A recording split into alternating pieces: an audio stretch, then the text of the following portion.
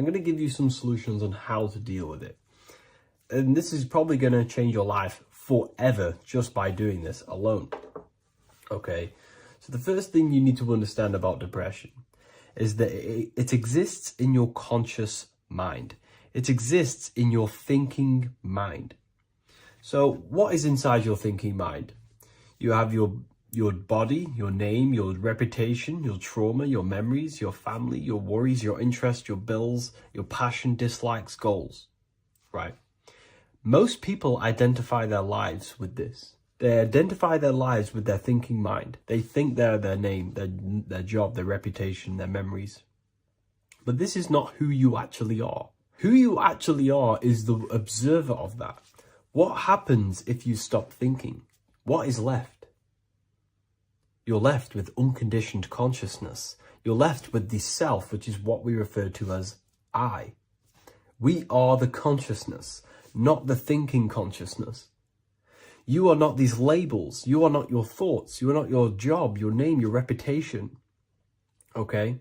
And the reason why I'm telling you this is because it's very important, is that we are something beyond this body, beyond this name, beyond our thoughts. We are the consciousness.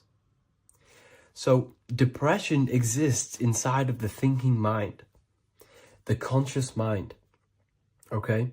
So if you want to get rid of depression, you must learn how to escape the thinking mind. And not only just escape, but that's step one. In meditation, you do meditations, right? We sit still and we have to learn how to control the mind and turn off the thoughts. And when we turn off the thoughts, depression goes out the window because there's no thought present in your mental field of consciousness to be depressed. Okay? You must understand, who is the one suffering from the negative thoughts? Who is the one suffering? Your mind is not suffering because the mind is producing the thoughts. Your body's not suffering from the negative thoughts. You are suffering. And who is you? You are a soul. You are that feeling. You are that person beyond the thoughts, beyond the feelings, beyond that. You are the one experiencing. You are that. Meditation gives us the ability to turn off the thinking mind. This allows us to escape our thoughts. Okay? And it gives us, over a long period of time after meditation, you'll be able to turn this switch. And this switch will be able to turn off your thoughts. And by doing this, we will be able to control our conscious mind directly by the hand. So when you notice yourself gaining them negative thoughts, we can then turn off the switch of turning off the conscious mind and rising to our authentic self and knowing the thoughts are just illusions. Now, let me tell you something that's very powerful. Most of your thoughts are coming from beliefs. Most of your feelings are coming from beliefs. So if you have a feeling of lack, this is coming from a belief that you don't have much. If you are feeling alone, this is coming from a belief that you are alone. So what we must do is restructure ourselves. We must restructure the subconscious mind. And we do this in many different ways. We can do this with meditation. We can do this with visualization, visualizing our desired reality as if we are living it. We can do this with affirmation. Now, a lot of people think, oh, I'm trying to speak something into existence with affirmation. No, you're not using vibration to try and change reality with what a lot of these new age people will teach you. Vibration, your words will not have much an impact on reality. That's the truth. But what they do have an impact on is reprogramming and recrafting and refining your mind. If you repeat, I am wealthy all day long, your subconscious mind, that word will be lingering inside your subconscious and you will start to mold that into your conscious. You'll start to be consciously thinking about this. Most of your thoughts are coming from your subconscious. So if you want to get rid of depression, you got to figure out the trigger. What are you depressed about? What are you feeling? What are the beliefs that are making you feeling and thinking this way? And that's what you must restructure. You must restructure your subconscious mind through visualization, meditation, and affirmation. You do these all the time. You do these every single day, and you will slowly, if not surely, restructure your subconscious mind. While by doing the practice of meditation, you'll gain the off switch as well. Sometimes depression comes from not living in your authentic self. You're not doing the things that your soul is telling you to do.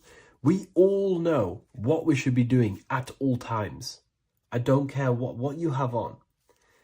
We all know we should be doing something. We all know that we have there's a higher aspect of our mind that tells us, oh, we need to be doing this, but I'm actually sat here on my phone. Oh, I shouldn't be eating this, but I'm doing it anyway. There's always that higher voice. And that is the voice that has to be connected to. And when your body's not acting out the voice of the soul, then the soul becomes sadder, and suffers more and more and more. There has to be a connection between the soul, the mind, and the body. They have to work in unison. Okay? So I hope this video helps with depression, with whatever you're going through mentally. Lesson 2, planes of existence. These planes are all aspects of your mind. They are in you, they are outside of you, as above, so below. The Godhead is the sole purpose. This is how spiritual manifests into physical. This is the process that the universe goes through in creating the physical universe. So it starts with the Godhead, the sole purpose, then the mind, then the astral, then the etheric, then the physical. Then everything is mental. Everything exists in the mind. These dimensions are not separate. They're all dimensions within your mind. They're different vibrational states, pretty much. So the mind is the realm of thoughts. This is where thoughts reside. There's no form to a thought. It's invisible. There's no physicality to it. It's the most lucid. The higher you go, the more lucid it is. The lower you go, the more solid it becomes. Okay? So the mental plane is the most lucidic. So the mental plane is the thought alone. The astral plane is the imagination of the thought. This is where the thought forms manifest into some sort of form. Not physical form, but some sort of form, lucid form. Like dreams. Then it goes to the etheric, then physical plane. The etheric plane is the blueprint. It's like a blueprint of the astral and the physical form.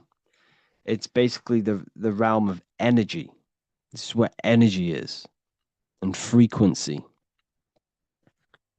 And then the physical plane is where physical manifestations happen. So essentially, this physical world is a product and the world of effect. Everything goes through this is a world of effect. You can't change this world by manipulating it physically. You can, but it's not going to last long. It's not long term. This is where we get the saying as above, so below from. You change the higher planes, you manipulate the lower planes. If you manipulate the astral plane, you manipulate the physical plane. This is a mirror effect. You manipulate the mental plane, you manipulate all of the planes. So these planes are how things manifest into physicality. Everything starts in the mind, then goes through the astral. Now, the higher, middle, and lower astral are the vibrational states of the thought, because remember that the mental plane is the thought alone. So, for example, I'm going to give you an example now. This is a chair. Think of a chair. Don't imagine the chair. Just think of the thought of a chair. So you have the thought of a chair in your mind. Then now, imagine that thought. What form does it have? This is the astral plane. This is the imaginational plane. This is where you imagine things. So when you hold something in the screen of your mind, this is astral matter. You're creating out of astral matter. That's what imagination is. Depending on the vibration of that thought that you are manifesting in your imagination, depends whether it goes to the higher, middle, or lower astral. If it's a high vibrational form, high vibrational thought, you create the higher astral plane. This imagination will go into the higher astral. Or if you think of a chair to murder someone on it with spikes and kill someone on it, it will go to the lower astral plane because it's a lower vibrational thought form manifesting. So you got to use these planes to manifest things, to imagine things. You can manipulate the astral plane through astral projection. This is a very, very deep, this is a very occult teaching of astral projection. And that's going to be taught later on in another course because that's not for everyone. But you can still access the astral plane through imagination. And that is how you pretty much get there. You use your conscious mind to project yourself, your consciousness, your awareness into the astral plane. So if you manipulate these higher planes of existence, you manipulate these lower planes. As above, so below. You got to look up. But it all starts in the mind. Use your thoughts correctly. Use your thoughts. Use your imagination. Use your energy. And this will all combine to manifest something physical. Okay? So use these planes to manipulate this physical world, because whatever you do in these planes, you manipulate the lower planes. It's like a mirror. So that is the planes of existence. They all exist inside of you. They're outside of you. They're as above, so below, as within, so without. They are everywhere. They are inside of you. They're not separate. They're all aspects of your mind. Mentalism, conscious and subconscious mind. You need to understand that the mind is the root and the cause of all reality. I am mind, you are mind. Every single living creature in this physical plane expresses and manifests mind. We are all the invisible substance of mind. We are all the source, which is God. We are all consciousness, which is mind. Before we manifest something physically, we manifest it within the realm of thought, which is the mind. Thought then manifests into astral imagination. This then gives energy within the etheric plane. Then we manifest it physically within the material effect world. Everything begins in the mind, and this is why the government are called government. The word men comes from the Latin word mans, which is an English translation for mind. We see this word in entertainment, government, mentality. It means mind. Govern means control. They are controlling the mind through information. Information creates perception within our minds, and so do the words that we use and the language that we speak. It all creates perception within the mind. It is our perception that creates reality, and our reality is a level of realization. Your reality is realization. Everything begins in the mind. This is why they are controlling your mind through many different things. Okay? So essentially, they understand how the mind works. So this is why they manifest all things through mentally and not physically. Okay? You have a conscious and a subconscious mind. The conscious mind is what you are consciously aware of. It is the 10% of your mind. It is the mind that keeps you alert. A part of your conscious mind is for survival.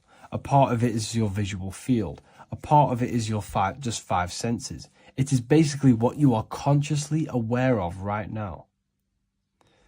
Your subconscious mind is the 90% of your mind.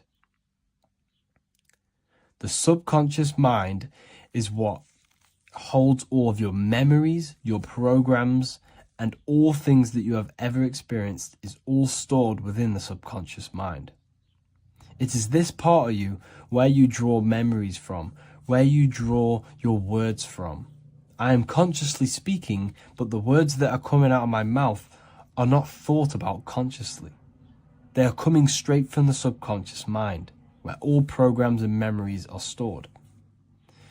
It is essentially this part of the mind which is manifesting our daily basis behavior, because the subconscious mind stores the programs which we are operating our life off.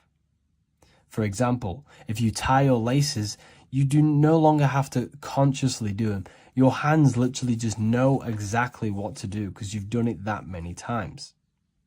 So essentially, you create these programs within your subconscious mind through repetition and emotion.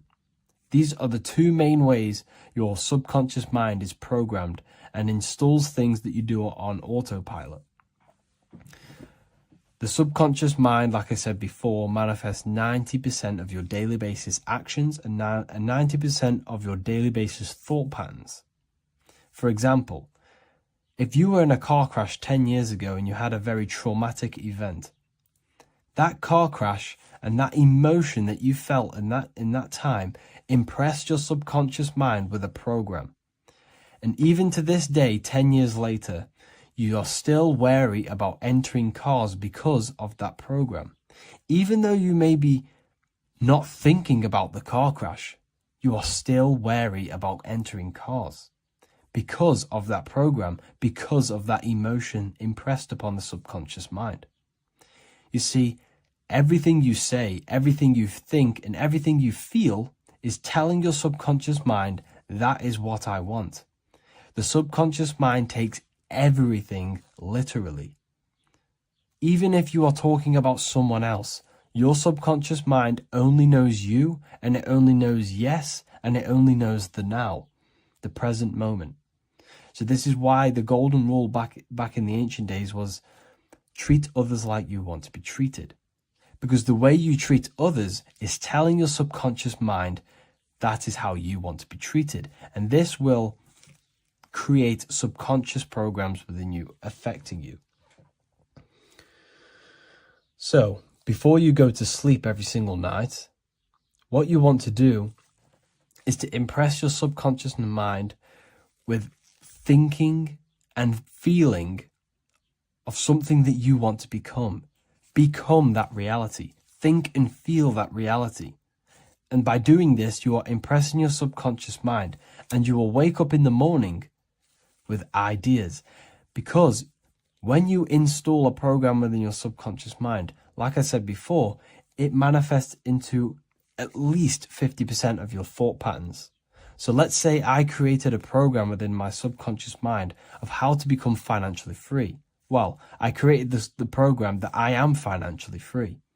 My conscious mind will start to slowly think about that program and how I can achieve that program, because the conscious mind operates on survival. So if you create a subconscious program of I am financially free, your survival conscious mind will start to operate and think and act on this program subconsciously. You won't even know that you are doing it, but you are. And this is the power of the subconscious mind. You have to reprogram it properly. You have to be careful of the things you think, say, and feel, because all of this is contributing towards molding your subconscious mind, which essentially molds your reality. It draws things to you. Let's break down the body, the tree of knowledge of good and evil, the tree of life, and your consciousness, and this three-dimensional world. You have two trees in the Garden of Eden. The Garden of Eden means your mind, because everything is mental, the universe is mental, the universe exists within your mind. This world is what you're experiencing, is the lowest dimension within your mind. The central nervous system is what you truly experience. You do not experience the world. What you touch is your brain's interpretations of electrical impulses on your nervous system. What you see with your two eyes is an image produced by the visual cortex in your brain. So essentially, you are the mind experiencing the body. The body is running the simulation to your consciousness. This is why the central nervous system is one of the trees in the Garden of Eden. It is the tree of knowledge of good and evil, which gives you the knowledge of this realm. This realm, this three-dimensional matrix, it consists of a good and evil, day and night, of duality.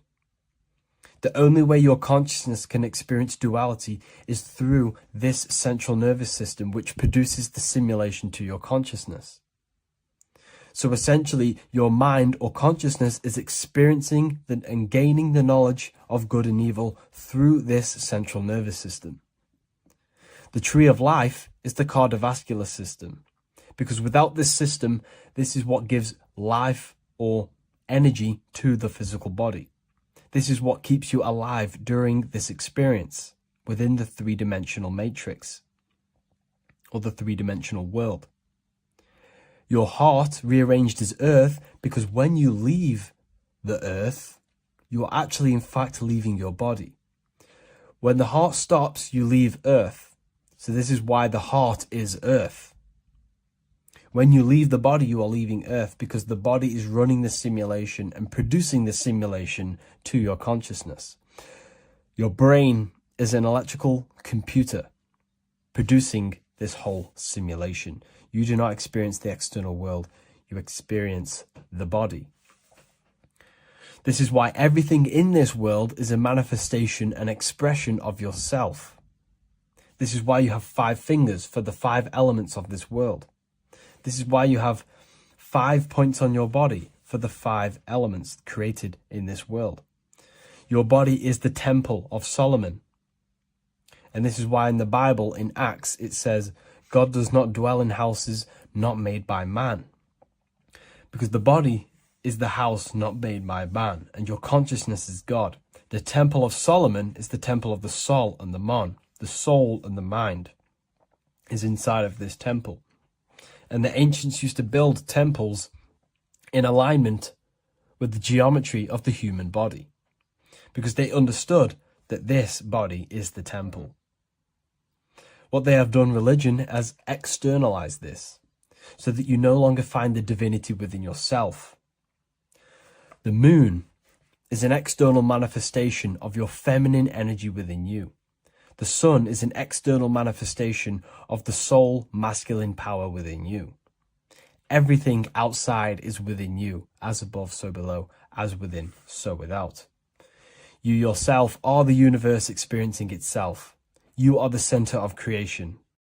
Hello, everyone, and welcome to another lecture inside Ethereal University.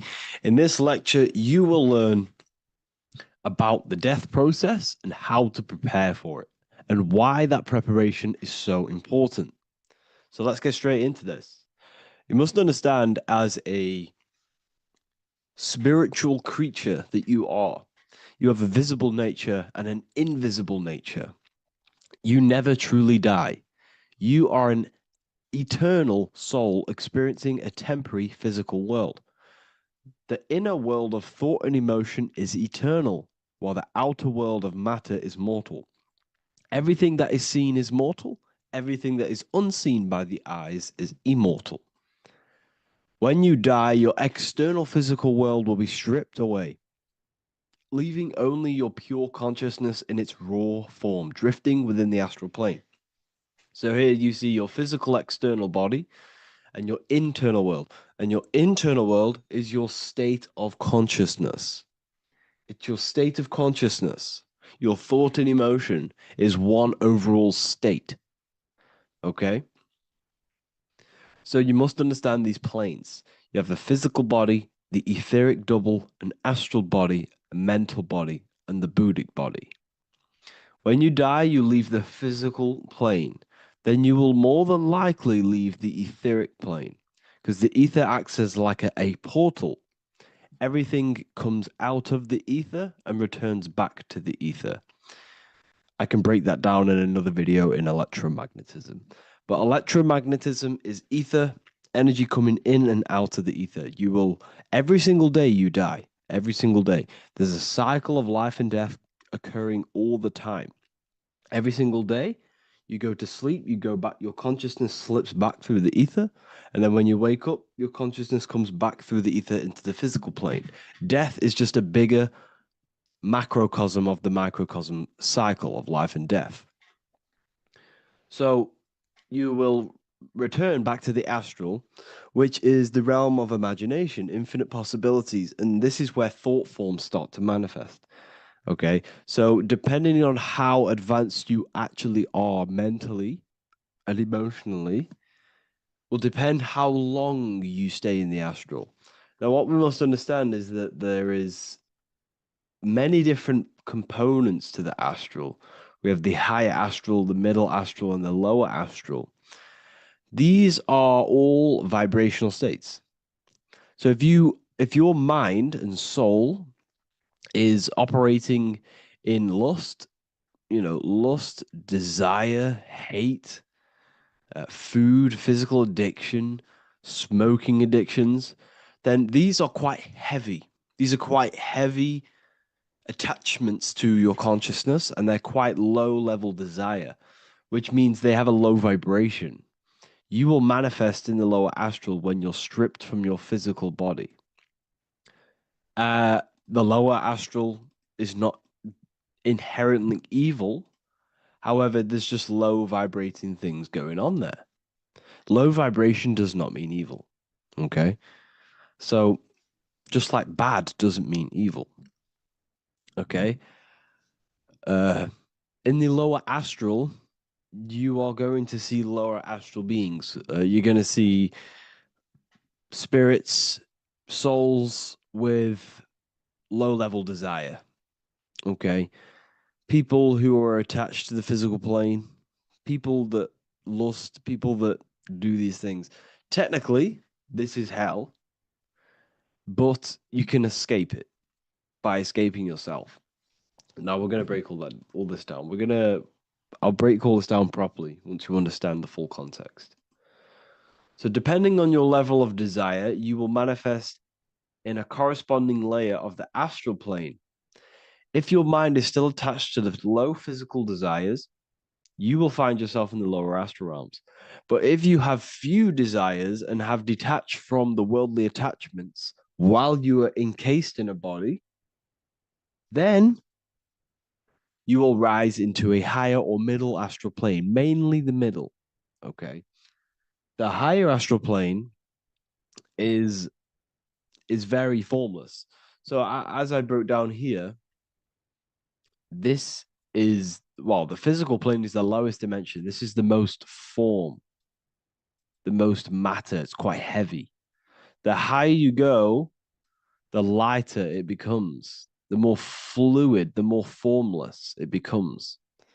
So you see here it says denser down and lucidic up. So this is more lucidic in these higher realms. This is more dense in the lower realms.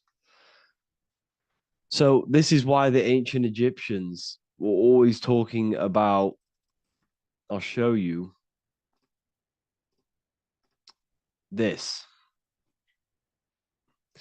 This is showing you death. So first of all, we have Anubis, which represents death. Here you have the heart, which represents the soul. And here you have a feather. And this is a scale. You see how this is a balanced scale? So what this is symbolizing, this represents death. This represents your heart, and this is a feather. So when you die, your heart must be as light as a feather, which means your emotions, your soul, should have no attachments to the world. It should be light. It should be detached. This is why the word light and light are the same. Light is in heavy and light is in very bright. Because when you're less attached to the things, your soul shines. You're authentic. You're light. You're very bright soul. And you have no attachments. Your light is in not heavy. So you must detach from the worldly desires. We have to detach from the smoking, the food. This is why we should fast.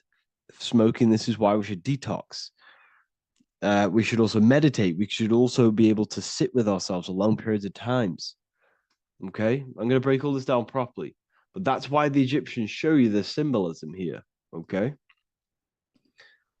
So you're stripped of your material body. So that state of consciousness you're in right now, your inside world, if you shut your eyes, that state you're in, that is what you're going to experience when you die.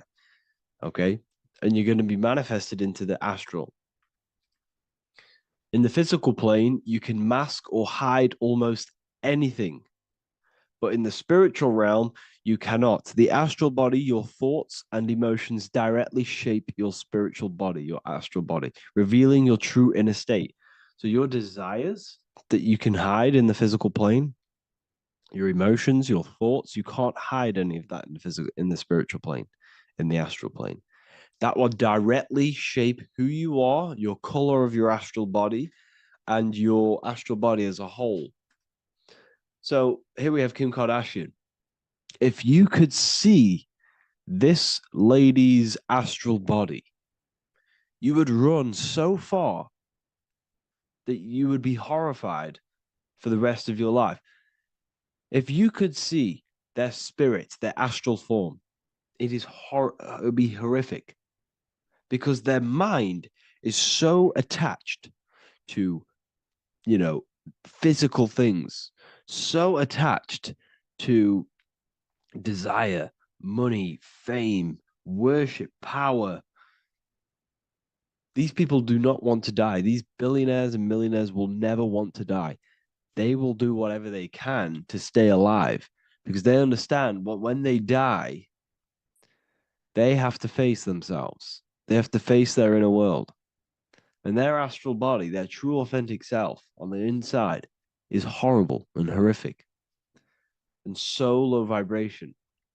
So this is where it comes in. You must be as light as a feather. This is what the Egyptians are showing you in their artwork. Your soul must be as light as a feather.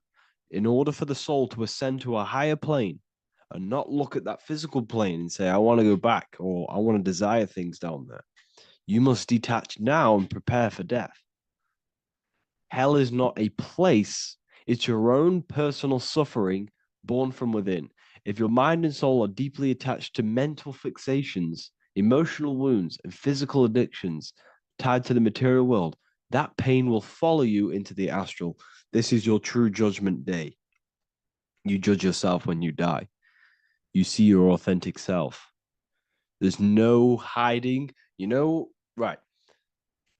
Imagine right now that you that everything you cling to was stripped away.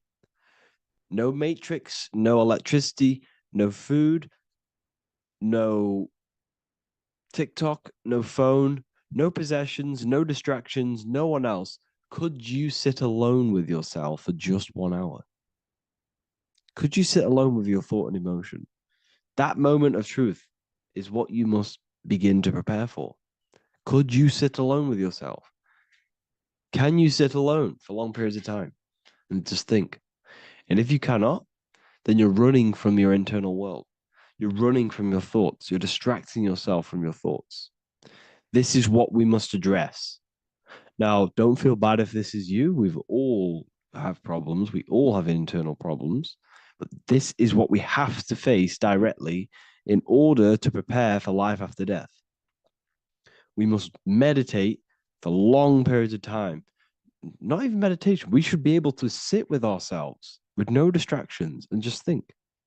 This is what the people of the past used to do when we had no technology. People would sit and think for hours. This is what we need. Because if you cannot sit with yourself, imagine sitting with yourself with no physical body. That's the level that's going to happen. And we need to prepare for that. The soul and mind must become as light, as weightless, as radiant as a feather to ascend to a higher plane and move beyond the physical life. To rise, they must release heaviness, attachments, burdens, fears, and desires. The lighter and brighter your inner being becomes, the more freely it can rise into a higher state of existence. Ascension is not about going somewhere, it's about becoming something pure, clear, and luminous. Okay, this is very important. Very, very important. We must detach from the worldly things. So, enough of that. How do we do it? How do we attach? How do we prepare? Number one, you must detach from the material things. Start loosening your grip on things, possessions, titles, even identities. They are temporary. Appreciate them, but don't let them define you. Let nothing outside of you define you. Nothing. Your name is not you. Your job is not you. Your reputation is not you. Your bad past is not you. Your good past is not you. Your business is not you. Everything outside of you is not you. Now, what I'm saying is, I'm not saying go full right hand path and never care about anything physical, never care about your family, don't love your family. I'm not saying that. What I am saying, love these things, love these outside things, but do not become attached and do not let them define you. You must be okay with losing anything that is outside of you. You must be okay with that because you must understand the physical plane is it's promised that everything is temporary. Everything is temporary in this plane. So don't ever think it's going to be there forever because it's not. And you must remind yourself, not remind yourself, but I think about this sometimes when I start becoming a bit attached to work and stressed. Uh, I just remind myself that I'm going to, this is temporary. I'm going to leave this world one day and I'm not going to care. So you must have the balance. Okay. The balance is key. You can go down that right hand path and just fully cut off from the world like a monk and shave off your hair, disconnect from the physical world. You can do that. That's not wrong. There's different paths in life. You have the left hand path, purely physical. You have the middle path, which is balance between the physical and spiritual. Then you have the right hand path, which is monk mode, where you fully disconnect from the world. They shave their hair off to disconnect from the physicality. They meditate for long periods of time. This is what they're doing. They're preparing for death. Monks prepare for death. They understand this. They understand that you don't die. Your inner world is the true world. The inner world is the only world that exists. Everything outside of you is an extension of you. Number 2, cleanse the mind. Watch your thoughts. Are they rooted in fear, anger, regret, or craving? Meditation, mindfulness, and inner reflection help purify the mind. The cleaner your thoughts, the lighter your spirit. So your astral body is formed by your thoughts, it's formed by your emotions.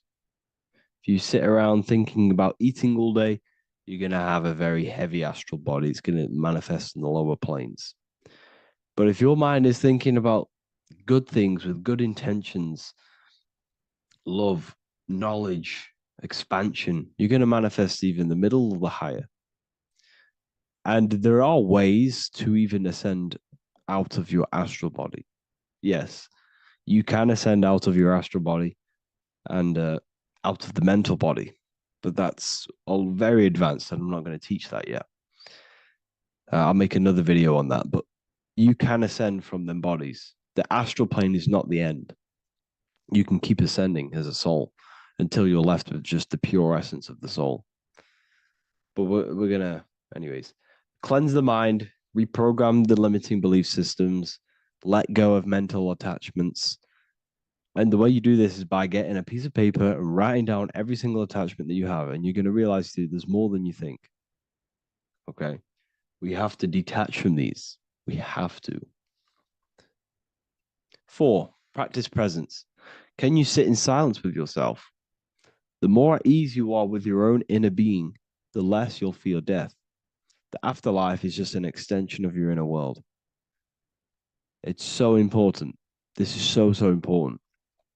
Can you sit with yourself? If you cannot sit with yourself, you have some inner work to do. You have some thoughts to address, some beliefs to address, and some feelings to address. Okay, so practice sitting in the present, meditation, or just literally sit there and try and be okay with yourself. And if you can't be okay with yourself, then there's something you need to address, whether it's a belief system, whether it's an emotional trauma, or something. This is what we must reshape, refine, and let go of. Live truthfully, speak and act from your soul, not from fear or ego. The more authentic you are, the more aligned you become with your true self, which carries beyond this life. The ego is your mind's perception of itself while being incarnated in this world. It's been shaped by your experiences, your thoughts, your beliefs, and your emotions. So your ego is basically this false thought form that you've created. It's a false layer of yourself that sits on top of your true authentic self. It's basically your physical character. When you were young, you had no ego. You were pure. You had a pure consciousness. But then as you grew older, your ego started to grow, and it still is growing because it was shaped by experiences, things you've gone through, things you said, things you believe, things you think. It's created by you, by your mind. And the ego is close to the word echo.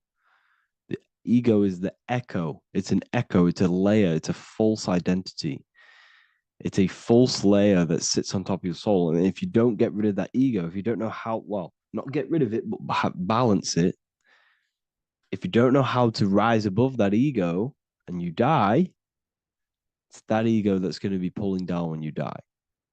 It's that ego that's going to be your suffering. Okay.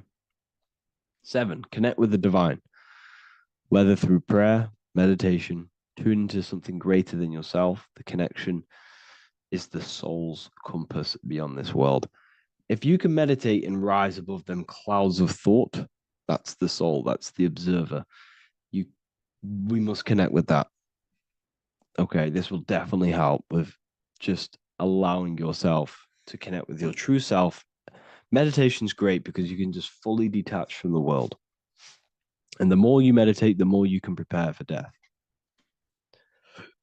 A powerful way to cultivate detachment is through daily detachment meditation, done either at night or in the morning or the first breath upon waking. Or do this as many times as possible per day. Start by physically grounding yourself in the present moment. Say out loud, I am here right now, nothing else matters. Let that phrase draw your awareness into the now. Just keep saying it until you're present. Then begin to slowly list everything you identify yourself with, one by one. I am not your body. I am not my body. I am not my name. I am not my possessions. I'm not my house. I'm not my children. I'm not my everything. I am not my thoughts. Release each layer gently. Imagine if you want to, if you have a good imagination, imagine placing these things into a big box. Placing your body, placing your name, placing your possessions, placing your house, your car, your thoughts, your beliefs into a box, and then shut that box. If you have a good imagination, do that. That can help.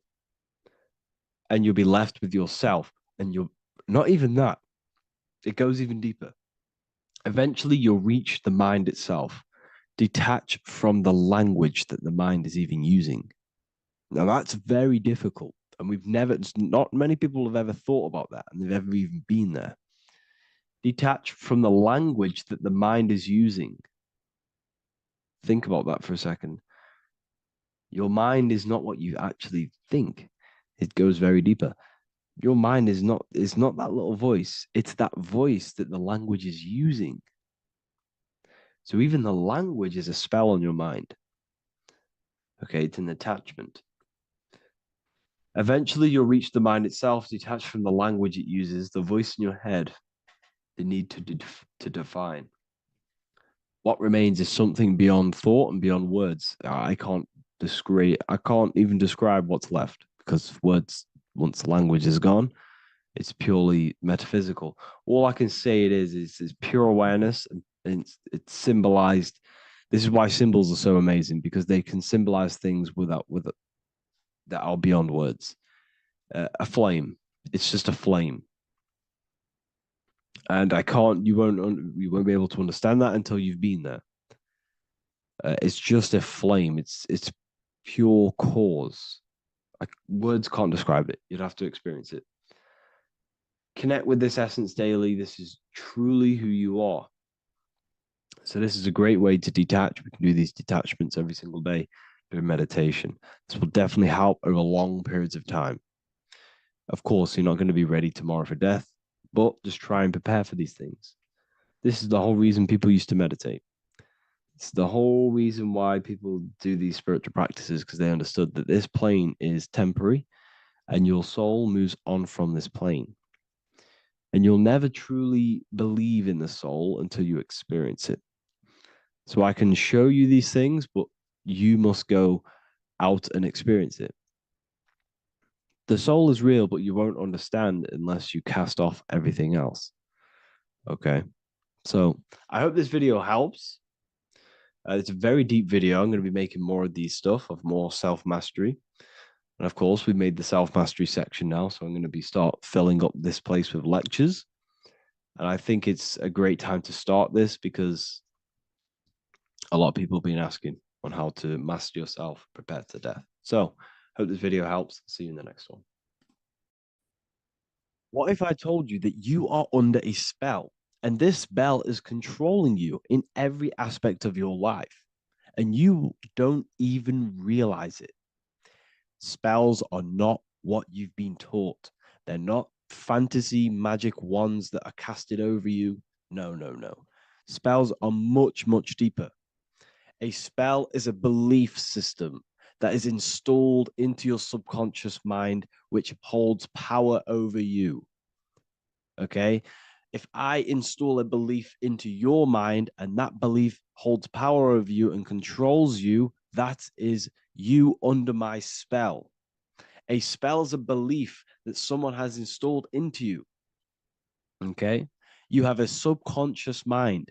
The subconscious holds power over 90% of your daily basis behavior, thought patterns, and overall emotional state.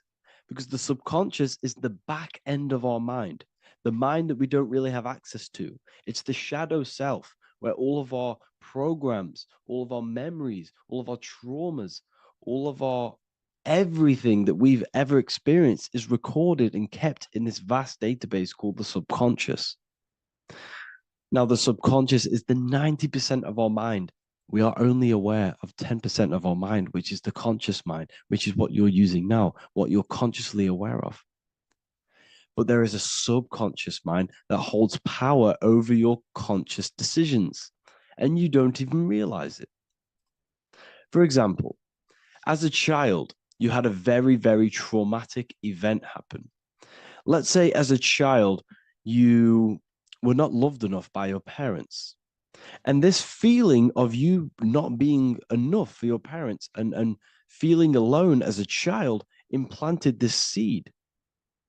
And this seed was planted by your emotions, a strong emotion. And over time, as you grew older into an adult, this seed grew and grew and grew. And what this seed grew into is you being very needy, you always seeking validation from others. Okay. But you taking this conscious decision 10 years down the line actually stems from this hidden cause within your subconscious mind, within this little feeling, this seed inside your subconscious where you don't feel like you are worthy. So this results in a conscious decision of you seeking validation from others, being very needy from others. Okay. This is what the subconscious is. The subconscious holds power over us. For example, posting on social media.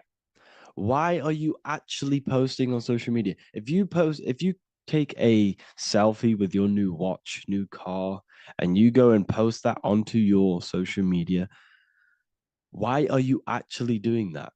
On the deepest root cause, it's not because you just want to post a picture. No, it's much deeper. It comes from a subconscious belief or a subconscious emotion of you seeking external validation, whether you believe that or not.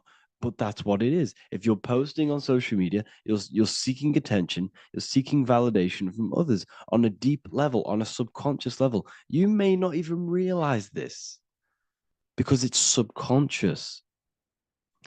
Now, this is what a spell is. Money is a type of spell.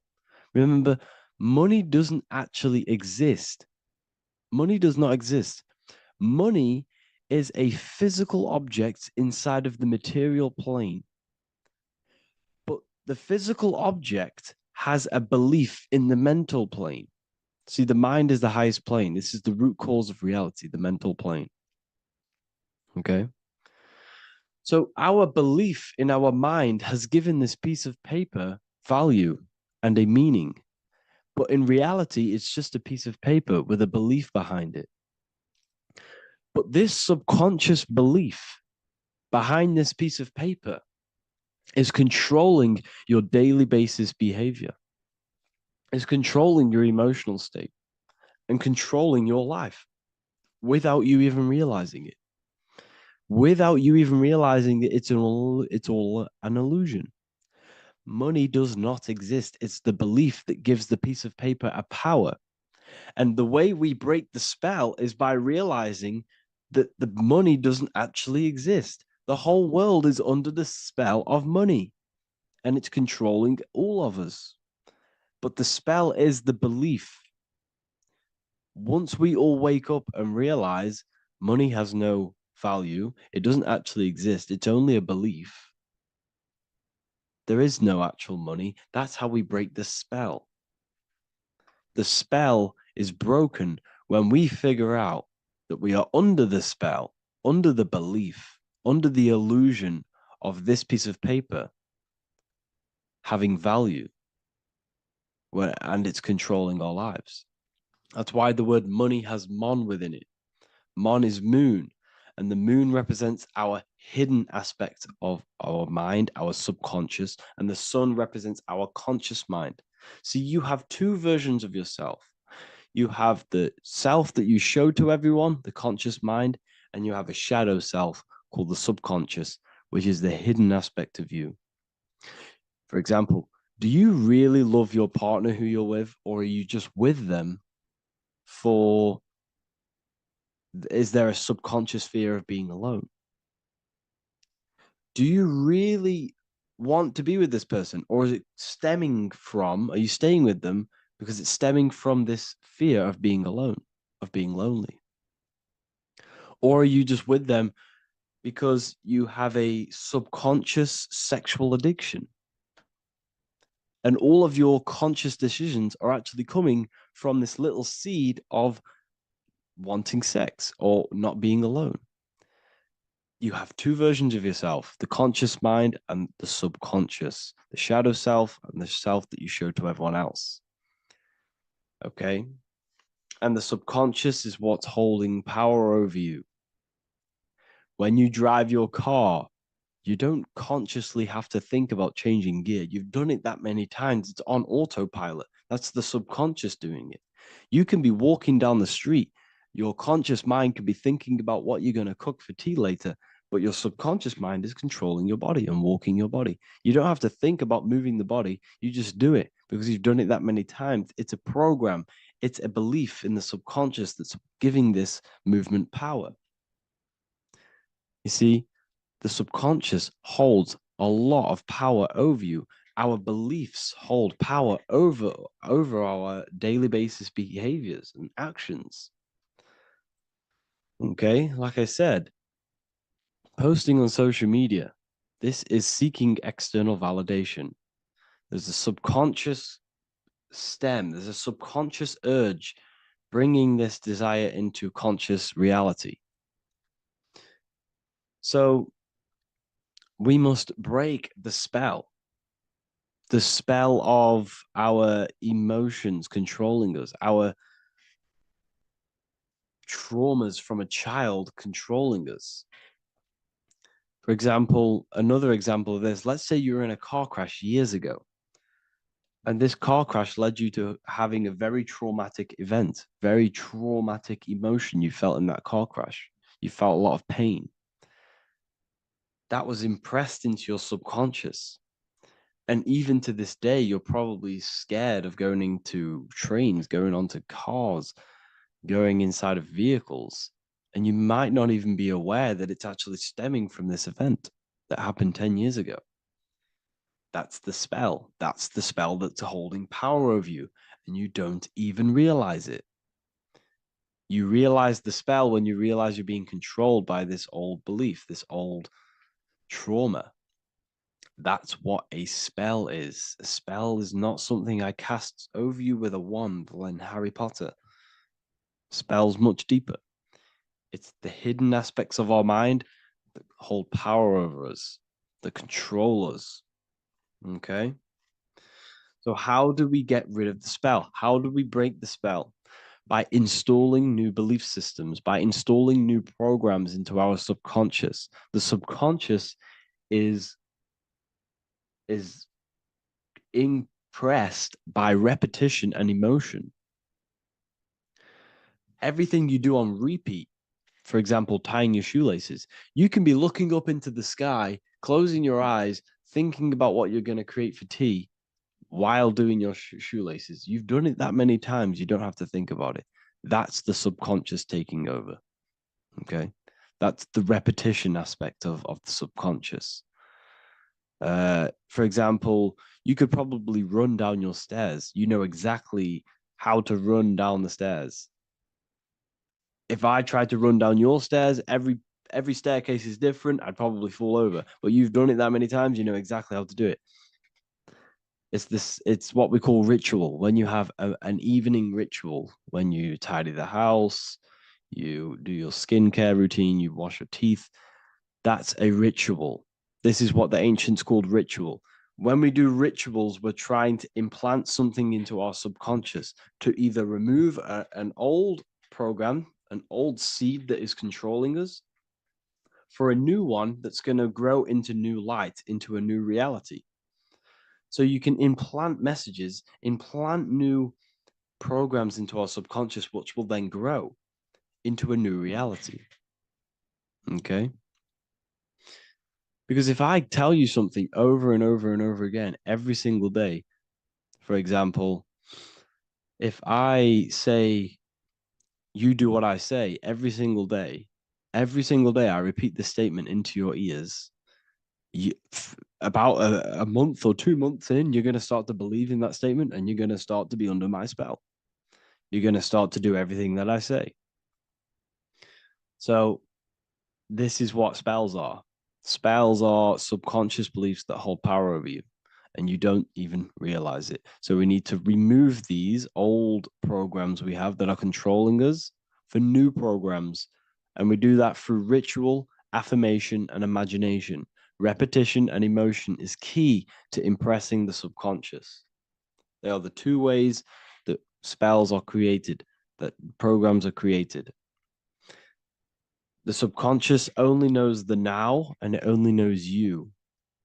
So every word you say is a spell. So when you call someone else a name, you're calling yourself a name because your subconscious takes everything you say as truth because it only knows you. It doesn't know anyone else. So every night we can do affirmation. We affirm the reality we want. This is what we call a ritual. We sit down or we stand up, whatever it is, you affirm the reality you are, I am statements, and then you imagine that reality. And you do this over and over again, every day, twice a day, 3 times a day, however many times. And this will cause repetition. This will install a new belief system into your subconscious, which will then start to show in your external reality. It will start to put you under a spell of the new program. For example, if I install into my subconscious that I believe that I am rich, every single night I affirmate that I am rich, I am wealthy, I am free. And then I do a ritual. I start to imagine this reality every single night. I do these two things on repetition and I start to feel the reality and imagine the reality. Over time, I'm going to start to believe that I am rich, that I am free, and I am wealthy without having the physical reality.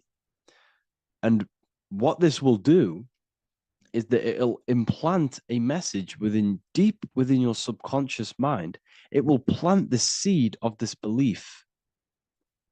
And this belief over time will grow into 90% of my thoughts, 90% of my actions, 90% of my words.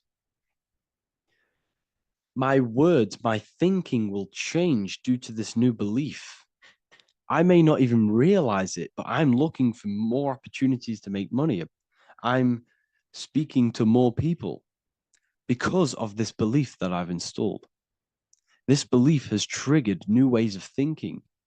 My mind, my conscious mind, is now only operating to fulfill this belief. And my conscious mind might not even be aware of it. You won't even realize that you're manifesting this belief of being rich. And that's how it happens. You implant the belief within your subconscious. You implant the spell into your subconscious, which will then gain control over you. So we need to make sure we're removing the negative spells, the negative programs that are controlling us, for new regenerated ones, for new ones that are going to create new realities, a better life. Okay. You don't want negative traumas, negative seeds controlling you and growing into your life. If you don't cut them off, they will continue to grow and grow and grow. Your anxiety will get bigger and bigger and bigger. Your depression will get bigger and bigger and bigger. But it's all actually stemming from one belief system or one trauma. Okay. So this is important.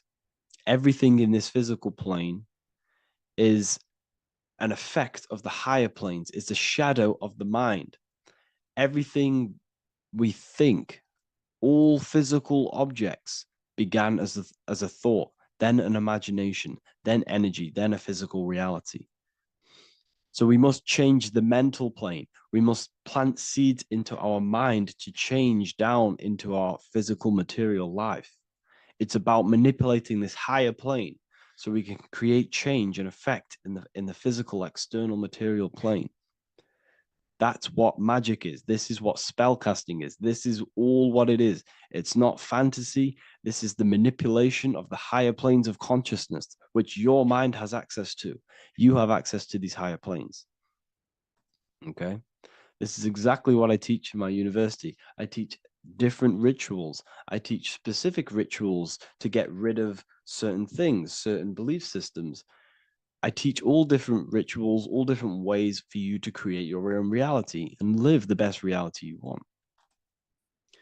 We also have all of these different courses. We have activating the inner eye. This will teach you exactly how to lucid dream and activate your inner vision of imagination. We have the sexual alchemy course. This will give you the power of transmuting your sexual energy into creativity. We have electromagnetism studies. We have esoteric exchange and an exclusive live call that we do every single week. And I connect with all of the students. They can ask me questions, can speak with me one-on-one inside of these live calls. We have the real numerology section. We have the health section. We have a lecture section. Look at all of these lectures we have on occultism, symbolism. All of these lectures are designed to gain you power, to give your personal power back to you, to make you realize things about you. We have a meditation section. We have a library section where you can download all of our library, all of our books, different books on occultism, symbolism, Freemasonry, astral projection. And of course, we have the Manifestation Mastery course, which teaches you exactly how to create reality so you can live that desired reality that you want. This is the last chance to lock in the price of $55 a month. This is less than $2 a day. You can really level up your life because the price is going to increase as the value of the university increases because there's a new symbolism course coming out. And if you join now, you'll get this course for free because obviously when this course releases, the price will go up. The symbolism course will teach you the language of esoteric and occult symbolism. I'll leave the links in the description. Make sure to leave a like, comment, subscribe to the channel if you want to see more content. Thank you all, people. Have an amazing day. The third eye, or the all-seeing eye. This is an important video because there's a lot of misunderstanding when it comes to the third eye. People tend to think that the third eye is the pineal gland. The pineal gland is not the third eye. It is the radio receiver for our eye. It's not the third eye, it's the first. It's the eye where everything begins. So the pineal gland acts as a radio antenna or a radio receiver because the pineal gland has crystals on it. And crystals are used in your phone, they're used in radios because They pick up and transmit frequency. So the pineal gland is the radio receiver for the higher consciousness, for the thoughts, for the commands that come from within. Before you move your body, it begins mentally in the eye. Before you say something, before you kick a football, it all begins in the eye. What happens above happens below. What you think, you manifest into the body. Whatever you think, your body reacts. You see, this I is the universal cosmic intelligence, the higher consciousness, which is controlling the physical body. Like I said, you have the Buddhic, mental, astral, etheric plane. This is a page from the brand new Book of Wisdom, Volume 2. You have the Buddhic plane, the nothingness. Then you have the mental plane, infinite potential. This is the I, the singular consciousness. This is the infinite potential within you. The I is where the thoughts are. This is the mental plane. And it is this I which experiencing everything. It's the I behind the body. It's the I behind the thoughts. Yes, the mental plane is the plane of thoughts, but you are the I experiencing the thoughts. You are the I behind the thoughts, behind the emotion, behind the words. Deep, deep down within your being, there is the all-seeing I, which the body obeys. Everything that I says, the body does. This is the I in between the two pillars, or in between the sun and the moon in the Masonic artwork. Sun, masculine, left brain. Moon, feminine, right brain. The all-seeing eye in the middle, consciousness. The I, the order, the intelligence, the infinite potential within you, the creative force within you that can create the good and the bad, the left and the right. So you are either creating negative or good. You're even doing good, which is God, or evil, or the devil, which is do evil. You have this creative ability within you, which is God, the consciousness, and you have the choice to do the devil or the God. So the third eye is the human mind. It's the mind. It's the infinite awareness, infinite potential within you. And when you see it in the triangle, it represents the ethereal plane. This is the ethereal, the triangle. This is the eternal. This is the material.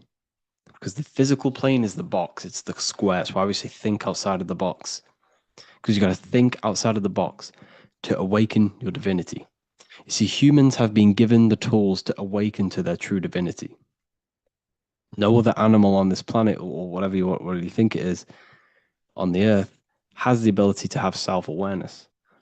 Humans have been given the tools to understand the very, very complex things and understand who we are, what we are, and what the universe truly is on a higher level, not just physical. We have the ability to access planes beyond the physical world, which is unlike any other animal. This is why the humans are gods. So when you see the pyramid with the capstone on top, it's cut off, it's separate from the rest of the pyramid.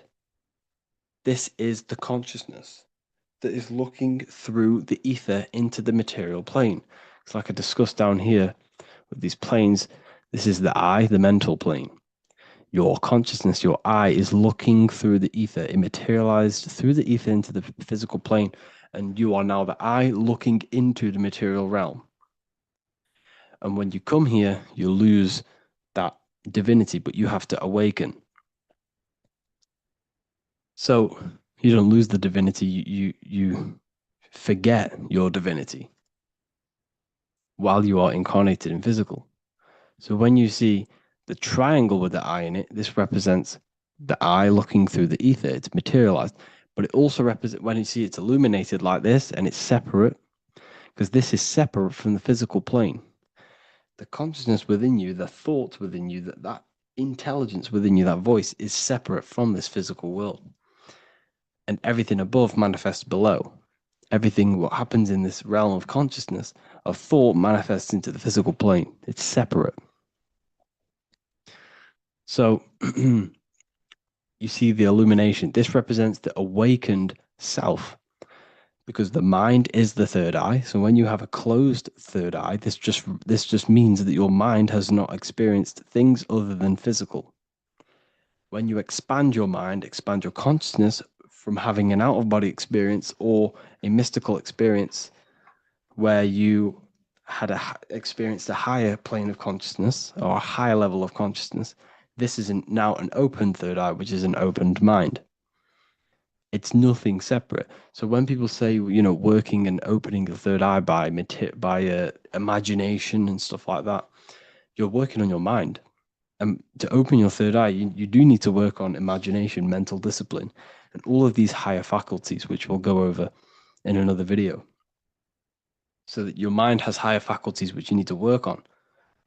Visualization being one of them, imagination, and mental willpower. We'll go over that. But the illuminated eye in a triangle represents the illuminated mind, the awakened mind that has self-consciousness, it's conscious of itself, and it's experienced higher planes of consciousness. Like I said, the I and the idea. So when you see I on the beginning of words, it represents that inner self, that inner cosmic intelligence within yourself. That's why you say inside, intelligence, or idea. It's the idea, the I, the all-seeing eye. This is why the Roman numerals I was one. And what is one? It's one line. The I is also one line. Because we are all the same intelligence with the same consciousness. If the universe is one, there is only one being in the universe, which is God. And we are all expressions and fractals of God. We are all manifestations of God. We share the same creative power as God. We all have the ability to bring non-physical thoughts into a physical reality, which is the word made flesh in the Bible. So when you see hovering the eye with the 666, this represents the eye stuck in matter, worshipping the physical body, the God in flesh, which is Satan. Satan represents God in flesh, yourself in flesh, because evil love bondage. And everything these artists and actors are doing, they're part of these cults. They're promoting materialism to keep your eye, your consciousness, stuck in three-dimensional awareness. So this is what they're promoting. You see that the hand symbol creates 666, which is your body, the carbon. Your body's created out of carbon. And all life forms are created out of carbon. The I in it, the I in the 666, represents I being in material, keeping the mind in material. Matthew 6:22, the light of the body is the eye. Therefore, if thine eye be single, thy whole body should be full of light. But if thine eye be evil, thy whole body should be full of darkness. You see, this is a very powerful verse. Very powerful verse. The light of the body is the eye. This is the first part of the verse. This is where everything comes from. The mind. The infinite mind. The infinite potential within you. Think of anything in your mind. Nothing is impossible in your mind. As soon as you think of it, it's there. Infinite potential. It's the light of the body, because the mind is what gives life to the body.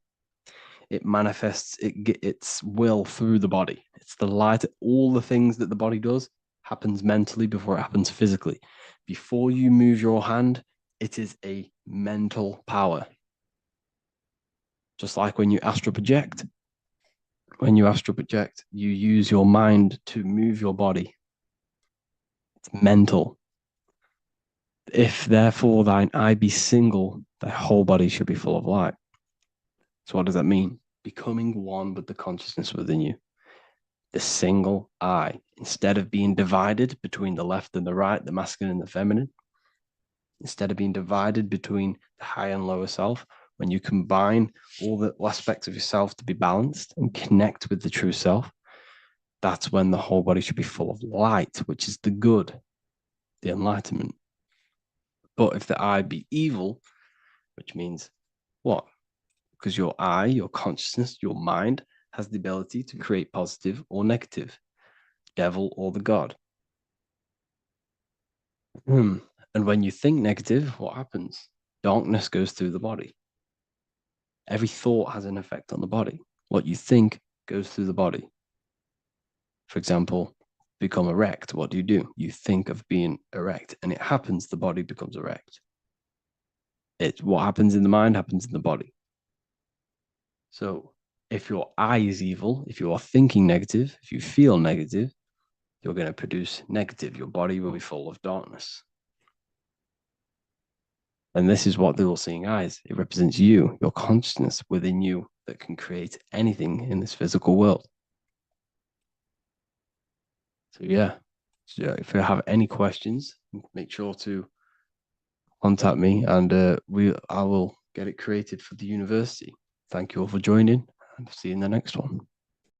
What if the word Yahweh is proof that God is embedded in our very own being? Stay with me, because what I'm about to show you might change the way you see yourself forever. Today's topic is decoding the mystery name of Yahweh, the sacred name of God from the Hebrews. By the end of this video, you'll uncover the true meaning of the word Yahweh and how your connection to it unlocks your own personal power. When we look at the word Yahweh in Hebrew, we flip it on its side. We're actually looking at the human body. These are the legs, this is the torso, here are the arms, and here's the head. So if we actually switch this on its side, we see the human body. The Hebrew name Yahweh often translates to I am. The I am. Now, what is the I am? The I am, when you say I, you're referring to your highest self. Everything with the letter I in the beginning, most of them words are referring to our inner self, inside, intelligence, internal, in. The I represents the inside self, the invisible self. You cannot see the I am, because this is the spirit, this is our consciousness. It's the intelligence controlling the human body. When you say I, you're not referring to your name, your job, your reputation, your ego, or your thoughts. You're referring to the observer who is beyond the thoughts, the one who's observing the thoughts. That's the soul. Look at the word Yahweh, Yahweh, the sacred name of God. Yahweh can be observed in the natural rhythm of the human breath. When inhaling, we subtly hear Yah. When exhaling, we hear Way. Do this yourself. Breathe in through your nose, you'll hear Yah. Breathe out, you'll hear Way.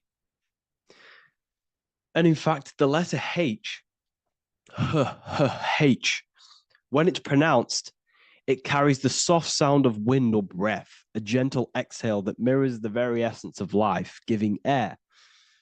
Breath is the spirit of life. It's what connects us with consciousness. If we stop breathing, we lose consciousness. The body shuts down. We're breathing the spirit of breath. We're breathing in the spirit of life. It's the very essence that gives us physical existence, and we're constantly staying connected to this breath at all times. Now let's look at Yahweh. 1, 2, 3, 4. There are 4 letters. The tetragrammaton is the 4-letter Hebrew name for God. Okay? Tetra meaning 4. We have 4 gospels of Jesus. Jesus is depicted with a cross with 4 sections. Jesus has the 4 sacred animals around the side of him, always depicted with these 4. A bull or an ox, an eagle, a man, and a lion. These are the 4 fixed signs of the zodiac. Aquarius, the man; Scorpio, the eagle; Leo, the lion; Taurus, the bull or the ox, which are related to the elements. Leo is a fire sign. Aquarius is an air sign. Taurus is an earth sign. Scorpio is a water sign. These are the 4 elements. And the 4 elements correspond to the 4 bodies of consciousness, as we see here. This is fire. This is air. This is water. This is earth. So we are made out of the 4 elements, which represent the 4 bodies of consciousness: mind, emotion, spirit, and body. The soul is incarnated into 4 sections. Hence why Jesus has 4 gospels. Hence why Yahweh is a four-named word, because we are tetraform. We have four bodies of consciousness. There are four pillars to reality: the mind, emotion, spirit, and the body. So what we're actually looking at here is the name of the very essence of the self. Yahweh represents the universal consciousness that we're all tapped into, because the body is like a radio. The body is basically a radio antenna, which is picking up the stream of consciousness, and we're all the same consciousness, just experiencing it in a different body. And Yahweh is the name for this intelligence that we're all acting out, that we're all manifestations of. So now let's look at the word Yahweh, where we read it this way in Hebrew, which is 10565. 10565 in the Hebrew letters and the numerical values. And the DNA is made up of four bases. These four things which create the DNA. This basis is the genetic code for all living things. Each DNA strand is held together by sulfur bridges that appear in a repeating pattern of 10, 5, 6, 5. This pattern matches the numerical value of the Hebrew letters of Yahweh, Yod, He, Va, He, which are 10, 5, 6, 5. This means the structure of DNA, the code of life, follows the same number sequence as the sacred name of God, Yahweh.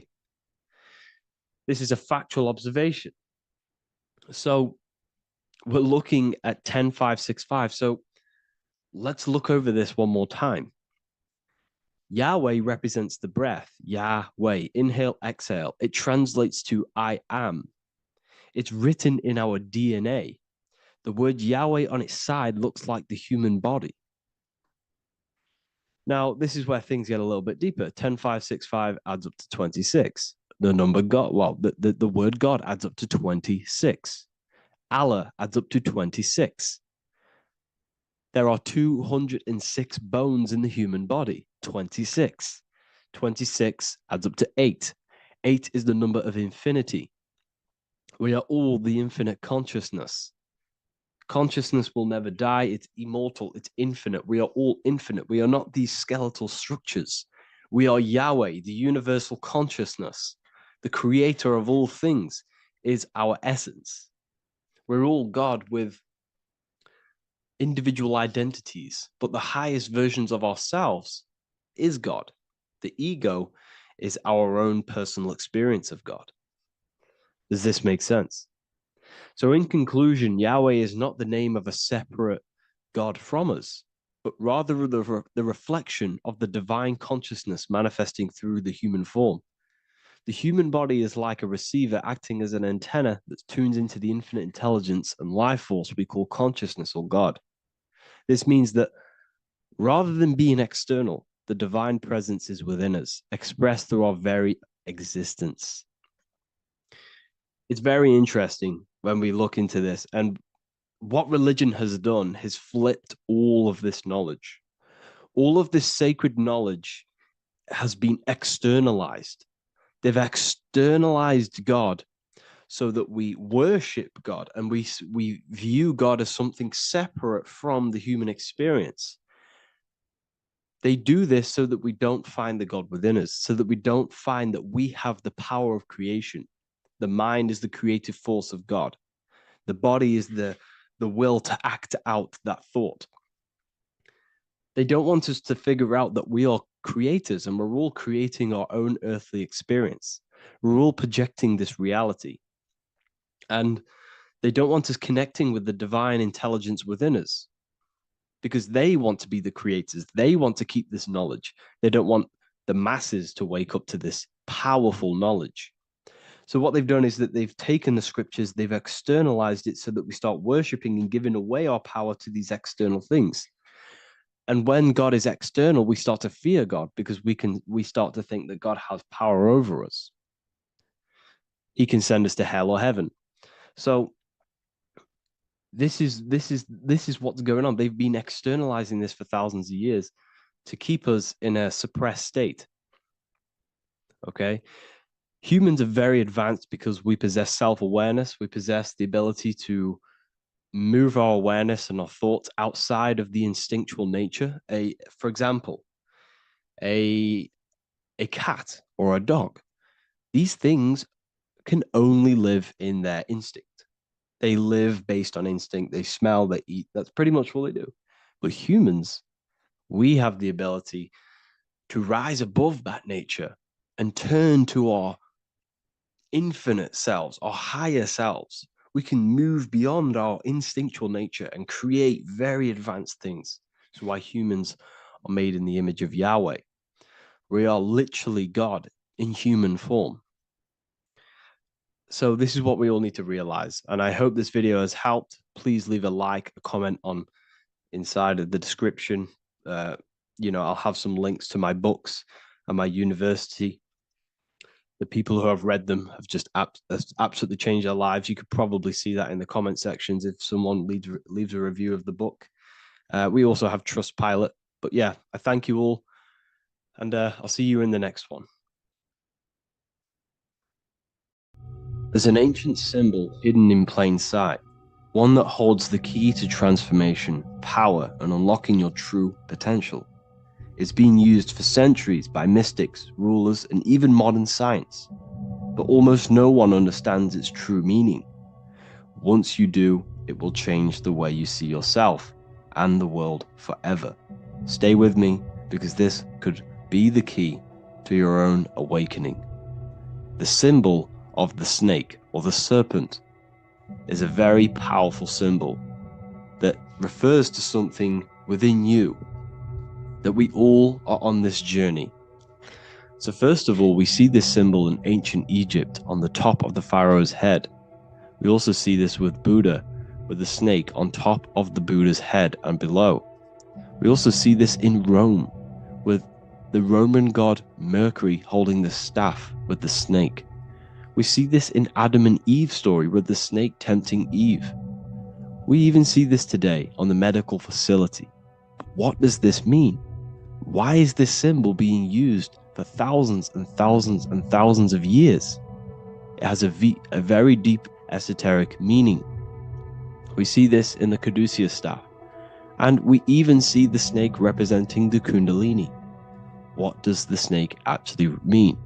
A lot of people think it represents the Kundalini, which it does. However, there's a deeper interpretation of this symbol, and it goes very far beneath the surface of what the snake actually represents.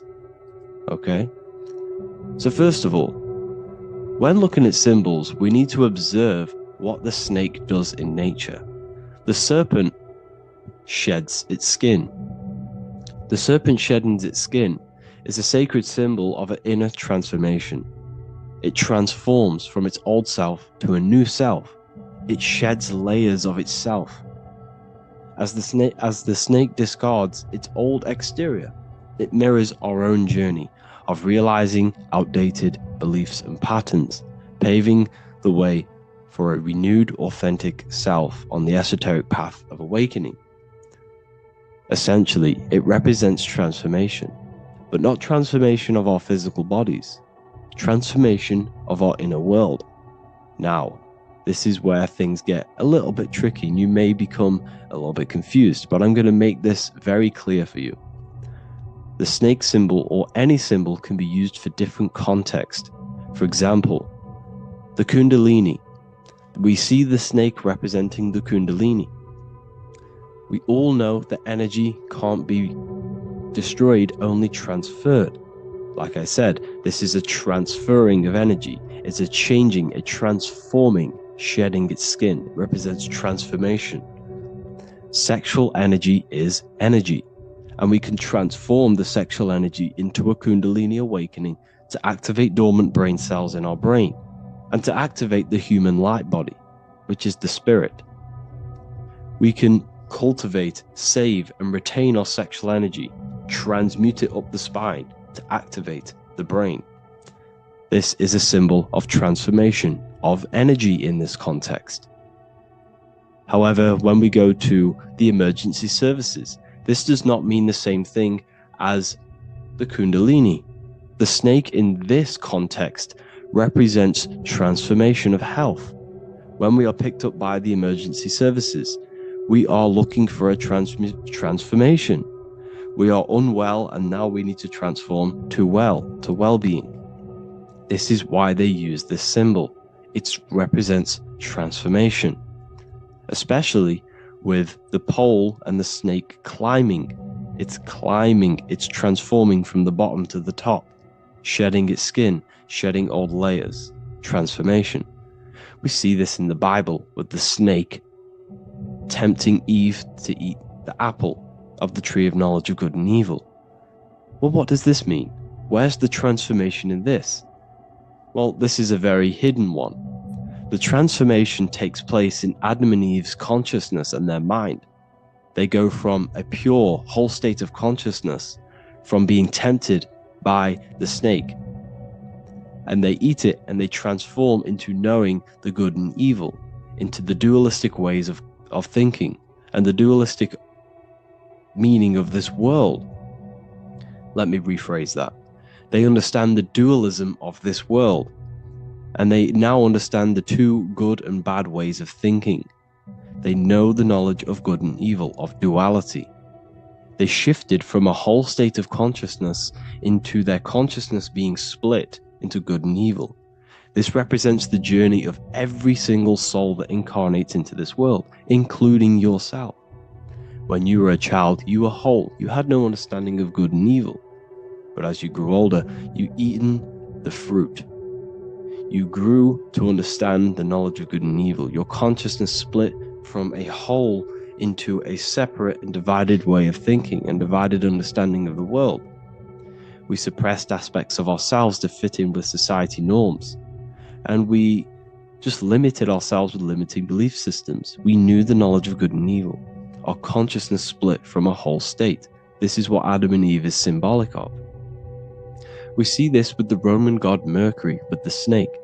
Mercury represents intellect, communication.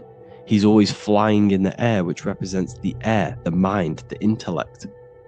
He's holding the snake to represent transformation of the mind. This is what we call mental alchemy, turning base metals into gold, turning the unenlightened aspects of our mind into enlightened ones, turning our negativity into power and control. We see this with Buddha, and Buddha is all to do with transformation of the inner world, transformation of the mind and the soul and the emotions. And it also represents the Kundalini. We see this in ancient Egypt. We always see the snake on the head, representing the place where the third eye is, representing the intellect or the mind's eye, the third eye, whatever you want to call it. This is the place of the invisible intelligence within us. This is our mind or intellect. And this is the transmutation of the mind. This is why the snake is on the head, representing the transformation of the mind, going from the unenlightened into the enlightened, going from the uncontrolled to the controlled mind, so that we can control the very fabric of reality. I've kind of just given that away. Why is this important? Humans are creators. We're the architects of creation, endowed with the divine power to channel the fourth dimension, which is the imagination, into reality. Each thought and intention is a seed. When nurtured with focus and clarity, transforms the unseen into the tangible experience. This creative process bridges the gap between the ethereal and the material. Humans are creators. It's impossible for you not to create. Whether you're doing this consciously or subconsciously, you've been creating your whole life, turning non-physical thought into physical reality. We are creators. However, the mind cannot create in a state of chaos. The mind cannot create with limiting beliefs. The mind cannot create with thoughts that come and destruct our minds.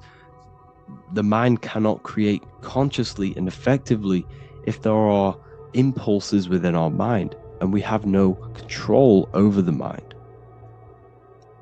So this is where self-transformation comes from within. This is where the snake comes in. The snake represents the transmutation of our mind from the uncontrolled to the controlled. in this context of the Egyptians with the snake on their head. It's all to do with mental alchemy. In the occult tradition, the mind is seen as a delicate instrument that demands constant vigilance. Left unchecked, it reverts to archaic and destructive thinking patterns. Like a finely honed blade, it must be continually sharpened through discipline and self-refinement. In this unending process of unveiling and mastery, we learn to shape reality, harnessing the power of our thoughts to manifest the highest potential. It's all to do with mental alchemy, and this is how the snake is connected to you. And what the snake represents to you, it represents the transmutation, the changing of ourselves, of our consciousness, so we can gain control in this 3D world. If we lack control, then we'll constantly be manifesting chaos. Now, there are 3 ways that we can transform our world, and we can slowly transform our mind. Now, this is not an overnight process. It takes periods of time of purification. And number 1 is affirmation. Let's say we have this dirty cup of water and we have a tap of water. And in this tap, it's pouring in more water, clear water. Over time, if I keep pouring clear water into this cup, it's going to slowly purify this cup. And then in the end, it will look like the cup on the right. It's the same with your mind.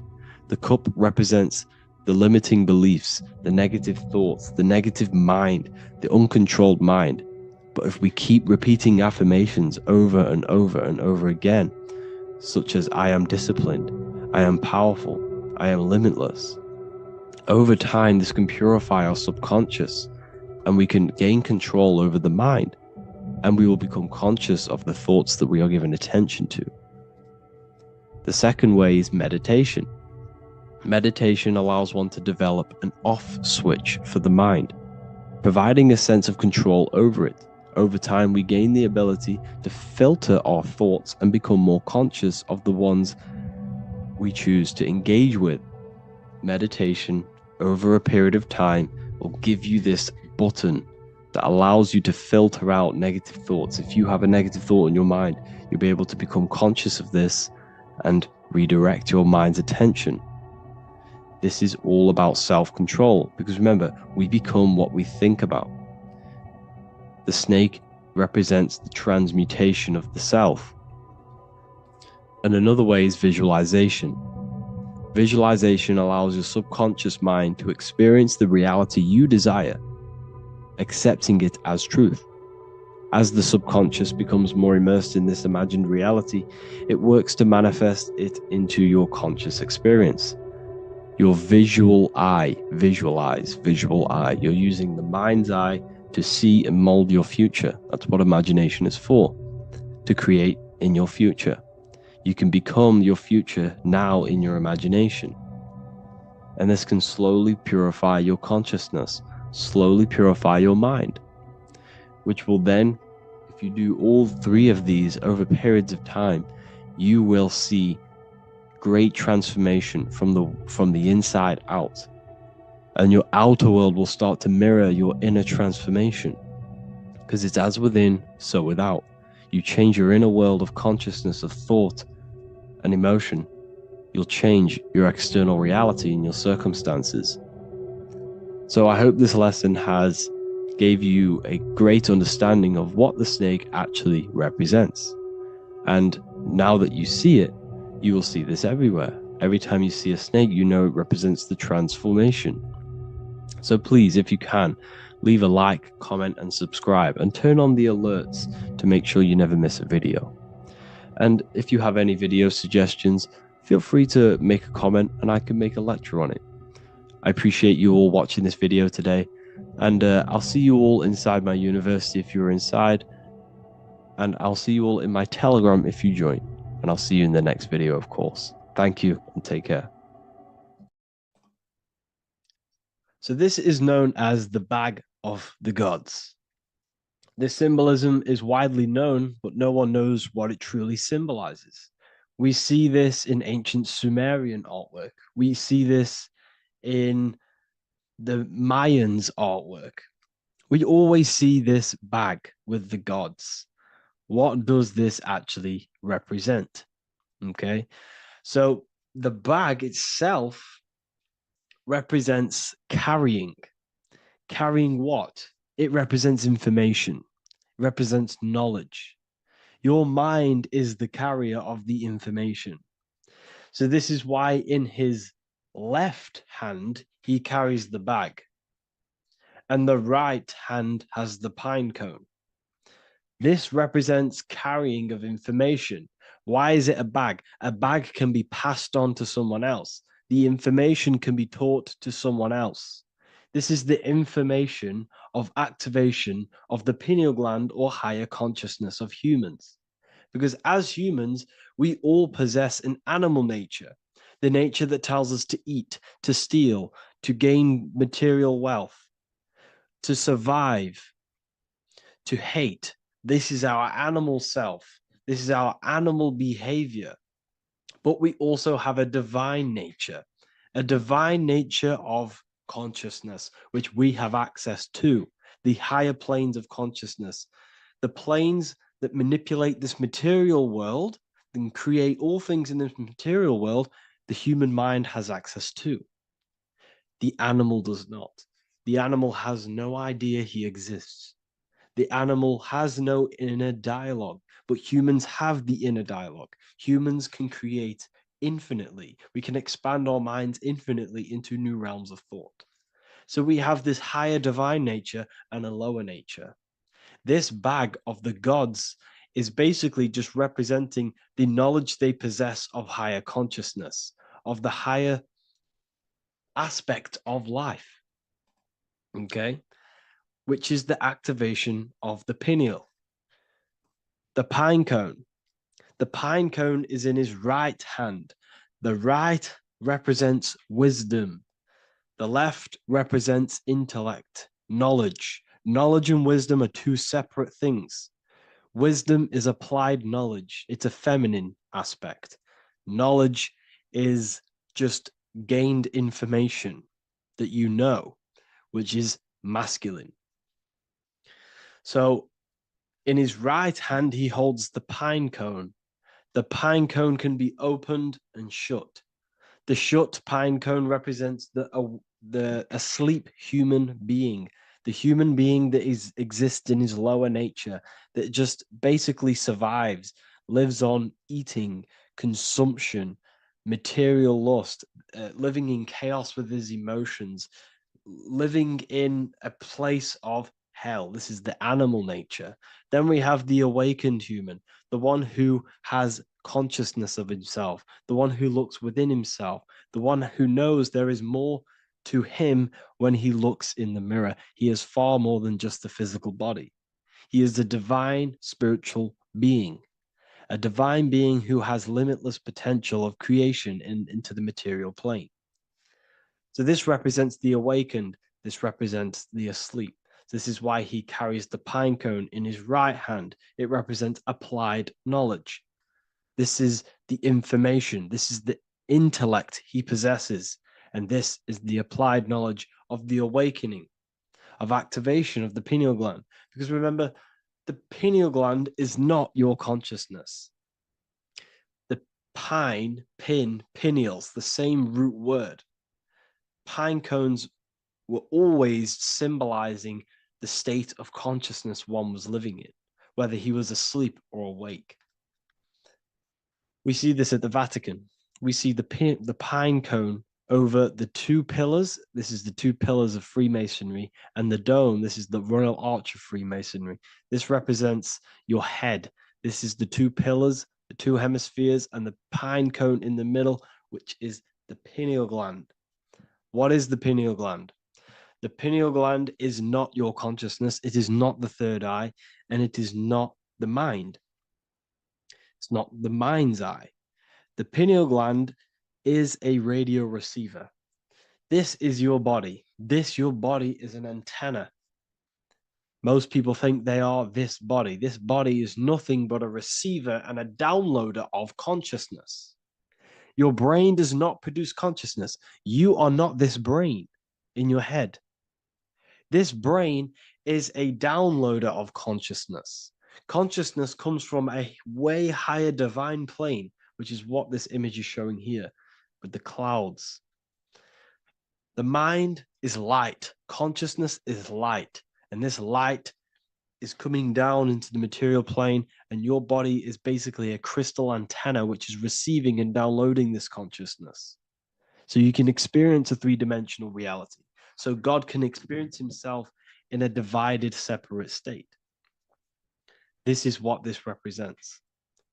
Now, the pineal gland can be activated, okay, and stimulated because the pineal gland has phytoluminescent crystalline jagged shaped cells on it. And obviously these are crystals. Crystals are on your pineal gland. And what do crystals do? Radios use crystals. Your phone uses crystals. They tell you that crystals are woo-woo and pseudoscience because they don't want you to know the power of crystals. Your body is basically a giant crystal. Your pineal gland is a radio receiver for your consciousness. So if they can ruin your pineal gland and damage it, this will damage your connection to the divine, to your true self, to consciousness, to God, whatever you want to call it, the source. There is all one source consciousness, and we're all collectively connected to it. And this is our connection. This is our antenna. So what a radio does, a radio has an antenna, and the frequencies are all around us because all the radios are playing in your ear right now. But what the antenna of a radio does is tune into a specific frequency to pick up that frequency and play that frequency. It's the same with your consciousness. You're all a fraction of God's consciousness. So that is essentially what we are looking at here. We're seeing knowledge, intellect in the left hand, and applied knowledge, activation of waking up to higher consciousness, to the higher human form. Because we can reach beyond our physical form. We can turn our animal self into a divine being, into one of these so-called gods. These gods are nothing but human beings. The Anunnaki were not gods. They didn't come from the sky. These are normal, regular human beings who activated their higher consciousness. This is what we have here. This represents spirit.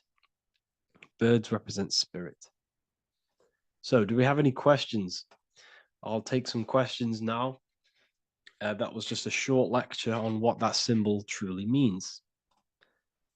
Okay, so if we have any questions, feel free to go ahead and ask some questions. Anything that you don't understand, anything that you want to know. Okay.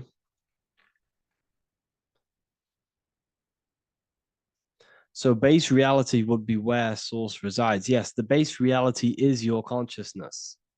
Are these lectures available in the university? There's a whole section, basically inside the university, there's a whole section with like over 30 long form lectures like this. So the base reality is where the source resides. Yes, the base reality is your inner world, your consciousness. That is the only thing that exists. Your outer world is just an effect of your consciousness. Your consciousness, everything that has gone on within the mind and emotion is pushed outwards into your reality. You have thought and felt your way into your external circumstances. Your life is a direct correlation of every thought you thought in the past. Therefore, your inner world of consciousness is creating and molding your outer world.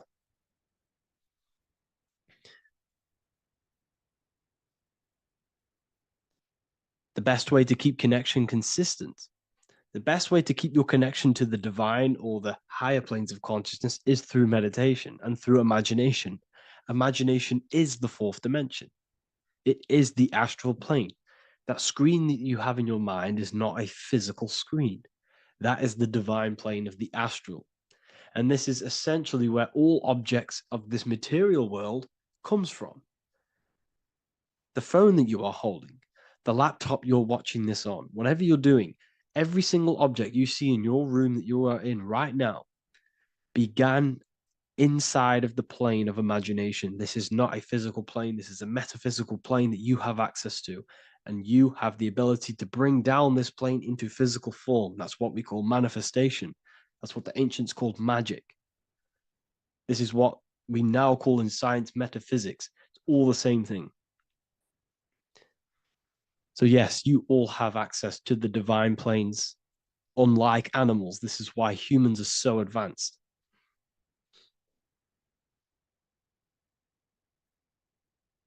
Okay. Is the pineal able to constantly activated, or is it just a temporary experience? I don't fully understand that question, unfortunately. Maybe you could word it in a different way. The real meditations on the university, legit, y'all, yes.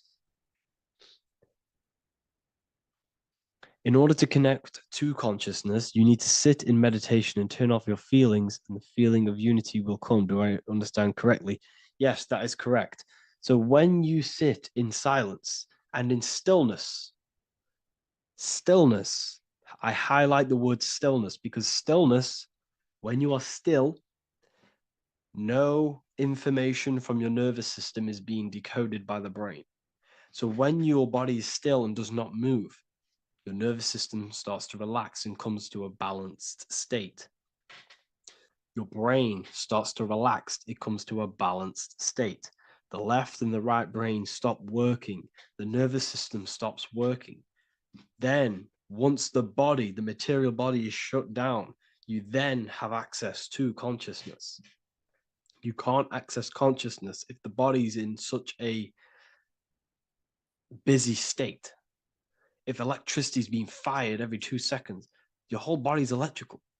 When you move your foot, that's electricity being fired from the brain to the foot instantly through the nervous system.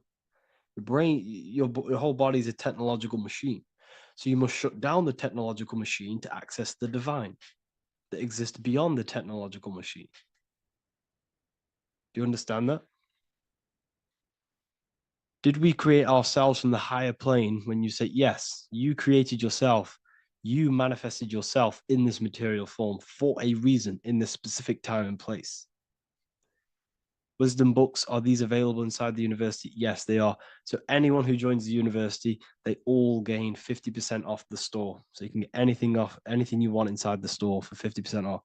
Plus, you get the Book of Wisdom Volume 1 PDF for free. You get the Human Health Guide. Plus, you get all of the library books. There's a load of different books on occultism, symbolism, esotericism.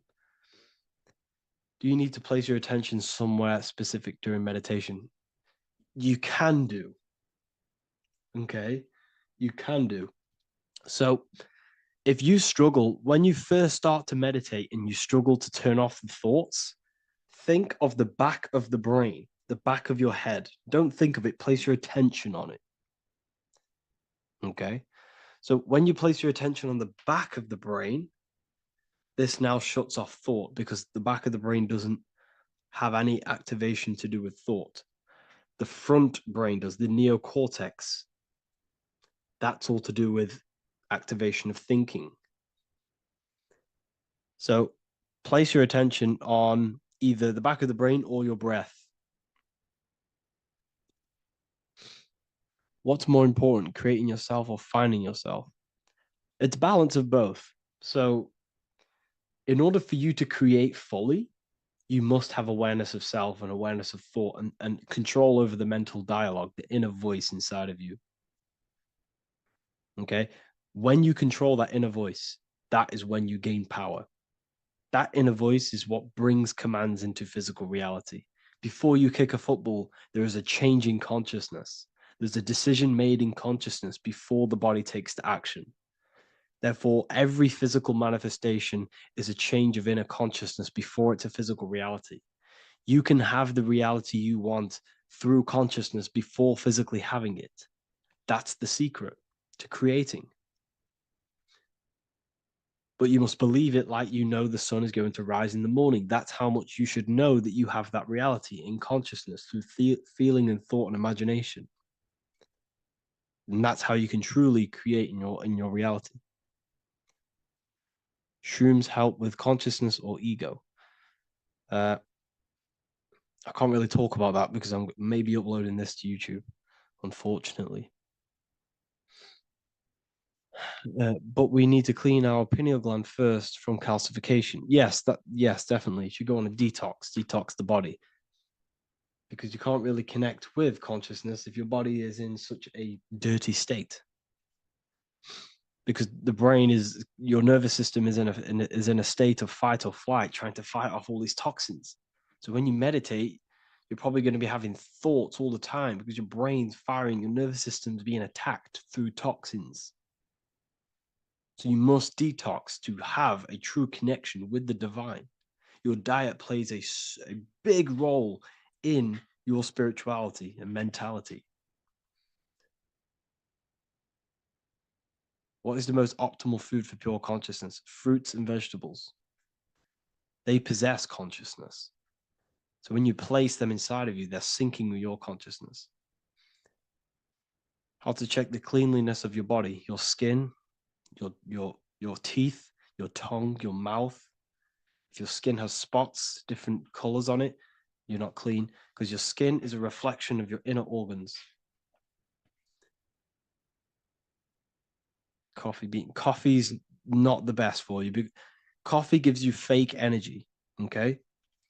So what coffee does, that buzz you get off coffee is actually the toxic effect of the chemicals reacting with your body. If I'm inside the university and wanted to buy your book, you said it would be 50% off because we are your student. Is that automatic or we need to have a code? You will have a code. Yes, I'm going to releasing a code for all the students after this. Caffeine equals neurotoxin. Yes, it fries your brain, it fries your nervous system, it fries your dopamine receptors. Will the Q&A last week about money symbolism be posted? Oh, I didn't post that. That's my bad. I totally forgot. I will post that after this. Thank you for reminding me. How to detox the body. The best way to detox the body is going through a week cleanse of fruit. So only consume fruit, sea moss, and cayenne pepper, and lots of freshly pressed juice. Do that for a week or 2 weeks, depending on how you feel, and then start to fast. You will lose weight, but you're not losing weight. You're losing impurities. It's good to do this every couple months to just go on a raw fruit diet, cleanse the body, push everything out, and then start to fast while consuming sea moss and having lots of freshly squeezed juices. What is an alternative for coffee? Something with high energy levels. Okay, we're not taught the most simplest thing about the human body. It is an electromagnetic machine. It's electrical. It runs off electricity. The only energy you need is electricity, and that is found in fruits, vegetables. If you want energy, drink pure, fresh, pressed juice. That will give you more energy, more electricity than coffee. Can we cleanse ourselves through oil pulling? Do you recommend it? I do oil pulling every day with coconut oil in my mouth. Celery juice is a good one, very good one. Yeah, celery juice.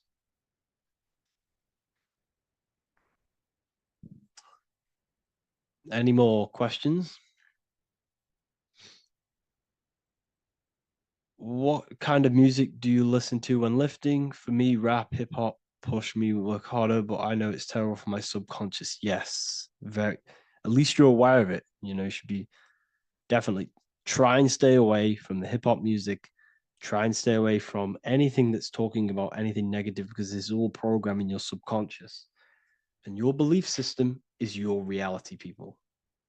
Your belief system is your reality.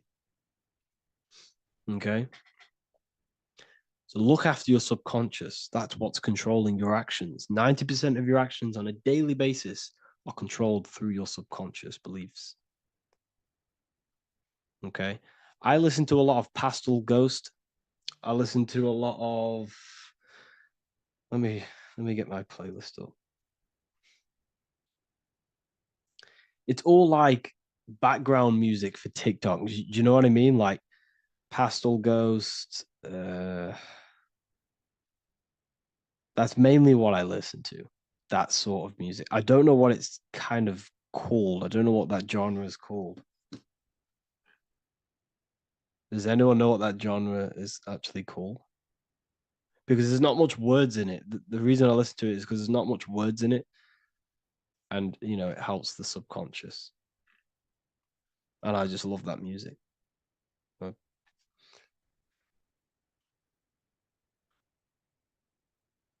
Like lofi, yeah, a bit of lofi. Uh, most people won't even know this type of music.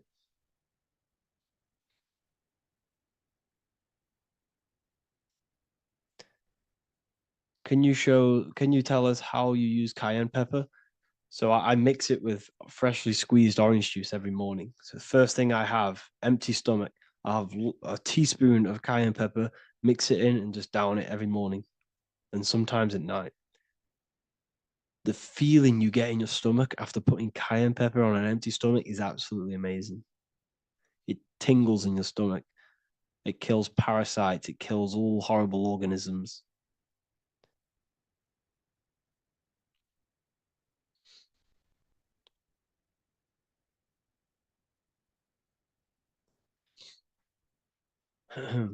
Mix it with hot water. Yes, hot water and key lime water. That I bet that's powerful.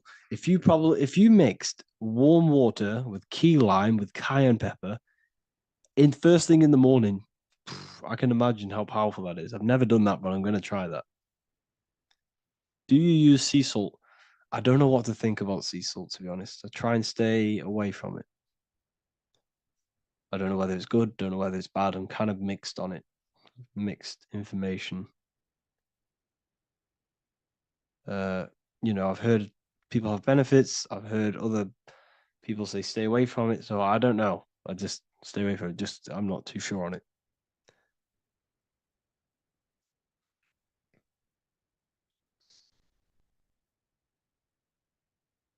I drink fresh pressed celery juice every morning. Yeah, definitely.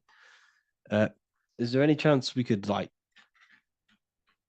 feel for, move to like esoteric occult questions?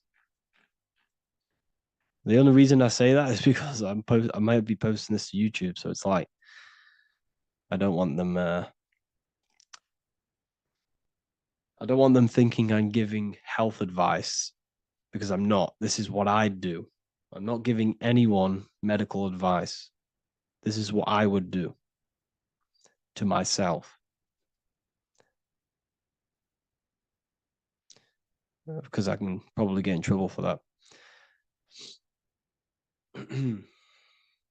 So the subconscious is the all knowing, it is the all seeing eye. The subconscious knows everything. Your conscious mind does not. Your subconscious knows every single cell in your body. Your subconscious is making your heart beat. It's talking to your heart. It's talking to every organ, every cell in your body is being connected and spoken to by your subconscious mind. It is the all knowing. The subconscious has access to the astral plane, imagination, the fourth dimension. It has access to the mental plane, thoughts. It has access to the ethereal plane, energy, and has access to your physical body. It's the door, it's the portal. The subconscious is the portal to the divine. You must go through the subconscious in order to access the divine. Any coupon codes for book two? Yes, inside the university, there will be a 50% off coupon code. Speaking of ancient civilizations, why did they use symbols to give us true knowledge? This is a very, very good question. Very good question indeed. The reason they use symbols is because symbols are their keys. They hide meanings. They hide things. For example, if it was written down, if all of this sacred knowledge that I'm speaking now was written down, it can be easily taken. It can be easily misused. Someone can take it, read it, and steal it and misuse it and abuse the world and create horrible things. The reason they use symbols is because they're hidden. They hide the teachings. Only the ones who possess the key, that possess the knowledge, can read the symbol. So the symbols act as a guard towards this higher wisdom, this higher knowledge, which gives you power. All of the knowledge I teach you gives you power, and you can misuse it. You can misuse your imagination. You have no clue unless you've put this into action how powerful your inner consciousness is. You can become a real. Okay, listen.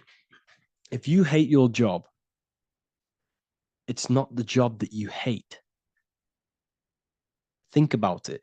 It's not the job that you hate. The hate is coming from your inner consciousness. It's the state of consciousness that you hate. So, what does that tell you?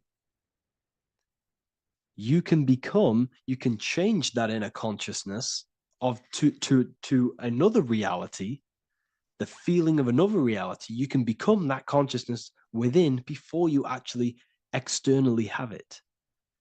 And by becoming and knowing that reality, that's what produces effect on shaping your outer world. When you really truly know that reality inside of you, of being free, of being wealthy, of having abundance, your outer world has no other choice but to rearrange itself to your new inner state of consciousness. That's what magic is. It's manipulating your inner state of consciousness. It's convincing yourself that you already have it, not believing it, knowing it. Okay? Knowing is different than believing. Believing is a lie. You should know thyself. Okay? So we can say that human overpopulation is intentional. There is no human overpopulation. We're all cramped in these cities. We're all cramped into one little place. We're not supposed to live like that. We're not supposed to live so cramped. This is why there's so many weirdos out in public. So many weird people doing weird things.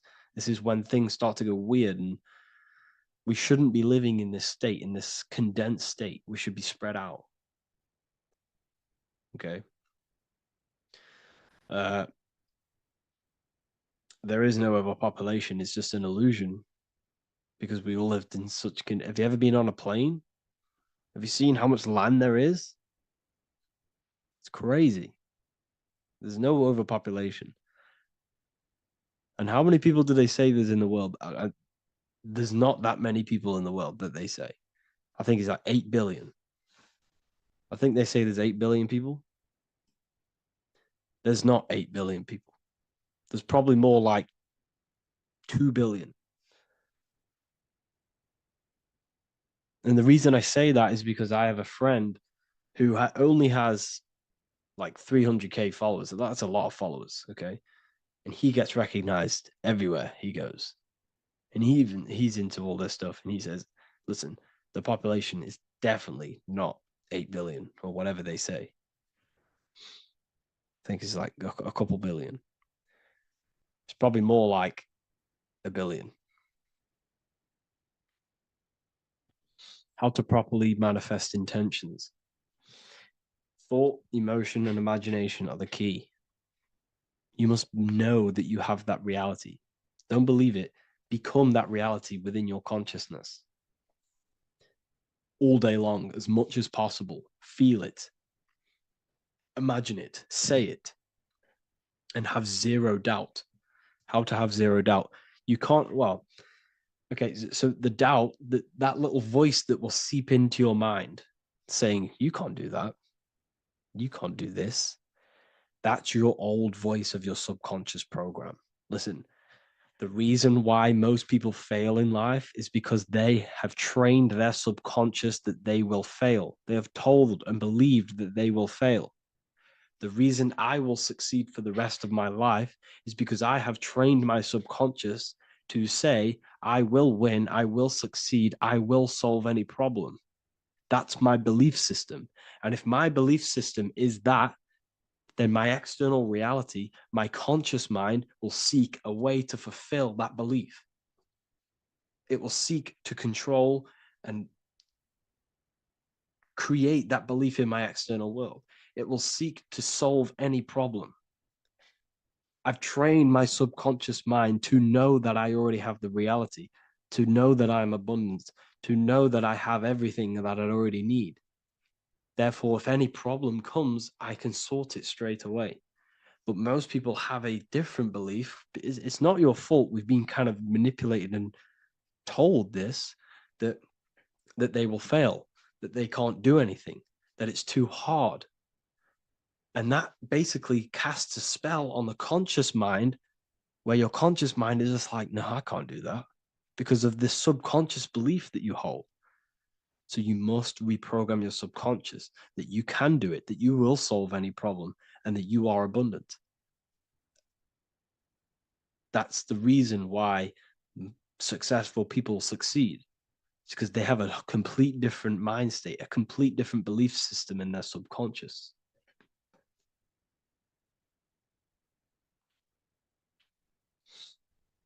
Do you offer mentoring? Yes, I do offer mentoring, but it's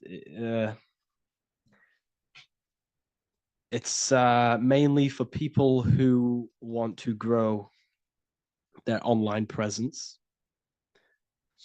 and for the amount of value and transformation that I can place into your life, and the time that, well, the price of my time, it will be a higher price tag, but your life will completely change if you join my mentoring, because I will transmute your life. I will transmute your mind, and I will transmute your whole reality, because I could tell you exactly what you need to do. How to have super genius power pulling information from the source. Okay, so you can do this. I talked about this in Book of Wisdom, Volume 2, if you've read it. This is a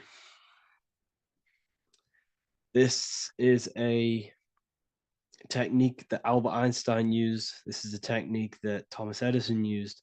This is a technique that all of the ancient geniuses have used. So you get on a chair, you place metal below you or plates, and you hold a metal ball in your hand, and you fall asleep. And every time you fall asleep on the chair, you're going to drop the ball because your body will become unconscious. And you will basically drop the ball, and it will wake you up because it's going to hit and make a loud bang on the plate. And every time you go to sleep, basically what this is actually doing is shifting your consciousness from conscious into the subconscious. So from physical into the astral. Your consciousness is shifting between these two planes. And as you do this, you can bring down great ideas from these higher planes. So when you fall asleep, have an intention. And when you fall asleep, you'll drop the ball. And when you wake back up, you'll have an idea, and you just got to write it down.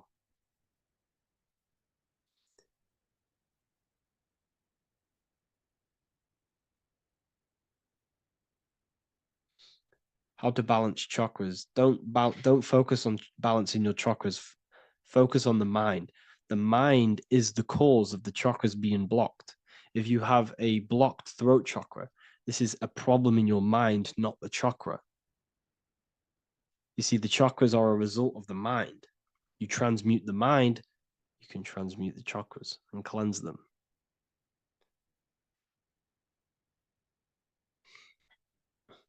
So was Jesus a real man that walked? Okay, so I'm going to tell you something. Like, some of the things that I say in my reels, they are to catch attention. So if I say the first thing on the reel, Jesus never existed, straight away, you see that, it's going to trigger you. It's going to trigger Christians. It's going to trigger people. So yes, I do say things to catch attention. The reason I do that is because I have to in order to catch attention. Maybe there was a Jesus who walked. So in the past, I have said Jesus never existed. Yes, this is to catch attention, to boost the reels, views, and comments and stuff like that. Maybe there was a man who was called Jesus and walked the earth. But listen, he was not the Son of God. You are all the Son of God. Jesus represents an archetype. He represents morals. He represents a way of living that you should embody in your life, not to worship. We shouldn't be worshiping this man. We should be embodying his qualities into our lives so we can become Christ consciousness, so we can live in harmony with our mind, emotions, body, and spirit. Okay? He was not the Son of God. You are all the Son of God. We are all God experiencing himself in a three-dimensional divided form. God is oneness, and he created a divided world so he can experience himself. Why do you quote from the Freemasons oft times? I don't recall me looking at Freemason quotes and quote them. I just simply, when I post a quote, I literally just, whatever comes to my head, I just whack it into Telegram or Twitter. Are dreams tied to your subconscious, and how do you understand them? Okay. Dreams and astral projection are two different things. Astral projection is your soul leaving this plane into the collective consciousness, into the collective mind, the collective astral plane. But dreams are basically the astral plane, but it's your personal astral plane in your personal subconscious. So when you dream, you're entering your own consciousness, you're entering your own subconscious. Every character, every event that happens to you, everything that is said to you, everything that happens to you in your dream is yourself pushed outwards, and you're basically experiencing your own mind. If something scary comes up in your dream, this is your belief, this is something in the back of your mind materializing and coming to you and showing itself to you. So in order to understand your dreams, it's basically suppressed emotions, suppressed thoughts, all lingering in your subconscious materialized. Okay. A few months ago, I'd have concurrent dreams of getting in a car crash that lasted for months. Then one day, out of nowhere, I got into a really bad accident, and that low key bugged me out. I didn't know if my mind was trying to warn me or what. You can explain that. Okay. If you are having dreams about having a car crash, this is a belief. Okay, so let me tell you something. Let's say you're a drug dealer, okay, and you live in fear every single day of the police coming to you. This dealer every day is worried, he's scared, and he lives in fear of the police getting him. He was believing it. This fear, this emotion he was feeling on a regular basis, repetition, and the emotion is basically impressing your subconscious. It's impressed his subconscious that deeply that he now believes it. It's now become a belief. So one day the dealer gets caught and he goes prison. Let me tell you something. He placed himself there because he created a program, a belief in his subconscious of the police. And his external reality is now in a prison cell. But that prison cell is just an external manifestation of the prison cell of fear he installed in his subconscious mind. The four walls he's now trapped in is just basically an externalization of his own belief system that he created through consciousness, through the subconscious. If you embedded your belief that you will be in a car crash, you will be in a car crash. He placed himself there. He materialized that reality through the thought, through the emotion, through the belief. He put himself there. You see? So if you were having dreams, this was maybe, it could have been anything. You could have watched a program when you were a child about a car crash and that maybe scared you. Or you saw a car crash when you were very young and that scared you and that impressed your subconscious. Then you had a dream about it. Then you started to believe it. And then one day, bang, it happens. That's the power of the subconscious mind. It holds control over you. It holds control over every aspect of your reality, of your being. So, I hope you all enjoyed this live. I'll see you all inside Ethereal University. I'll be posting another lecture this week. And yeah, let me hold on. What if I told you that reincarnation is real and that there is a metaphysical, spiritual science behind this? Most people leave this world just as lost when they entered it. That they carry their fears, attachments, and addictions with them, only to be born again, trapped in the same cycle, repeating the patterns of lifetime after lifetime. This lecture is not just about preparing for death. It's about mastering yourself before death, so you don't take them burdens with you. Because the truth is, whatever addictions, fears, and unresolved emotions you cling to in this life, you carry with you into the next. Unless you break free now. You must master yourself before death. Death is not the end. It is the great passage. But how we transition depends on our mastery of the self. This was symbolized by the Ouroboros, the snake biting its tail. Every ending is a new beginning. It's an infinite cycle of consciousness. Now, your human body is basically an antenna tapped in to a stream of consciousness. Just like a radio is tapped into a specific frequency to play that radio. Your body is basically an antenna, a crystal picking up the consciousness of God. You are on an ever-ending journey, a journey of learning and expansion of the mind into new fields of thought. This was symbolized as the Ouroboros. When you die, it is a new beginning. It's a transitioning, not an ending. Everything is eternal in this universe as consciousness is formless and constantly transforms into new forms of life. Let's break down the word death. Death contains the word ether. Now, the ether can be found in the word heart or earth. Ether. Everything in this plane comes from the etheric plane. The etheric plane is the barrier between the physical plane and the spiritual plane, the astral plane. The astral plane is the screen that you have in your mind that allows you to imagine a red apple, for example. This is the imaginative plane where thought forms start to take form. Everything begins as a thought, then the thought form becomes an imagination, then energy, then physical.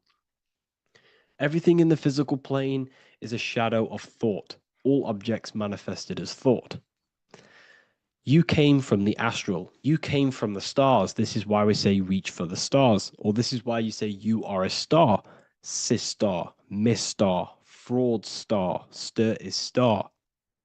And when you become famous, you become a superstar and you gain a star on the Hollywood floor. You are a star. The ether. The ether is the infinite energy source which all things come out of and return back to. This is the cycle of life and death, summer and winter, day and night, sleep and awake. The ether is the infinite energy source which all things come from and will return back to. Okay, sorry about that little error. The ether is the boundless source of energy from which all things emerge, to which all things return to. We can see this in the cycle of the sun. The sun does this wave of creation. It rises and it falls. We have the day and the night. The daytime represents our conscious mind when we are alert. The nighttime represents our subconscious mind when we are inside the spiritual realms. The nighttime is spirit, the daytime is matter, spirit and matter, awake and asleep, conscious and subconscious. We see this in the yearly cycle. Summer is life, winter is death. Spring is the morning, summer is midday, autumn is evening, winter is the night. Everything is a macro and a micro cycle of being born out of the ether and returning back from life and death. Life and death is manifested within the cycles of the sun and everything outside of you, as within, so without. This is why we say sleep is the cousin of death. The macrocosm is death, the microcosm is sleep. Every time you go to sleep, you are essentially it's a miniature death. You're entering into spirit and then returning back into matter in the morning when the sun rises. Everything is a reflection of the macrocosm cycles. Preparation for death. The first thing we must do in order to prepare for death, for life after death, in order to stop being reincarnated in this cycle of materialism, in order to progress as a soul, because remember, you are a soul in a body. Just like the sun gives power and life to the earth, your soul gives power and life to your body. When you say I, you're referring to the soul. And your soul can be stuck underneath layers of false identifications. Who you believe yourself to be is merely a collection of subconscious programs running within your mind. Now that's very deep. That is very, very deep. Who you think you are is a part of your thinking mind. Your name, your job, your reputation, your family, your friends, these things are not you. They're all aspects of the thinking mind. What happens if you meditate and you turn off the mind? Then all these things do not exist. You're left with the pure soul, the pure awareness, the pure observation. If you turn off the thinking mind, you're no longer your body, you're no longer your reputation, you're no longer your friends, you're no longer your job and your labels. You are the soul. That's the true you, the observation of the mind, not the thinking mind. The ego is the echo. It's an echo of your true self. The ego is your mind's perception of itself shaped by experiences, trauma, emotions, and beliefs. It is merely an echo of your true soul self. The ego is not you. Your mind is not you. You are the soul. And this is the true self that we must express within our life and we must connect with before we die. Because when we die under the echo, under these false layers of the emotions, the traumas, the experiences, the addictions, the emotional attachments, when we die underneath all of this, when we don't know our true self, the soul is still hidden. The true you is hidden underneath these layers of false identification. We must remove these layers of false identifications. We must remove them. We must destroy the echo. Remember, the ego, you never had an ego when you were a child. When you were a child, you were pure. You didn't, you didn't show off things. When you were a child, you were pure. You expressed yourself freely with you didn't hide anything. You didn't hide any aspect of yourself. You didn't suppress any aspect of yourself to fit in as a child, as a baby.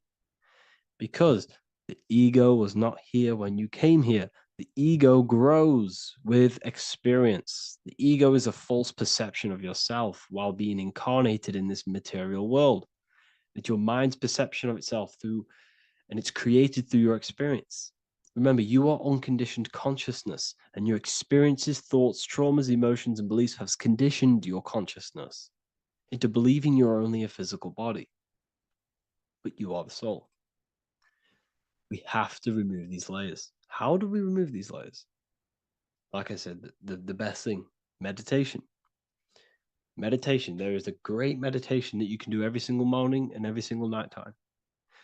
You can sit there and repeat over and over before you meditate. You can repeat that you are not this, you are not that, you are not this. You can label them one by one. Start with I am not my body, I am not my job, I am not my name, and then detach from absolutely everything until you are left with nothingness.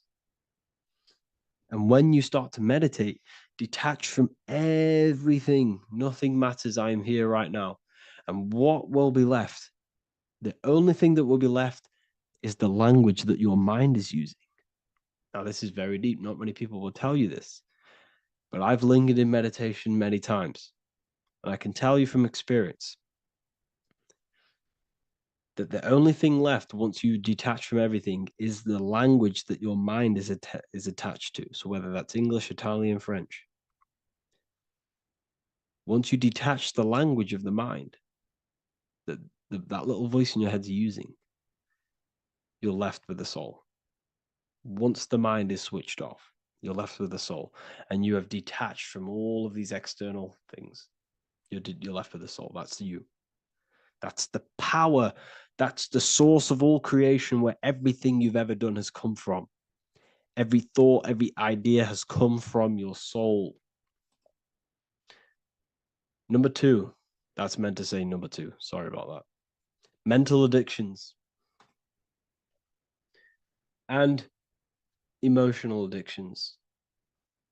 Okay. These two are very important. Mental addictions, this could be thought patterns, this could be the labels that we've just been talking about. Then you have emotional attachments, which is maybe you're too attached to an external thing. Maybe you're too attached to your phone. Maybe you're too attached to family. Maybe you're too attached to loved ones. Yes, I'm not saying don't love them, but what I'm saying is do not rely on anything in this world to make you happy, to fulfill your emotional needs. Everything is found within you. You must look within, and if you're looking without, if you're trying to find yourself in the outer world, you'll never find yourself. You'll constantly be looking around in loops. Because nothing, you cannot find yourself in the outer world. Nothing will give you long-term validation. Seeking validation in the outer world will leave you soulless, leave you feeling empty inside and sad and depressed. You have to find yourself within. You have to detach from everything you are relying on to give you emotional stableness. You have to detach from all. Yes, love your children. Yes, love these people, but do not rely on them. Because everything in this world is temporary. Do not conform to this world. The Bible tells you this. Everything in modern society nurtures the body, but neglects the soul. They keep you addicted to as many things as possible. Smoking, you have to detach. Drugs, you have to detach. Alcohol, detach. You cannot rely on anything. This is why this path is very, very difficult to walk. But I'm showing you the way. These are the things you must do before death. You have to detach from absolutely everything. If you die and your mind and soul is still addicted to these worldly things, then guess what? You're going to reincarnate. You're going to reincarnate because your mind is still thinking about these material earthly things. And if you are operating in that vibration, you're going to project that vibration and come back here. You have to detach. You have to master the soul and master the mind. Like I said, the matrix is designed to keep you addicted to as many things as possible. Your phone, food, smoking, drugs, alcohol, clubbing, all of these things. Everything in society is made to trap your soul and reincarnate in this world. That's why it's very, very, very difficult to walk this path. Very difficult. Matrix, matter tricks. John 2:15 to 17. Do not love this world, nor the things it offers you. For when you love the world, you will lose God. Do not love this world, nor the things it offers you. Do not conform to the pattern of this world, but be transformed by the renewing of your mind. Great quote. Do not conform to the pattern of this world, but be transformed. Let this world transform you. Learn from this, expand from this, but do not be mentally and emotionally attached. Okay? What good will it be for someone to gain the whole world yet forfeit their soul? Like I said, everything in the Bible is telling you the truth. You just got to read it correctly. This is spirituality. This is spirituality. The Bible is spiritual. It's a spiritual text. We must disconnect from everything outside of us and connect with the true soul. Here we have the Egyptians showing you the soul leaving the body. Here we have the soul here. Here we have the Masons showing you the soul coming out. The soul is real. You are the soul. And when you leave this physical plane, you will go into the astral plane. That's where you came from. You came from the astral. You came from the stars. You incarnated into this physical body. Your consciousness fell into this material form to experience limitation, to experience a 3D world.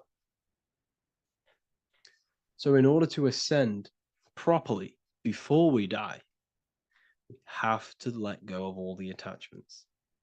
Every addiction you have, write them down, and one by one, tackle them. Before you die, you have to, or else you will reincarnate. This is the teachings of Egyptians. This is the teachings of Masonry.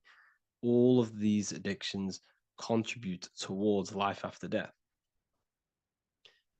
Everything must be controlled, and we must be attached to the soul. I'm not saying I'm perfect.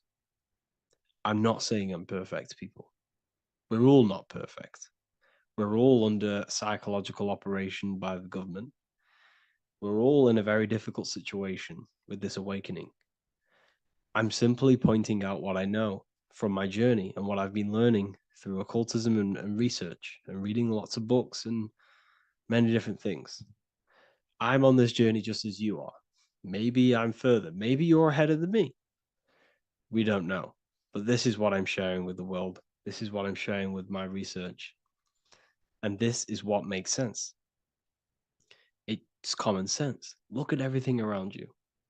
Everything's made to feed the body, not the soul. So, my beautiful watchers and fans and supporters, I appreciate every single one of you, and I hope this video has supported your journey. If you're feeling lost in life, if you're searching for deeper answers, whether you're seeking clarity, looking to expand your studies, or ready for personalized mentoring, this is your chance to connect with me live and receive insights tailored just for you. Start your path to self-mastery and enlightenment inside the world's best esoteric school. Your journey starts now. Tap the link in the description if you want to join Ethereal University, or feel free to check out my books. I thank you all, and I really appreciate for 100,000 subscribers on YouTube. I love every single one of you. Make sure to drop a like, a comment, and subscribe to the channel if you're new. Let me know some ideas for, lectures, anything that you want to know. I can make lectures on them. Just drop it in the comments. I appreciate every single one of you. Take care.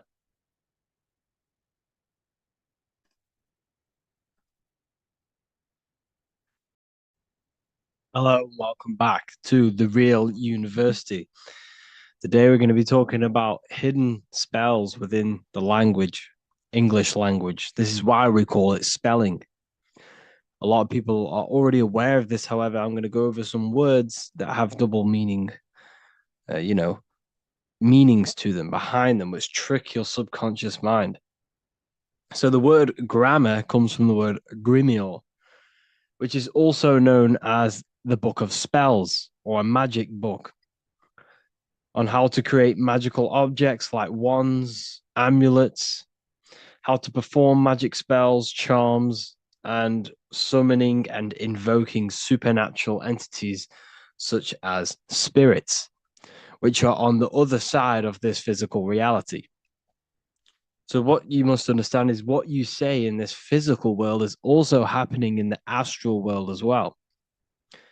So, your words are spells. They cast spells into the spirit plane, they cast spells into your mind, they cast vibrational frequency into your cells in the water. Water holds a lot of energy. So, we're going to be going all over this. The subconscious mind takes everything as truth. Everything you say is truth to your subconscious. And you should know this by watching the Manifestation Mastery 2.0 course. I talk about this. This is so important that you understand this because everything is truth within the subconscious. It only knows you. Your subconscious mind, if you watch the course, you should know this, takes is it's responsible for 90% of your daily basis behavior. The thoughts that you are thinking on a daily basis, the things that you do, the things that you say, 90% of what you do and say and think you did yesterday because of the subconscious mind holds all of your programs. What you say is molding your mind. What you state is truth in your mind. It does not know the difference between a joke or a it does not, it takes everything literal. It is literal. Your mind is a manifesting supercomputer, and whatever you say into it, it says that is what I want. So whatever you tell your mind, that is what you'll have. That is what you'll believe. So every word you say is truth within the subconscious. So this is why double meaning words have an effect on your subconscious. And this is why I'm raising awareness here. So talking is a tall king. You are either a tall king by talking, by using your words wisely, or you're a small king because you either you create big or you destroy yourself with your words. So talking is Phoenician. This is phonetics. So this is etymology is when you take the root words, but phonetic etymology is when you take the sound of the word. So talk and tour are the same because when you talk, you're creating sound waves, which is a form of a light wave. And when light waves expand in all directions, it creates a torus field. And everything is torus fields. So if you affect one torus field, it affects every torus field in creation, as above, so below. So what you say is affecting the torus fields around you in your body. You are made out of these torus fields. This is why talking is torusing. You're creating light waves, sound waves, and you are permeating creation. And this is why the Bible tells you the tongue has the power of life and death, and those who love it will eat its fruit. So the tongue is what creates these sound waves that we are producing when we talk or speak. Okay. So this is what we are essentially doing, creating sound waves. And these waves are vibrating and they affect the cells in our body and everything. This is why words are swords. This is why the word is within sword. They are swords, they cut, they damage, because frequency is the only thing that can penetrate you without your consent. In the very beginning, the Bible, John 1:1, it says, in the beginning was the Word, and the Word was with God. This is obviously a metaphor. There was no spoken word out of a spoken mouth. It's basically saying God created the world with the use of cymatic frequencies, sound waves. Everything is sound waves, and this is observable. Geometry is the geometric shapes you see in the nature, like petals, how they're all perfect stars or five-pointed stars or the Fibonacci sequence. This is all an effect of vibrational frequencies. It's all cymatics. Everything is created out of sound. Sound is the creation of the universe.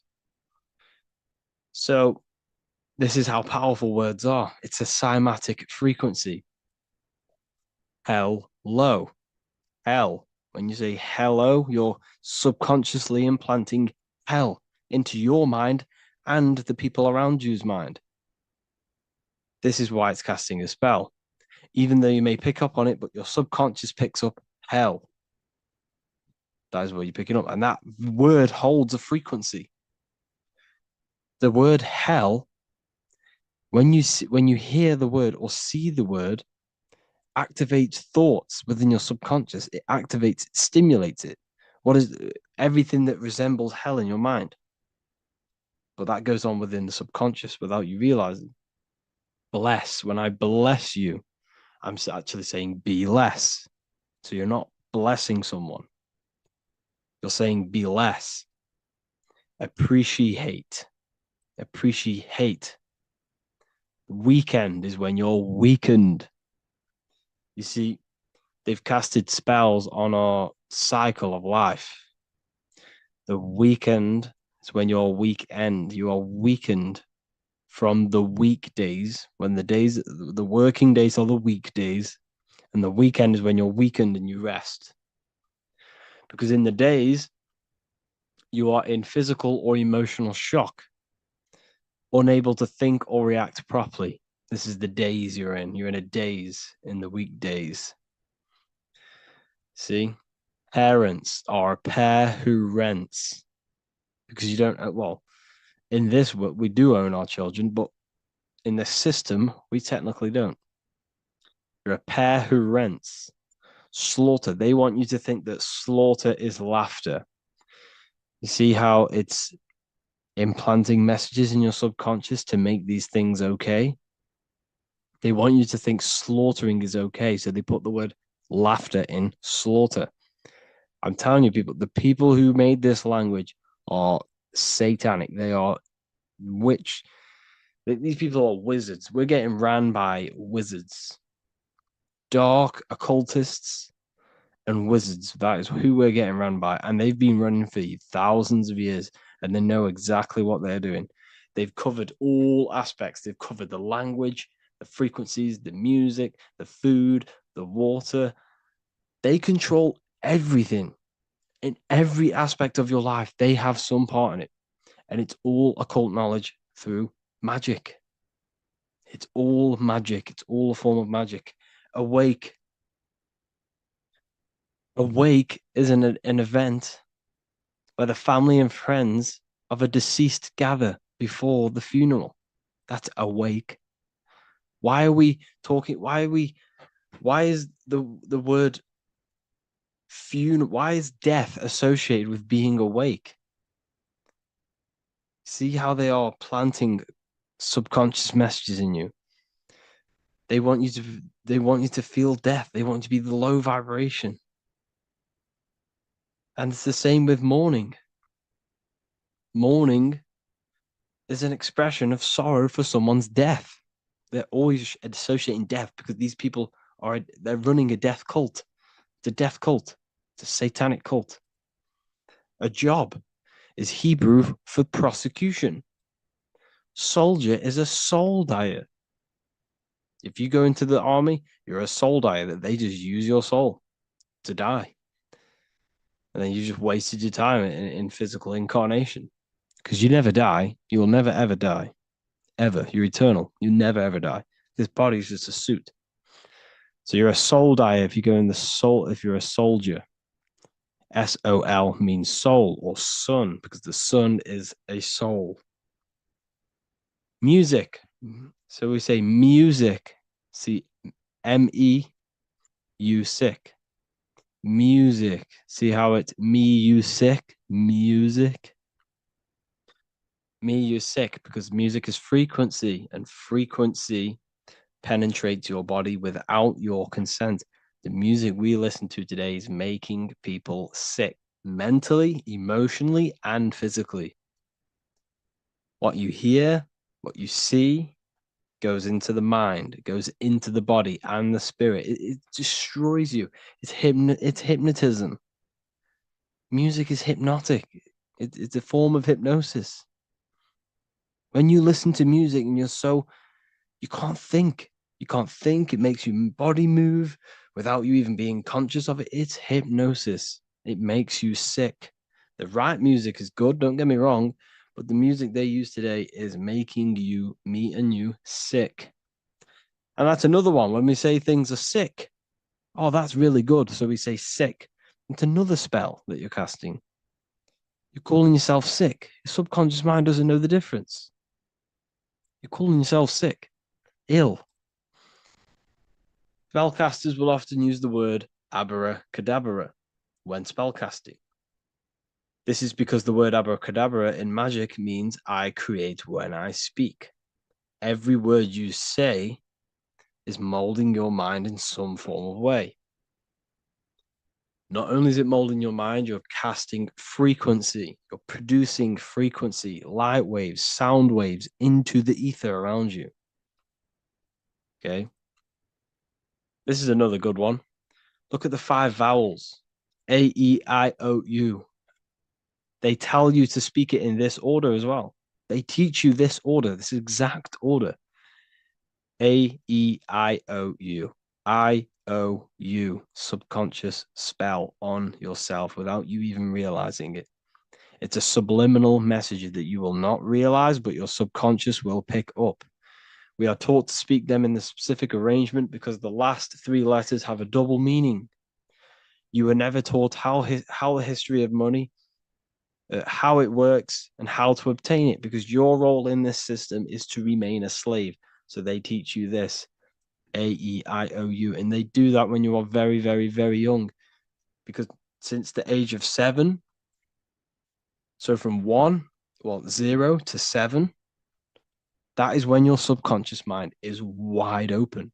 So when a baby, why do you think they pick up on everything you do? If you say one thing, the next day they're saying it. It's because their subconscious is wide open to programs. Why? Because they're trying to learn what this world is. So their subconscious mind is wide open, taking in everything that you do, everything you say, your body language, the way you handle yourself, the way you talk to other people. They're taking in every little thing you say and do and making that a program so they can understand this world and the people around them. And at the age of 7, that is when their programs are written for life and they will basically go off them for the rest of their lives. This is why it's important to look after what you do in front of your children, not just what you say, your body language, the things you eat. They pick up on everything.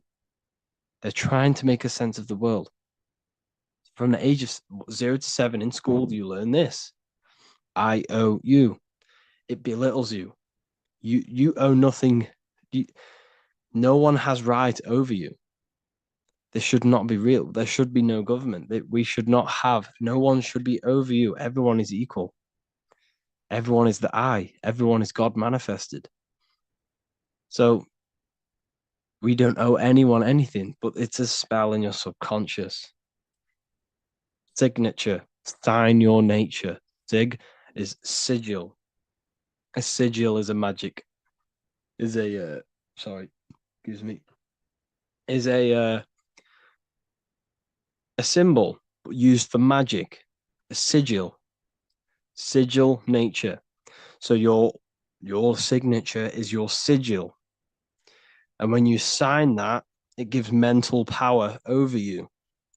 Once you have put your sigil into that paper, they now have mental power over you. It's magic. It's all a form of magic and brainwashing. Okay. When we say the word we're saying we're trying to use God to manifest that. Okay, because the comes from theo in Greek, which means God. So when we say theology, ology means the study of. Theology is the study of God. That's what theology is. Theo, when we say I am the, we are using God to bring it into existence. God is the I am. The I behind you, the I am, that's God. That's what manifested everything in your life. Everything in your life, that invisible creator inside of you has manifested everything you physically see. You are the invisible architecture, the invisible artist behind your life. The I, that's God. The only one. So when we use the word I am, well, this is how to bring the power to yourself. When we say I am strong, I am wealthy, I am free, I am financially free. When we say this, that I am, this is when we are bringing, we are directing vibrational frequency into our own being, into our own magnetic field, and into our own life. This is how we direct vibrational frequency and direct our word. So when we say I am directing my frequency into myself to manifest something external. Also known as the chi or the prana. It's just basically your magnetic energy. So speaking has the ability to change your genes and DNA expressions.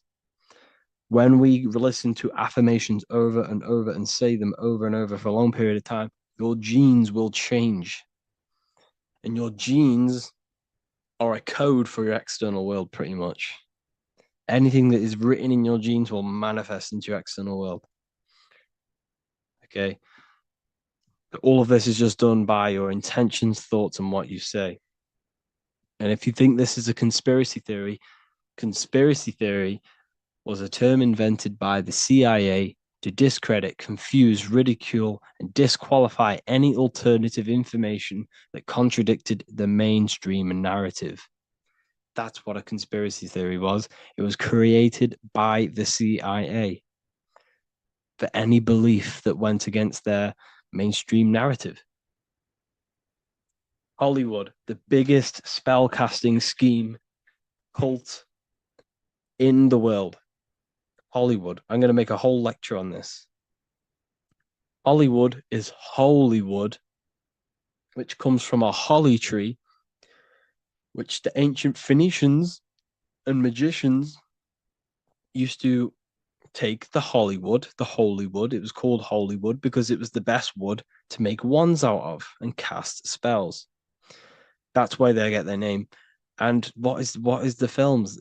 All the films, all the music that comes out of Hollywood, it's all a form of magic, subconscious spells to fill your mind with ideology, fill your mind with this narrative. That's what they're doing through the movies and the music. Anyways, I hope you like this lecture. Thank you all for joining the Real University. I hope you're all learning a lot here and looking forward to making some more awareness for you and more knowledge. Have an amazing day, people.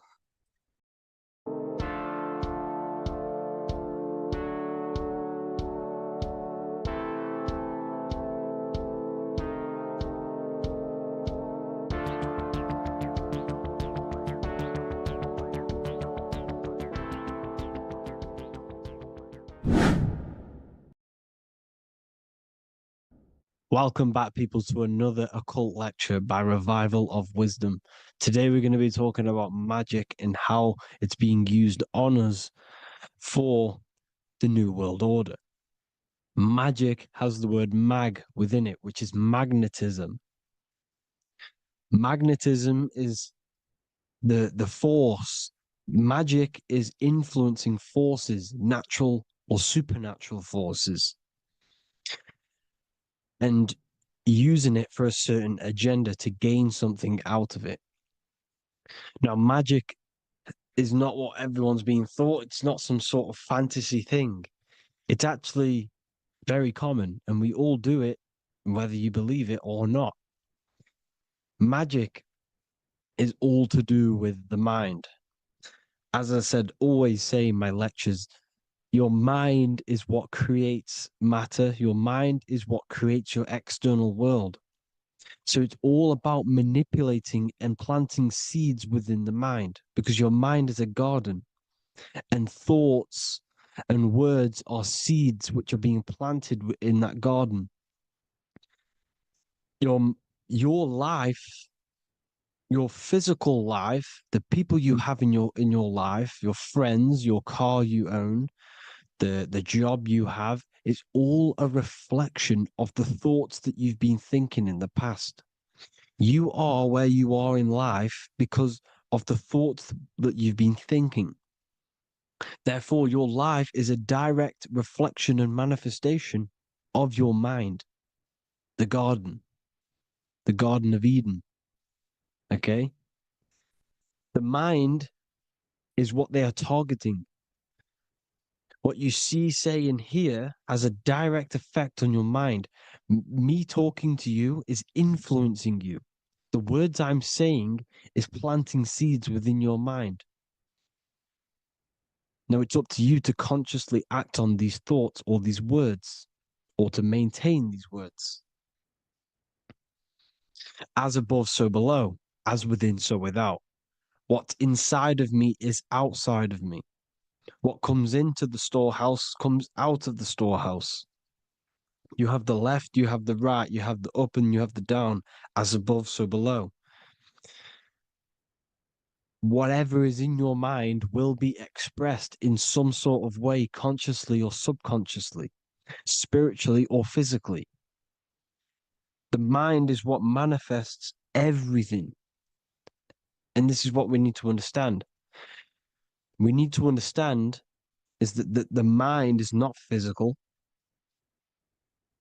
All things spiritual manifest physical. All things seen come from the unseen.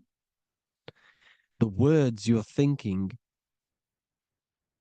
that everything you have is coming from the unseen. The actions that you do come from the unseen mind. Another expression for as above, so below is you are the universe itself. You are a universe, a mini universe. But just because you are mini does not mean you are the whole thing. If I take a little piece of infinite, let's say there's an infinite light source. Let's say I take a little chunk of that infinite light source. That little chunk I took is still infinite because it's been taken from infinite.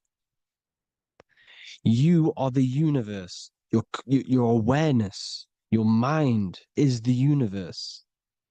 It's information. You are the universe experiencing itself. This is why we say we are all God. As above, so below. What is in me is outside of me. The sun, the physical manifestation of the sun, is your soul. The 12 constellations are manifested in the physical body.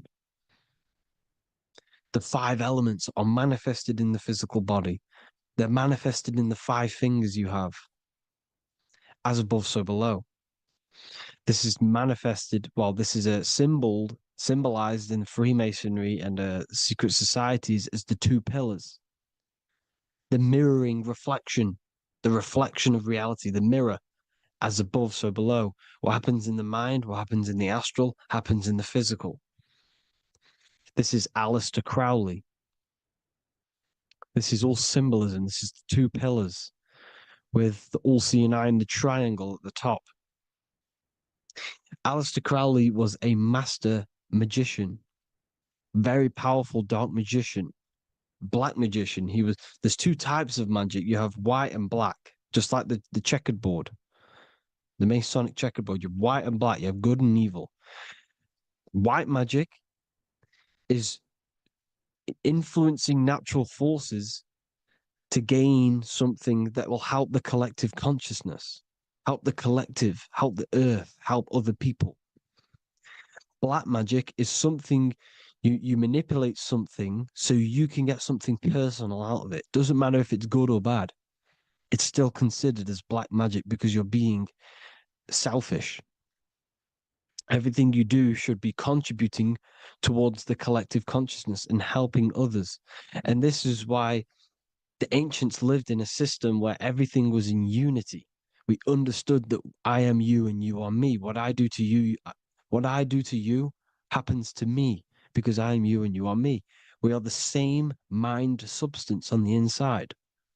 We're all the same mind substance being expressed in different bodies.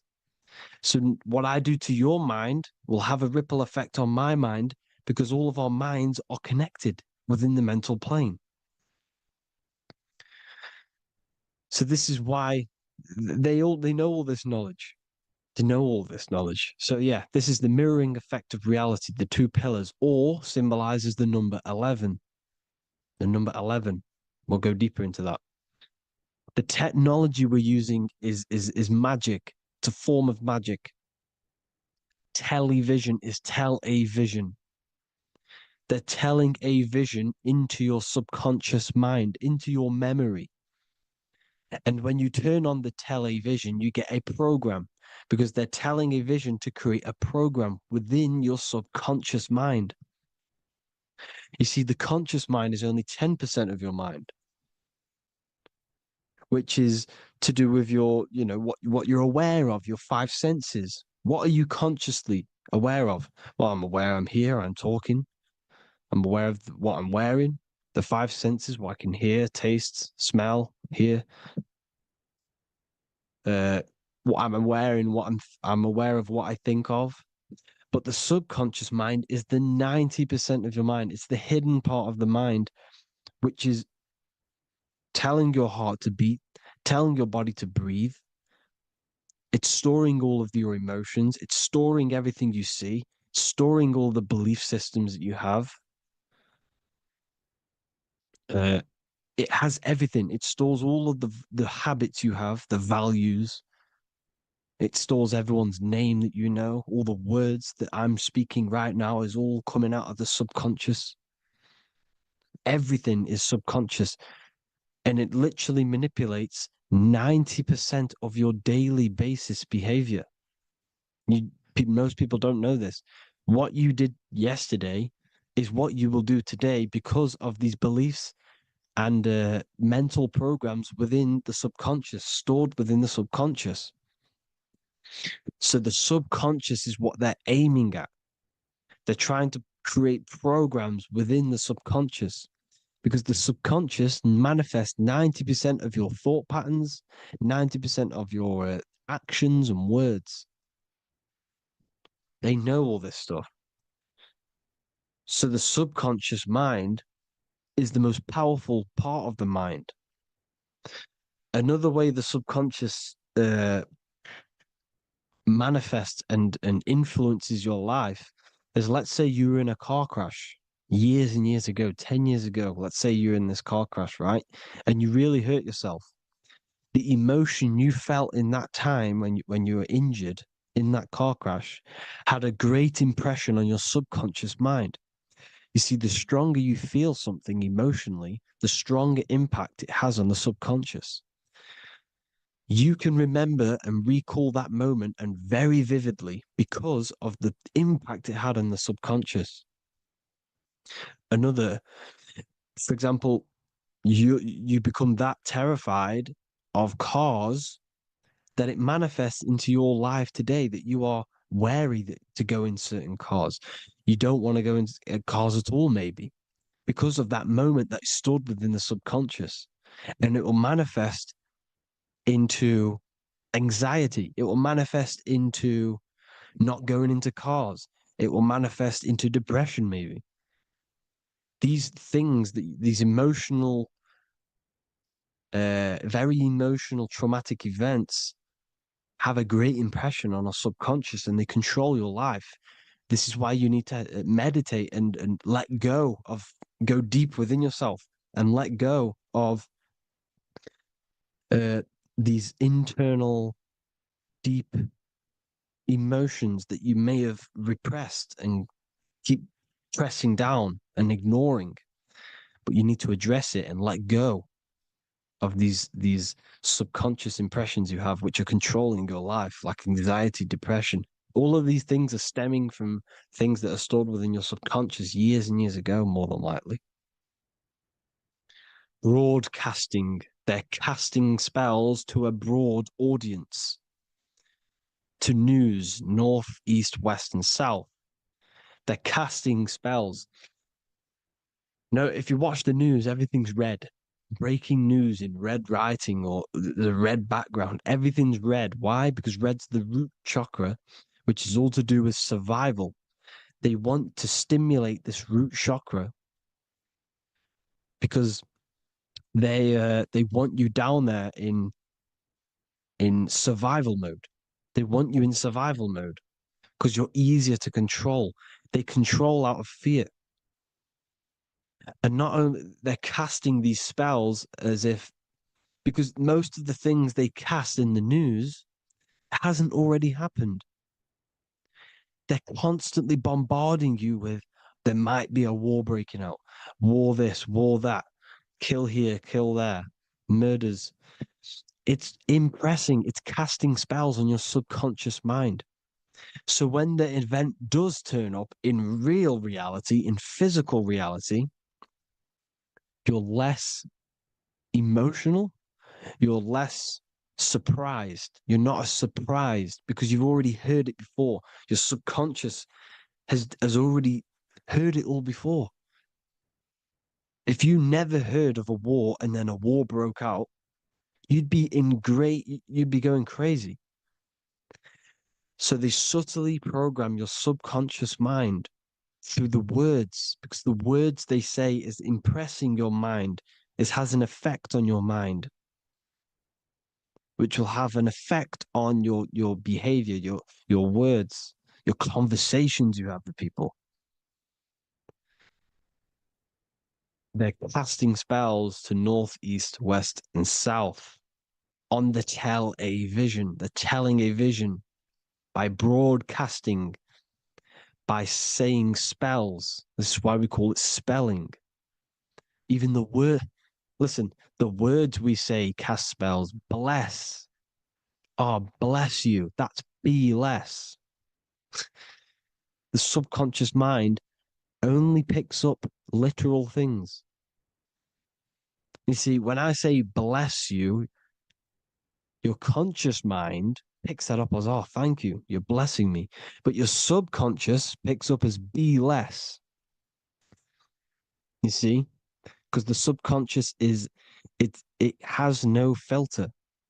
It's just it is what it is. Everything is factual in the subconscious.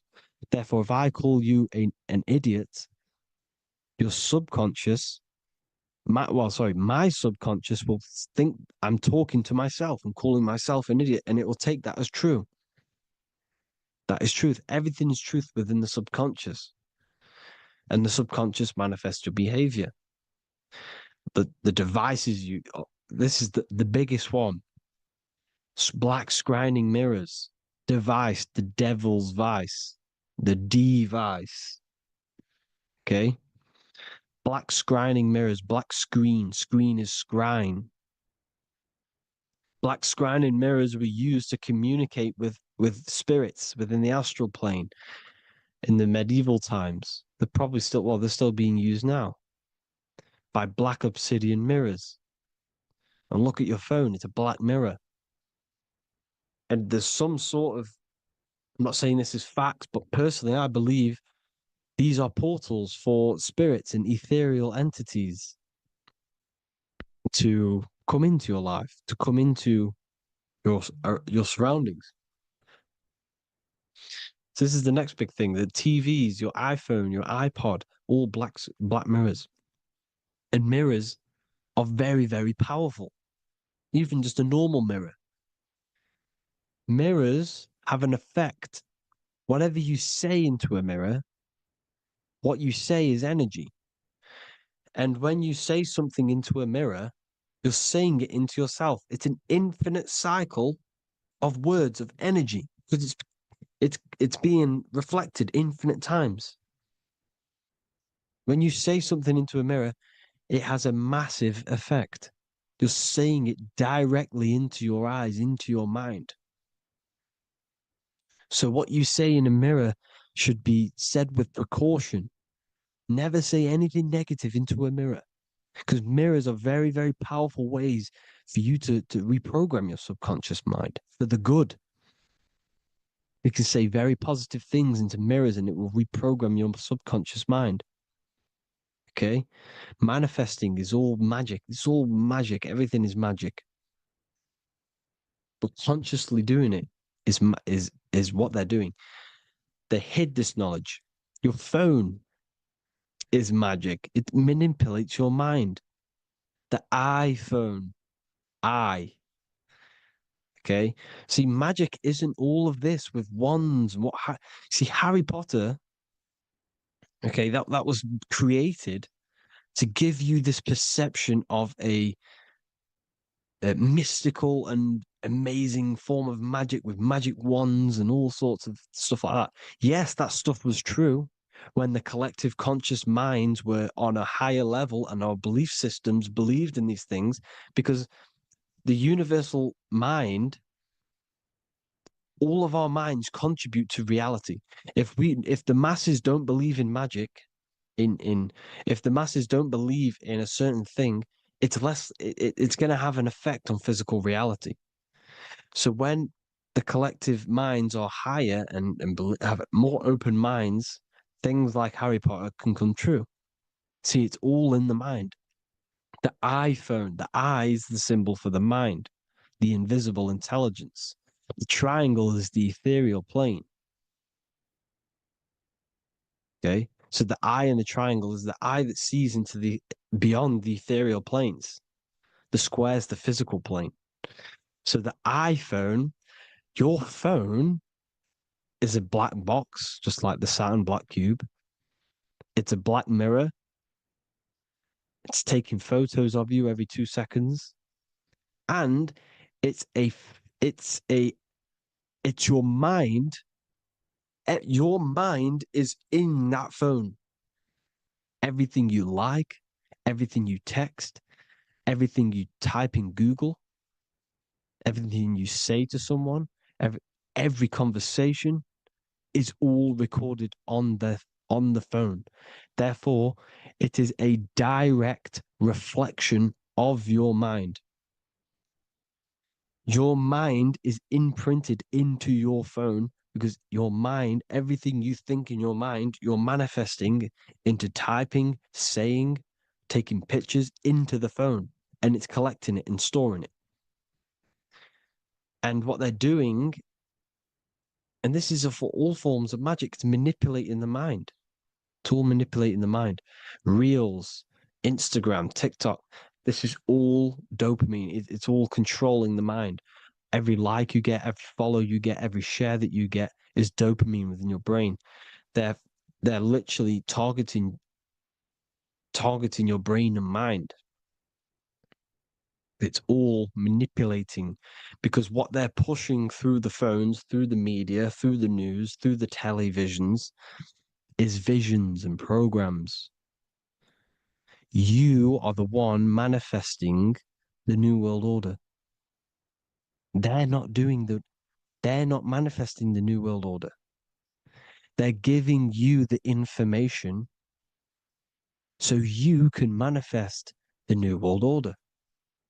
Everything they say is contributing to your mind. For example, digital money and all the information they put out for you to see is contributing to your enslavement. Your mind is manifesting the New World Order. They know this. They don't manifest it. There's billions of us. We could easily run over them physically, but on a mental level, these people have the knowledge and they hide it from us, and they let us manifest reality because we are the collective. They give us the information which manifests their agenda. It's all magic through the phones, the media, the television. So your phone is a manifestation of your mind. It's a record of your mind. Hollywood, Hollywood, holly tree, holy tree. They used to make wands out of holly trees, holy trees, because it was the most holiest wood, the best for casting and transmitting energy. So they used holly trees to cast spells. That's what Hollywood is. And in Hollywood, they have the red tear, the blood drop next to the Hollywood sign, because it's all satanic. They're all black magicians. They use Hollywood to cast the spells through the music, through the films. You see, music is a form of magic. All of this is magic. Everything they do is a form of magic because they want an agenda behind it. But it's not black magic. They're letting us create our prison. This is what you have to see. Yes, they're evil, but they're not doing anything evil, or else they would face the karma.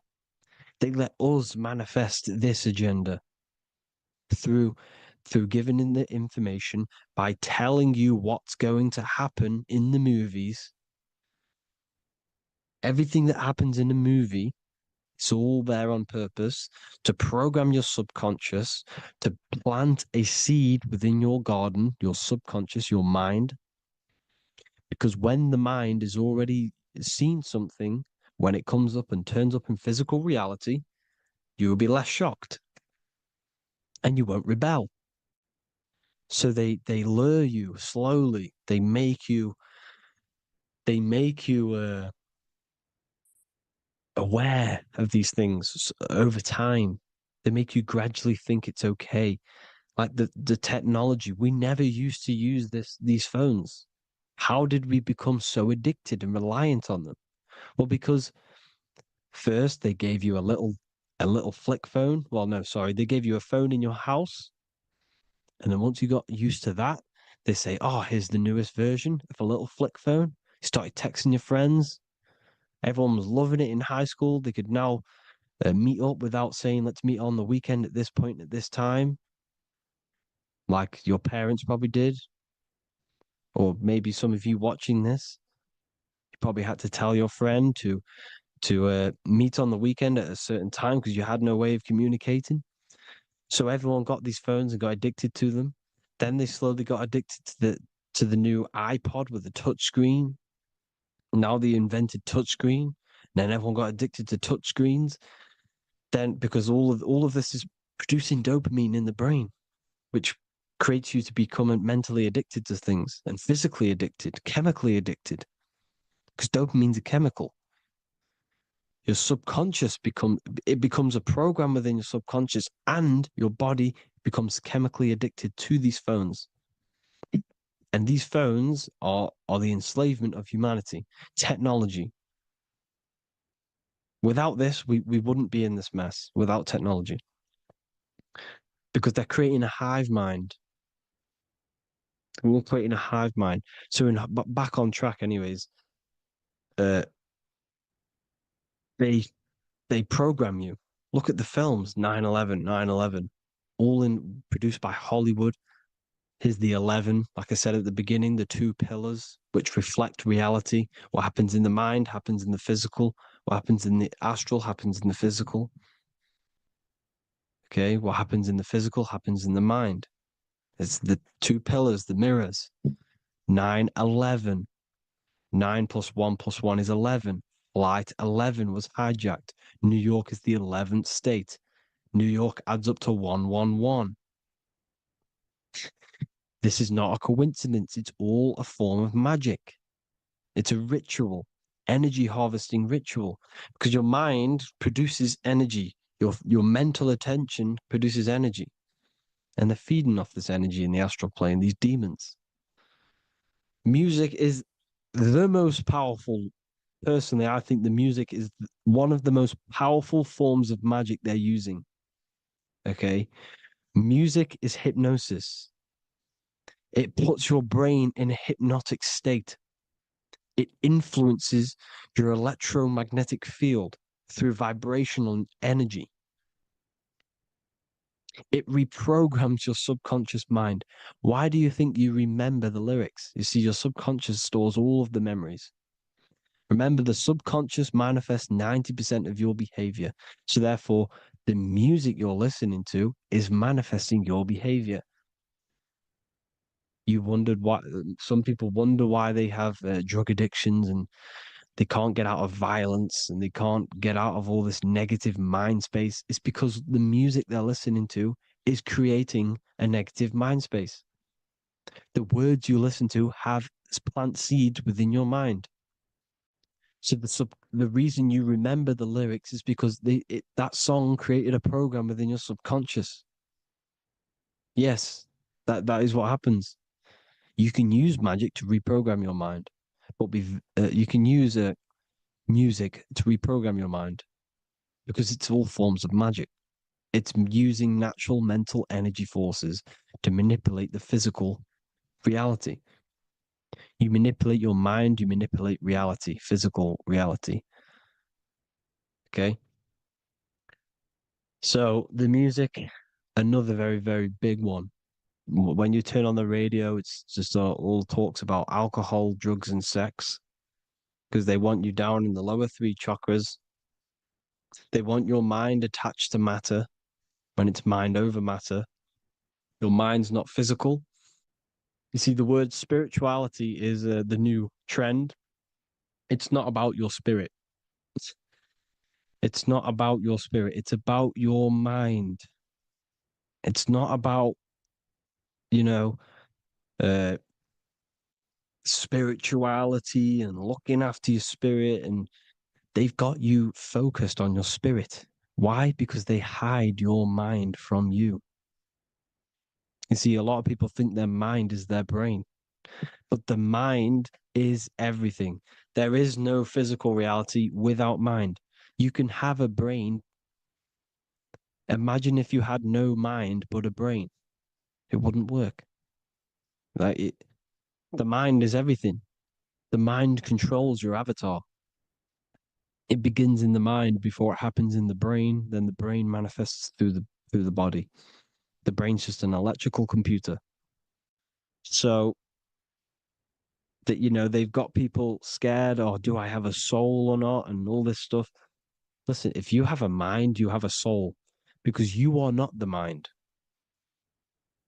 This is why everything is sort of an illusion, because beyond the mind is your soul. But what is the soul without a mind? You can't have a soul without the mind. But if the mind didn't exist, the soul doesn't exist. You are the person listening to your mind. I shouldn't say person because you're not the body. You're the entity behind the mind. But if you didn't have that mind, you couldn't understand what you even were. You would just be an observer who couldn't think. So yes, we all have a soul. If you have a mind, you have a soul. Everything is mind. Everything has mind. Mind creates everything. God is mind. And then manipulating your mind through TV, your phone, uh, every little thing. The school, it's all about the mind, people. Control your mind, you control your reality. Just the last thing, here you go. Aleister Crowley, the dark magician, Kanye West doing the exact same thing because they're implementing magic in the music. Here's the Beatles with Aleister Crowley in the background. Bet you never noticed that. Aleister Crowley was influencing music and placing magic within the music to influence the subconscious.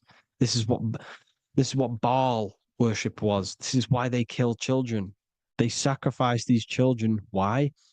Well, because in order to ascend, in order to raise your consciousness internally, godly, by being good, God, or being in order to be good and raise your consciousness and to get something in the physical world, you have to sacrifice yourself.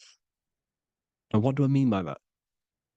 In order to raise your consciousness and ascend, you have to sacrifice the lower nature of yourself.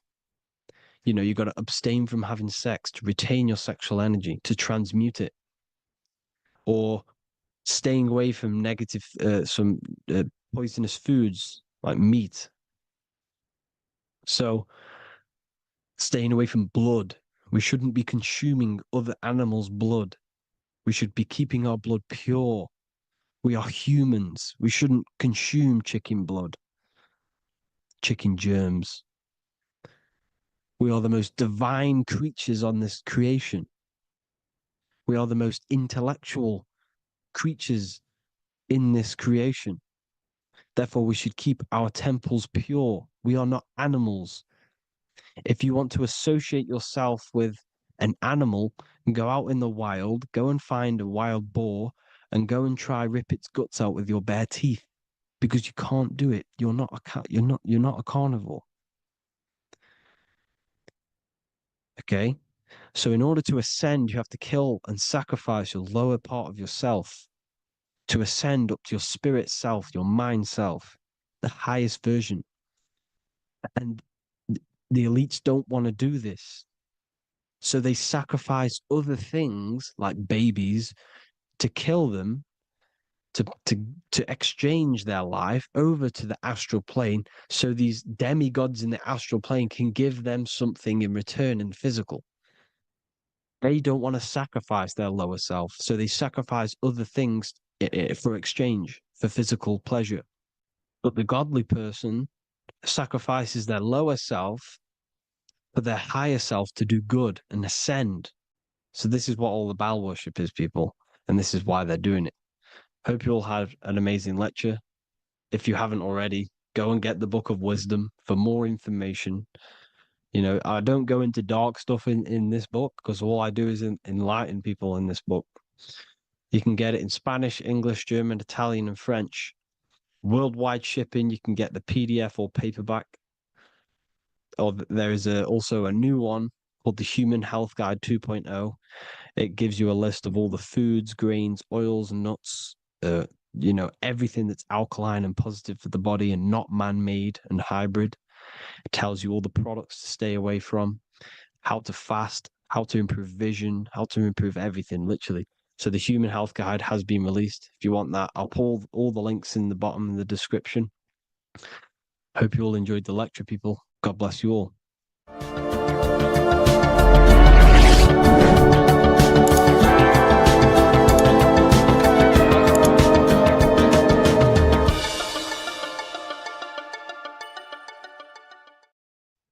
Hello, everyone. Today we're going to be discussing the esoteric and occult meaning behind the story inside of Genesis, the story of Adam and Eve. This is a widely known story, but not many people know the true esoteric meaning behind it.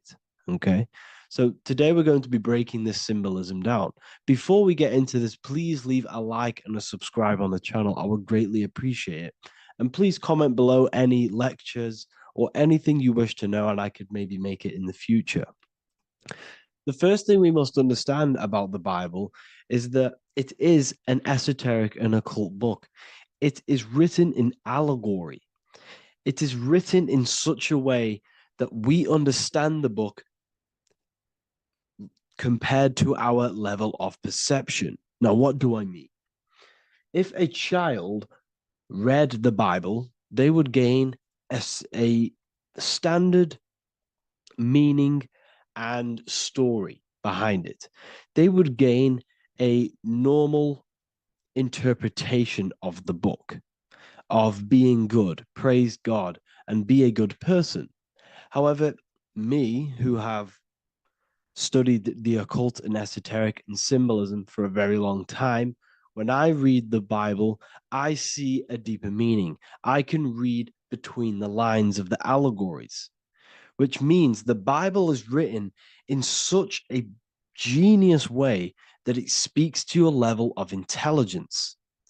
Depending on how advanced you are mentally and with knowledge, will depend on how you decipher this book and how the parables inside the book can speak to you in your personal life. Okay. So the Bible is the greatest psychological book ever written in history. This is why it's known as the greatest story ever told. It's a story. What we must understand with the Bible is that the Bible creates on the surface a logical way of thinking, which is what we call religion. We read the Bible, and if we think logically and we take that book literally, then we gain a religion. But if we look beyond the surface, this is what we call esoteric, metaphorical, symbolic. You can read between the lines using our right hemisphere of the brain in deciphering this book and what it truly means to us and the evolution of our mind, body, and soul. What this book actually reveals between the lines is instructions and stories which teach you how to level up your consciousness, how you can sync the mind, body, and spirit and the soul all together so you can live like a god. This is what the esoteric is. It's the purification of consciousness. Now, when it comes to Adam and Eve, okay, what we must understand is that this is the beginning of creation. This represents the beginning of your life in an esoteric way. This is symbolic for the beginning of your incarnation into this physical world, okay? And we have Adam, masculine, Eve representing feminine. These are the two masculine and feminine energies which create the whole material universe. Okay. And as we are born with a pure consciousness. We are born with pure consciousness. Well, now, what do I mean? As a baby, we have no knowledge. We are pure essence of the soul. You know, we don't gain the knowledge of good and evil. We are pure. Yes, we're not happy all the time as a baby, and we're not sad all the time, but we have no ego. This is what I mean. Our consciousness is not split. As a baby, you are whole. You have a whole consciousness. You are yourself. You have no false identifications, no limiting belief systems, nothing. You are pure awareness and the pure soul and the pure mind. Now, this is what Genesis is representing. As we grow older, the more experiences we gain, the more thoughts we start to think, the more knowledge we gain of this world, the more impure our mind, our heart, our soul, our spirit becomes, the more impure our body becomes. As we grow older, we're infected with negative beliefs, negative thoughts, and society norms. This is a big one. As we grow older, we are molded by society. We shut off areas of ourself and we push them away so that we fit in with society. We all know this. We all did this in school. We pushed away parts of ourselves to act cool or to fit in, whatever it may be. Whatever type of person you were in school, we all went through this because society and culture is programmed. So as we grow older, our consciousness splits. We gain a persona, an ego, and we gain a shadow self, the subconscious, and we gain an ego. Now, the ego is what you show to people. It's that character that you show, that you put on to your culture, to your family, to your friends. This is a false identification. And we also gain a shadow self. The shadow self is gained through experience. This is the subconscious. Our ego is created through experience. And so is the subconscious and the shadow self. Okay. So as we gain age in this material body, we fall from the Garden of Eden. We gain the knowledge of good and evil. This is what the symbolism represents of us leaving the garden, us eating from the fruit. Now, the fruit represents the knowledge, it represents the insight, the experience, which splits our pure consciousness. Our soul splits. Okay. We lose connection with the divine.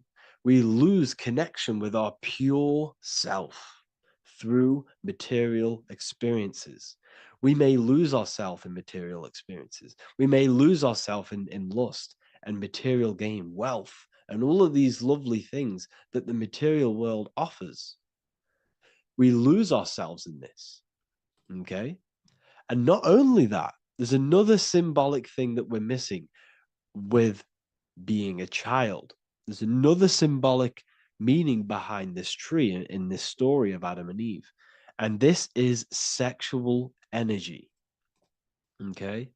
As we are a baby, we have no ability to create another human life. We have no sexual urges. We have no desire for the material things as a baby. Nothing. As we grow older, our sexual energy cultivates around the age of, it's like 10, maybe earlier for some people or later for some people. This is what we call puberty, when our sexual energy activates. This is when the masculine and feminine energies are present within the body. And we are now given the ability to create human life. We're now given the ability to bring in a soul into the material world. Now, this is what we believe and know in the esoteric world. That is what sex is. You're bringing a soul from the astral into the physical. Okay. So as you grow older, you gain this ability to use the power of creation. You gain this force within you that allows you to open a portal in the astral and bring in a soul to the material. Now, this power can be misused. This power is very powerful and should not be misused. In occult and esoteric teachings, we teach and learn sexual transmutation, how we transmute sexual energy into different areas of our life so we can grow and create. Because sexual energy is creative energy. It creates a whole new human being. So if we retain it, we can transmute it into creativity. So this energy is kind of corrupting us as well. And now I'm not saying growing up is evil, all this thing is evil. This is a natural cycle that we must go through. The soul of us must go through this cycle so that we learn, so that we overcome it, so that we gain mastery over ourselves, so that we expand ourselves. I recommend you watch the Evolution of Consciousness lecture that I did on my YouTube. An amazing lecture. It talks about the evolution of consciousness and how we're on a never-ending cycle of life and death and expansion. So leaving the Garden of Eden is symbolic. You see, Eve represents emotion. She's feminine. Adam represents action. That's why he bit the apple. You see, Eve takes the apple and tempts Adam because she's the emotion, she's the sexual desire, and Adam eats it.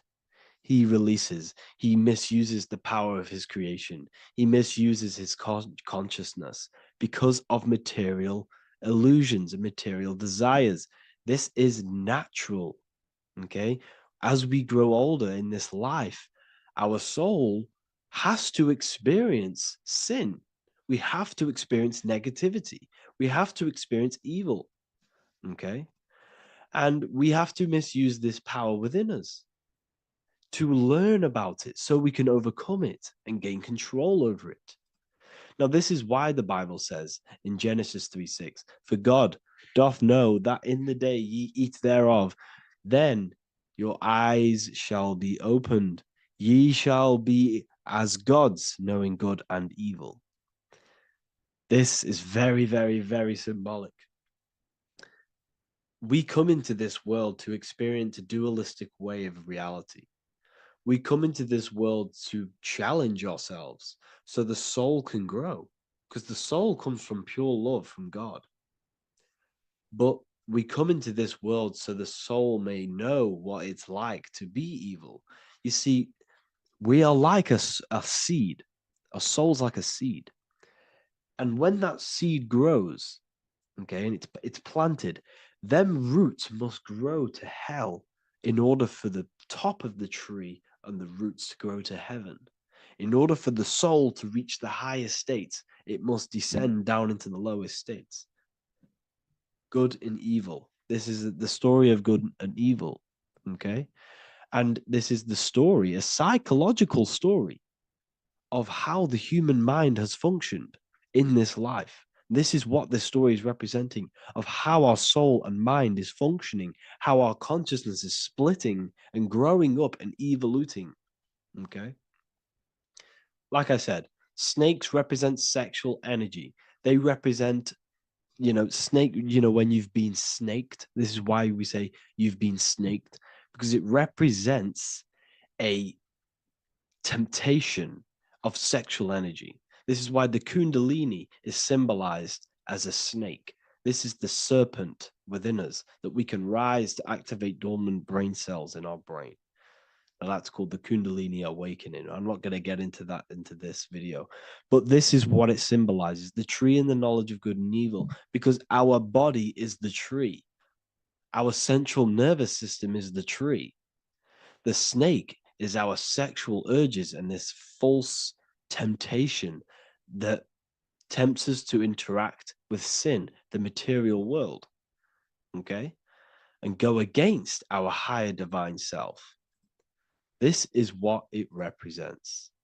Now, it's very, very symbolic. Not everyone is going to agree with this, but this is my interpretation of Genesis based on my research of occultism, symbolism, metaphors, and me studying the Bible.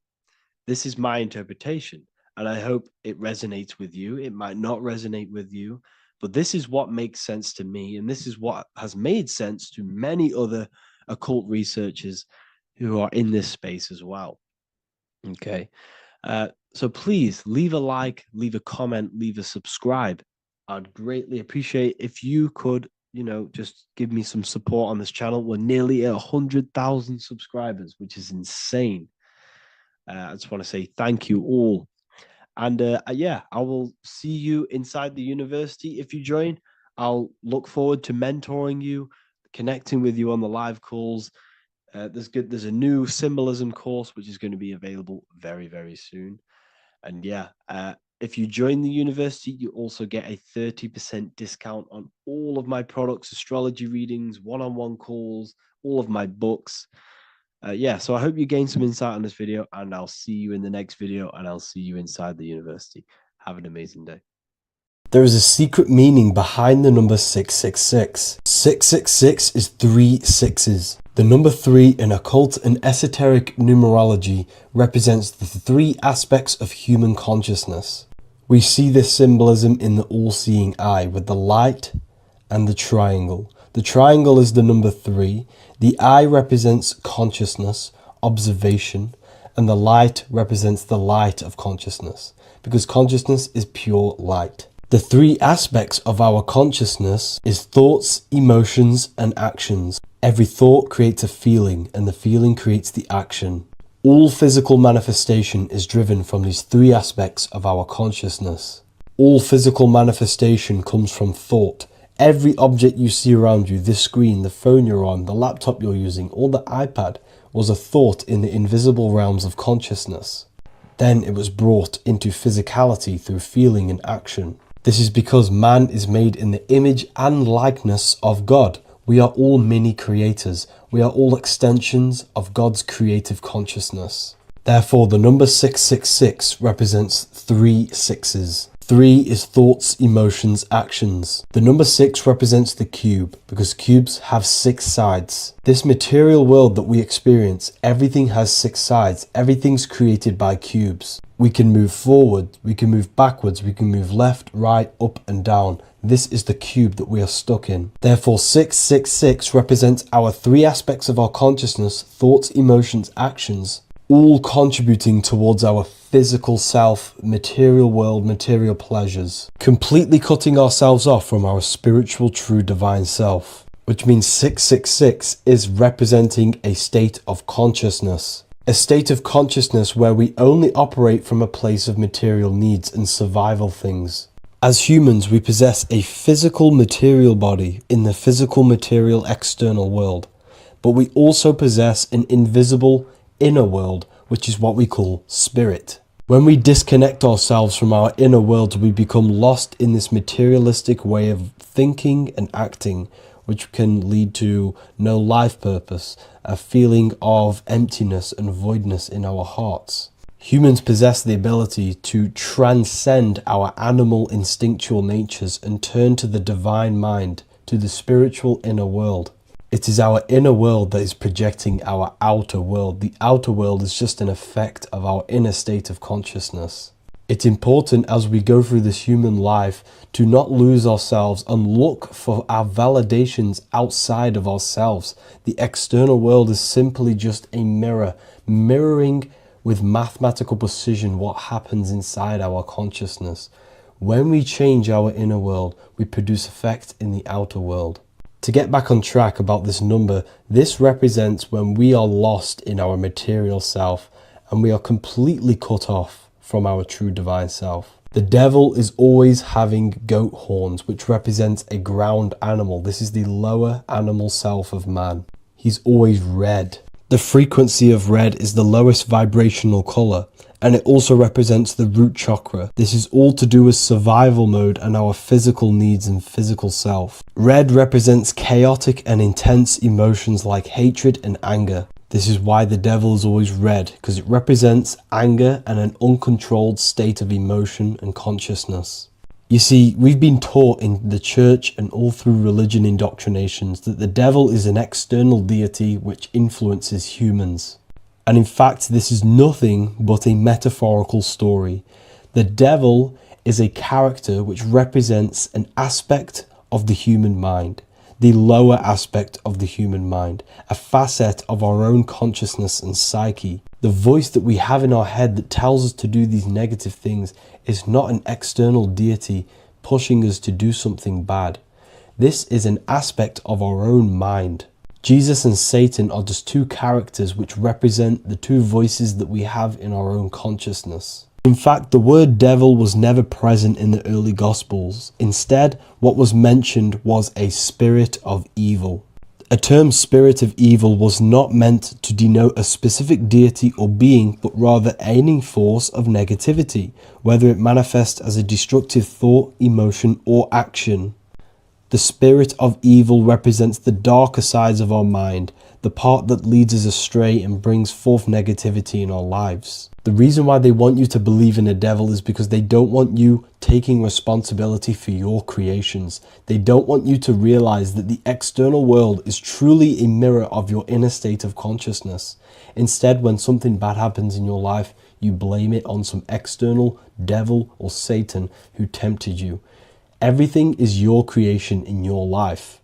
When you realize this, you take full control and you begin to reshape your external world by changing your inner state of consciousness.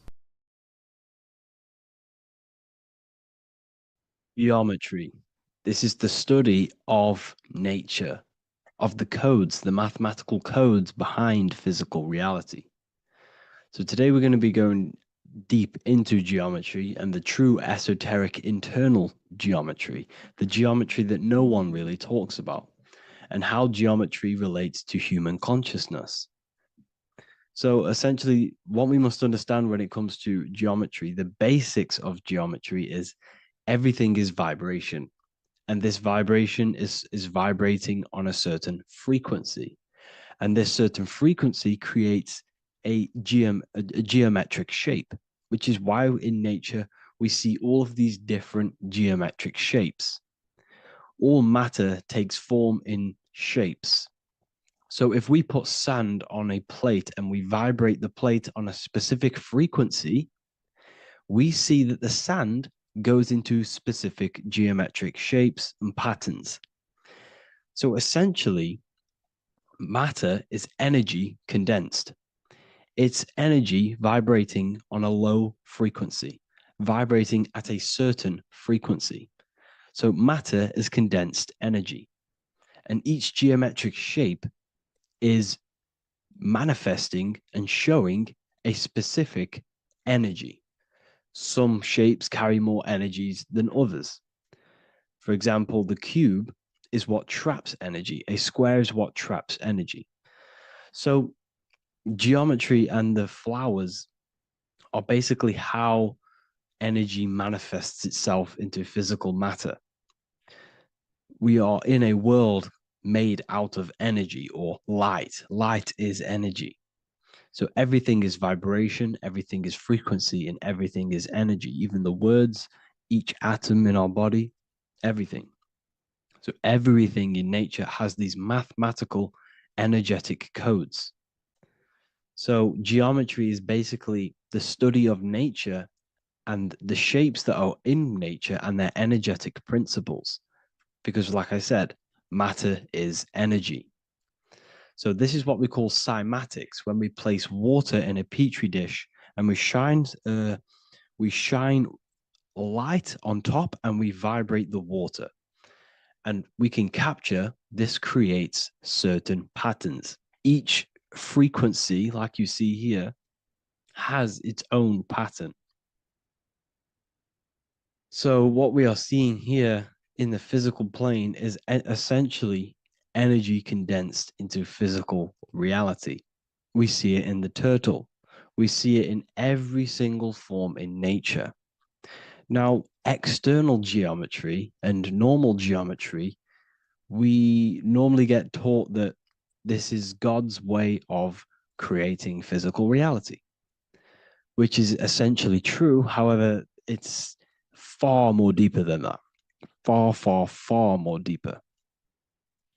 Okay. So, what geometry truly is, it's not God's codes to reality. What we must understand is what the brain truly is. And what we must understand is that we are not in the world. We are not in the universe. The universe is us ourselves. And the world is produced by our brain itself. Okay. So the way you must understand how the brain works, so what you visually see, so geometry is to do with what we visually see. And what we visually see is heavily connected with our eyes, which are an extension of the brain. The eyes are the brain. And essentially how we see is energy enters the eyes, and each eye goes to the optic nerve. And this energy is transferred into electricity, which travels to the back of the brain, to the visual cortex of our brain. And this is where the image is produced, what we see. Therefore, the world outside of us is truly inside of us. It's a projection from within the brain. The brain is an energy condenser, a decelerator, an energy decelerator. Everything outside of us is basically formless energy. It is formless energy vibrating at a certain frequency. So, what the brain is, it's sucking in this energy, this light, and turning that frequency, that code, that light code, into a physical reality. It's condensing the energy and turning it into a visual image inside of the brain. Therefore, everything outside of you is not what it looks like. Everything outside of you is basically energy, infinite energy. And our brain is condensing this into a physical reality and projecting it outwardly, which you experience your visual field. Okay. And the ancients knew this. So this is basically called the sigil of Lucifer. Lucifer is known as the light bringer. Lucifer in Latin means to bring the light. This is the sigil of Lucifer, which shows the visual field and the brain. We also see this in the Google Play symbol. It's a powerful symbol showing you the visual field, which is basically a symbol that tells you that reality is inside of the brain. The brain is what produces reality, but consciousness is not produced in the brain. The brain is essentially a consciousness downloader. It's a computer and it's a reality simulator. The body is a simulation of physical reality. You are inside of the body experiencing the body simulation. The body produces this reality. It's a piece of technology. So Lucifer is to bring the light. Lucifer is the light being produced in our brains. Okay. So this is why they say Lucifer can tempt you. Lucifer can be the devil because it represents physicality. It represents the false light. Lucifer can trick you because it represents the physical world can trick who you truly are. So now that you understand how the brain is basically an energy decelerator and it creates and simulates a reality to your consciousness, you are no longer a person in a universe. You are the universe itself experiencing itself. Therefore, geometry is heavily linked in with the brain. Geometry is essentially how your brain and how your eyes decode energy. So, what you are seeing is the mathematical codes of your brain creating reality. So, what they teach you is the external is that geometry is God's way of creating this world, and these are the mathematical codes God's created. But now I'm telling you the internal. This is the truth. Geometry is how your brain mathematically condenses energy and light into a physical reality. So therefore, your brain is a computer program. So now geometry is nothing outside of you. Geometry is not something created by something else. It's created by your brain. Your brain produces these patterns through mathematical codes by breaking down energy into physical reality. And this is why you see geometry in everything around you. This completely changes your view on geometry. It's in your ear, it's in your face, it's in everything. Geometry is everything. Okay. So now that you understand this, now, as we were talking about the visual field earlier, the ancients knew about this. The ancient Egyptians knew about this. We can see this symbolism inside of the casket, the Egyptian casket. See, this crossover represents the visual field. This represents the back of the brain. This is the left hemisphere, the right hemisphere. And now some of the most simplest teachings in geometry is that straight lines are masculine and curved lines are feminine. And we even see this in the human body. The feminine human body is curvy and the masculine human body is liney. And even with the genital reproductive area, we have a line and a curve, 0 and 1, the binary code of all creation, 0 and 1, because that's basically all that exists. Nothingness and one, nothingness and God, nothingness and consciousness. That's all that exists. Now that I've told you that, the basics of geometry and the line and the curve and the feminine and the masculine, what do we have here? You see this stick here? This is a curve. And what's the right hemisphere? The right hemisphere is the feminine, the feminine energy, the feminine aspect of our brain. Then we have a straight line. This is straight lines. Now this represents the left brain.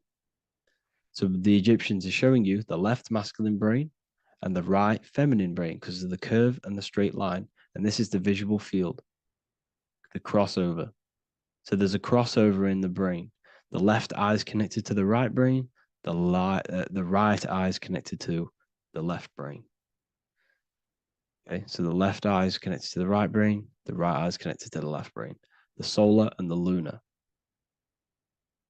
So, like I said, everything outside of you is basically energy. Your body is basically a holographic avatar, condensed energy produced by your brain. There's nothing actually outside of you. Your five senses are electrical threads of light. And when you touch something, this is basically electrical signals in your nervous system, which are reporting back to the brain. Therefore, what you touch is actually, you're not touching. The feeling that you feel when you touch something is not the true feeling. That's your nervous system you're feeling. You're feeling your nervous system in the brain. It's electrical signals to your brain. So the five senses do not decode, well, what you're experiencing as the five senses is not outside of you. This is your brain interpreting electrical signals. You don't experience the world, you experience your nervous system and your brain. The nervous system is an extension of the brain. So this is the truth. This is not woo-woo spirituality. This is true consciousness science that I'm teaching you here. Okay? So nothing is truly outside of you. It is a universe. You yourself are the universe, the fabric of the universe itself. The only thing that exists outside of you is essentially energy. That is it. And your body and your brain condenses this energy into reality. So when we look into architecture, why is architecture, the ancient architecture, so important? Because what did I tell you at the beginning? Shapes and physical matter is condensed energy. Each shape holds specific energy. Some shapes hold more energy, emit more energy. Some shapes condense energy. Some shapes transfer energy. Each shape, each geometric shape has an energetic principle because matter is essentially energy. So when we look into cathedrals and the ancient buildings, they were filled with geometric patterns, geometric shapes, because they understood the energy principle. Architecture is basically solid energy. It's physical energy. It's a if we create this pattern here is an energy code, and if you stand next to it, you're going to gain that energy. It's going to be imprinted on your body. So essentially, they filled their buildings with high energy geometric shapes, points, triangles, pyramids are very, very energetic. This is why you have crystal pyramids made, organite pyramids. They're always in pyramid shapes. That's why the Egyptians built in pyramids, because pyramids hold high energy. They emit high energy. So this is why you see all these different geometric patterns. Okay. So in the real reality, in the energetic plane, this building would basically look like this: lines and grids of energy. Okay, this is what it would look like in the energetic plane, a blueprint of the energy body. So, as you see here, these are the different frequencies in a petri dish of water in a petri dish. And you can see they are specifically aligned up with these specific patterns. You can see geometry even within geometry. It's fractal. So essentially, when you would stand inside of these buildings, they would imprint the energy of the building in your body because your body is healed through energy. You have an electromagnetic field around your body. So by creating buildings with geometric patterns, we are essentially increasing the energy of the building because the building itself is energy. Okay. So when we fill it with geometric patterns, we're increasing the energy. We're giving it a certain energetic imprint. So when you stand inside of that building, you're being imprinted with that energy. Okay. So especially with these windows, these stained glass windows. Well, why are they stained glass? Well, color is frequency. So when you have all of these different colors, and not only were they just painted, some of these colors are specific gemstones, crystals, natural stones, which all hold energetic principles. Each crystal is vibrating on a certain frequency. Wood has its own frequency, metal has its own frequency. What you must understand is that everything in nature is not just a piece of matter. It's vibrating. The atoms of wood are vibrating on a certain level, which give it a certain energetic principle. Each crystal is vibrating, the atoms of the crystal are vibrating on a certain frequency, which give it a certain energetic principle, quality. So each thing, this is why the ancients were obsessed with natural stones, natural things, crystals, natural metals, and they wore different metals, different things like copper on their bodies because they understood the atoms of these natural things are vibrating, which give certain qualities to you if you wear them. So you're not wearing it, you're basically putting that frequency onto your body because they understood this is energy. If I put copper on my body, I'm not putting copper on the body, I'm putting the frequency and the energy of the atoms onto my skin, And that frequency of them atoms are going to vibrate my skin, that frequency, and heal my body. So this is why this is so important. So each building is an energetic code. Okay. So when you stand in these buildings, it can heal your body. This is why when people walk into these ancient churches, they feel like they've met God. They feel a certain way. They feel so amazing when they enter these churches. They feel holy, for example. It's not because God's there. It's not because these man in the sky dwells in these holy places. It's because the energy of these buildings affect our consciousness. They increase your energy. They raise your vibration. They heal your body. They heal your cells. They imprint the water in your body, especially with these stained glass windows. Like I went a bit on a tangent there, but these stained glass windows were encoded. Well, they use different gemstones, different lights, different colors. And when the sun would shine through this window, well, what's the sun? The sun is light. Light is energy. The sun's light would go through this filter of the window of the crystals and the different gemstones and the different colors, and the sun's light would be encoded, imprinted with these crystals, with these colors and these natural glasses, which have healing energetic principles. And when you are inside that building, the sun's encoded energy of the window would be imprinted into your body, into your energy field, and it will heal your energy field, and it would heal your body, your cells on a cellular level. Because your body is what? 60 to 70 to 80, some people say 80% water. And water is encoded with vibration. If you say certain things into water, it gives it a specific geometric pattern, like I broke down in the beginning. If you say love to a water and then freeze it, it will go to this. If you say hate, it will go to a distorted pattern.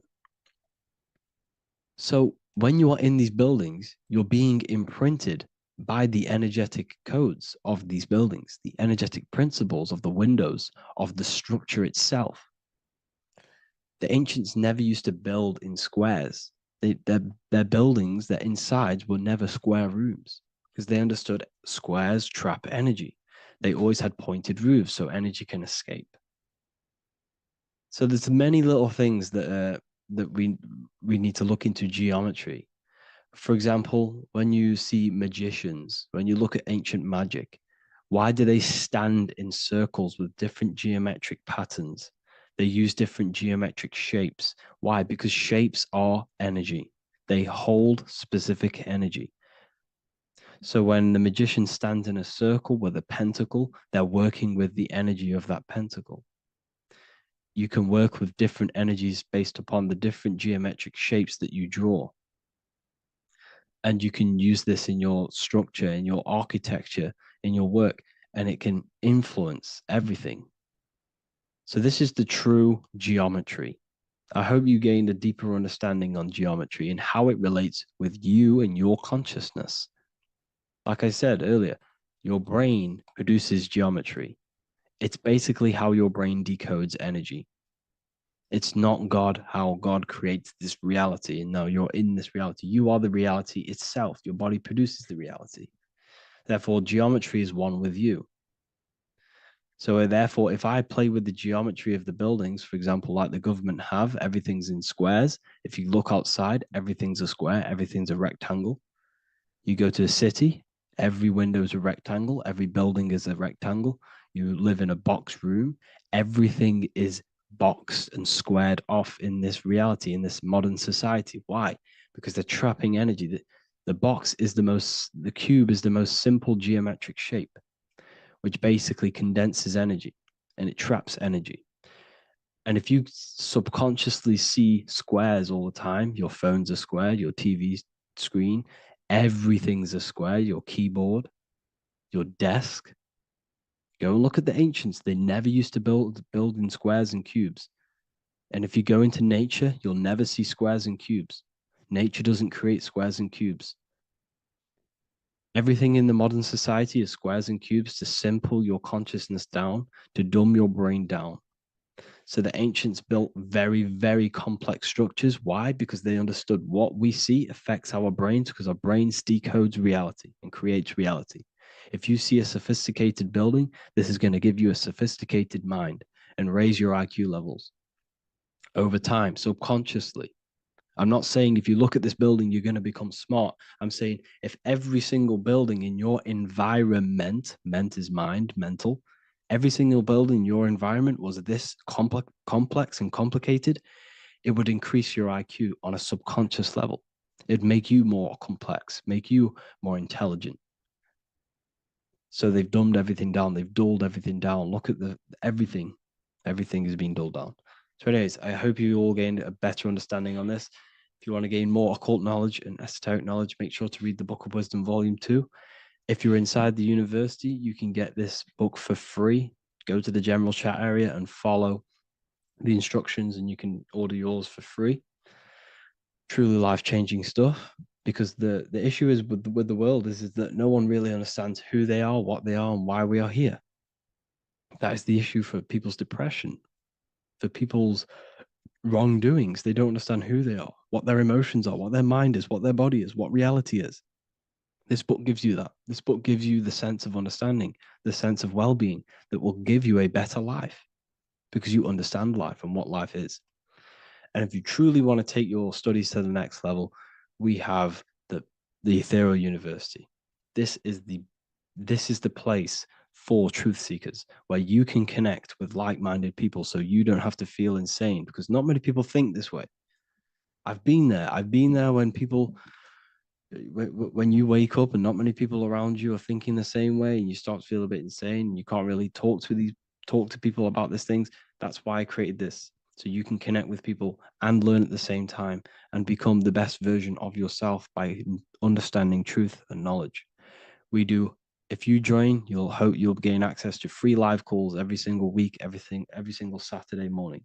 We do live calls. You can ask me questions and all sorts. So make sure to leave a like and a comment, and thank you all for tapping in.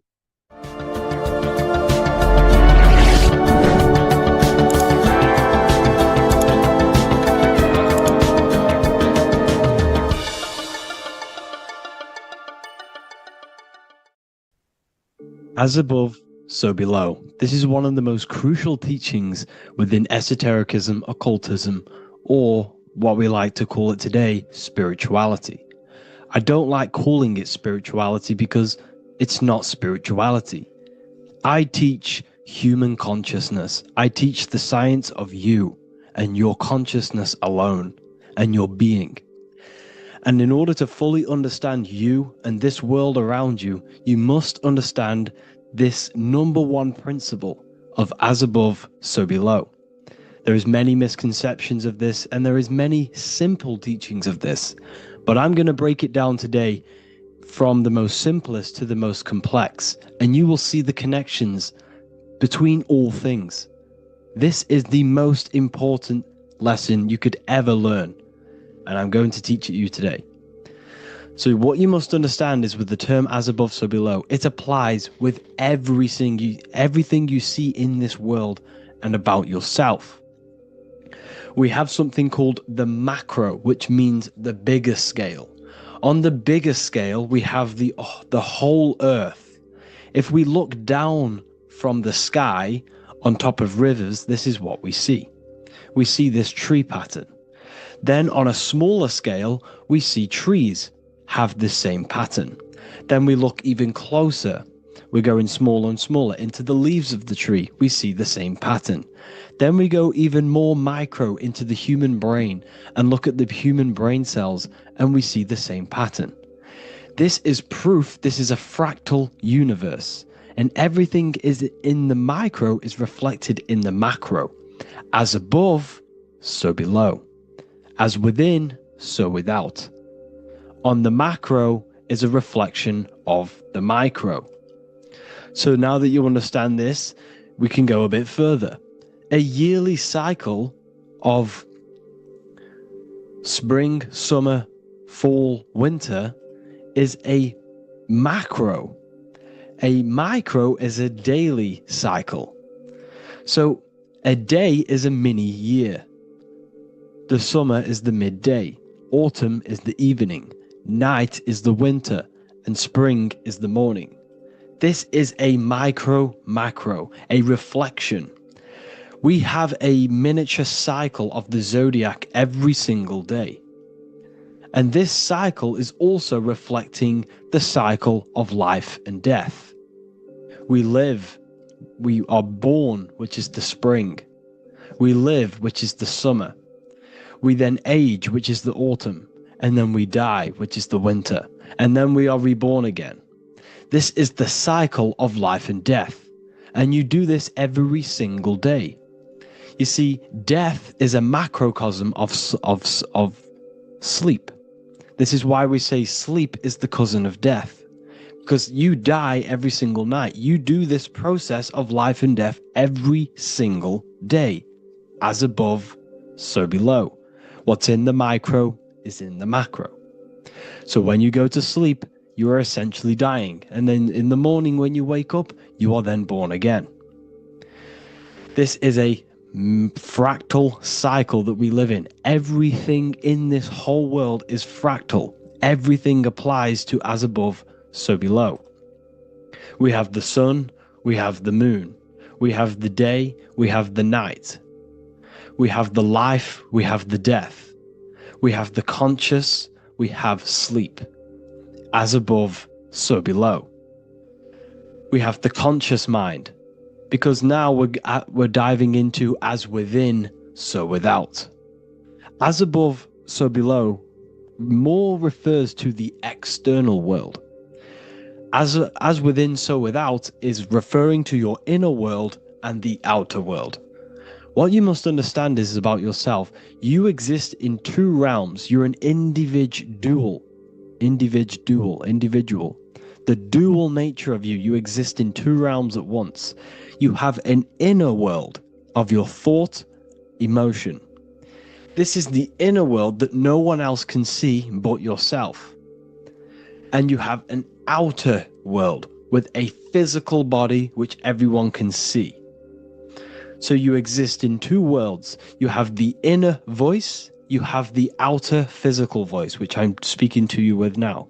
But I also have an inner voice, which no one can hear, only but me. So you exist in the light and you exist in the darkness. The sun represents your external self, your physical, conscious mind. The moon represents your shadow self, the inner self, the psyche self, the spirit self. There is an as above, so below. The sun is within you. The moon is within you. Everything is within you. Now that you understand as above, so below, what is your body? Your body is a miniature earth. Let me repeat, your body is an earth. Your body is the earth.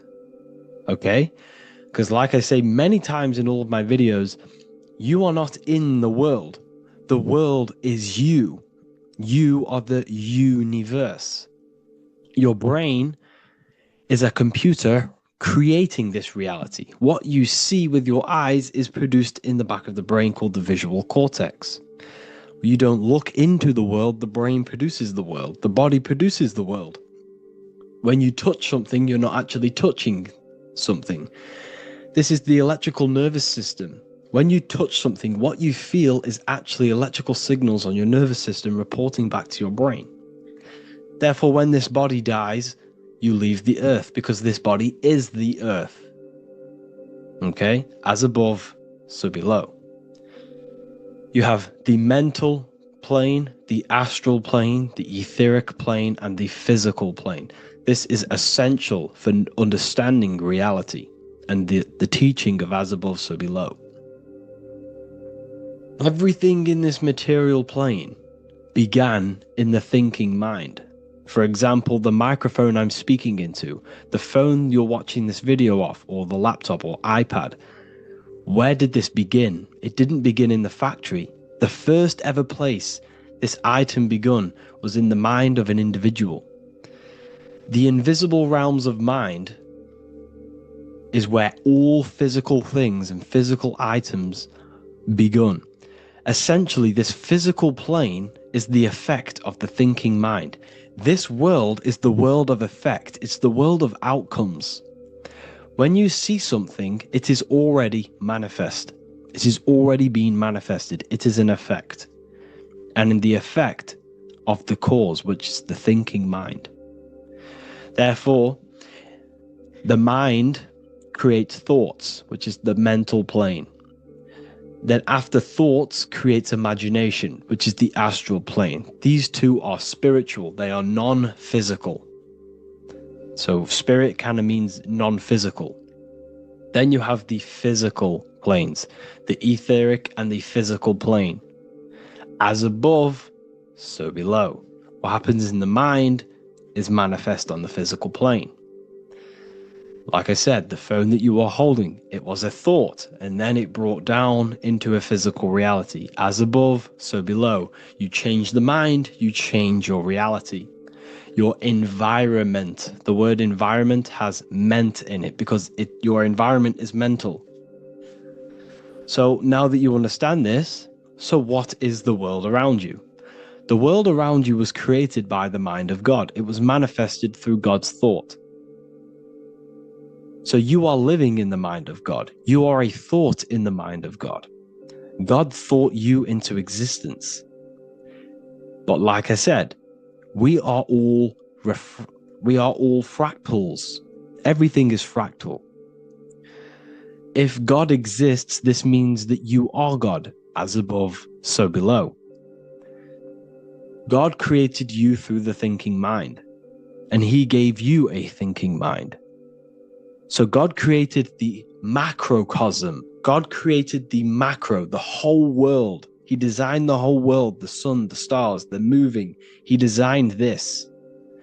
But then he gave you the thinking mind to design your own life and create your own life in his world. You are a microcosm of God's macrocosm. Just like God thought you into existence and the whole world into existence, you are a microcosm thinking your world, your reality into existence. You see this now? Everything is a reflection. Everything is a mirror. Everything is fractal. So in order for you to change your reality, you must change these higher planes. Your thought and imagination are the two key aspects of creating physical reality.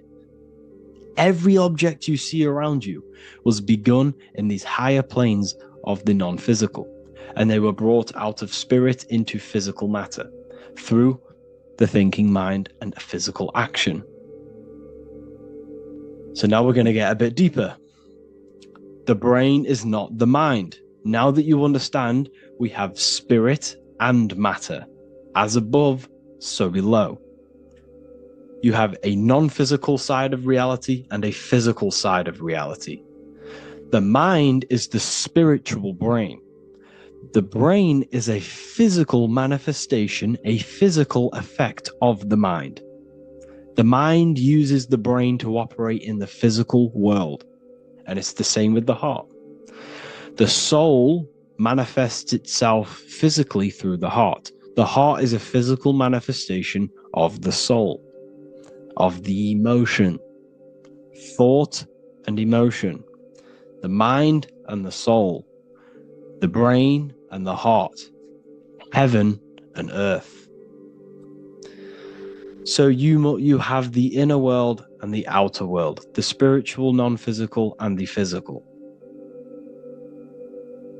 So we are all on this process of awakening, an expansion of our minds into new fields of thought, into new fields of awakening ourselves. Because essentially we are born into this world. But you are born many, many times. You can be born physically and you can be born spiritually. Like I said, everything is fractal.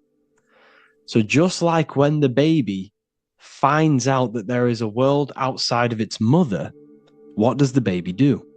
The baby seeks a way out of its mother, and then the baby is now born into a new world, a world outside of its mother's womb. It's the same with you and your spiritual process. As your mind becomes aware that there are other realities beyond your physical body, it then seeks a way out. And this is why you are probably watching my YouTube, because you are now on the path. Something within you has guided you to this path of knowledge, truth, enlightenment, and expanding your consciousness. And it is your soul who brought you here. Your soul speaks through emotion, like guidance. Emotion is the language of the soul. When you feel very bad, this is your soul telling you you're not in the right place. You're doing the wrong things. Because the soul is always unfolding its purpose, which is expansion and learning. That is it. The mastery of the self and the learning of the mind is the only thing that counts in the end after this life. So you are on a journey of expansion, of learning, creating, and spiritual rebirth. As above, so below. What does this body tell you? When I see someone overweight, I don't see the overweight. I don't see the body. I see the mind. I see an undisciplined mind. I see a mind that lacks self-control. I see a mind that seeks external validation. That's what I see when I see an overweight person. I don't see his body. I see the result of his mind. Because what does the Bible tell you? You shall know them by their fruits. It's the same saying as above, so below. You shall know them by their fruit. The fruit is their manifestation. Your body is a direct correlation and manifestation of your mind. Your inner world projects your outer world. As within, so without. As above, so below. Now, what do you see when you see this man's body? I see discipline. I see strength. Mental strength, not physical strength. I see mental resilience of pain.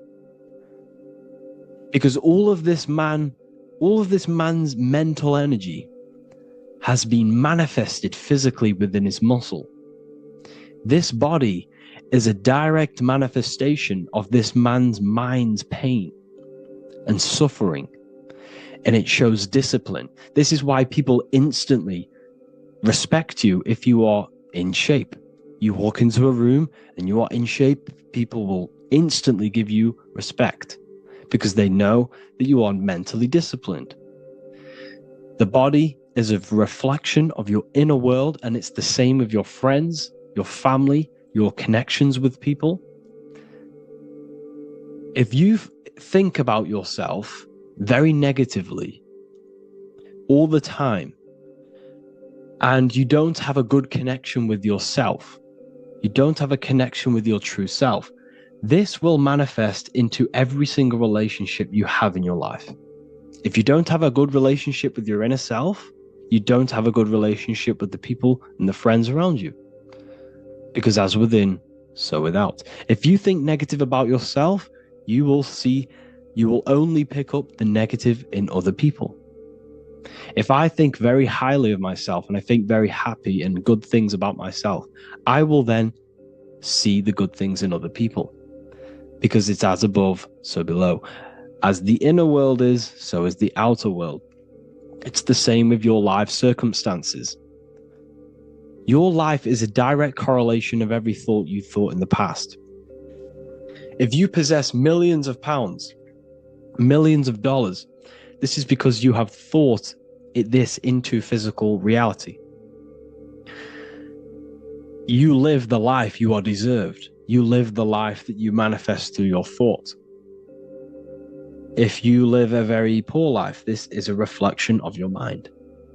This is a reflection of what you have thought into physical existence. Because like I said, everything begins in the mind. As above, so below. And this is even present within the body.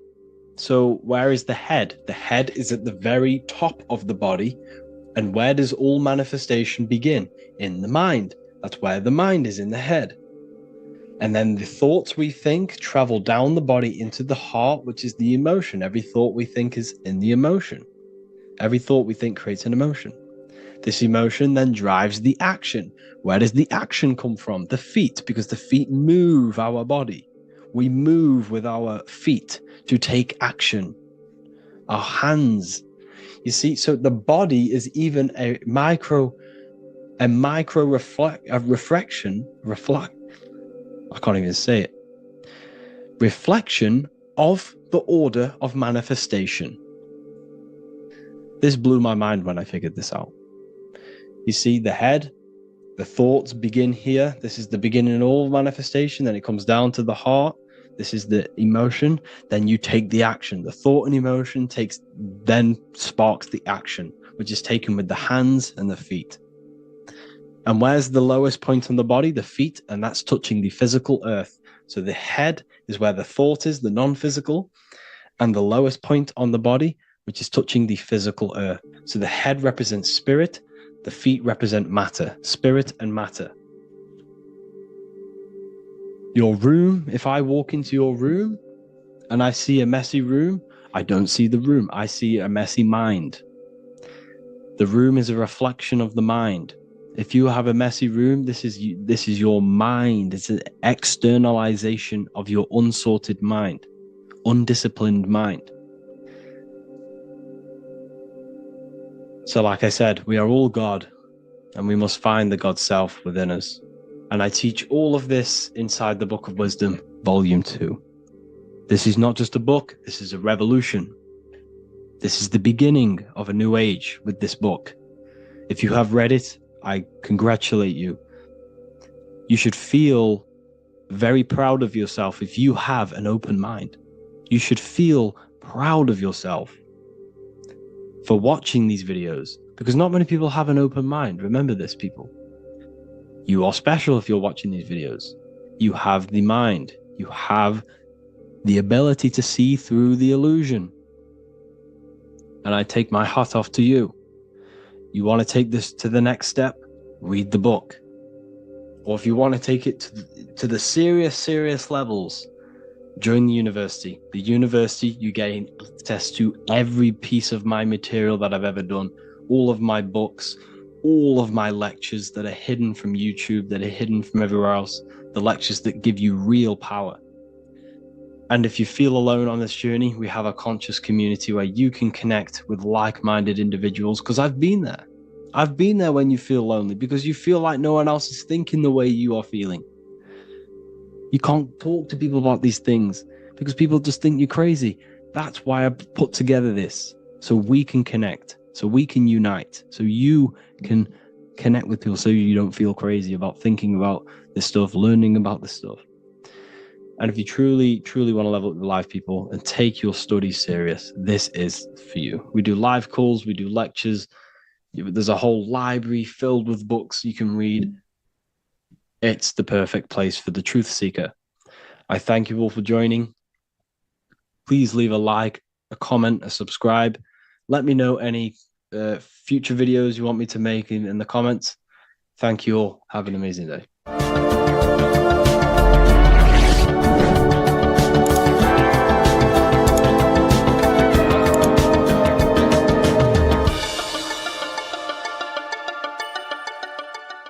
Welcome to Revival of Wisdom.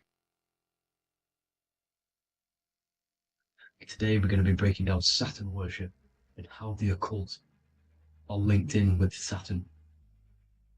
Okay, so first of all, let's start with the celebrities.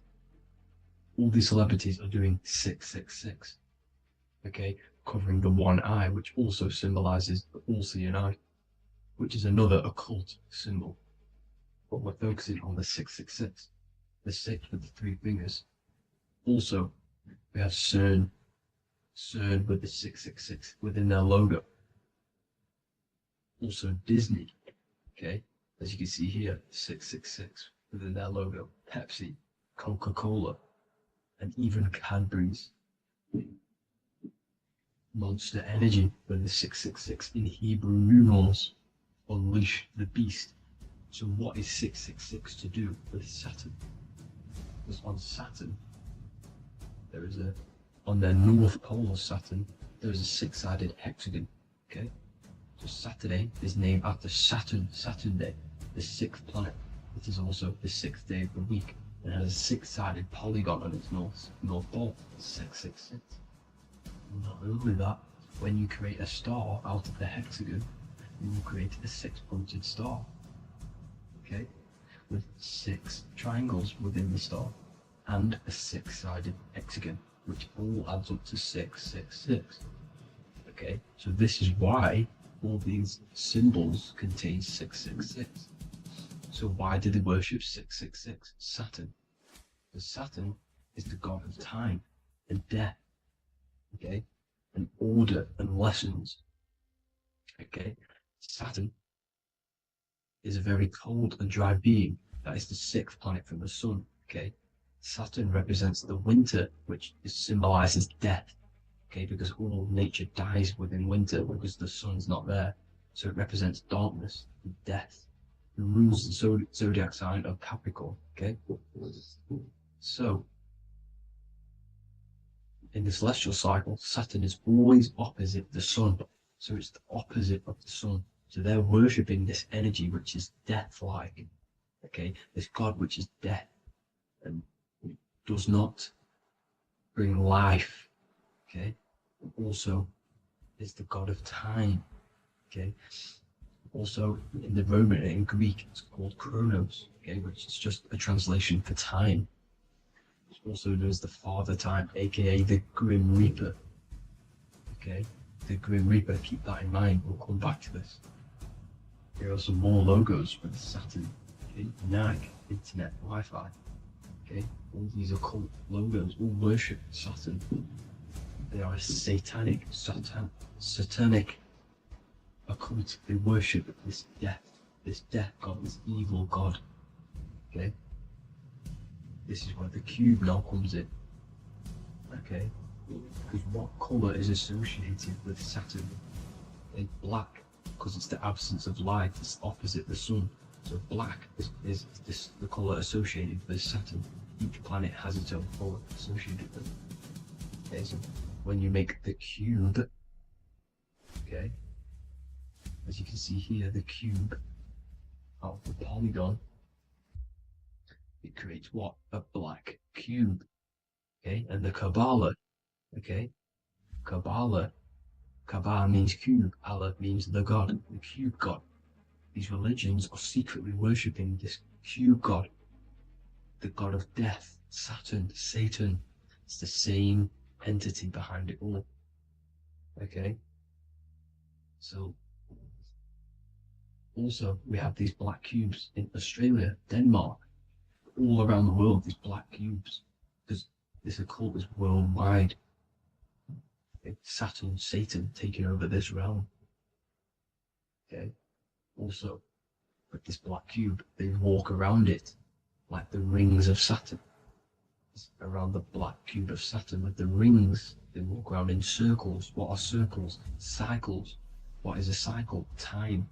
The time god. This is why it has a ring around it, because it represents time, cycles.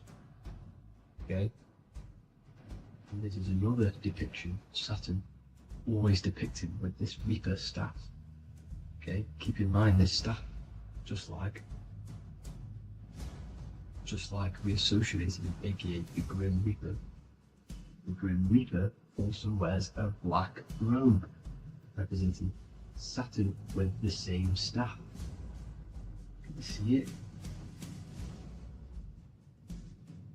This is where it comes in. Okay, it's the same thing. Look, the same staff with the black robe. Black representing Saturn, the god of death. Okay, the Grim Reaper, Satan. Okay. Also, when you graduate from university, what do? You wear a cube on your head, a black cube with a black robe. This is Saturn worship. See, this is how Saturn, Satan, has tricked the world into worshipping him, not God, the sun, which represents God.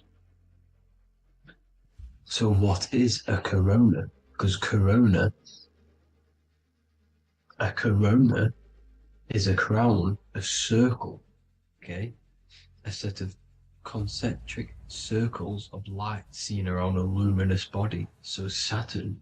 So this is why they used to worship Saturn by wearing crowns in ancient days, and we still do to this day. The king or queen has a crown, a corona. Also, corona, the drink. Corona adds up to 666, just like Saturn is 666. But like you see in the corona, you see the staff.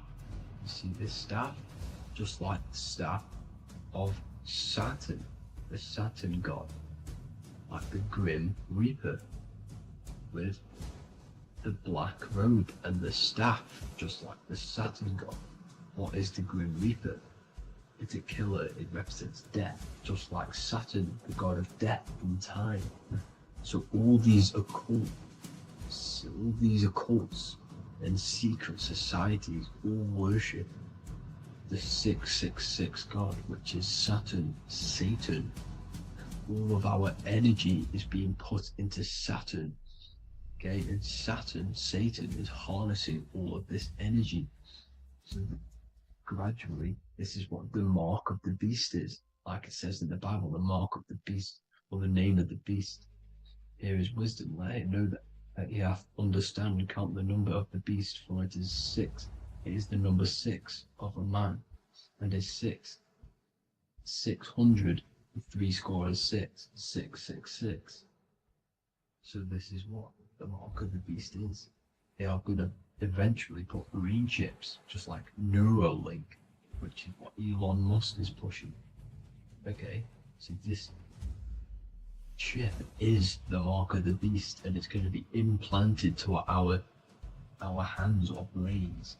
Okay, and they will manipulate our consciousness, and it will manipulate our DNA, and it will directly connect us to AI, and AI is linked in with Saturn, Satan, as the demons and the people who rule this world are in love with AI. They want to connect humans to AI.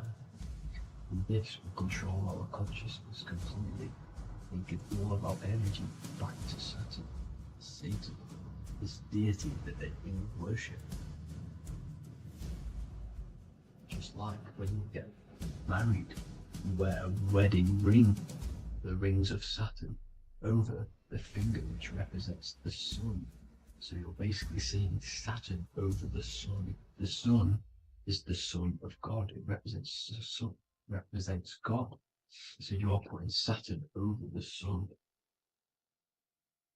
So thank you guys all for tuning in. I'm going to leave you guys here. Please leave a like, comment some topics that you want me to talk about. And please subscribe for more amazing content. God bless.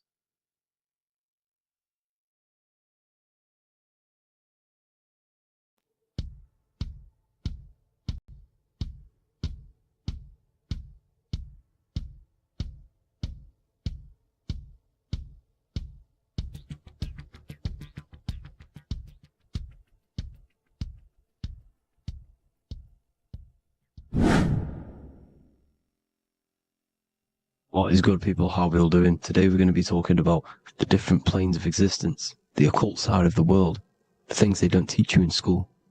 And of course, you can only find that on this channel, so welcome. So you need to understand is that your consciousness moves through these different planes of existence, these different states of consciousness, which make up all of you. Okay? They are all interlocked planes. They are all interpenetrated into each other. They are all one. They melt into the plane above and below. You see, each plane is a product of each plane. As above, so below. Now, the higher you go, the more fluid, the more dreamy, the less dense it becomes. The lower you go, the more denser it becomes, the more solid it becomes. The lowest plane is the physical plane, which you are obviously aware of. You are inside of the physical plane now. But while you are in this inside of this physical plane, you are indeed inside of all these other bodies which you have not awakened yet. You have to awaken these different bodies. You have these bodies. Okay? It's like a ripple effect. And the center is the most dense, the most solid. This is earth, heart, the heart of the ripple. And the lower you, the further you go out from the center, the more dreamy, the less fluid, the more fluid, the more less dense it gets until you're one with the all. You see? And this is what it's like. This is what this system is. It's like a ripple effect. Now, let's jump straight into the planes. First, you have the physical plane, made out of 4 elements. 5 elements. The ether is the mother of the elements. It's the womb of the elements. It's the 5th element. And it gives birth to the 4 other elements. 4 is stability. Tables have 4 legs, and this is why the ether gives birth to 4, because it's the foundation of the physical world. Fire, earth, water, air. They are not pure. Each one of the elements melts into the other one. For example, earth and water both share cold. Water and air both share wet. You see, they compose of each other. They melt, they mold into each other based off the vibrational state of the ether. That's what it is. The 4 elements are the vibrational states of the ether. Okay? So you have the 4 physical elements making this, physical world. It's the lowest world. It's the world of effect. This world, whatever you see, whatever you experience, it's the effect. You can't change anything by manipulating this world. You got to manipulate the higher worlds to affect this world. You see, as above, so below. This is the lowest plane. It has 3-dimensional. It's the 3rd dimension. Space, height, and thickness. That's all it is. Front, backwards, upwards. You see, it's 3-dimensional. We cannot perceive the hidden side, which is the interior of this existence. We cannot perceive the interior from our exterior view. We are looking into this world. Okay? This is the exterior view. We can't see what's inside of that. That's the 4th dimension, which is the next one. It's the most gross and dense plane. 4 states of matter, the most slowest vibrational molecules exist in this plane. Above this plane, you have the ether. Okay? The word ether and either are the same thing, because either connects 2 scenarios in languages. I either support Manchester United or Liverpool. Either is connecting them 2 scenarios. The ether is doing the exact same, as you can see here on the planes of existence. It connects the astral world, which is very important, to the physical world. It's connecting these 2 worlds. So it's the either. It's the ether. The ether is pure potential. Energy flows through the ether. It is pure energy, pure potential. Okay? The physical body is an exact copy of the etheric counterpart body. So every physical object has an etheric energy double. It's like a blueprint of that object. Every single object has an energy double, and that's the etheric double. Okay? The etheric body determines the shape of our physical body through its lines of force. All through life, it rebuilds and restores the physical body. Physical problems show up first in the etheric body, because as above, so below. You manipulate the higher planes, it will manipulate this plane. And this is why sorcery works. Contact with astral plane entities. We'll get into that a bit later. So the reason why we can't see this plane, this energy world, which is all around us, which we are inside of right now as we speak, is that the molecules that compose it are further apart than those of the physical plane, making it invisible to the 2 eyes. That we can't perceive it. Our eyes cannot physically suck in that sort of information, and our brain cannot decode it. This is why, they brainwash us with all these programs to keep us asleep, to keep these other bodies we have asleep, so we don't find out about these other bodies, and is to make you believe that everything's just a material. Only the material world exists. They don't want you to know is that everything that you see is a result of something you cannot see. As above, so below. There are realities within this reality. This is what I'm breaking down now, these different planes, on how this reality works. So your etheric double is your energy body. You can see here the physical, etheric, astral. Astral is your spirit. The ether is a part of the physical plane. It's like just above the physical plane, but it's still part. But then the astral plane is completely separate. It's another plane, but they're all interlocked. Don't think they're apart. They're all interlocked. They're all one. They all melt into each other. The chakras that we have are inside of our etheric body. They are our sense of organs which tune us to the fourth dimension. These 7 chakras connect us to the astral world, the fourth dimension. Okay? They are points for the flow of energy from the universe / 7 planets, because the 7 chakras are your 7 planets, and the 7 planets are connected to the astral world. They are feeding these 7 senses in our body. They connect us to the universe, to our etheric counterpart, and then to us, supplying the physical body. Because the energy comes from above. As above, so below. These 7 senses, these 7 etheric chakras, are being supplied with energy from the universe, the 7 planets, the solar system. Then it supplies the physical body. You see? So, the ether is very important. And this is, that the ancients understood the science of the ether, and they could, harness free electricity from it, because it's all around us. The ether is all around us. And this is what they were doing. They were harnessing free energy using the ether. The astral plane, the fourth dimension, very important plane. Very, very important. We've all been there. Every single one of you has been there. Okay? The fourth dimension is unseen of what we see. It's the interior of the exterior that we see. We see the third dimension, but we cannot see beyond what's making this third dimension. This is the fourth dimension. Okay? It's the dream world. This is where you go when you dream. Okay? This is where you go when you dream. It's the place of disembodied spirits or ghosts, entities, whatever you want to call them. When you hear ringing in your ears, that is not tinnitus. That is an entity around you. Okay? That is an entity around you. The fourth dimension is where thought forms exist. Mental images. Thought forms as in what you see in your mind when you think of an image, because the mind is the highest plane of existence. Mind is the highest plane of existence. And it manipulates all of the planes below. So it goes the mental plane, then the astral plane. So the thought is in the mind, the mental plane.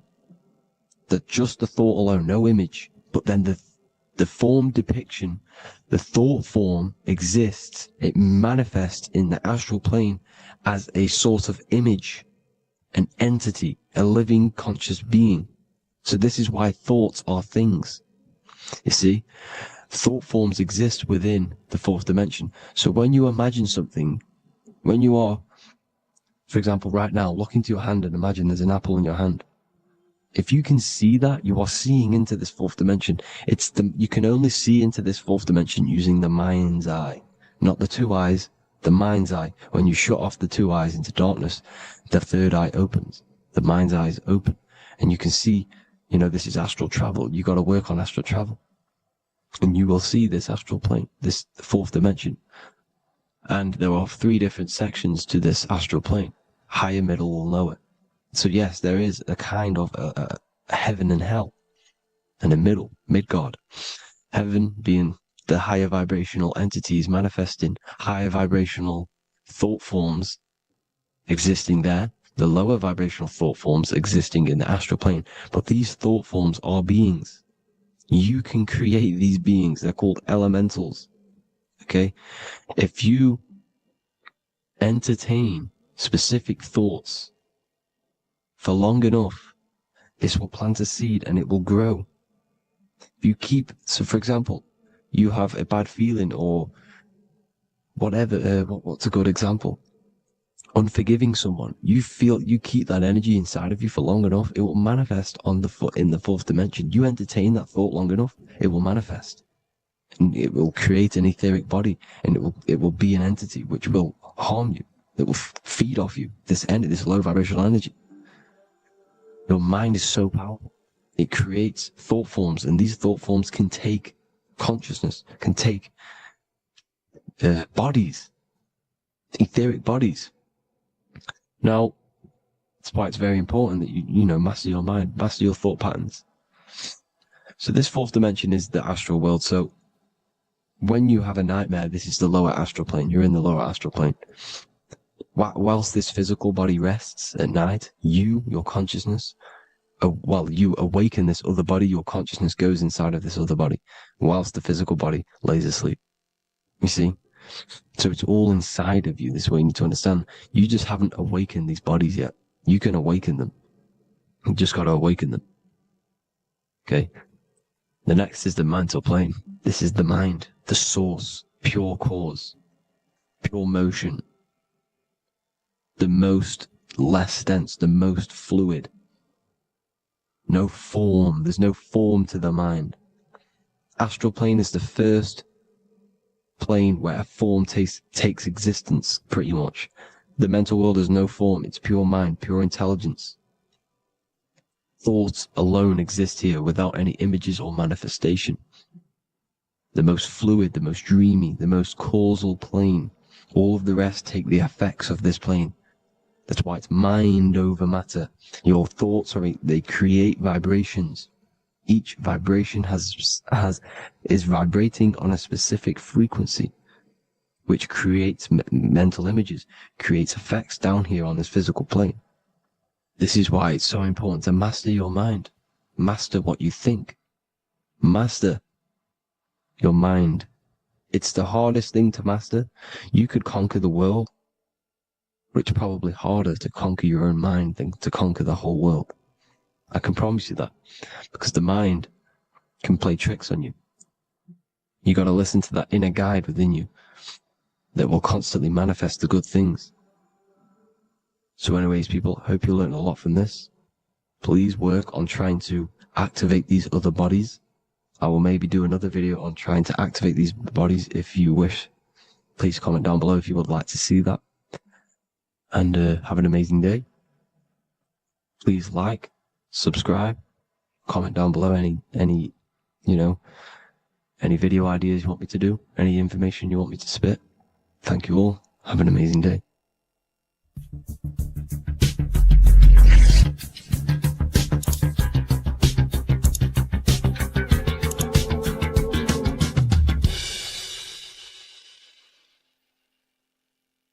Neo is plugged in on the back of the neck, which is the reptilian brain stem.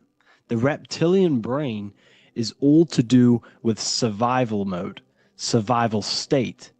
It's always scanning the environment for safety, whether that's physically, emotionally, or mentally. It does not think. It is instant. For example, do I smack the guy or run off? If something happens to you, like a car's coming really quick to you, you do not think about this. The reptilian brain is the animal instinct that will instantly move your body on the instant reactions. Hence why it's the closest brain to the rest of the body. It has instant access to the electrical nervous system to control the body at instant reactions. Now, Neo is plugged in on the back of the neck, which is the reptilian brain. Therefore, the matrix is the body itself. It is the lowest state of consciousness. This is what it represents. The word matrix means womb. It translates to womb because your body is a womb. Your body is a vessel for universal consciousness, for God consciousness. And the body is also a womb where you can be born again outside of this body by raising your consciousness, by awakening the neocortex. This is why Neo is called Neo, because it represents the neocortex. This is the higher aspect of our brain. This is all to do with new things, higher reasoning, higher thinking, new learning. You see, the brain is a receiver for universal consciousness. Now, what do I mean? It is a radio receiver. Think of it like this. You have a radio tower which emits frequencies, and each little frequency 00.1, 00.2, 00.3, each 00 point is a different person. We are all the same universal consciousness encapsulated inside of a different vessel. This is why our body is the temple of God inside of the Bible. Your body is a sacred temple of the divine essence of the universe. However, consciousness is controlling this physical body. And I'll show you this diagram here. Consciousness consists of imagination, emotions, thought, and memory. All of these things are not physical. They're not made out of atoms. You cannot think with atoms. If I split open your brain while you are thinking of a cheesecake, I would not see a cheesecake. It's because these things exist metaphysically within consciousness. They are not physical. The body is physical. It's part of matter. It's part of time. You see the Leonardo da Vinci, the circle and the square. The square represents limitation, beginning and end, because when you draw a square, there is a beginning and end.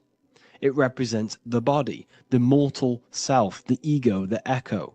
Then you have the spirit raised above, which represents spirit over matter, mind over matter. Invisible forces create physical forces. Everything physical exists in non-physical.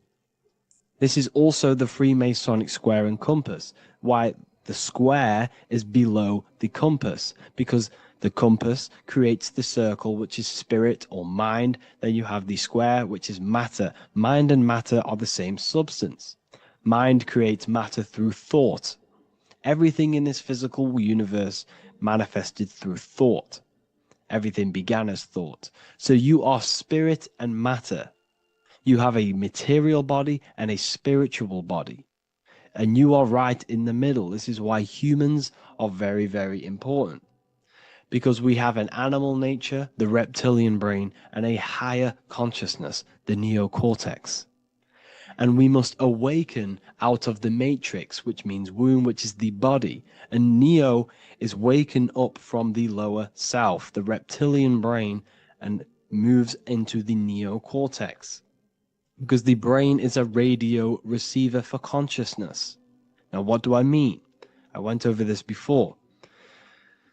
Your consciousness is controlling the brain. The brain is a computer.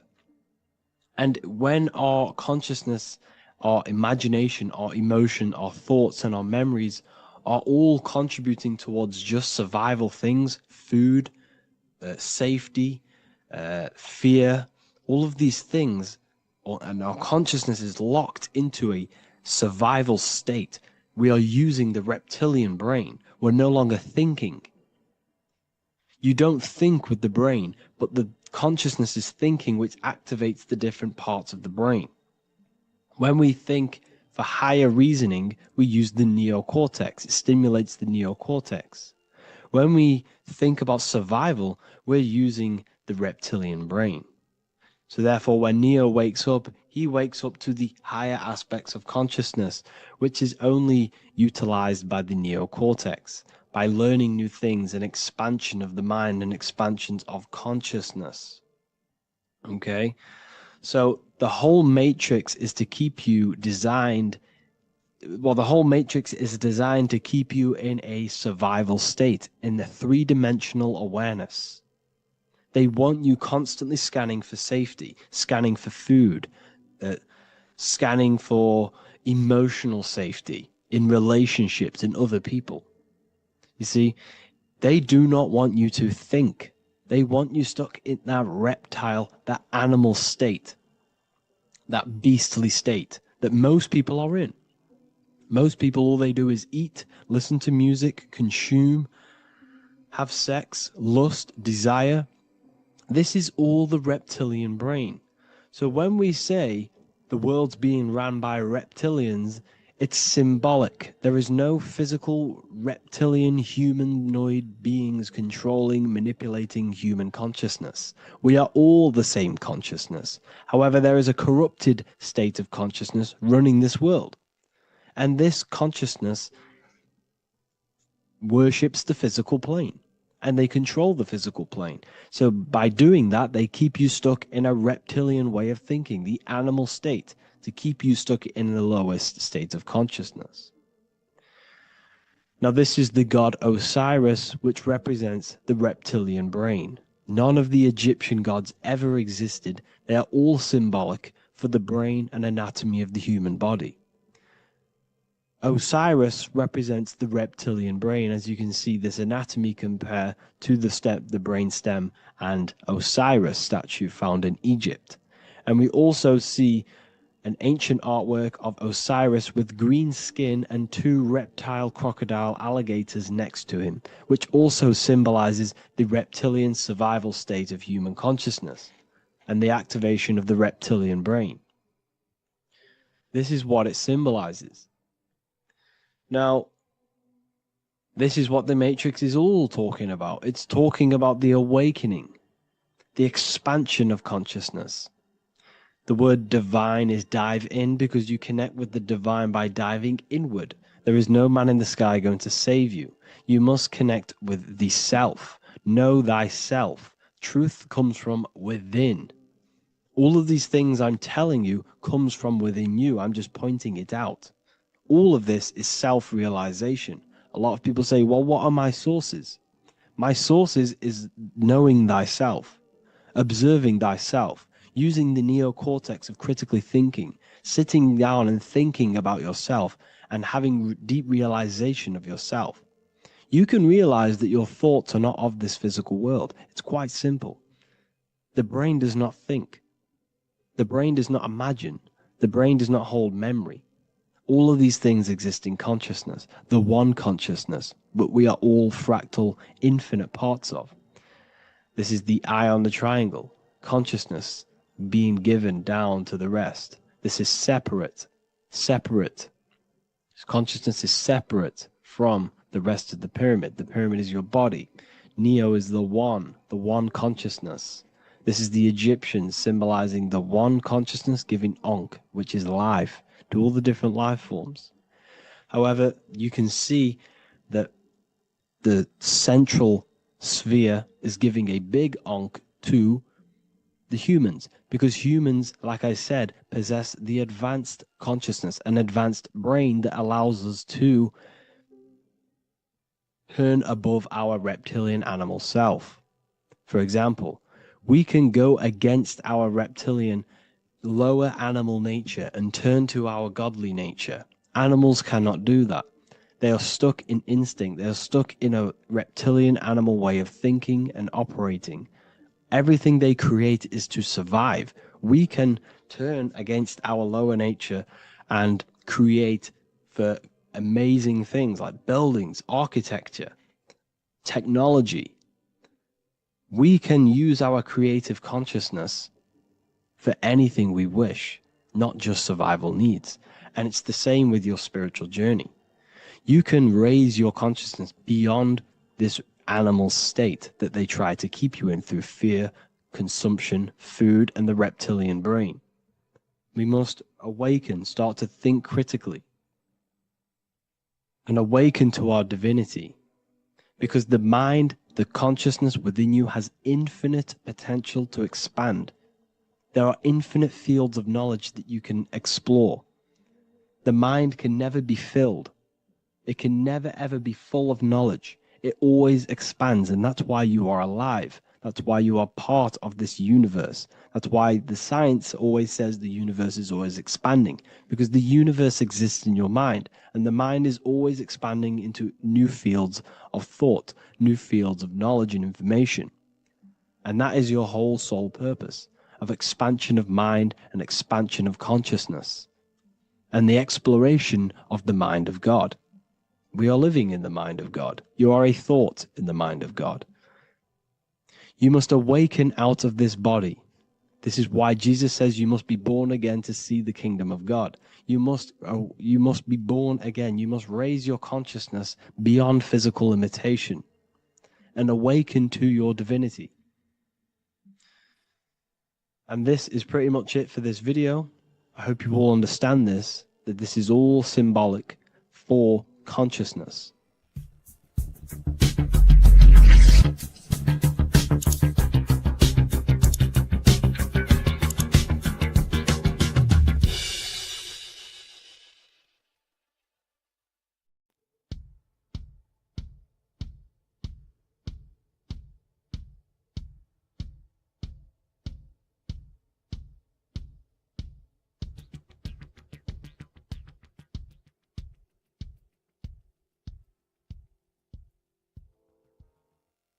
Welcome people, we're back with another video.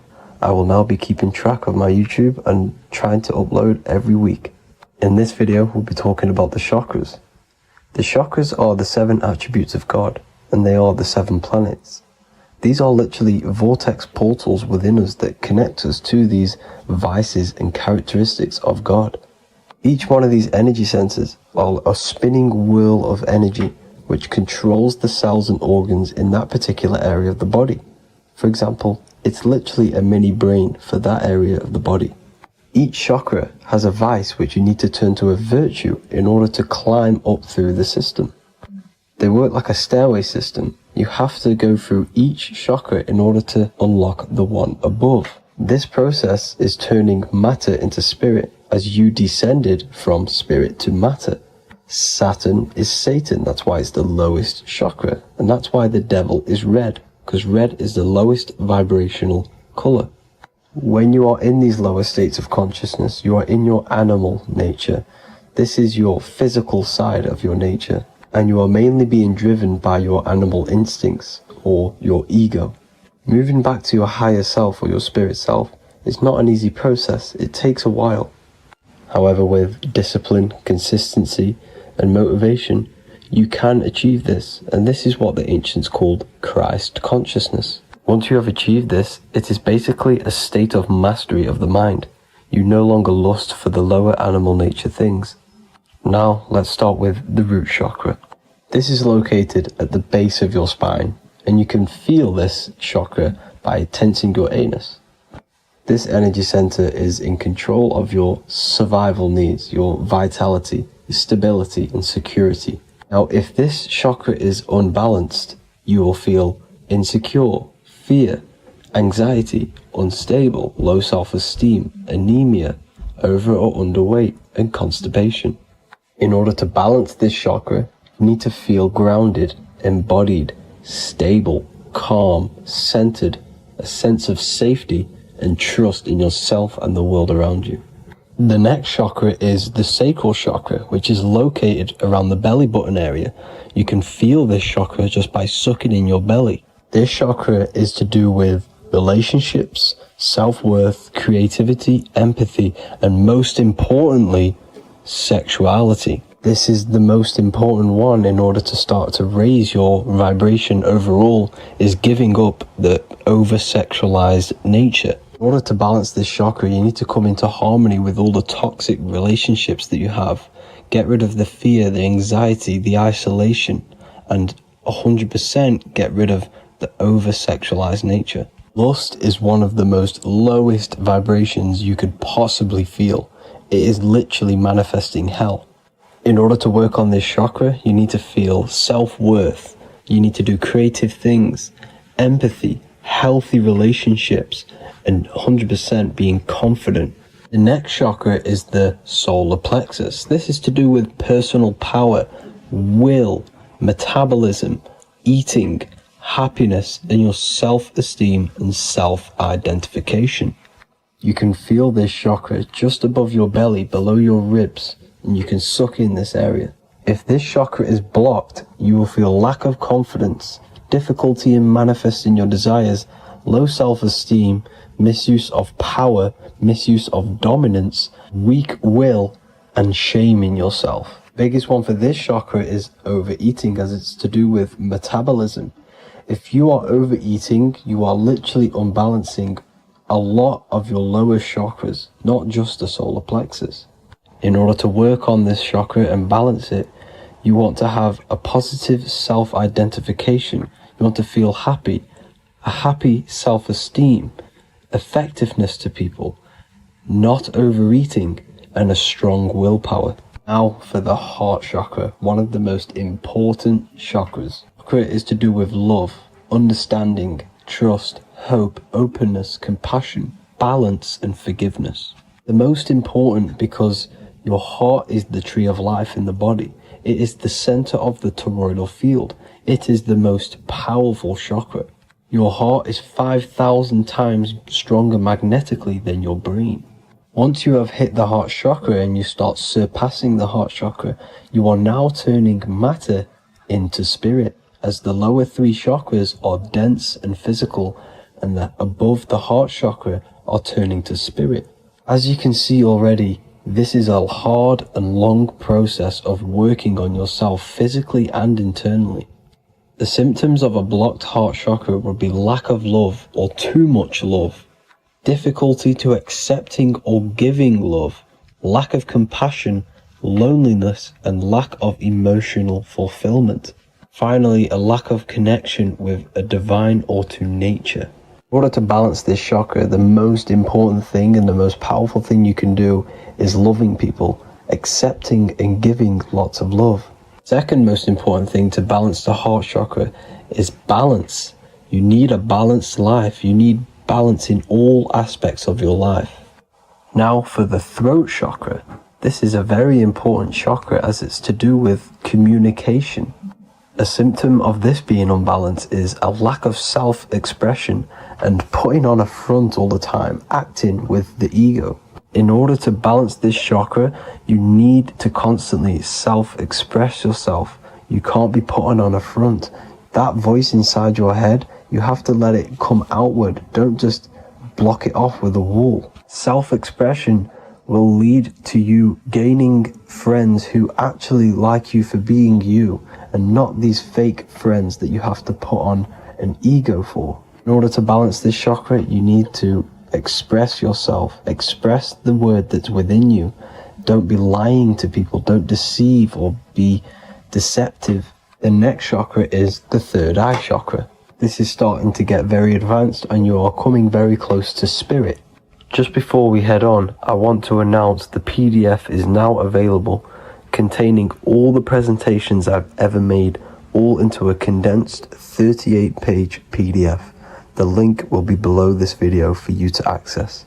And if you want to learn how to create reality using your mind, how to attract your desires, how to get out of the situation you are in, the link will also be there for the Manifestation Mastery course. Now for the third eye chakra. The third eye chakra controls the pineal gland, which is your first eye.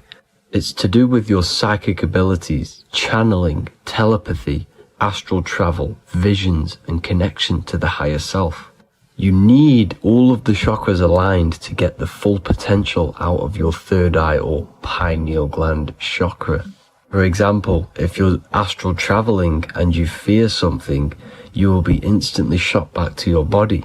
So you need to master all of the chakras before you go on and try and do these higher spiritual activities. Symptoms of the third eye chakra being blocked is lack of imagination, lack of vision, lack of concentration, blocked or clouded intuition, can't see the big picture, and especially overly reliant on logic and intellectual thinking. A good way to work on this chakra is imagining things, vision things, trust your intuition at all times, always follow that inner voice.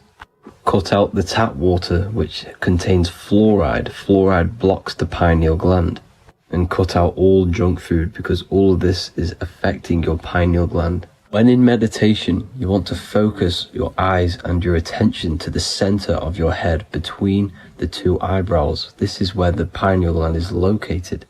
This will help and awaken the pineal gland over time when you keep doing these meditations. Finally, for the crown chakra, this is to do with universal consciousness, all-knowing, enlightenment, cosmic connections, the God source. This chakra is blocked by being cut off from spirituality, plagued by the senses, being tricked into the five senses and being tricked into thinking you are the body. In order to work on this chakra, you need to feel grounded. You need to know yourself, your real self, the voice within you.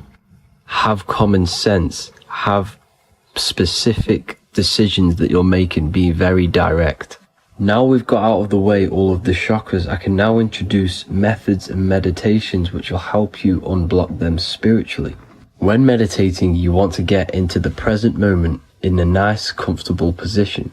Bring yourself to the present moment by saying, I am here right now, nothing else matters. Keep repeating this over and over with your eyes open or closed.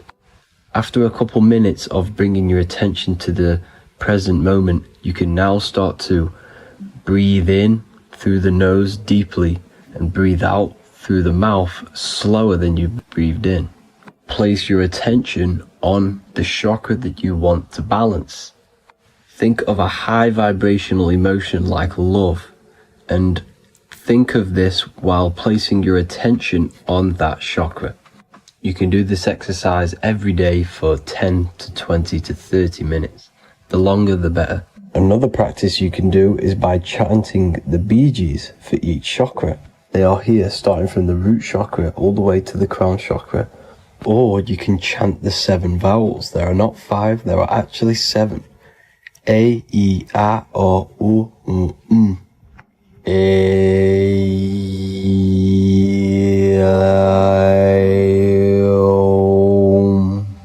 This is the proper way of pronouncing the 7 vowels. These are so powerful because these are the only things that exist. It is literally the sound of God. By pronouncing them right, you can actually create a lot of power within you and align your chakras. That's it for this video, people. I'd appreciate a comment and a like to help the algorithm. I appreciate you all. Love and light.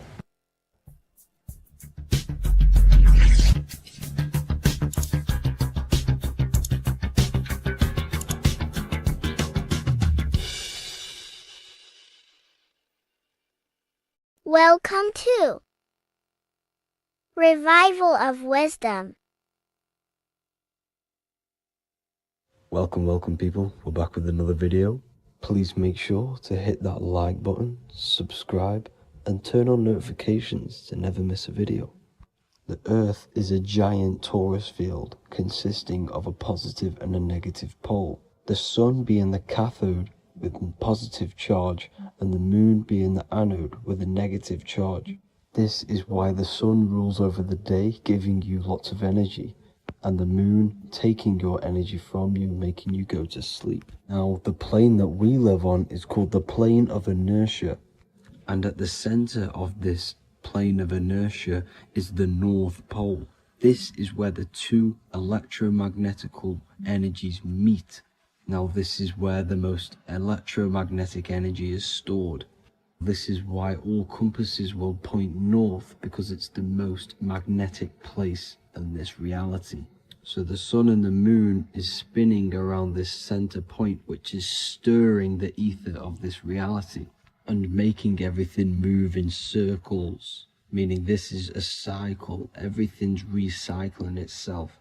It's an organic simulation. The ancients also knew about this sacred land at the center of this reality, known as the North Pole. As you can see on this map from the 1500s of the North Pole, you can see 4 islands around this center black rock.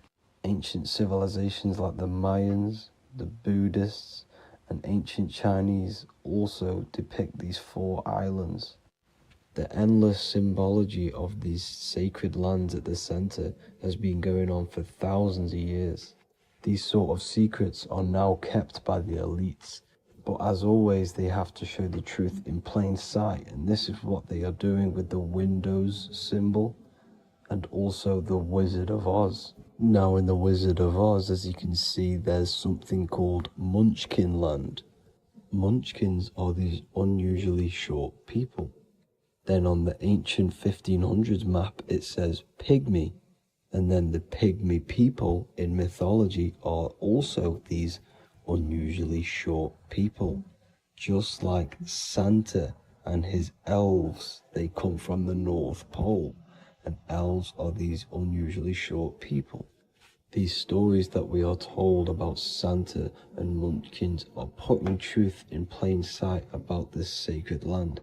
This sacred land at the center of the earth is where the aurora borealis comes from and is being emitted from this black hole in the center, also known as the black sun.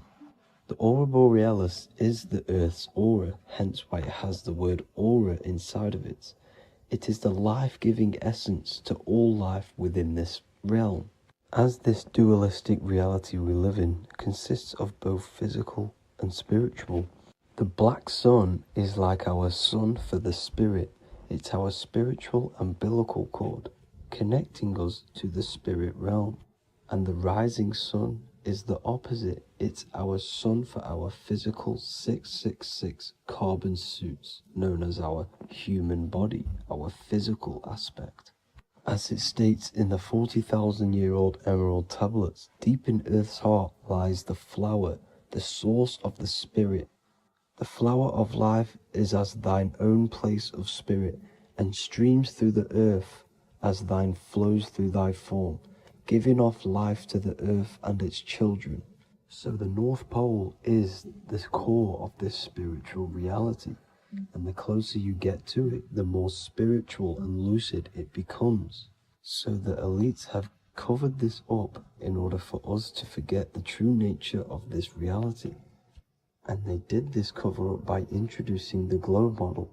Nicholas Copernicus was around in the 1400s, and he introduced the globe model. As you can see, he is a Freemason. He depicts himself with a globe and a Masonic compass in all of his paintings and portraits. Galileo was also a Freemason, as you could see in all of his portraits with a globe and a Masonic compass. He was also a massive part of introducing the globe model after Nicholas Copernicus. So yes, the globe model was a spiritual and political move to gain more control over the masses. After the globe model was then introduced, they introduced the theory of evolution by another Freemason, Charles Darwin. See how these two theories go hand in hand? They both degrade humanity, and they make you confused of where we actually came from. By hiding the true form of this divine creation and hiding the true power of each and every one of us, they maintain control over the masses. Now this is order out of chaos, known to be the 33rd degree slogan of Freemasonry. Now this is the Masonic cosmology, and as you can see, you have the checkered board for the duality, the 5-pointed star for the 5 elements, the 4 corners for the 4 pillars, the all-seeing eye, which is Polaris, the sun, the moon, and the 7 stars. So even Freemasons are taught the flat earth cosmology and the true form of this reality. Now the true nature of the sun, the moon, and the earth is shown and reflected through the Masonic compass. The Masonic compass is the sun, the moon, Polaris at the top, and the black sun at the bottom.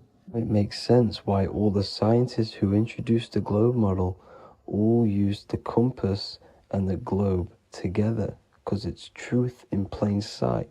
As I explained in my other video, all Freemasons have to take the oath, so it goes to show, why are we all learning these theories from Freemasons who can't talk about certain topics that they learn about? Why should we believe their theories when they're holding back the real truth about this reality? Now going on to NASA. NASA means to deceive in Hebrew, and they are also funded by the government. They are not a private company. The old owner of NASA, Werner von Braun, on his grave has the Bible verse Psalms 91. The heavens declare the glory of God, and the firmament showeth his handiwork. Now why would the owner of NASA put this on his grave? Seems a bit suspicious to me, alongside with the NASA astronauts are all Freemasons. And not to mention the countless mistakes they've made on their live videos in space stations, the moon landing, and the CGI footage of the Earth, which is obviously photoshopped. Just by tricking the masses that they live on a spinning ball, the elites gain the perception of the masses. Not only does it hide the divine creation we're inside of, it hides the divine spark within you. It hides the creator, the source. And by believing in space and we live on a spinning ball, it makes people come to the interpretation of that we are a coincidence and we do not have any purpose. And of course this is false. When you come to realization that we are all a divine creation and we can create our own divine life in this reality, life becomes more sacred and you start to enjoy little things. The elites want you to believe everything exists only in the five senses. They want you constantly looking outside of yourself because they know that will keep you on lower states of consciousness. Now this brings me to our next point.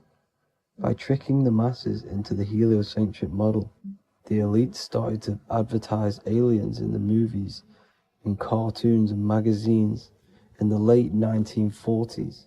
Now this is subconsciously programming us about aliens and extraterrestrial threats, which then they can use to their advantage. And this is something called Project Bluebeam.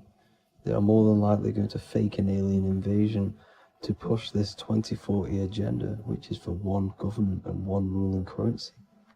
That's it for this video, guys and girls. Hope you all enjoyed. Please make sure to leave a like and a comment. God bless you all. Welcome to Revival of Wisdom. Welcome people. We're back with another video. In this video, we're talking about how Jesus Christ and Christianity is all sun worship. The Holy Bible of Christianity is not meant to be taken literal for history. It is a story and has lots of metaphors. Starting with the symbol of the cross of Jesus. This cross originates from this ancient cross of the sun.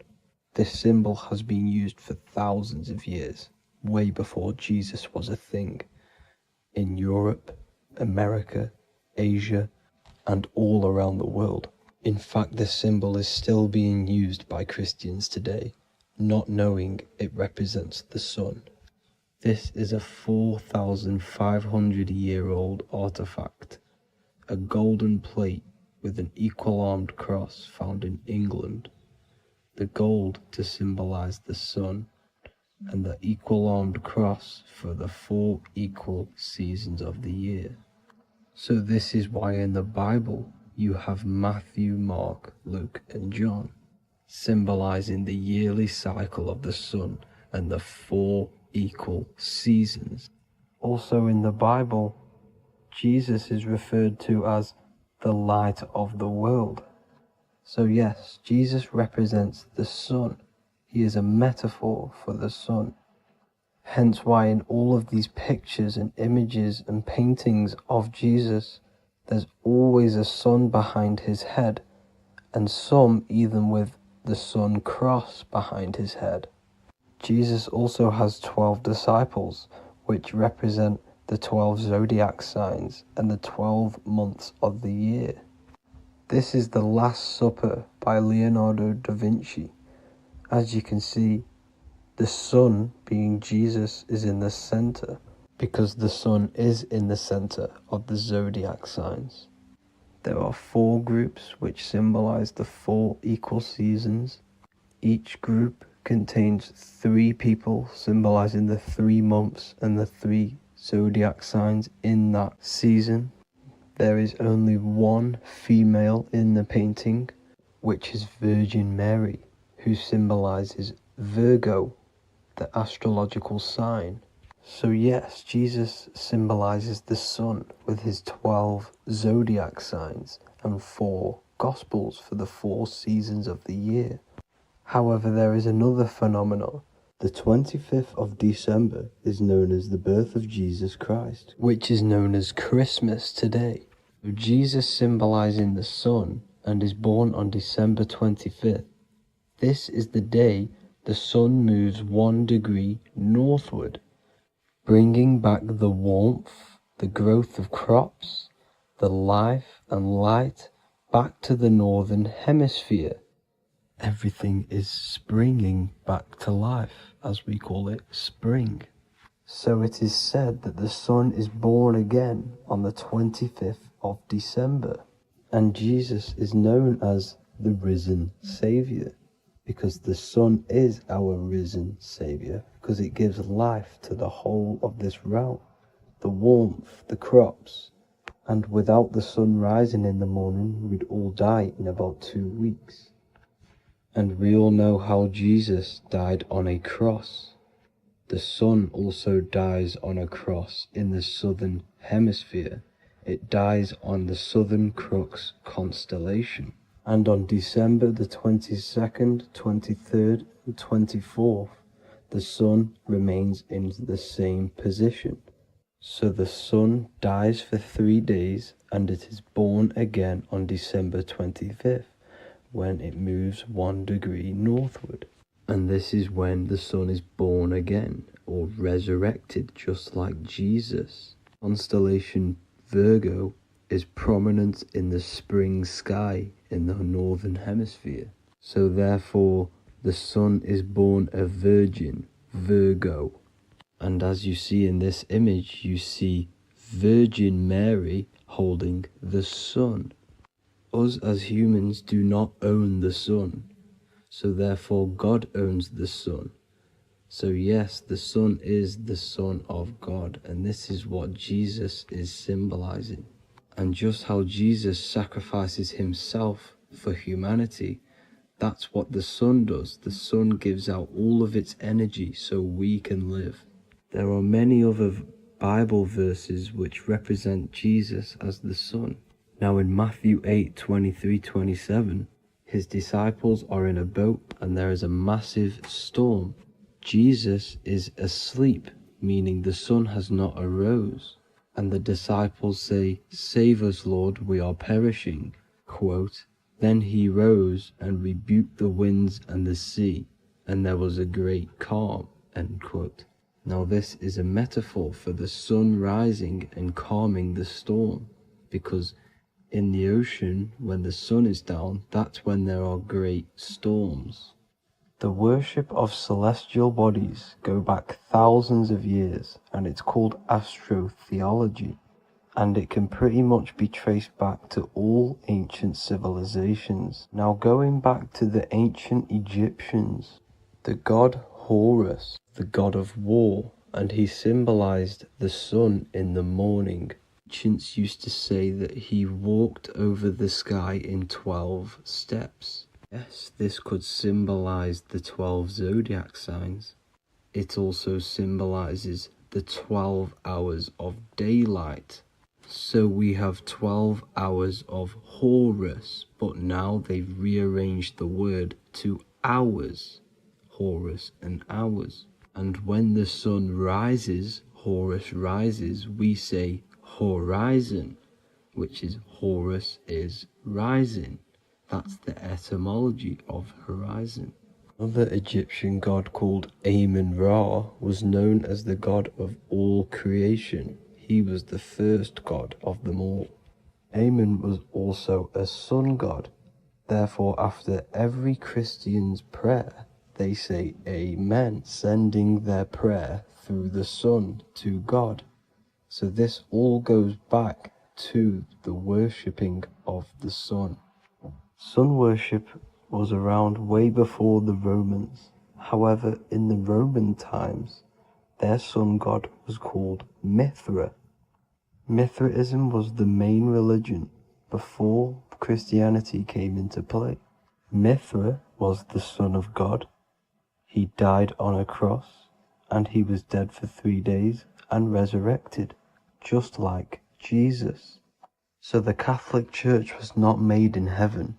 It was made by the Roman Empire. They mixed all the sun religions of Judaism, Mithraism, and other Arabic religions, and combined it into one, so Caesar, the Roman emperor, could gain his own religion. So yes, Christianity was a political move to gain more control over the masses, because it was a worldwide government at this point in time. So here is a Sumerian helmet with the rising sun symbol. And then the Romans also used this rising sun symbol on their armor. So sun worship has been going on for thousands of years, and it still goes on today. However, with all the programming and the low IQs, today we do not get the full interpretation of the Bible and these stories from the past. And Christians and other religions are all brainwashed to not question their religion and not realize their true origins and where they come from. I do advise you all to do your own research and come to your own conclusions.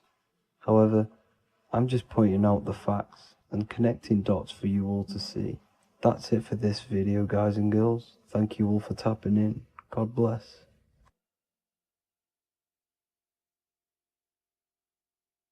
Welcome to Revival of Wisdom. Welcome people. We're back with another video. Please make sure to hit the like, the subscribe button, and turn on notifications to never miss a video. The Vatican is a giant key from a bird's eye view, and it also contains an 8-pointed star. The Anunnaki Sumerian gods also depicted this 8-pointed star. The sky god Anu from the Anunnaki also uses the 8-pointed star for his symbol. And even Freemasons depict an 8-pointed luminary with a ladder and a key. This is symbolizing the key to ascension up to the 8-pointed star, which is Polaris. Polaris is always depicted as an 8-pointed star. Polaris is the standstill star at the very center of our realm, which is perfectly aligned with the North Pole. The Earth is a giant torus field, and at the center is where the most electromagnetic energy is stored. This is why all compasses point to the north.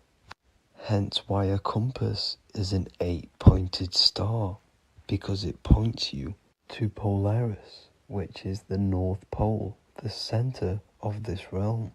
The 8 points of the 8-pointed star symbolize the 8 points in space and time. So yes, Polaris is the portal which you ascend through if you outgrow this consciousness by aligning your chakras.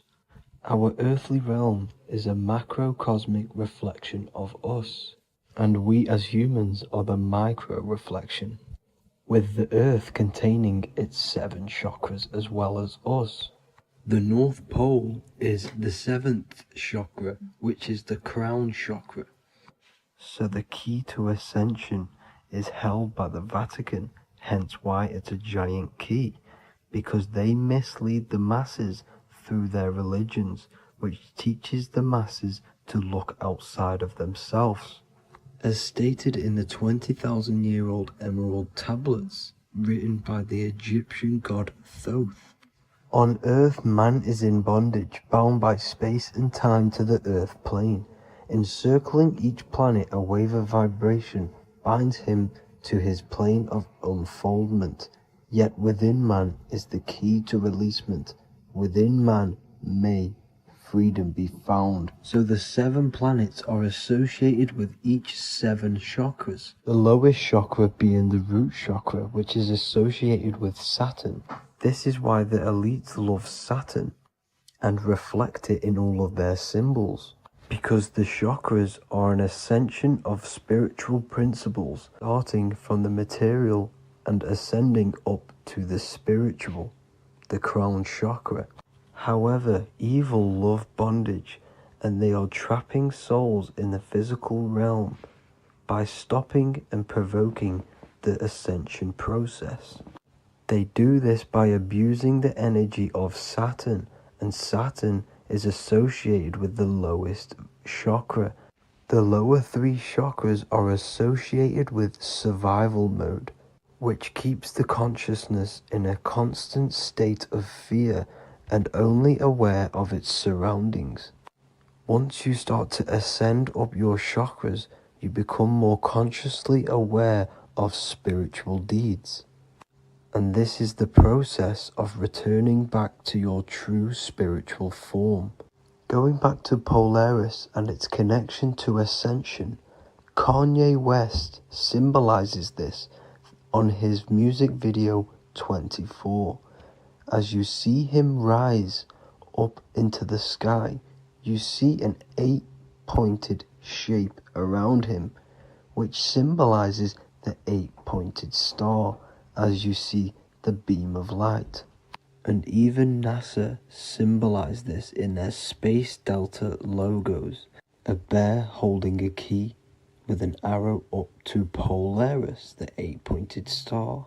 Here's another NASA logo of an arrow from the Earth to Polaris. The series Lock and Key on Netflix is all about portals and doorways, and they have the Kundalini energy as one of their keys. Kundalini energy is the energy which rises up the spine, the 33 vertebrae, and activates the third eye. The third eye is the spiritual gland which connects humans to other spiritual realms. We are not the body. Our spirit, our soul inhabits the body. We exist physically, spiritually, and mentally. Therefore, we are multidimensional. The intellectual and spiritual inhabit the body. Therefore, this is just an avatar within this timeline. However, within each and every one of us, we all have the key to releasement, as says in the Emerald Tablets. This releasement is ascension up until higher states of consciousness. As stated in the Emerald Tablets, man is in process of changing to forms that are not of this world. Grows he in time to the formless, a plane on a cycle above, and another one saying, man is a flame bound to a mountain, but we in our cycle shall ever be free. Know ye, O man, that when ye have progressed into the cycle that lengthen above, life itself will pass to the darkness, and only the essence of the soul shall remain. That's it for this video. I hope you all enjoyed. Please feel free to leave a like, subscribe, and comment any subjects you want me to talk about. God bless you all.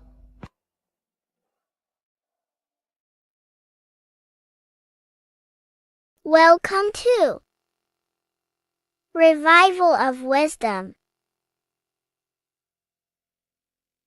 Welcome people. We're back with another video. And this video is about Freemasonry and their connection to the Illuminati.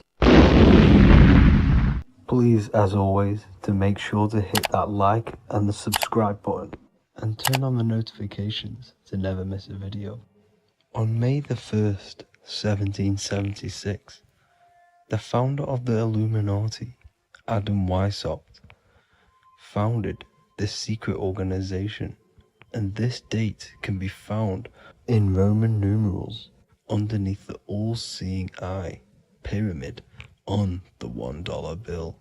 This $1 bill also says Anno Coptus Novus Ordo Secularum. This is Latin for announcing the birth of the New World Order. This New World Order will be headed by Lucifer, the all-seeing eye, and followed by the 13 layers of bricks for the 13 elite bloodlines.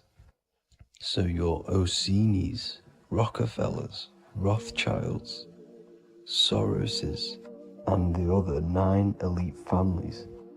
So when Adam Weishaupt created the Illuminati, he made it consisting of high-level degree Masons, French and Latin philosophers, and many more powerful people to all become one society. So this is why you see Masons using this same symbol of the all-seeing eye inside the pyramid. But not all Freemasons are part of this Illuminati secret society. As the 33rd degree Freemason Manly P. Hall said in his book The Secret Teachings of All Ages, Freemasonry is a fraternity within a fraternity, an outer organization concealing an inner brotherhood of the elect. So what he's saying here is that Freemasons have to go up the degrees of Freemasonry, and once they hit the top, they either get elected or not into these secret societies like the Illuminati, Skull and Bones, and Knights Templar. So when you see celebrities doing this one-eye symbolism, either covering one eye, doing the triangle, or doing 666 over one eye, This is showing and reflecting the symbolism of Freemasonry. They have taken the oath to never speak on anything they learn about Freemasonry. Duncan's Ritual of Freemasonry book states the oath they have to take.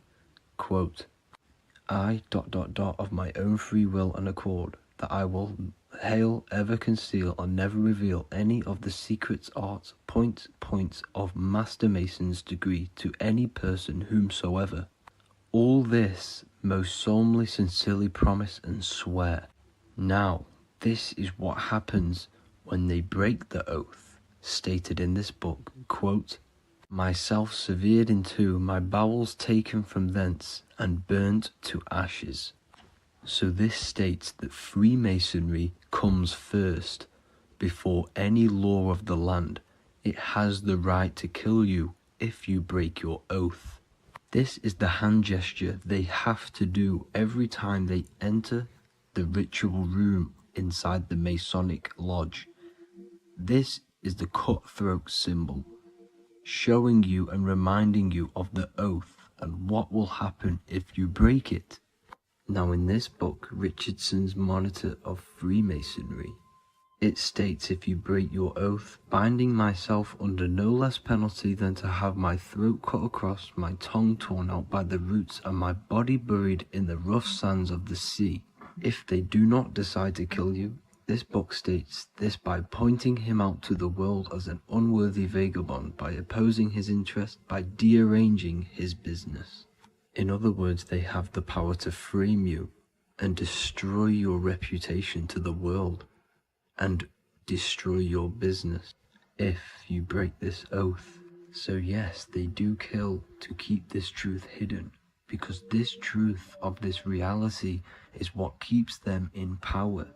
They have the ability to manipulate people because people do not know what manipulates them. This is why they call themselves the government. They govern the ment, which is the mentality, because the mind is the root cause of reality. They control what you perceive to control what you manifest. By knowing the truth, you are set free, and you no longer need no controller above you. So this is why they are willing to kill and do whatever it takes to keep the truth concealed within these high-level degrees of masonry and these secret societies. However, going back to Manly P. Hall's book, it states, part of the symbols are displayed here to the initiate, but he is intentionally misled by false interpretations. So this is saying even Freemasons are intentionally misled and told lies to conceal the truth, to make sure the truth is hidden in the high degrees of masonry.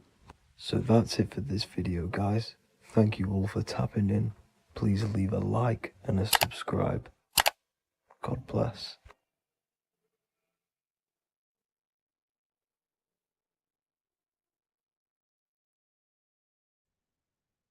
You don't just have a physical body. You have a physical, mental, spiritual, and emotional body. Each one of these aspects are a body of its own. Body does not just refer to a physical substance. You have a mental body for thinking, an emotional body for your emotions, a spiritual body for your energy in your astral form, and a physical body to encapsulate all of these. Each four of these aspects are essential for the human experience and essential to balance. Now, today we're going to be syncing the four aspects of your consciousness with the four seasons and the four elements and how this ties into the Bible. So we have four physical elements. We have 5 elements in total, spirit being the most important, but spirit is pure invisible. We have 4 physical elements. We have air, fire, earth, water. Earth and Water are feminine. Air and fire are masculine. Air and fire are active. Water and earth are passive. The air corresponds with the mental body of consciousness. This is where your intellect, this is where your communication, this is where your thoughts, intuition all comes from.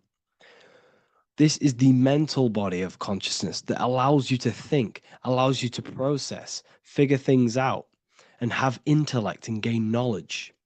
This is your intellectual aspect of your consciousness, located in the head region. We have a fire nature, a spiritual nature. This is our astral body. Our astral body is all to do with the subconscious realms, the higher realms of consciousness. This is the body that allows us to be free from the physical body. Our spirit is more of our energy. Our energy. Water is our emotional body. This is what allows us to feel things, that allows us to gain intuitive feelings of conscience. So emotion allows us to understand what is right and what is wrong. When we feel something bad, we know that this is wrong. When we feel something good, we know that we are doing good. Emotions are a creational force that allows us to feel certain things to bring them into existence. Our emotional body is a creational force and should not be reactive, and they should be controlled. Most actions are stemmed from emotions. Actions bring thought into physical existence. Emotions are the driving power. They are what drives your actions. The thought, then the emotion, then the action. Earth is your physical body. This is your physical state that allows you to take mind and emotion into action, into fruition, into physical matter. This is what your physical body allows your consciousness, your soul, to interact with the physical world and bring things into physical existence. The physical body, the physical world, is an outcome and an effect of the thinking mind. All physical substance comes from the thinking mind. The pen, the phone you're holding, the microphone I'm speaking into, all began as a thought in the thinking mind, then it was brought into physical reality. Earth is the most dense. So it goes in this order: body, emotions, spirit, mind. The higher you go up, the more lucid and fluidic it becomes. The lower you go down, the more dense and dull it becomes. Air is the mind, fire is the spirit, water is the emotion, earth is the physical body. So this is why you are a microcosm. You have these four things within you. You contain of these four elements, which correspond to the four bodies of your consciousness, the four bodies of the soul. You are the soul. You are the spirit. So this is why in Theologians 4:17 it says, "Caught up together with them in the clouds to meet the Lord in the air." You don't meet God or the Lord in the physical air, in the clouds. This is clearly a parable. A human being cannot go up to the clouds and meet a mystical man in the clouds. This is obviously a parable, a metaphor. The air is your mind. You must raise your consciousness beyond the body, beyond the emotions, beyond the spirit, and enter in the mind during meditation, turning the mind inward to connect with the Lord. The Lord is the highest aspect of your consciousness, the one that exists beyond the physical body, beyond your emotions, beyond the thought. So you meet the Lord in the air, in the mind. The mind represents the air. This is why in America there's a saying called an airhead. You're an airhead. This means that you are stupid, or you don't think, or you have nothing in your mind. You have nothing in your head. When someone's very stupid, you call them an airhead, because air represents the mind. The air is elevated. The air is invisible. The mind is totally invisible to the human eyes. It is a metaphysical substance. In fact, it's not a substance at all. It's so fluidic, it's everywhere. The mind can be everywhere at all times. It can be anything. Nothing is impossible within the mind. Now, this is synced with the 4 seasons. The 4 seasons represent the 4 aspects of human consciousness, the 4 bodies of your consciousness, the 4 bodies of your soul. The sun is your soul, okay? And the sun travels around 4 seasons. Summer, when the sun is the most hottest point. Autumn, when the sun starts to move away from the hottest point. Things start to die. Then it goes to winter. This is when everything dies. This is when things enter in within itself. This is when darkness occurs. Then spring. This is the reignition of the sun. This is when the sun starts to bring back the warmth back to the summer.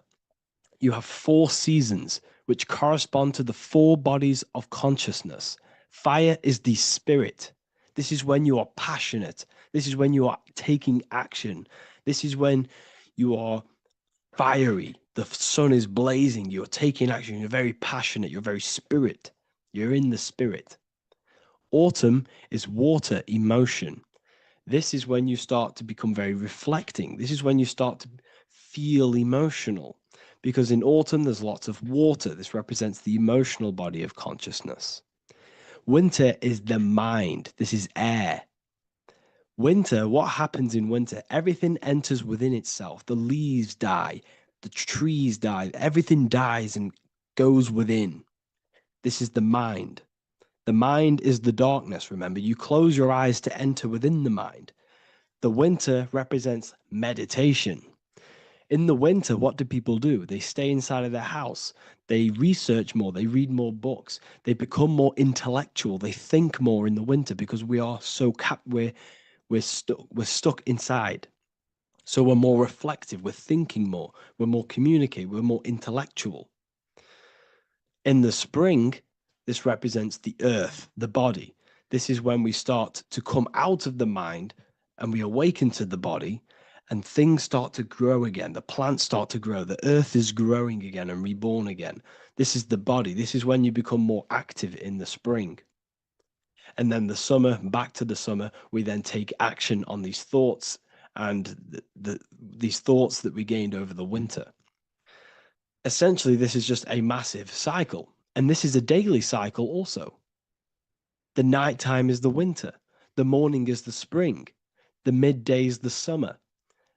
And the evening time is the autumn. This is a microcosm. We have 4 bodies of consciousness. You are the sun, you are the soul, and the soul has 4 bodies: summer, autumn, winter, spring. Emotion, air, body, spirit. Sorry, emotion, mind, body, spirit. So you are the soul. You are the pure essence of consciousness. The sun is your soul in the heart. And the seasons are inside of you because you are a microcosm. Okay? You are a microcosm. The word sun is son. The Latin word for sun is sol, which is soul or solo, because the sun is solo. It's on its own.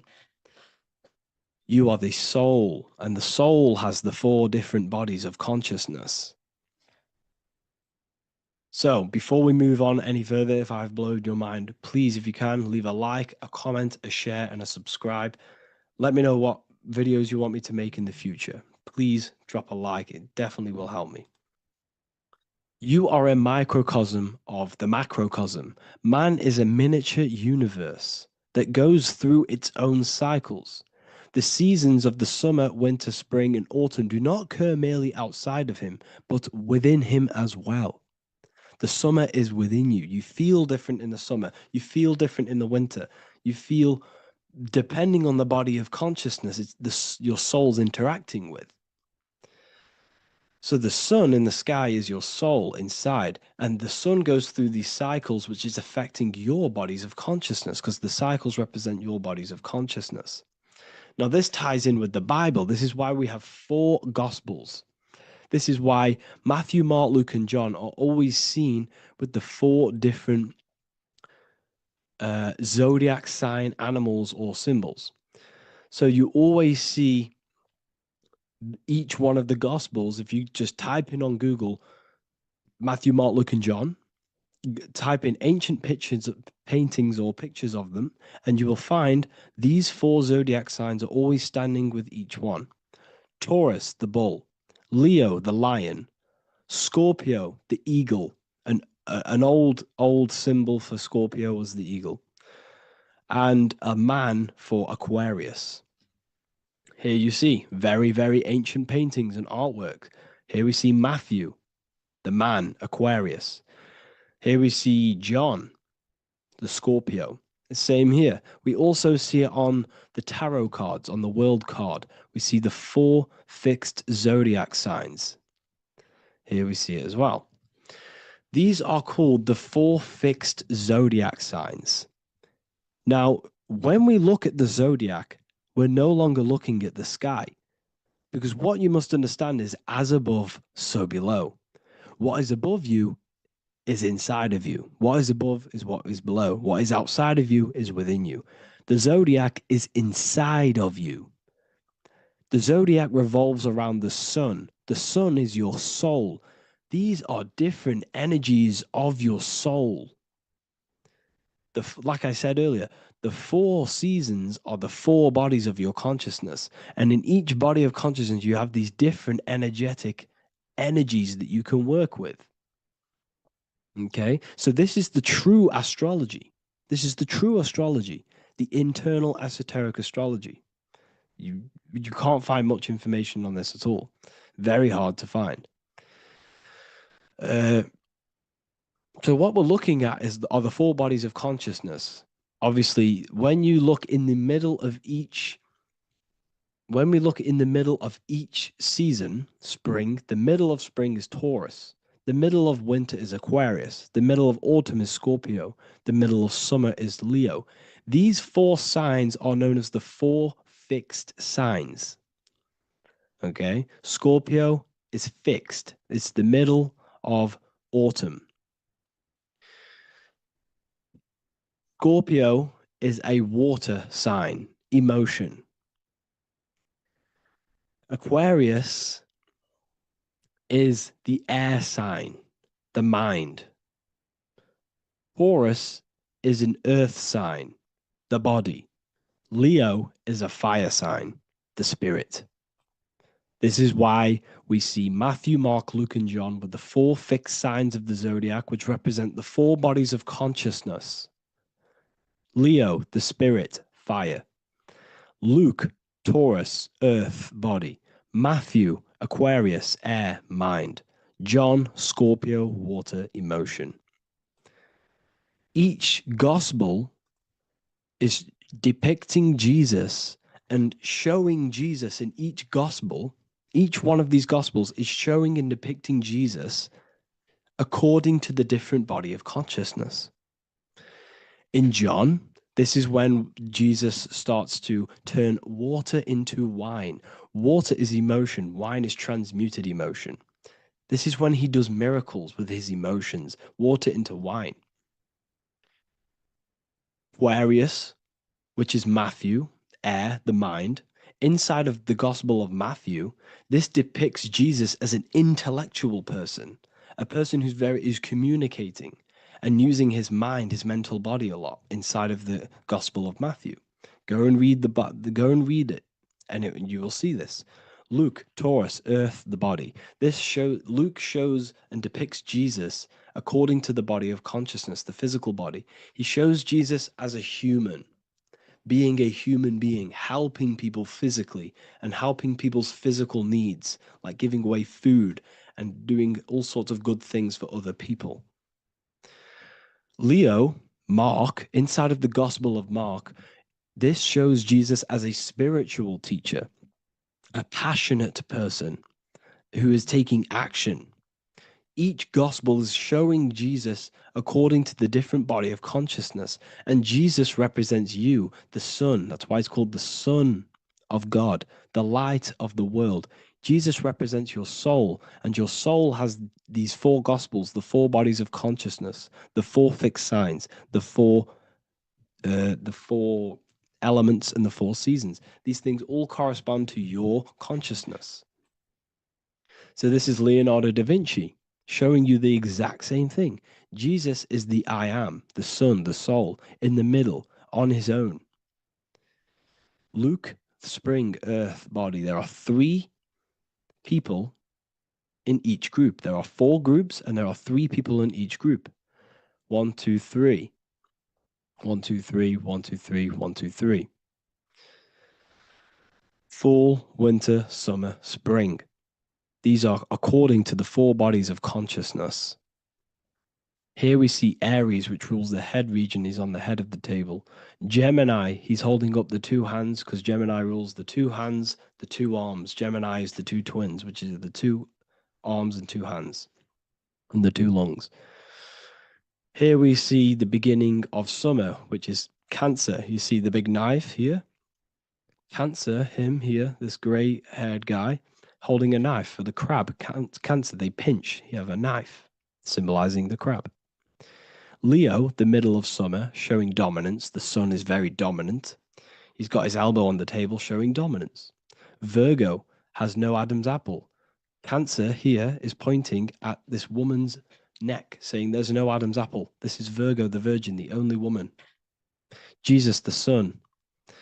This is Libra, the balancing. He's holding his arms out, balanced, showing the balancing of the sun. Because when the sun enters Libra, the sun is balanced between winter and summer. So it's balanced. This is all astrology, but this is internal. Okay. This is Ezekiel's vision. Ezekiel had a vision in the Bible, and he saw the face of a man, the face of a lion, the face of an ox, and the face of an eagle. The eagle, Scorpio, the ox is Taurus, the lion is Leo, and the man is Aquarius. He saw the throne of God, and he saw the different bodies of consciousness. This is all symbolic for the different bodies of your soul. So when we look at the zodiac, we are actually looking at a map and the energies of our soul, and the energies of our bodies, and the energies of our consciousness. This is what we are looking at. Each zodiac is an aspect of our consciousness and an energy that we can work with and that we must purify. Balance and purification is essential. Imagine playing a brand new video game. Let's say a brand new video game came out and you had to play it. What happens when you play that game? You don't know the controls. You cause chaos in that game. You can't really run properly. You can't do anything properly. You're getting destroyed by other people who are playing that game. It's the same with your physical body. When you are born, you must learn how to play the game. You must learn how to balance the mind, learn how to balance the spirit, the emotions, and the physical body. We must balance and purify each body of our consciousness, which we must look after our physical body with our physical health by eating physical, electrical food like fruits and veg. We must look after our minds by being conscious of what enters our eyes, enters our ears, enters everything. Whatever enters our five senses is affecting our mind, our mental health, our environment, mental. We need to look after our thoughts. Control our thoughts by purifying our thoughts, only positive thoughts.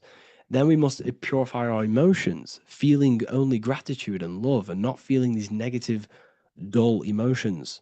Then we must look after our spiritual body through meditation and looking after our spirit. But remember, when we look after our mind, it all begins in the mind. Each body of consciousness is interlocked with the other.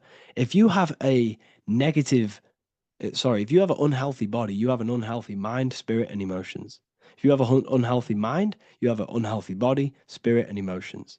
If you have an unhealthy emotions, you have an unhealthy spirit, mind, and physical body. They're all interlocked. You must balance each one of them. Look after your physical body. Look after your thoughts. Look after your emotions. Look after your spirit. But remember, the mind is the most powerful one. It's mind over matter.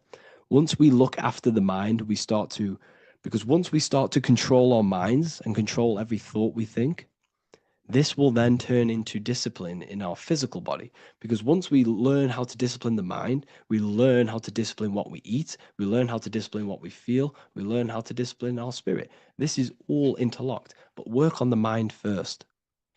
Work on the mind first. All of this knowledge is inside of the brand new Book of Wisdom, Volume 2. This is a revolution of human consciousness. If you've read it, please leave a review down below. If you've read Volume 1, leave a review down below. This is the next revolution. I don't see this information anywhere. This is the next revolution of human consciousness. And of course, if you are serious about this and you truly want to gain enlightenment and join an amazing community where you can connect with me on live calls, lectures, the Manifestation Mastery course, you can gain access to my library with over 45 PDFs plus my books. And if you do join the university, you can order a Volume 2 free of charge. All you have to do is to pay for shipping. If you truly take your knowledge serious and you want to take advantage of life, join the university. This is where truth seekers belong. Just want to say thank you all. Please leave a comment. Please leave a like. It's going to help me a lot spread this knowledge to the world. And yeah, share this with a friend and subscribe. Thank you all. You are not breathing correctly. 98% of people only use a third of their lungs capacity, which is shallow breathing, which ages you, lowers your brain capacity, and also lowers your state of consciousness. So it's essential that you breathe consciously on a day-to-day basis, because this is what truly elevates your consciousness. I am going to give you the key for you to raise your consciousness just through breathing alone. Such a simple thing, but yet the most effective way for raising your state of consciousness and becoming more spiritually and mentally advanced. So tune in for this video and I'm going to show you exactly how to do it and the symbolism behind breathing. Air is more than just air. It carries electromagnetic energy. So now I'm going to give you the science behind this spiritual truth. This invisible force is what sustains all physical life, providing the life force energy essential for existence. Electromagnetism. Everything is fed off electromagnetism. Your body is an electromagnetic battery. Now, we can prove that air carries electromagnetism just by doing a simple test, a simple scientific experiment, by getting liquid oxygen and pouring it between a north and south magnetic pole, two polar opposite magnets. We see that the liquid does not fall straight through it. It is sucked. It is magnetically attracted to these two opposing forces, opposing magnets. This is proof that air, liquid oxygen carries electromagnetism. When you are breathing electromagnetism, the essential life force behind all living beings.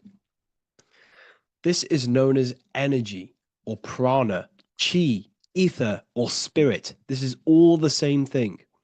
Air is not just empty space. It is energy. It is prana. It is life force. It is spirit. It is ether, chi, prana. You are an electromagnetic being.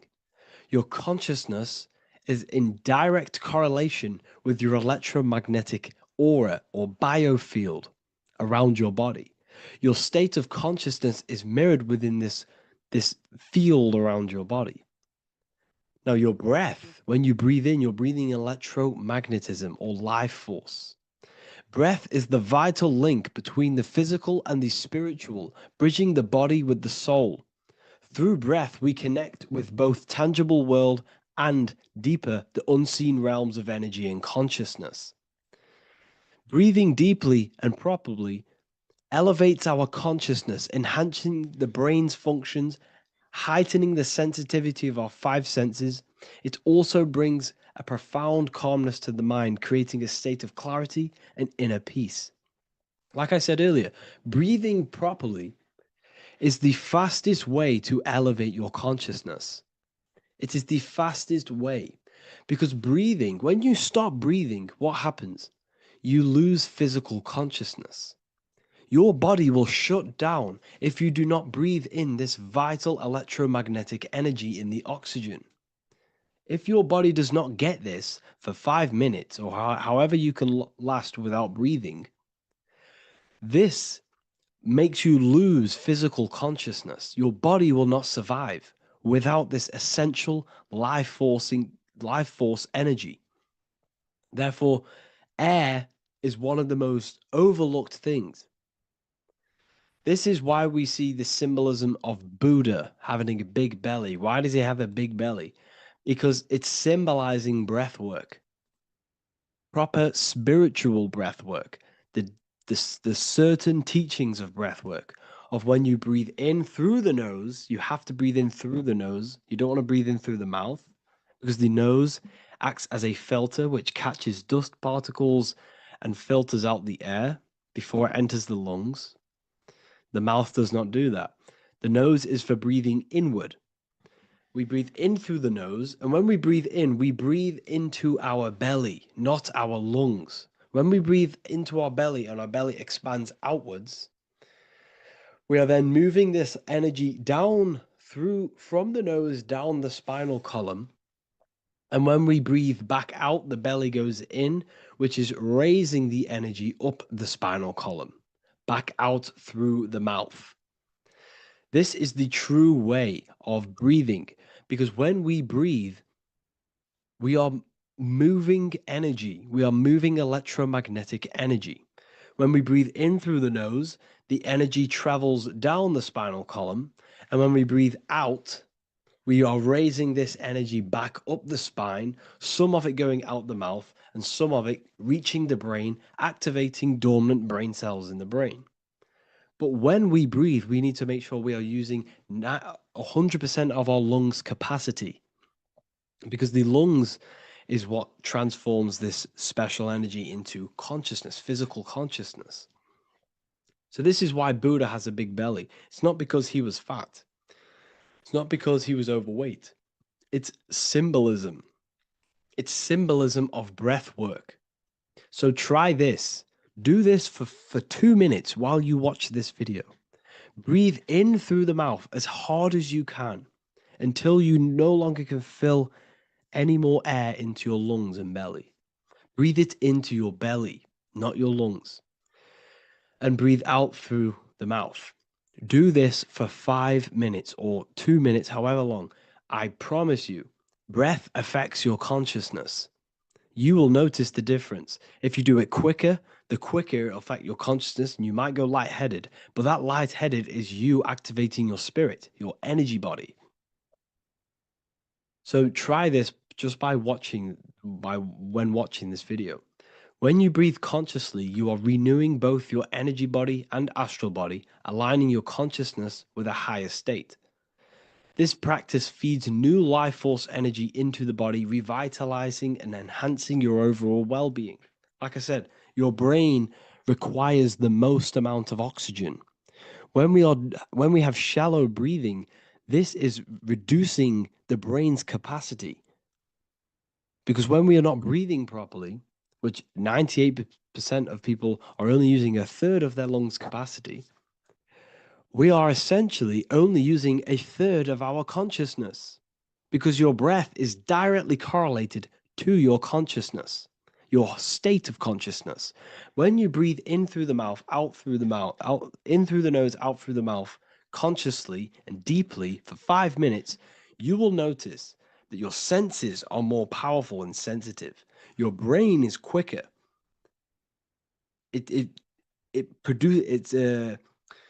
What's the word? It processes information quicker.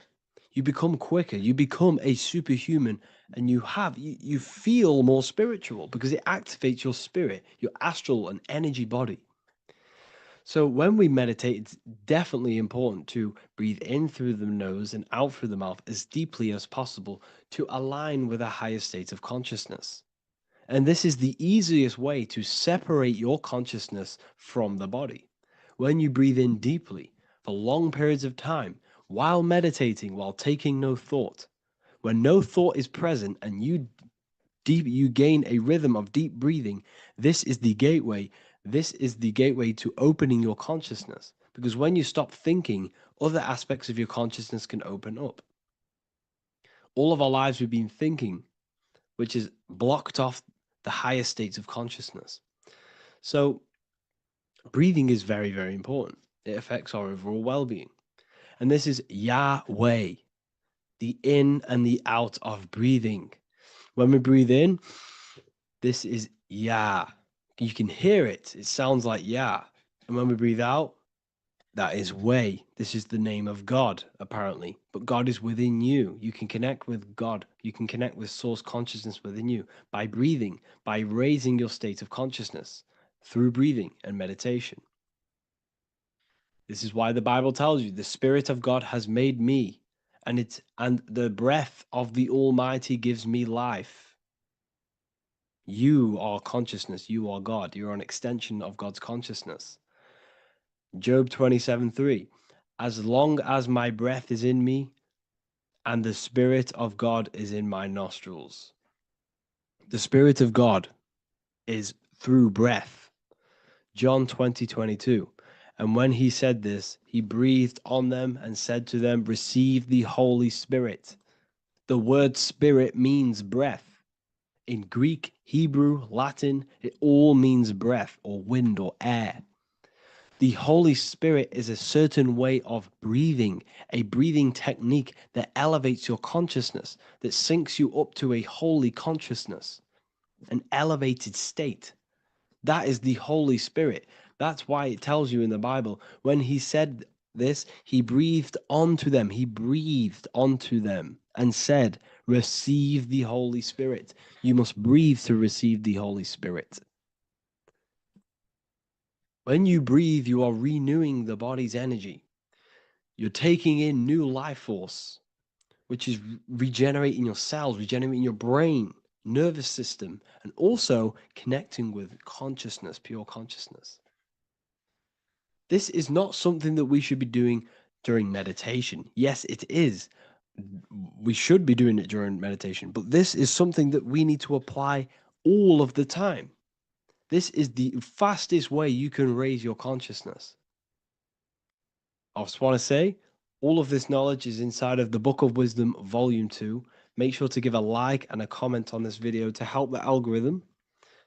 And let me know what you think about the last book or this book if you have read them, to let the new people know what they're looking at with this book. This is truly life-changing, the Volume 2 and Volume 1 is truly life-changing. You can get them in a bundle also.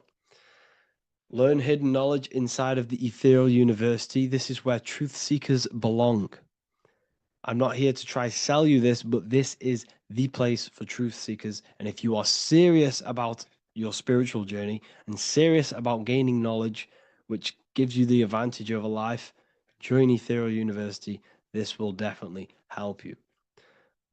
Thank you for watching this video. Please leave a like and comment. Make sure to give me any suggestions on videos you want me to make in the future. Thank you all. In this video, we're going to be talking about the evolution of consciousness. You are born human. However, you possess consciousness, which is the awareness behind your being, the awareness behind your thoughts, the experiencer behind your five senses, the experiencer, the observer behind your thought, emotions, and senses. You are an eye, an invisible consciousness looking through a lens, which is your body. Your body produces this physical world that you experience. Your brain produces this world. Your brain and body is a technological computer. However, you are an infinite, ever-expanding consciousness behind this physical body. And there is an evolution of consciousness, a cosmic journey of expansion. And this is why we see so much pyramid symbolism in the occult and esoteric world, and especially within Freemasonry, because the pyramid represents climbing, an evolution, a raising state of consciousness, a journey. Steps symbolize a journey upwards. This is the raising and the evolution of consciousness, our inner world, the transmutation of our inner selves, of our souls and consciousness and our minds. So when we see this pyramid, we're seeing a evolution, a way up to source consciousness. And the eye in the pyramid represents your source consciousness. It represents illumination. It represents divine guidance through this evolution of consciousness. This is why we see the ladder. Consciousness is ever expanding on an infinite journey of evolution. Each individual is a part of this cosmic process, contributing towards the ongoing expansion of both mind and awareness. As we evolve, we collectively explore deeper levels of existence, expanding the boundaries of thought and consciousness. The mind has the ability to expand infinitely into new realms of thought, into new dimensions of mind. The mind cannot be filled up. It is not a physical substance.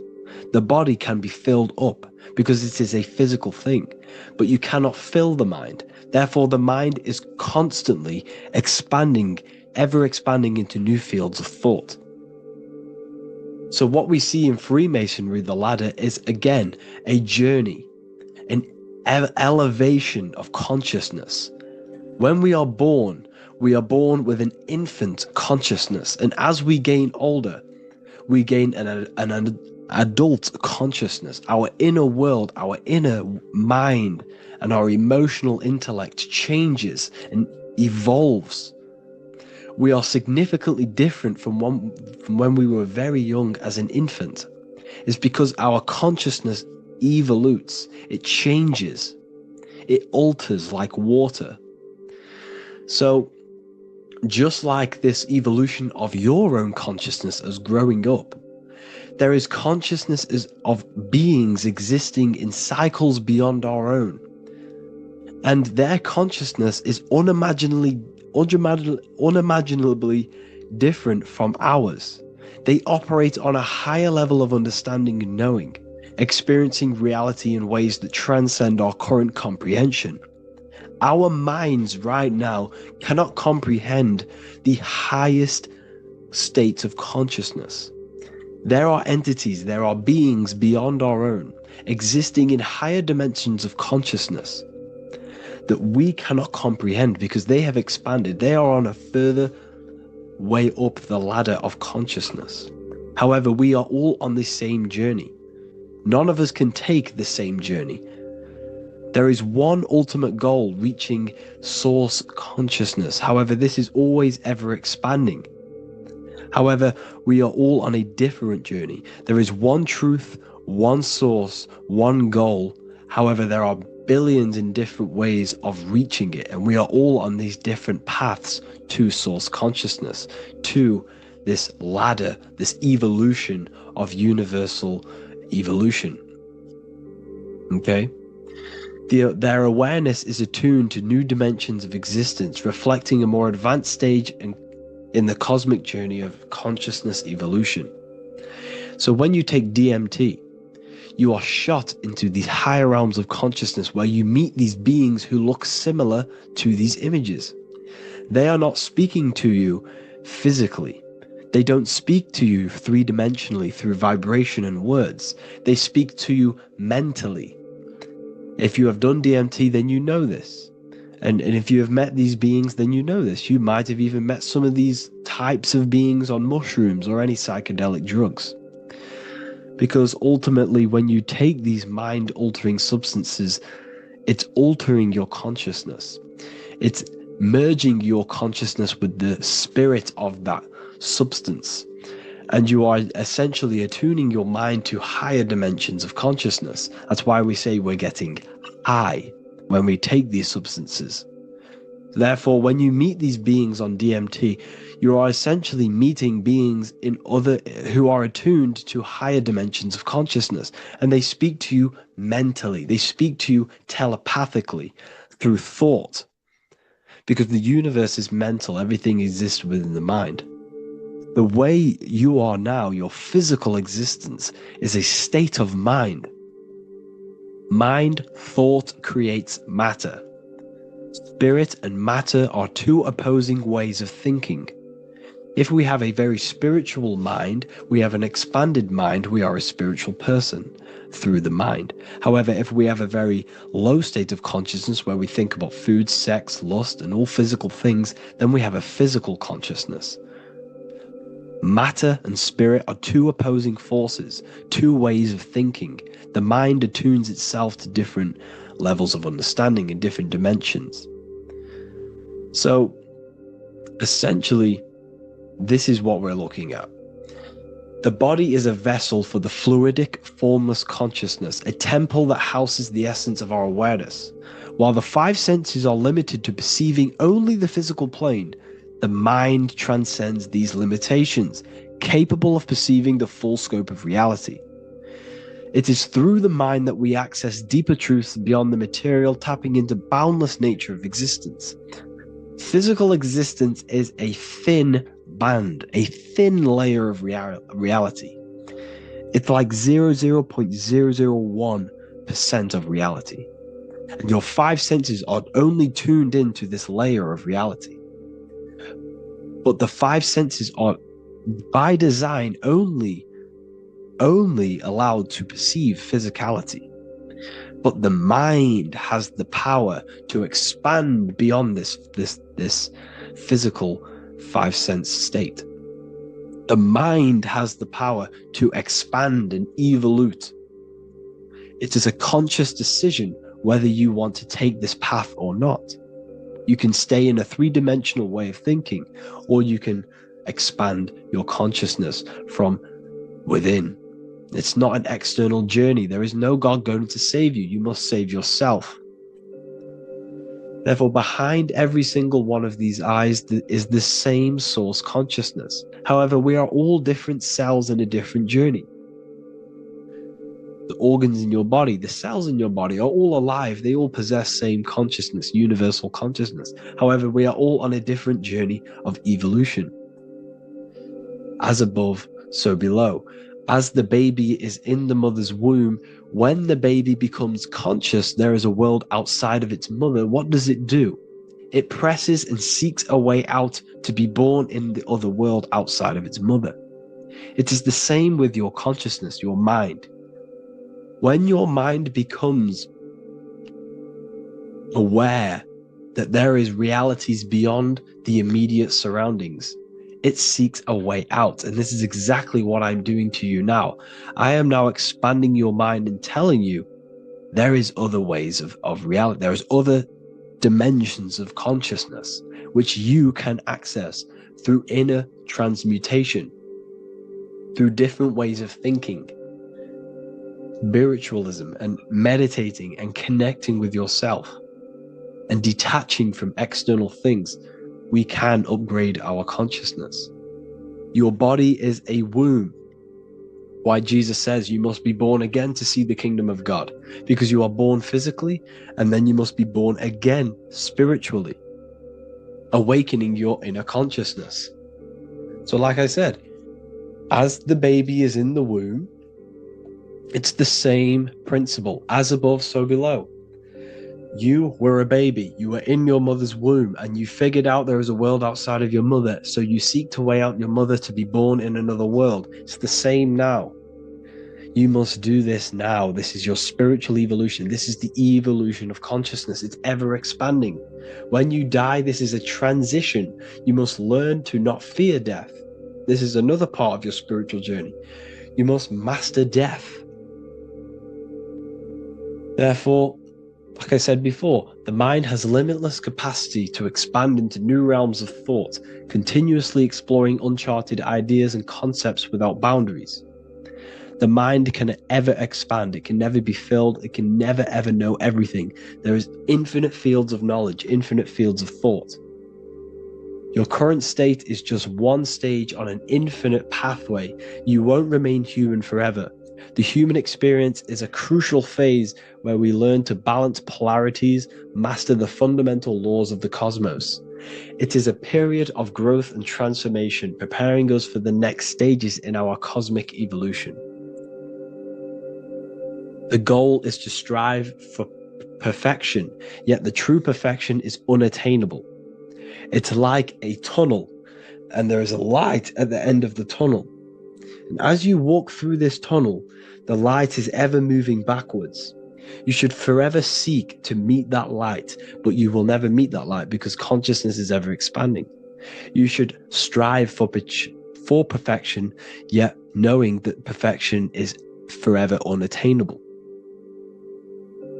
The journey is endless, with each step revealing deeper layers of understanding and experience. The pursuit of growth and expansion is itself the essence of our evolution.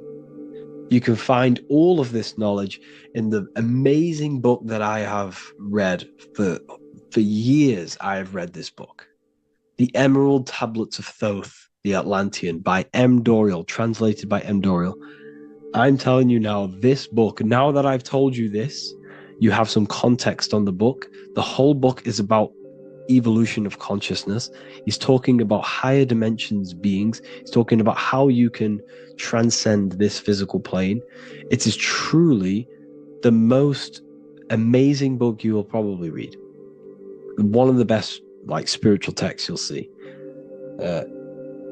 It's hard to understand, so you must read it over and over again. And the more your mind progresses, like for me, I read this every couple months. And the more I learn about consciousness, the more I expand my own consciousness. And every time I read this book, I pick out something new that just completely blows my mind, because you can only understand this book to your level of consciousness, to your level of understanding. So now that I've told you all this information, go and read this book and it will absolutely blow your mind. And so will the Book of Wisdom Volume 2, which is now available. I released it the other day. I'm just going to read a page out now. This page is called Spirit and Matter. The Earth is not merely a dense, lifeless rock drifting through space. It possesses spirit, a living essence that animates its form. But what do we mean by spirit? Spirit in esoteric terms refers to the energy, the life force, animating the principles infused in matter. So essentially, what this page is talking about is how everything has spirit, consciousness within it. You are the middle, you are spirit and matter. You have the ability to expand your mind to the God self and raise above our animal instinct, our material self, and know the divine and expand. Animals cannot do this. Animals are not self-aware. Humans possess self-awareness. We can observe our consciousness. We can say, why do I exist? We can look in the mirror and know that we need growth. And this is what Anunnaki means. Anu means above. Anu was the supreme god of the sky, which is a metaphor. He represents spirit above, heaven. Anu came down to earth and married Ki, the goddess of the earth, which represents matter. It's a myth, it's an allegory. Anu married Ki and gave birth to the Anunnaki. Spirit came down and infused with matter and gave birth to the human, which is you. You are spirit infused in matter, Anu and Ki, Anunnaki. You are the Anunnaki. And this is just one of the teachings in my book. Honestly, this book is absolutely amazing. If you truly, truly want to expand your consciousness, give this book a read. And obviously, if you're inside the university, I give you this book for free. A paperback version. If you join the university, follow the steps inside of the general chat, you'll be able to download this book. Not download it. Order a paperback for free. All you have to do is pay for the shipping. You'll also gain amazing knowledge inside of my library, where your mind will just be overblown with the amount of esoteric books. There's over 45 rare occult books, plus you get a PDF of the Volume 1 and Human Health Guide. You get reoccurring updates where I expand on symbolism, occultism, where you will just feel absolutely amazing once you understand esotericism in yourself. You'll also learn how to create the dream reality that you want with the Manifestation Mastery course, where I teach you how your consciousness creates reality. You'll have a real lectures where I post lectures on symbolism, occultism, esotericism. There's a conscious community and live calls and Q&A where you can ask me questions and I'll answer your questions. I just want to say thank you to everyone who has joined the university. Thank you for even liking and watching this video. Any support I just appreciate every single one of you. Please, if you can, leave a comment and a like on this video and let me know any videos you want me to make in the future. And I will start uploading a lot more to the YouTube. So yeah, thank you all for tuning in today. Have an amazing day. Matthew 21:1, Jesus went into the temple of God. Corinthians 3:16, do you not know that you are the temple of God? Now what is this telling you? That God is within you. Hence why in Luke 21:12 it tells you the kingdom of God is within you. And the side of your head region is called a temple for a reason. Because the brain encapsulates the mind. The brain is a physical manifestation of the mind. The heart is a physical manifestation of emotion. So we have these different layers of our consciousness. We have an intellectual, communicative aspect of our consciousness, which we would call the mind. We have an emotional aspect of our consciousness, which is the heart. And to communicate with the divine, it's all to do with the mind. Hence why the ancients always symbolize the mind being God. This is why Michelangelo always placed God inside of the brain on top of Sistine's Chapel in the middle of the Vatican. He understood that God is in the brain. God is within you, not outside of you. The church tells you that God is in the sky because they are creating a externalization of the truth to create a business and a distraction so that you don't find the divinity within you, so that you don't find your power. Now you have Adam, the physical man, the physical body, the ego, the lower self. And he is resting. He's not trying to reach to God, but God is reaching because the higher consciousness within you is always trying to communicate with you. It's always trying to wake you up to your divinity. But the lower mind, the lower self, Adam, the physical self, is always in ignorance of truth, always in ignorance, and stays in a materialistic way of thinking, which is the lower animal self. And this is what we call a sleep or an NPC. This is the lower mind of man. But all you have to do is to move your finger to touch God. You have to look within yourself, within the brain, meditate, and you can find God. This is why in the Bible we see many references to the human body and anatomy to truly connect with God. Kings 6:8, the door to the middle chamber was in the right side of the house, which is the right hemisphere of the brain. The middle chamber is the pineal gland, where the seat of your consciousness is, where the seat of your higher consciousness is, the mind. And they went up the winding stairs, which is your spinal column, into the middle chamber, and out of the middle chamber into the third. So they went up the winding stairs. This represents raising your consciousness up the winding stairs. Your spinal column acts as a stairway of consciousness. Depending on what sort of consciousness you are operating in, depends on what part of the spinal column you are using.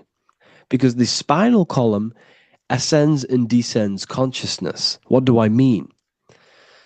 If you are in a reproductive way of thinking and you're always thinking about sex, you're jerking off all the time and you're always eating, all of your brain's power and your mind's power is being descended into the lower aspects of the spinal column, which represents hell, the physical state of man, Adam, the ignorant state. We're basically living off low-level pleasures like an animal. And The stairway to heaven is your spinal column. They went up the winding stairs into the middle chamber, which is your mind, your pineal gland, and out of the middle into the third stage of consciousness, physical, etheric, astral. When you meditate and you start to raise your consciousness during meditation, you enter the astral plane when you turn off thought. But this is the middle chamber inside of the brain. Here we see another painting inside of Sistine's chapel of God inside of the brain. This is the brainstem. This is the brain. This is the frontal lobe. This is the back lobe. This is the back lobe. This is the cerebellum. Here's the reptilian brainstem. Here's the claustrum. This is what we are seeing here. Anatomy. Here is another one in Sistine's chapel in the middle of the Vatican. This is depicting the brainstem. God's neck looks exactly like the brainstem. Here we see a real brain compared to God's neck, because the neck is just below the brainstem. And this is what they are symbolizing, because they knew that God is within you. God is a part of the human body. God is inside of the body, because the body is a vessel for consciousness, for universal consciousness. Inside of you, inside of me, is the same spark of consciousness. And this same consciousness is spread out into every living essence, because everything comes from the one source, the one God, the one consciousness. Matthew 6:22-23. The light of the body is the eye. If therefore thine eye be single, thy whole body shall be full of light. Practicing the single eye. What is this? This is meditation. This is entering within yourself. So the Bible's telling you to practice the single eye. But if thine eye be evil, thy whole body shall be full of darkness. What does this mean? If your consciousness is in an evil way of thinking, if your mind is filled with an evil, negative mind space, then your body shall be filled with darkness, with evil, with negativity. Because negative thoughts destruct the body. Positive thoughts heal and regenerate the body. So he tells you to be, the light of the body is the eye, your consciousness, the inner eye of consciousness, the eye that lets you see. And what do I mean? You look with your two physical eyes, but you see with the inner eye. What you see is perception. You look with the two eyes, and what you see is perception. You are seeing, you are understanding, and that's what consciousness, the mind, gives you. Consciousness, or the mind, is the force that allows you to be a human being, that allows you to understand things and interact with things and make decisions. It's an infinite intelligence. See, the mind is not the brain. This is a big confusion with people. Hence why the eye on top of the pyramid is separate from the bottom half of the pyramid, because the consciousness is separate from the body, the eye, the all-seeing eye. It represents the observer, the eye that sees into this body, into this world, into this. You are the perceiver. You are the invisible spirit within the body. Theologians 4:17. After that, we are still alive, and our left will be caught up together with them in the clouds to meet the Lord in the air. You don't meet the Lord in the physical air. Okay? This symbolism of the ancient Christian artwork is showing you this is symbolic.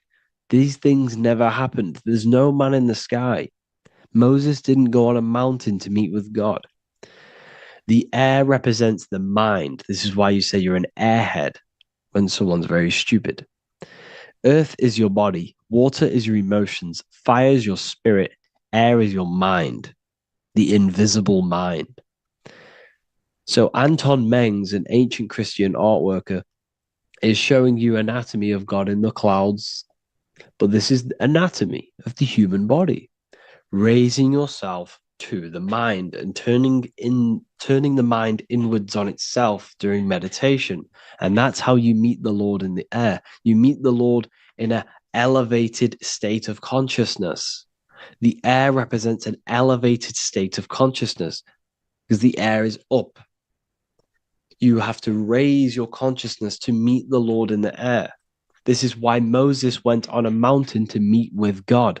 The mountain represents elevation of consciousness, raising the mind up the spinal column, taking all of the mind's attention away from the reproduction and the physical aspects of self and raising it to the brain and turning off the brain and going inward into the air. It's talking about raising consciousness. It's allegorical. It's a spiritual, metaphorical text. The side of your head's called a temple because inside that where that temple is, right in the middle of where you call the temple, is the inner chamber, the open room, the holies of holies in the Bible, or the land flowing with milk and honey, or Mount Zion. There's so many different names for the brain, or the upper room where Jesus meets his 12 disciples, the 12 cranial nerves in your brain. This is the temple of God. Your body is a temple of consciousness. It encapsulates the consciousness. It encapsulates the mind and soul. John 10:30, Jesus states, I and the Father are one. Psalms 46:10, be still and know that I am God. He's talking about the I am within you, not within Jesus. Everyone refers to ourselves as I. I am God. When you say I, you're referring to the highest aspect of yourself, the aspect that is above all thought, above all emotion, and above all things.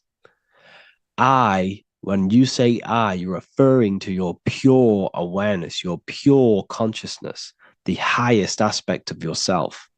And anything after I is egotistical. I is God. The letter I is the Roman numerals for one, because there is one God, one consciousness. The letter I is one line, just like the number one. Matthew 6:3-4, take no thought. Therefore, take no thought. Take no thought. He says this 5 times because you must turn off the 5 senses and take no thought to connect with God.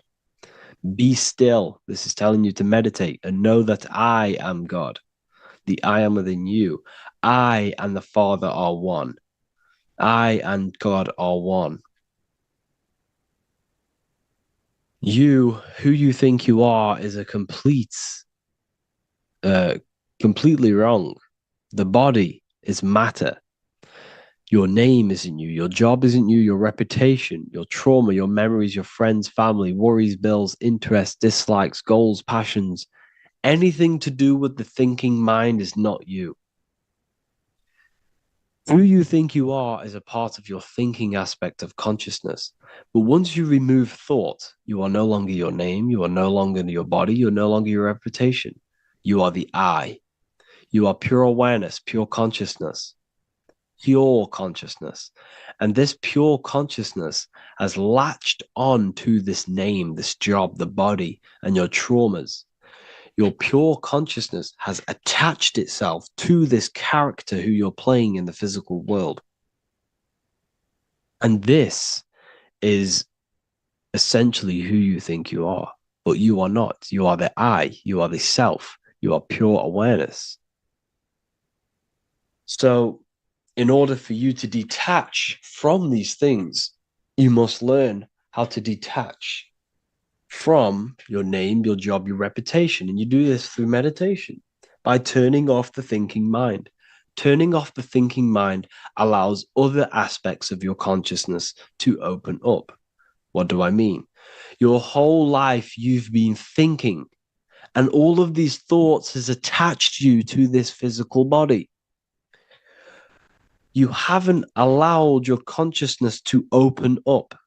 And you can only do this by taking no thought. That's why Jesus tells you, take no thought. When you turn off the thinking mind, other aspects of your consciousness starts to open up. Other aspects of your being can open up. And this is how you astral project. This is how you do all these mystical things and things to do with consciousness. It's taking no thought. Imagination, emotions, thought, and memory are all to do with consciousness. These things are not physical. You can't touch thought. You can't touch emotions. You can't touch these things because they are not a physical thing. So you must turn off these things for other aspects of your consciousness to open up. Okay? So essentially, the Bible is a metaphorical, astrological, numerological, metaphysical, spiritual, encoded text that talks about human anatomy, spirituality, and the true nature of the human experience. Everything they teach you in school is to make you think that you are this body. Everything they teach you in church is the externalization of the true teachings of Jesus. Jesus was telling you to meditate. Jesus was telling you to practice the single eye. Jesus was telling you to look within yourself and find God. He wasn't telling you to pray to him. Mark 16:19, he was taken up to heaven and sat at the right hand of God, the right hemisphere of your brain. John 21:6, cast the net onto the right hand side of the boat and ye shall find fish. Fish is understanding. The boat is your body, your brain. Cast your awareness into the right side of your brain and you will find understanding, because the right side of your brain is all to do with the creative aspect and the intuition and the spiritual sides of your consciousness. This is why God is here. This is why Michelangelo depicted God in the right hemisphere of your brain, because this is all human anatomy. And I speak about all of this in the brand new Book of Wisdom, Volume 2, which is now available. The start of the revolution has begun. This book is truly going to change the way people see the world. It's got so many new more topics than the last one. It's truly a revolution. It's written in so much detail. It's very practical. I cannot wait to share this one with you. I just want to say thank you for the opportunity for me to create this book, because without you, I couldn't have created this. And I just love sharing my work with you. And I thank every single one of you for the support, the watch, like the views and the likes, everything, especially the people who have joined the university and stuff like that. And for people who have joined the university, you do get a free Book of Wisdom paperback if you just go to the general chat and follow the description, follow what the instructions that I gave you in the chat, and you'll be able to order a free Book of Wisdom if you are inside of the university. Plus, you get all of my other books, 2 books, and over 45 occult books on occult and esoteric things. You get lectures, live calls, a community, a manifestation mastery course, and a whole library and reoccurring updates every month, every week. So yeah, I hope you all enjoyed this video. Thank you all. Please leave a comment to help the algorithm, and leave a comment on what videos I should make. And yeah, I'll get to uploading on the YouTube a lot more now the second book is now released. I have a lot more time on my hands. No longer using my energy to create the book. I'm now going to redirect this mental energy into the YouTube. So there will be a lot more content coming. So I need some content ideas. So feel free to comment some ideas, some YouTube videos that I can create. Thank you all, people. Have an amazing day.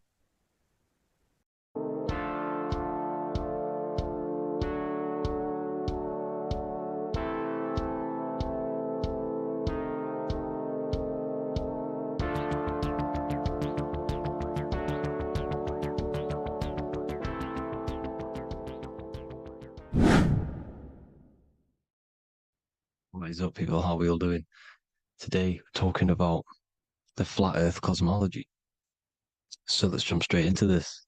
Please drop a follow and leave a like to help the algorithm. So we live in a torus field. Everything's made out of torus fields. And every torus field has motion. It's what it is. It's the motion of energy. And every torus field has a center, which is the black hole. It's a womb of creation. It's counter space. Now, this is why the North Pole is magnetic, because the center of this torus field is the most magnetic part, the strongest part of the field. So this is why all compasses will point you to the center. And the Earth's magnetic field is spread across the whole of the Earth. And it's spinning, as you can see here, it's like a tornado at the center. And this tornado is the force which is spinning the sun and the moon around us. You got the sun, the moon, Polaris, just like in the Masonic cosmos here. The sun, the moon, Polaris, the all-seeing eye. Now we'll get into Polaris a bit later, but the sun is the magnetic force. Sorry, is the electric force, because every field is electromagnetic. Now, the sun is electric. It's positively charged. It's gonna give you energy. It's feeding energy. The moon is more magnetic energy, which is taking your energy away from you. And this is why you become sleepy when the moon comes out, because it's taking away your energy. So these two forces is the balance. It's the yin and yang. It's the balance. Everything in this creation is balanced, because the torus field is the Earth is the plane of inertia, the 0 point within the field, because physical matter is a result of two opposing forces equalized on the plane of inertia. And that is where matter crystallizes into physical results.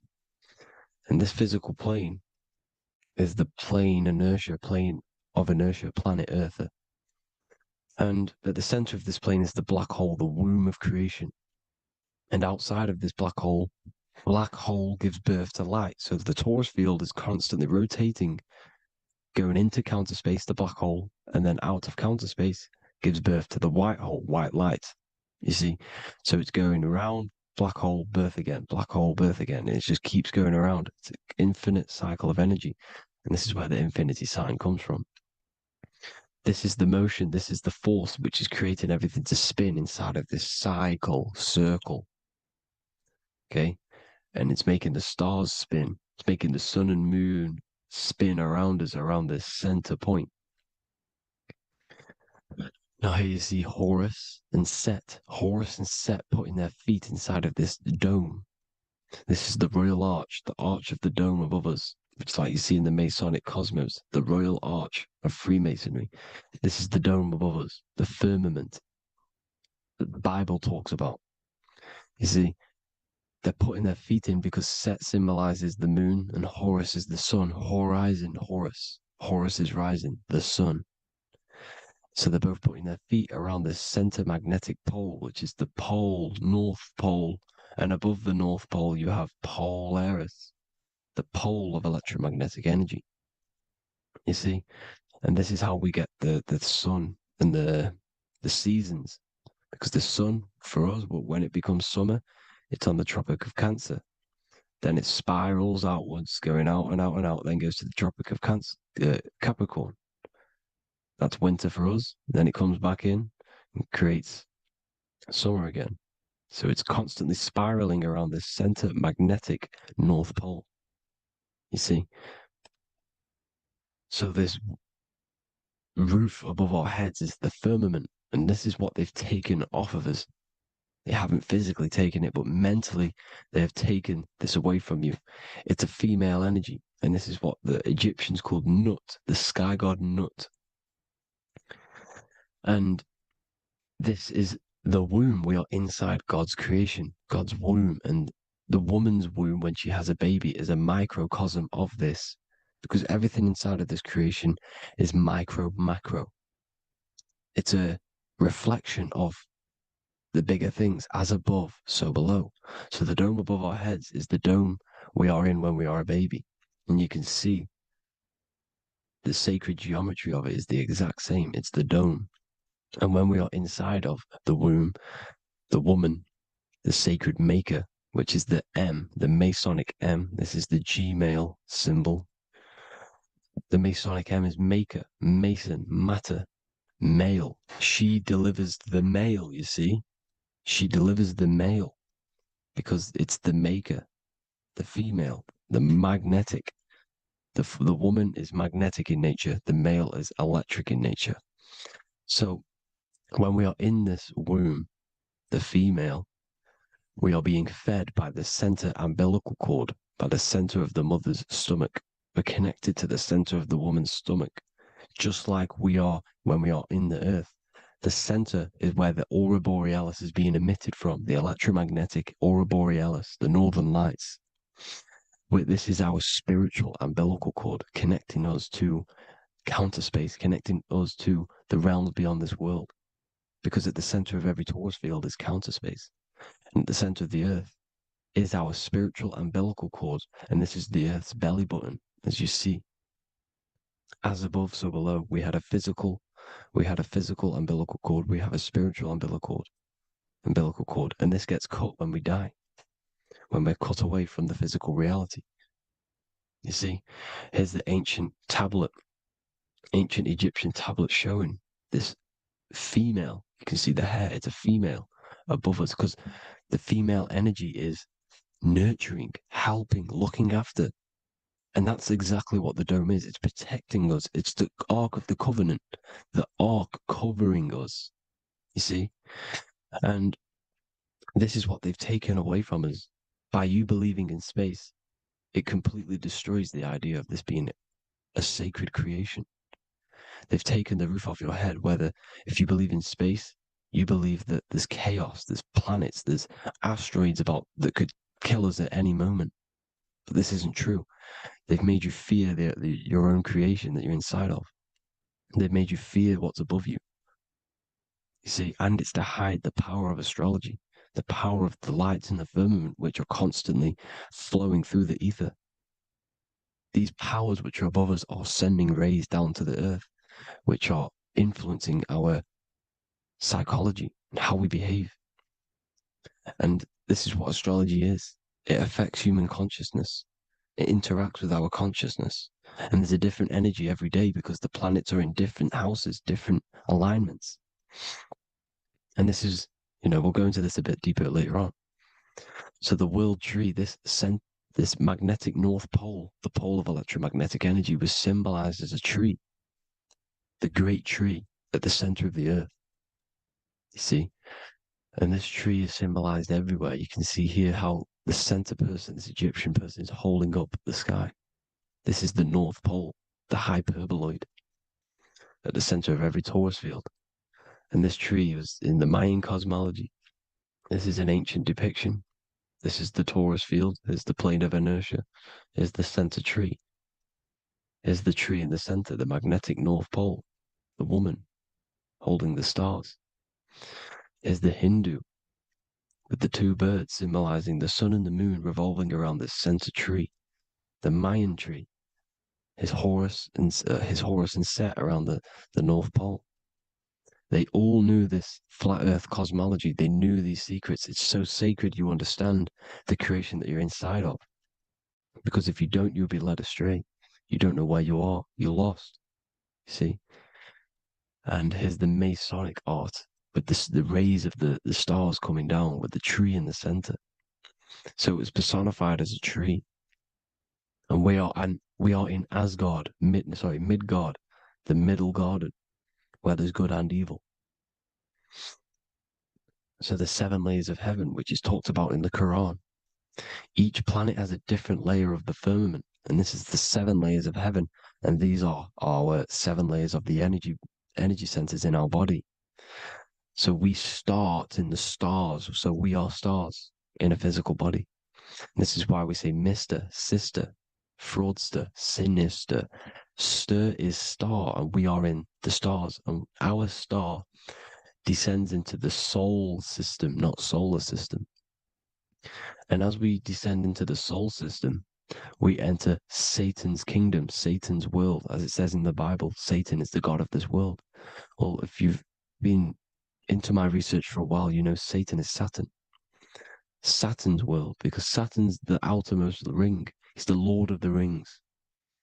And you enter his kingdom, the kingdom of time. And this is why Saturn's the time god. As soon as you go past the rings of Saturn, you're now in the soul system. You're now in time. You're now bound by space and time. and you're bound to the earth plane. The heart. Earth is heart. It's a rearrangement, it's an anagram for heart. And the heart of the electromagnetic color spectrum is green, and that's why the earth is green. And above green is blue, and this is why the sky is blue. In order to go to heaven on the macro scale, you have to go through the blue sky, through the 7 layers of heaven. In order to reach heaven in your body, whilst you're here, you have to go through the blue chakra to your head, which is heaven. It's micro, macro. Everything is micro, macro inside of this creation. Is an ancient. I think this is a French image, piece of art from the ancient French, with obviously the 7 layers of heaven, which they all depict. And notice how it's like a dome. We'll go into this dome symbolization, the Royal Arch of Masonry, which is next. But these 7 layers of heaven give us the 7 metals, the 7 days of the week, the 7 diatonic tones, the 7 chakras, the 7 everything. It's God's favorite number. And this is why the Masons use the G inside of the compass, because the G is the 7th letter and God starts with G. You see? So it's 7. God is 7. Here's another depiction of the heart, the soul system, the 7 layers of heaven. La fermente, la fermette. You see, la firmament, with the stars on the outermost layer. Here are the 7 planets: Jupiter, Mars, la Sophie, the sun, la luna, the moon. So Saturn. So we are in the heart of this soul system. In order to ascend, we need to ascend up our chakra system, reach 144,000 hertz, God consciousness, the God man. You have to unfold God man, master of the mind, mastery of the mind. So what are the stars? The stars make everything unique. The stars are constantly rotating around the center, magnetic North Pole, the tornado at the center, which is stirring everything. It's stirring the ether. The center is the ether, and the 4 elements are born out of this ether. There's 5 elements: ether, spirit, water, air, and earth. The ether gives birth to the 4 other physical elements, which the whole of creation are made out of. About them 4 elements. 4 is the number of stability. You know, a chair, a table has 4 legs. It stables things. It's a foundation, and these 4 elements are the foundation of this creation. You see, and this magnetic North Pole is stirring this, and the 4 vibrational states of the ether are the 4 elements. Now let me get back to the stars. I just wanted to give you that. The stars are being stirred around this center point, center. It's stirring everything, and they're always in different alignments. Every millisecond, they're moving in different placements of the stars. And the planets are called the 7 wanderers because they're not fixed. The stars are fixed, but the planets are called the 7 wanderers, the 7 layers of heaven, because they move faster and slower than each other. Each planet is slower and faster, has a different rate of speed it's moving.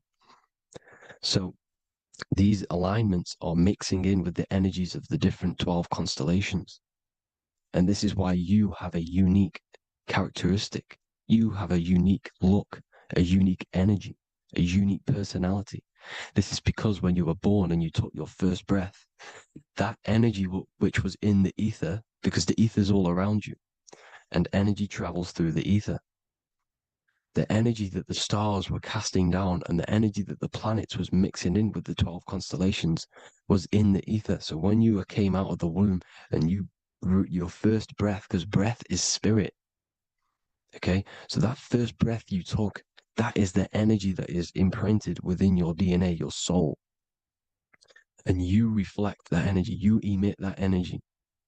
That's the energy that is with you forever until you die, till this physical body dies off. And that's what the stars are. The stars are giving a unique energy, characteristic, personality to every living thing. Every dog, every cat, every animal has a unique personality because it was born at a different time and place in the sky. Okay? The stars are your destiny. Now, the stars are constantly changing as well. If you look at stars through a telescope, they're constantly changing and forming different forms. You can see here, it looks like water. It looks like light through water because it's the ether above us, a sea of ether.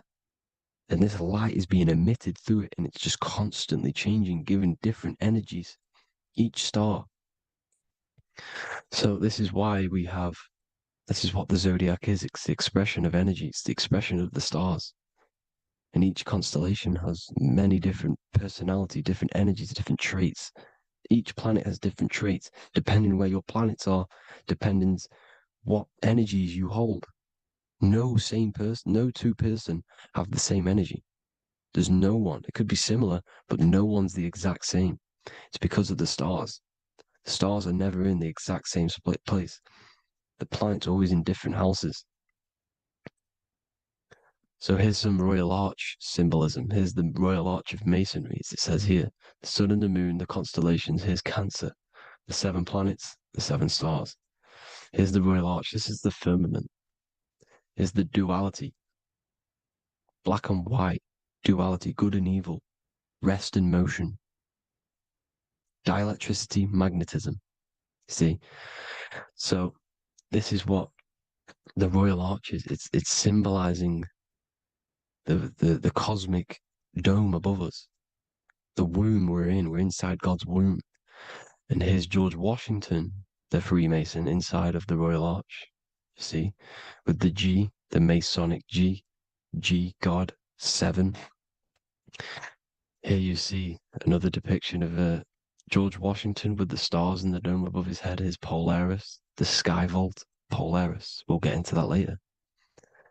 Go inside of all of your ancient churches, you will see the dome. Go to the Vatican, you'll see the dome. All of your ancient churches have this dome because it's the dome above your head. The ancients knew this. This was known. We did not live in space. It was known back then. They all knew. This is Crown Court, which is one of the most important courts in the UK. You can see it's clearly so much Masonic symbolism. You've got the 4 pillars of Masonry.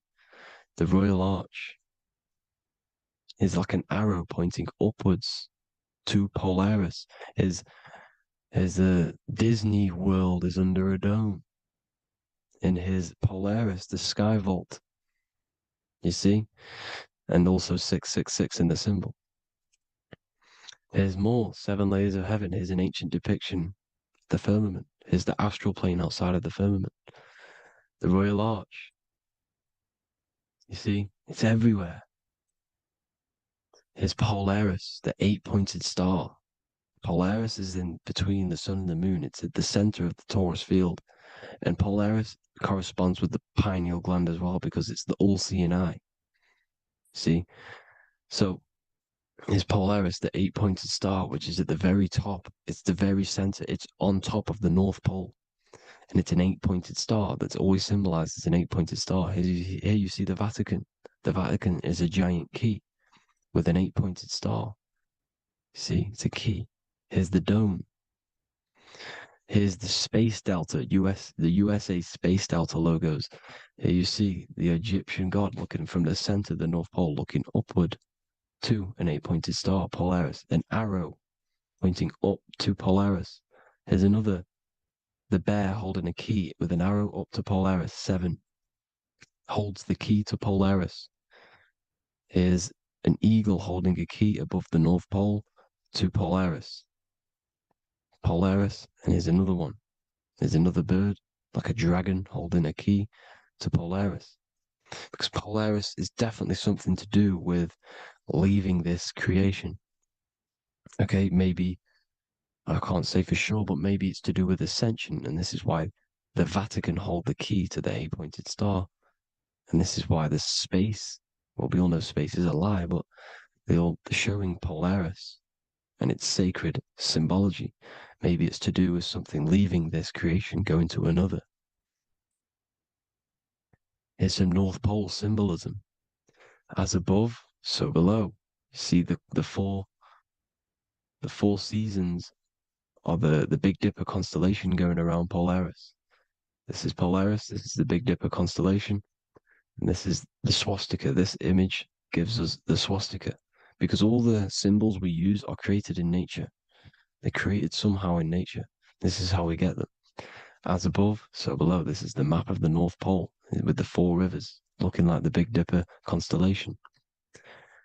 It's the Masonic, here's the ancient cosmology with the 4, you see the 4 islands, Mayan cosmology, 4 islands. This is the alchemical symbol for Earth, 4 sections. The windows, because the center at the North Pole is a window to another dimension. The 4 lucky 4-leaf clover, which is supposed to be lucky. It's just it's truth in plain sight. And here's Hitler looking at 2 flat Earth maps. So this swastika has been used for thousands of years, thousands and thousands of years, and it's symbolic for the most sacred land on this plane, the North Pole. Shambhala. Do some research on Shambhala, people. It's a it's a Hindu mythology about the sacred lands at the center of the earth, and it's known to be full of enlightened beings, and it's all symbolized at the center. You can see their paintings of Shambhala. It's all at the center, the North Pole, and it's known to be the most godly place ever because it takes you to a portal to the higher places, and maybe this is something to do with Polaris, connecting you to this sacred land at the very center. But anyways, people, thank you all for tapping in. Hope you all learned something. Have an amazing day. Please follow, subscribe, like, all the links in the description for the courses, the PDF. Please have an amazing day. God bless.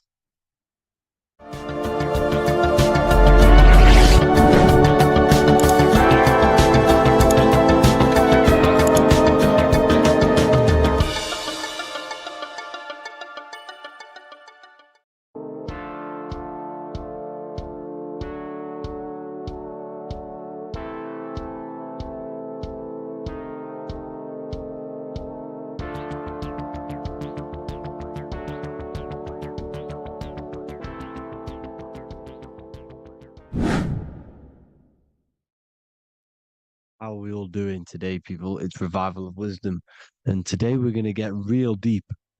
This video is going to get real deep. A lot of people are not going to be ready for this sort of knowledge. Okay, you really have to do is to really deprogram the mind, because everything we've been taught is a complete lie, is to keep us trapped. Okay, this is really advanced knowledge. Now, let's get straight into this. All of the ancients depicted other worlds, and they called this place Midgard. Midgard is the mid-garden, the middle garden. This is why the Masonic symbolism on the floor is always a black and white checkered board, symbolizing the polarity here, the good and bad, because we're in the middle garden, the heart. Earth rearranged spells heart, because we're in the heart of this system, or whatever it is, a super quantum computer, whatever you want to call it, simulation. Now, in the Quran, it talks about the 7 layers of heaven. All of these ancient artworks are depicting these different layers of reality. Okay, and look at the Egyptians here with the boat outside of the firmament. Boats travel on water, and this is exactly what the Masons are doing. So they're still using the same symbols. Why? Because it's the same knowledge, just hidden. The Egyptians have the same knowledge as the Freemasons. It's just hidden. Now, this cosmology that they're showing here, which is probably made maybe 100 years ago, this painting or artwork, is the exact same as the one we see here, with the arch, the boat.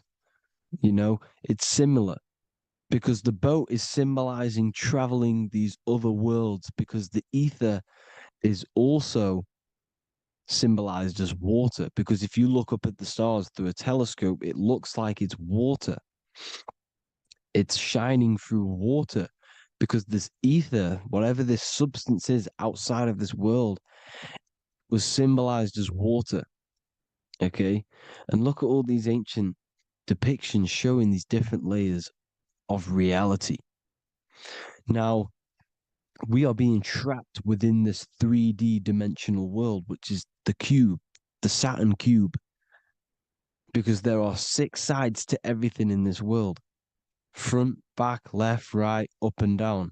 6, which is the cube, because we're in the Saturn, Saturn's world. Okay. Now, always been depicted as a tree of life, the tree of the universe has always been depicted as this tree.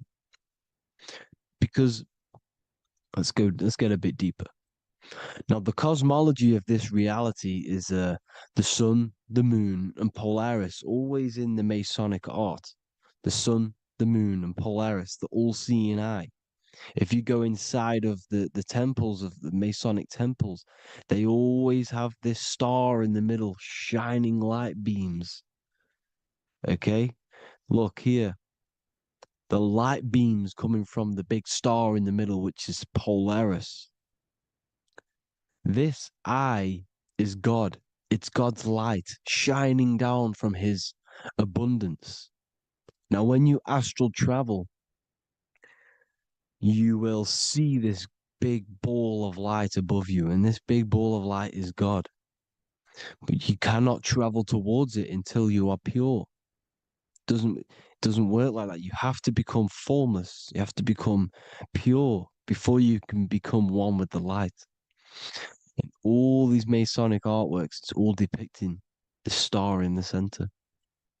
This star is Polaris, because Polaris is the way out of this place. And this is why you see the stairway to heaven all the way up to the light beam, the light source. What does it say in the Bible? God is light, because everything is made out of one substance, and that substance is light. And it symbolizes the eye because God is an eye. All things that are alive have an eye. And we all say, I am. We all see these realities through eyes. God is an eye. He's the all-seeing eye. He sees all things at all times. And he is projecting this light. And this light comes down to create all the different levels of the worlds. And this is what the 2 pillars symbolize the number 11. 11, the number 1, is just a vertical line. It's the 1. It's a 1 point. 11 symbolizes the mirror nature of reality. Everything's mirrored. As above, so below. Now, the 11 also symbolizes openings, doorways. And as you can see here, an opening to the all-seeing eye. And you see here again, an opening to the stairway all the way up to the light. This light is the light of God in the astral worlds, beyond this world. Now, Polaris has also been symbolized as the UFO. They put the truth in plain sight. So, you know, in the films, how the UFOs suck people up. That's what Polaris is doing. If you ascend beyond this world, if you do not ascend beyond this world, you will be reincarnated in this world. The whole thing is to outgrow this consciousness to the plane above. And I'm not just making this up. I'm going to be bringing in scriptures after this. But you can see with the Christmas tree, we always put a high, big star at the center, at the top, which is the star of Polaris, which is exactly what the Masons are doing here. The star at the top. And it's on top of our Christmas trees. And all of these symbolize the other stars, because Polaris is the most high star. And all the other stars are wrapped around the firmament lower than Polaris. And that's exactly what the Christmas tree is. And it's a triangle. It's a triangle, just like light beams travel from one point in the triangle, just like the all-seeing eye. It's a triangle. The light is coming from one point and sending its rays downward. You see, it's kind of like you see here with the water. And the lower you go, the darker it gets, the more evil it becomes. And this is what the ancients would call hell. Now, this all-seeing eye is Polaris. And below Polaris is Mount Meru, the North Pole, the magnetic North Pole. The Tower of Babel, which is in the Bible. The etymology of the word Babel, Ba meaning spirit, which gives the ability to move the soul through the worlds, which is that's the ancient Egyptian description of the word Ba, meaning of the word Ba. You have the Ka, the Ba, the Ak, but the Ba is the one that gives the ability for the soul to move through the worlds. Your soul can't speak into a world without incarnating into it. Now, the Tower of Babel symbolizes Mount Meru because it's the word Ba is the spirit which gives the ability for the soul to move through the worlds. The Tower of Babel is the magnetic North Pole, Mount Meru, which gives the ability to move through these different worlds. And you can see the ancient Tibetans always showing this depiction of these different worlds coming from the center. Because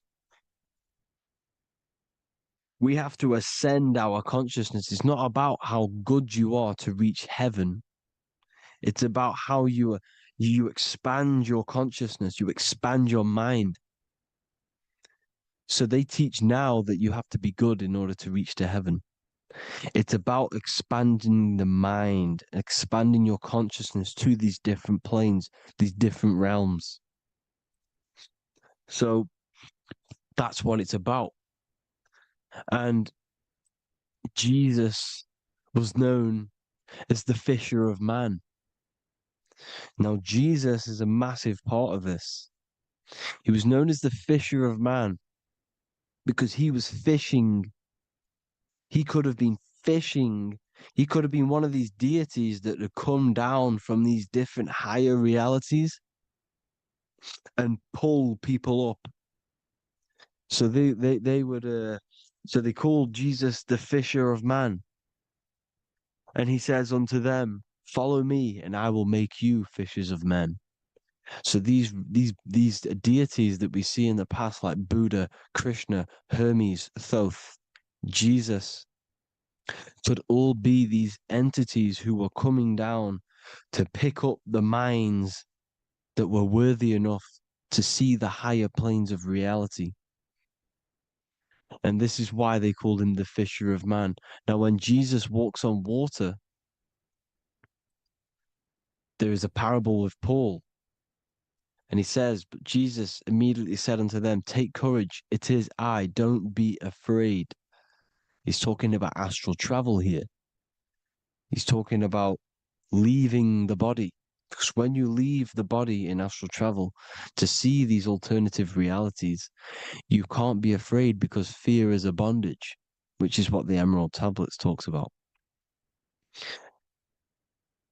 Lord, if it's you, Peter replied, tell me to come to you on the water. The water. Come, he said. And Peter got down from the boat, walked on the water, and came towards Jesus. But when he saw the wind, he was afraid and began to sink. When you become afraid in astral travel, you sink back into your body. Lord, save me. So this is talking about Jesus pulling people up into different realities. And you can see the fish is the symbol of Jesus. Is another symbol of Jesus, a fish. Because fish symbolize deep occult knowledge. Because fish travel the depths of the ocean. And They symbolize us because we are fish underneath the ethers. And Jesus was pulling people up.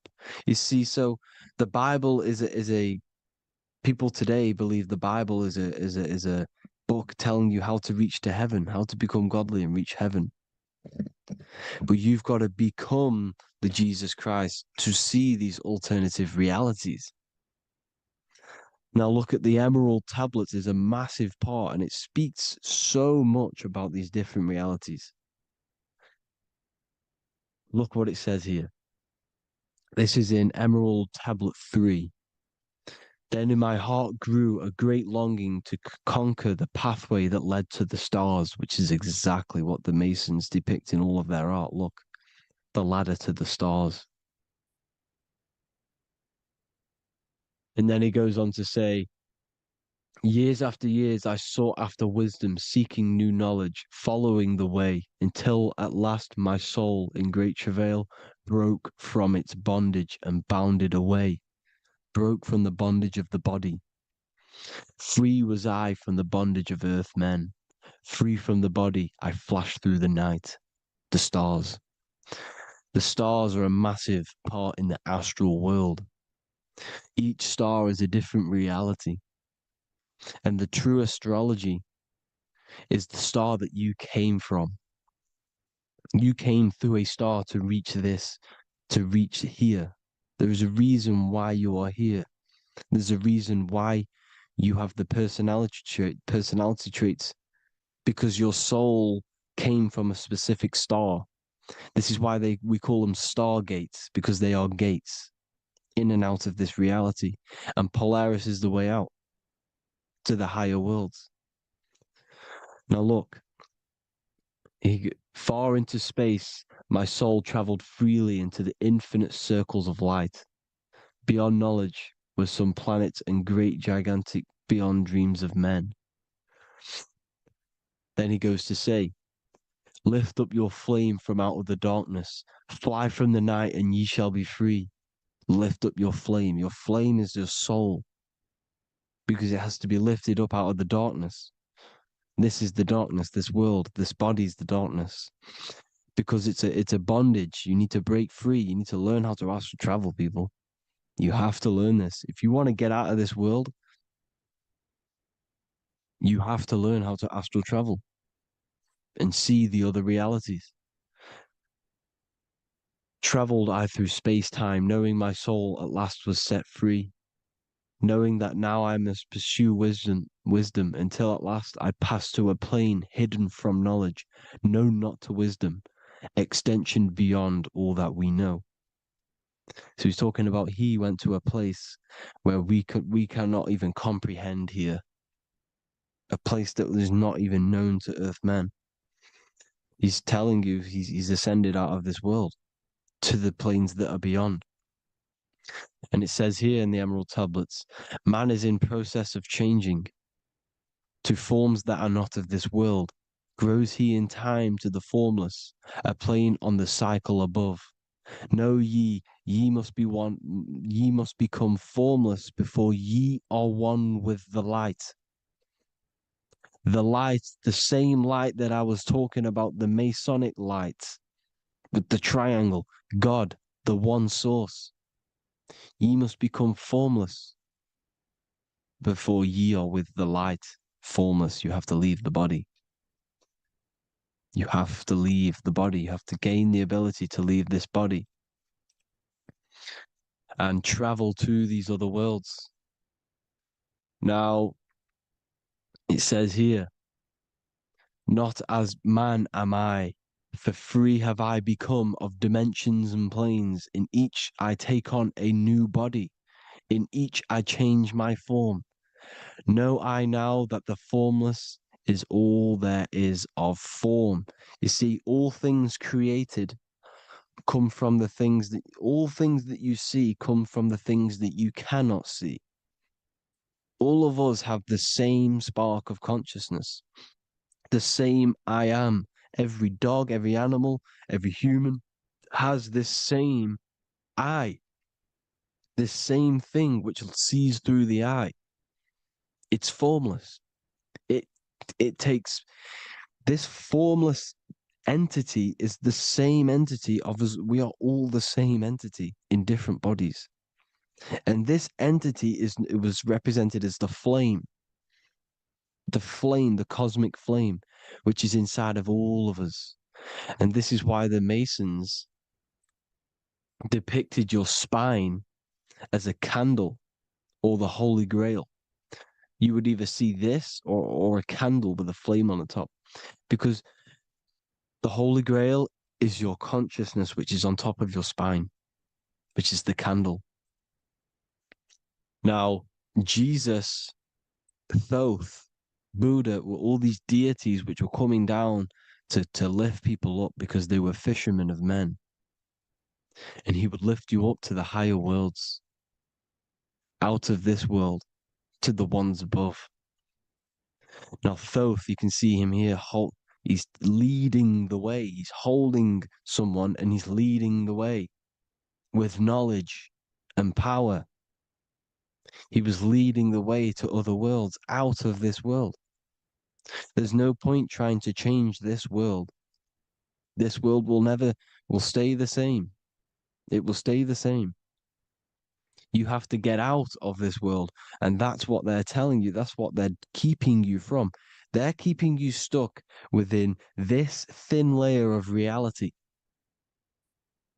So what the Masons are doing, they have the ability to astral travel.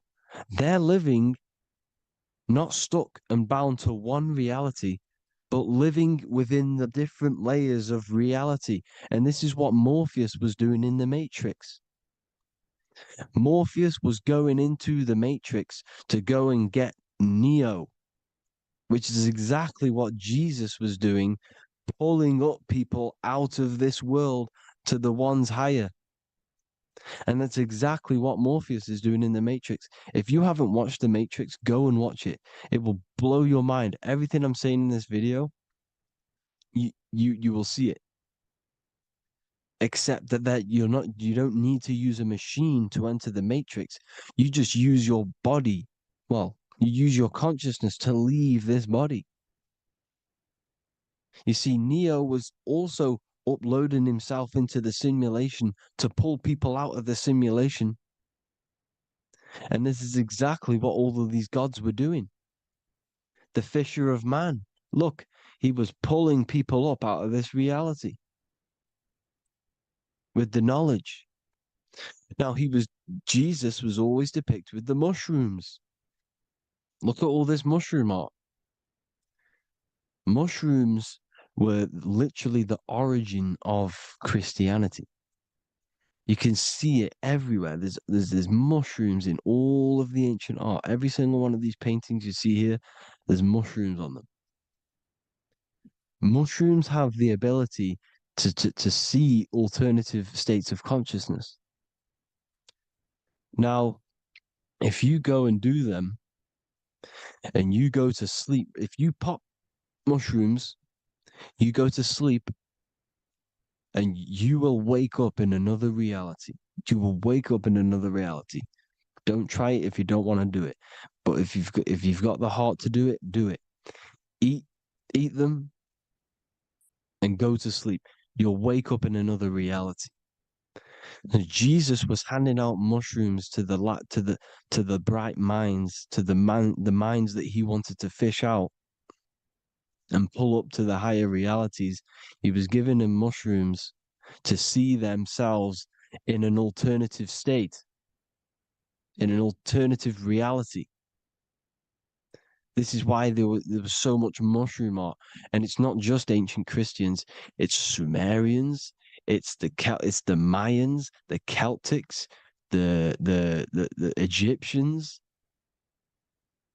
All used mushrooms. All of them. Look at all this art. It's on stones. It's everywhere because mushrooms. See, everything in nature is a macro.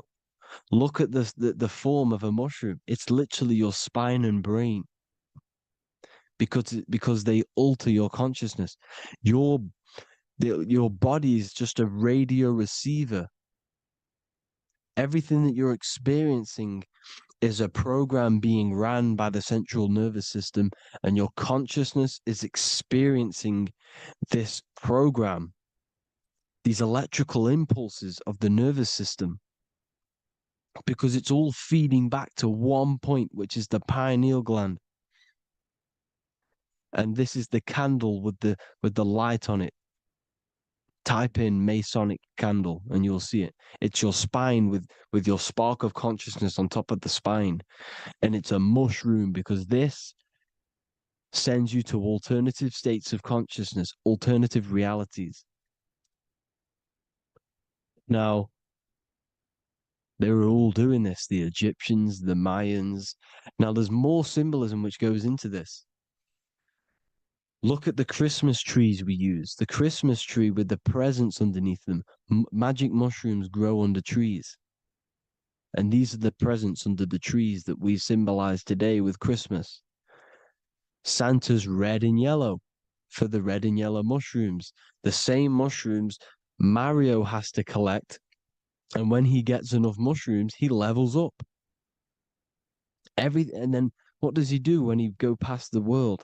When you win that world in Mario, you go to another reality. You go inside of another world. It's truth in plain sight. And it's using mushrooms. It's using mushrooms. Everything, all of the characters in Mario, well, a lot of them are mushrooms. Look at this one. The presents, black, yellow, and red and white. Red and white mushrooms. And the bow on the top is the mushroom head. That's a bit of a reach, but you know, the symbolism never lies, is what you need to understand. And it's as above, so below. Now look at the Sumerians. The Sumerians were also multi-dimensional beings. Okay, look at how they have the double faces. They had 1 foot in this reality and 1 foot in another reality. And look at this one, a double-headed god inside of like a portal. You see? Because and look at these with the wings, the astral travel. Birds, ancient birds symbolize the soul because the soul is a bird. It flies to different worlds. It flies around the cosmos. And mushrooms gave you the ability to see these alternative states of consciousness, these alternate realities, because you exist in infinite realities. You exist in infinite realities. Now look at the 33rd degree Ordo Ab Chao badge. You get this badge when you become a 33rd degree Freemason, and it's a double-headed eagle. A double-headed eagle. And you can see this in Sumeria first. Sumeria have the same symbol, a double-headed, bird. You can see it here as well. And the Masons are still using this symbol today. And when you become a 33rd degree, 33 vertebrae on the back of your spine, above the vertebrae is your consciousness, and it's a double-headed eagle. One reality in one. You become a multi-dimensional being in the 33rd degree. And I've heard many interviews of Masons say it becomes Luciferian. You see, they speak in code. These Masons can't tell you about what they learn about, but they will speak in code. They said it becomes Luciferian. The word Luciferian is lucid. The root word of Luciferian is lucid, and lucid is lucid dreaming, alternative realities, dream worlds. You become a god. Luciferian means you're becoming your own god, pretty much. Because you are becoming a multi-dimensional being living in between the different layers of reality at the 33rd degree of Freemasonry. And look at the double-headed eagle, because the birds symbolize the soul. and they reach high, they fly high, just like the soul wants to fly high to the light, to become one with the light, like the Emerald Tablet says. Now look at Janus. Janus was another god, and he's known as the god of doorways. Janus always depicted with a double head. Janus is why we say janitor or January. And January is entering a new year. Janus is known as the god of doorways with keys, always got a key, because keys open doors. That's why the janitor holds all the keys. And Janus always has double heads because he had one foot in this reality, one foot in another. He was a multi-dimensional being, a Luciferian, living between the different layers of reality, except from instead of being stuck in one like we are. Well, a lot of people. And that's the whole point. You see, all of this stuff is about like changing the world and stuff like that. This world will probably never ever change. It's probably been like this forever. Well, forever, for a long time. But it's about moving out of this reality to the higher states. And the Masons always depict the ladder to the luminaries, the stars, with a key, the same key of Janus. The Vatican is a key, and it's in charge of all the religions. Why is it a key? Because they're holding back the key. They're keeping you stuck within this reality, keeping you stuck as identifying yourself with the body, identifying yourself with this world. You are not in the world is within you. This is a program being ran by your central nervous system, and your consciousness is experiencing this reality. Now, this is going to be a mind-blowing video for some people. You have to have an open mind. You have to let go of all the programs. I'm repeating what the ancients are talking about and the ancient symbolism. Look at Janus with the double-headed god. He was just another god coming down, giving keys to people who had the worthy mind to be pulled up out of this reality, to be pulled up to heaven, just like Jesus was teaching how to reach heaven. But really, it's an encoded scripture. But anyways, hope you all gained some insight on this video. Have an amazing day. Please like, share, comment. All the links are in the bio for the PDF, for the Manifestation Mastery course, and all the other amazing stuff. And if you want to support the channel, I'd greatly appreciate if you became a Patreon member. Hope you all have an amazing day, people. God bless.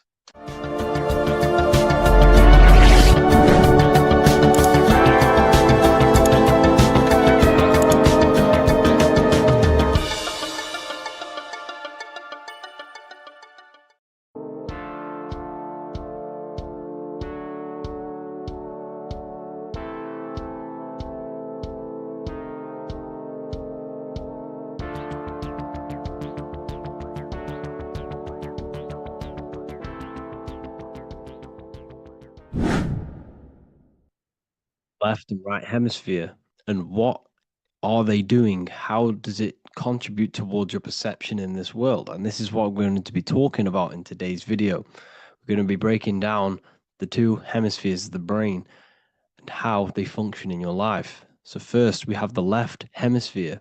This is the logical hemisphere. This is the analytical, divided, scientific, or verbal hemisphere. The right hemisphere is creative, wholeness, artistic, symbolic, and metaphorical. The right hemisphere does with non-verbal things. It produces a holistic perception.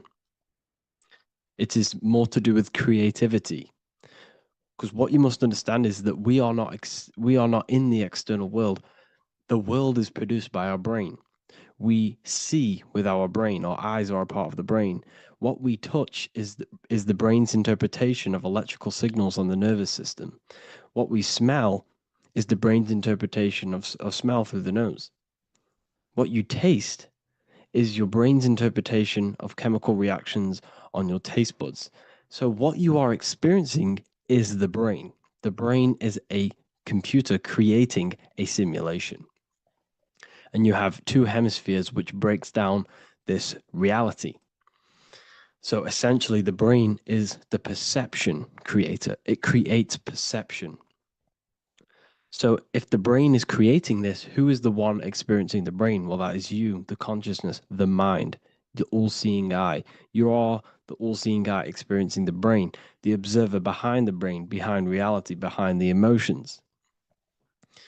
So if you're walking through a woods, this left brain sees individual trees. The right brain sees the whole woods. It sees the biome. It sees the bigger picture. So when you are walking through this woods, the right brain picks up a holistic perception of reality. It creates the woods as one unified woods. The left brain's job is to break this down and analyze it so that we can see individual things. And this is also necessary for humans to have the ability to break things down and manipulate things in this world. So without this left hemisphere, we could not manipulate things and break things down. So this right hemisphere is important because it sees the whole woods. It sees humanity as one unified consciousness. However, the left hemisphere sees individual egos. So the left hemisphere is the place of the ego because it only understands, it sees the world very divided. Okay. So, for example, here's another example of the left and right hemisphere. If someone pulls out in front of you in traffic, your left brain is going to start going crazy and analyzing them, calling them names. The right hemisphere, however, sees the bigger picture. Maybe he didn't see you. Maybe it's just a mistake. Maybe he's in a rush. You see how the two brains are very different. They do the same thing, but they function in different ways. The right hemisphere is feminine, the left hemisphere is masculine. So, like I said, this person pulls out in front of you, you start to think with the left. If you start to perceive that in the left brain, you're going to start analyzing them, you're going to start going crazy and calling them names because you're analyzing it. You're not seeing the bigger picture behind it. You're not seeing it from his perspective. So there is a crossover. So the left hemisphere of the brain controls the right side of the body, the right ear, the right eye. Everything to do with the right side of the body is connected to the left hemisphere, and the right hemisphere controls everything on the left side of the body, including your eyes, your arms, your legs. So everything is crossed over, and even your visual field is crossed over. So this is your visual field, as you can see here, and even the left side of your visual field goes to the right brain. There's a crossover. No one really knows. There's not really a reason for this. However, this is how the human body is designed. As we all know, the human body is the most advanced piece of technology on the face of the earth. They cannot replicate the human body. And they tell you it has no creator. This is crazy. People are that brainwashed, they can't even understand that their body is the most advanced piece of technology. Your body is so advanced, the computers that you use are mimicked of the body. Everything they create is mimicking nature, but they don't show you how intelligent nature is because they don't want you to understand you're in an intelligent design. So anyways, let's get back on track. There is a crossover in the brain, and this is why they teach you to write with your right hand.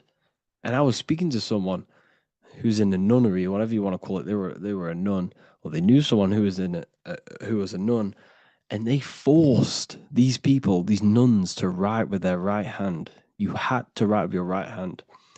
This is why, I'd say at least 70% of the world, or 80%, is right-handed and right-legged, because they taught us this to activate the left hemisphere more because of this crossover that happens in the body. So when we are using this right side more, We are using that left hemisphere more. Why? Why are they doing this? Well, they also called it writing. Writing is a spell, to cast a spell on you to use that right side of the body so that you use this left hemisphere, because they want you to see the world as a divided perception. They don't want you using the right hemisphere, using that left side of the body to activate the right hemisphere to see the bigger picture and see how everything is all one and everything is created. This left hemisphere domination keeps you from seeing the connections between everything, because that left hemisphere analyzes, it breaks things down. So when we are left hemisphere dominated by using the right side of the body, we are essentially seeing everything as divided. And this is why so many people will not understand my work, because my work connects dots and connects fields of knowledge, and makes you see the bigger picture. So people who are left hemisphere dominated will see my work and think this guy's crazy. But everything, it's all about activating that right hemisphere. So they called it writing because every word you say is molding your mind in some sort of way. The things you see is molding your mind. Everything you take in through the five senses is molding your mind. And language is a massive spell, especially the English language. They called it writing so that you use that right side. It's a spell because your subconscious mind picks up everything you say. And 90% of your daily basis behavior and thought patterns is produced by these subconscious programs within the subconscious mind. Essentially, your conscious mind is only the 10% of you. The conscious mind is just what you're aware of, what you're wearing, how you're feeling, what you're thinking. That's your conscious mind. The subconscious mind is controlling every system in your body. It's telling your heart to beat without you being conscious of it. So essentially, this is what they're programming. They're programming this system in the back of the mind, which is controlling everything through the words. And this is what spells are, because it's all about creating perception in the subconscious. So they want you to use that right side more. I truly believe the ancients, they were balanced. They used the left and the right side of the body. They didn't have a stronger side because they understood this science of the body and how the body works. So this is actually called phonetics. It's not etymology. Etymology is the study of root words. Phonetics is the study of how words sound similar. The way words are spoken. So phonetics, phone is why we call them a phone, because you speak into a phone. So this is write and writing, to use that right side to activate the left hemisphere more. So your hands are a manifestation of your brain. The left hand is the right brain, the right hand is the left brain. And as a child, we were always taught that when you place your hands together like this is the size of your brain, which is true because your hands are a part of your brain. They're an extension of your brain. Every part of your body other than your brain is an extension of the brain. Everything's working and feeding back information to the brain because you're experiencing the brain. So another trick that you can do, or another exercise, is looking in the mirror and closing one eye at a time. If you close your right eye, if you take your top off, for example, you'll analyze your body if you close your right eye because you're using that left hemisphere. Sorry, other way around. If you look at yourself through your right eye, you'll use that left hemisphere, which will analyze yourself. You'll see individual body parts. If you close the right eye and use the left eye, you'll see your body as a whole. You won't really analyze it. This is how you can analyze yourself using these two hemispheres. So this whole system is created to keep you thinking logically and to restrict you from creating and restrict you from understanding symbolism, allegories, metaphors, and teamwork. They want you stuck in a logical way of thinking and a logical way of seeing the world. This is why when you go to school, you are told exactly what to do. You're told to think this way and no other way. You're told to do orders, do this. It's a very left-brained system, because if we all started to open up this right hemisphere, we'd all see, wow, everything is all one, everything's all connected. And this is what my work is doing. I'm showing you everything is one. The physical world is an illusion of duality, but everything comes from the one source, the one mind. The universe is a giant mind. I am mind, you express mind. We all possess mind. Behind the physical body is the same mind consciousness. And we are all expressions and fractals of this infinite consciousness called mind. And this is what they don't want us to figure out, is that we are all just one consciousness expressed. It's an infinite consciousness. It's even in the squirrel, it's in the dog. All of these different animals, they're just different bodies, but behind the bodies is the same consciousness, which is mind. That's what the pineal gland is. The pineal gland is not the mind, and it's not the third eye. The third eye is your mind. If you have a closed third eye, it just means you have a closed mind. If you have an open third eye, it just means your mind has expanded from beyond physical things through astral projection and mystical experiences. This is how you gain an open third eye. It's just an open mind. A mind that has astral travel, that's explored the realities within the mind. So everything they do is to keep us in a divided state. Divide and conquer, right? That's their motto.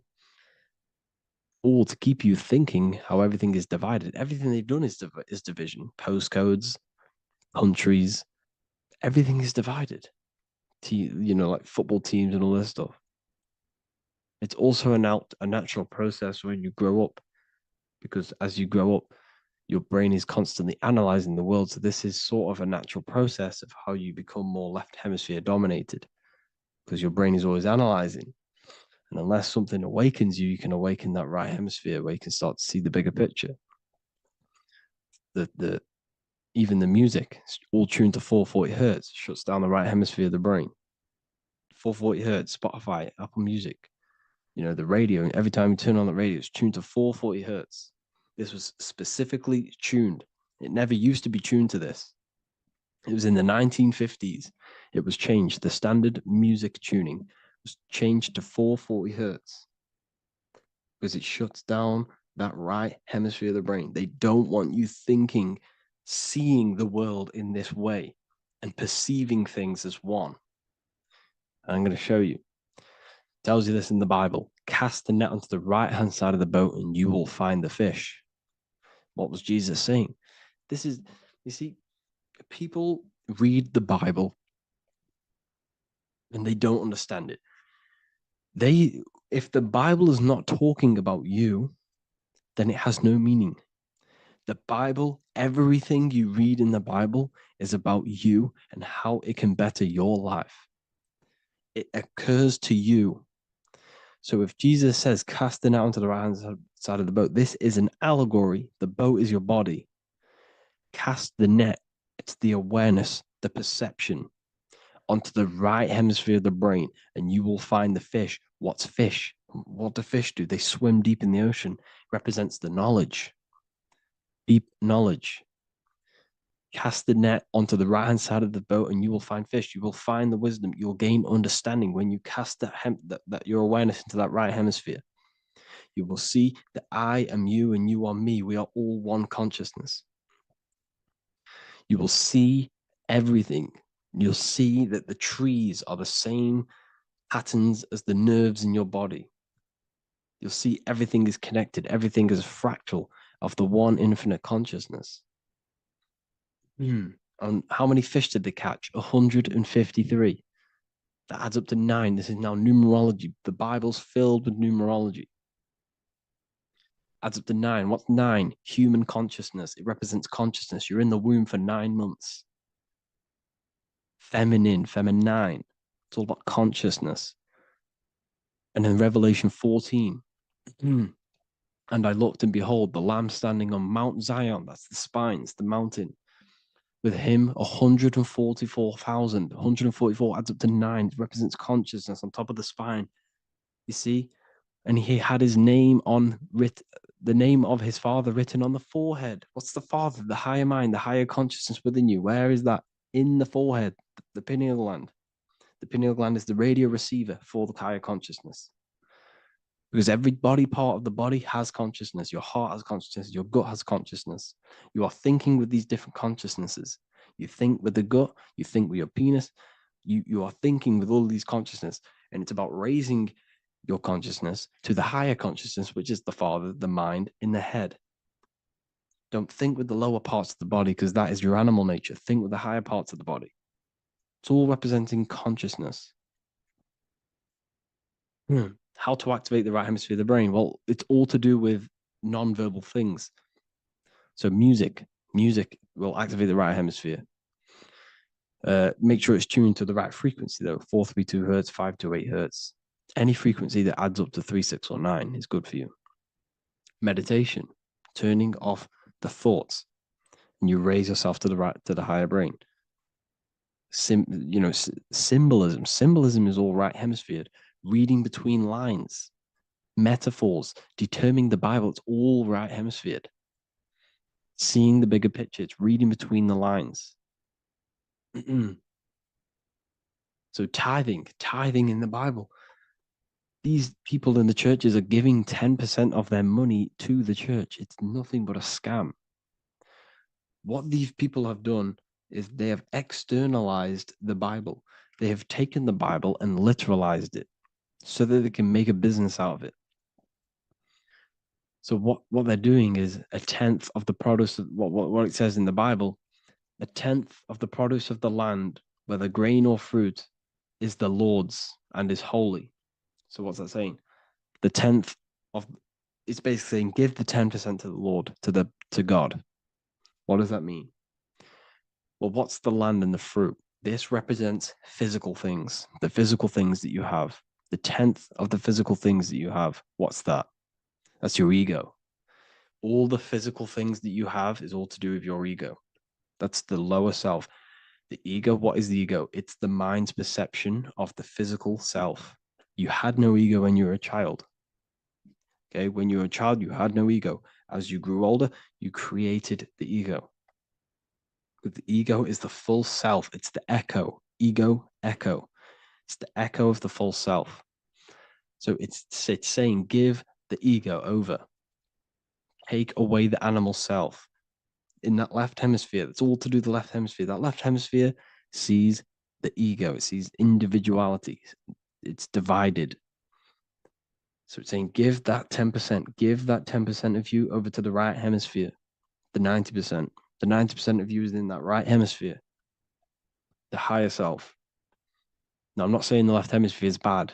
Okay, I'm not saying that at all, but it sees it sees things divided. It's like I said, the left, the hands are manifestations of the brain. So when these Christians are praying, they're putting their hands together. What are they doing? That they're syncing the brain hemispheres. What you're doing, because everything's an extension of your brain. So if you put your hands together, you're putting the two hemispheres together. And what's happening when you place the hands together? All the electricity in the body is now running in a circuit. So once you connect these two hands, the electrical energy is now running in a circuit, and energy can move around the body quicker and more efficiently. So when you pray, when these people are praying, they don't realize that they're engaging in ancient forms of meditation, of balancing the two hemispheres. So now we're talking about balancing the hemispheres, not the right hemisphere. This is what Israel is. Look at the symbol for Israel, the up triangle and the downward triangle. What's that? The up triangle represents male. The downward triangle represents female. Okay? This is talking about the brains. Israel is Ra. Isis, which is female, the Egyptian god. Ra, El. El means God. Electricity. That's the force of the physical world. It's the force that runs this world, electricity. It's the force of God. El, consciousness. It means God. Is Ra, El. Isis, Ra, and El. It's the two hemispheres of the brain, the holy land of Israel. It's the holy land, it's the brain. Once these two hemispheres are synced, this is how you unlock your consciousness. This is the easiest way of astral projecting. Hemisphering, I forgot the word for it. Hemisphere syncretization, something like that. It's about syncing the hemispheres. This is how you unlock your consciousness. Once the brain is running as one electrical system. This is how you balance the two masculine and male opposing energies. Once these opposing energies are no longer in war with each other, the brain, they come together to work as one. You unlock your consciousness. You are born again. What happens when a male and female have sex? It creates a new child. It becomes one. You are born again. Once the two hemispheres of the brain, you are born again. You can then have an out-of-body experiences. So this is why the symbol of the Holy Land, Israel, is the up and down triangle back combined together, because it represents unification of the male and female, unification of the hemispheres. You're born again. You unlock consciousness. And you can get this for free. It's called the Gateway Tapes on my website. Basically, it's a audio track from the government, and they did this in the Gateway Experience. It's a CIA document, and what they do is there are different forms of meditations you go through. I think there's about 5 waves of meditations you do, half an hour each one, and it will teach you. It will sync your hemisphere, because what does it do? They understood that playing one frequency into one ear and another frequency into the other, they understood that the right ear is connected to the left hemisphere, the left ear is connected to the right hemisphere.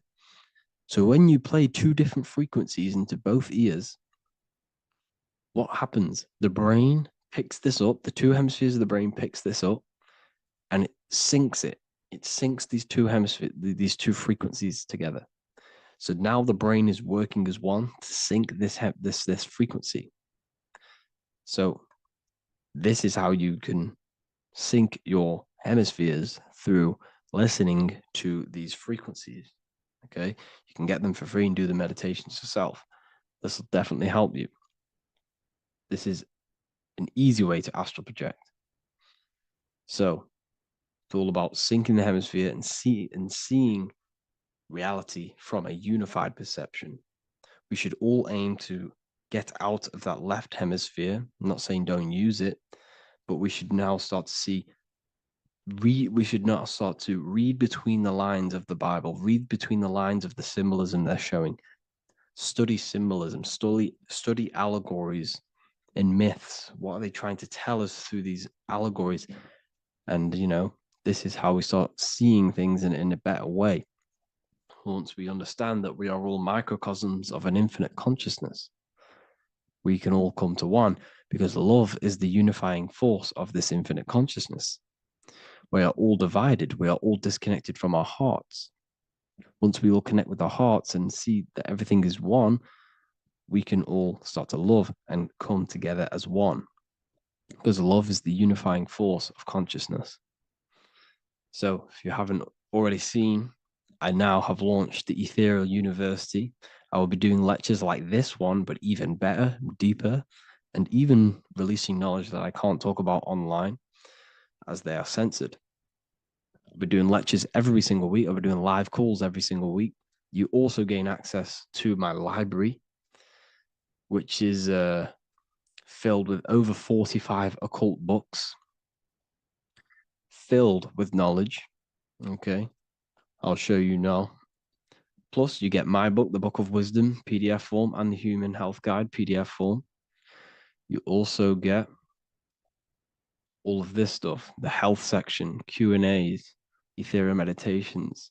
We've got some celestial studies, cosmology, and numerology coming soon. You also get the brand new Manifestation Mastery course, plus the library. And there'll be new books, new lectures, new live calls every single week. Or you can get the Book of Wisdom. Use the code WISDOM in all capital letters to gain 40% off.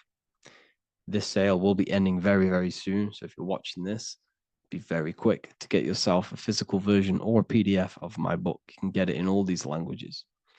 Hope you enjoyed this video, people. I'll see you inside the Ethereal University, the real university. Have an amazing day.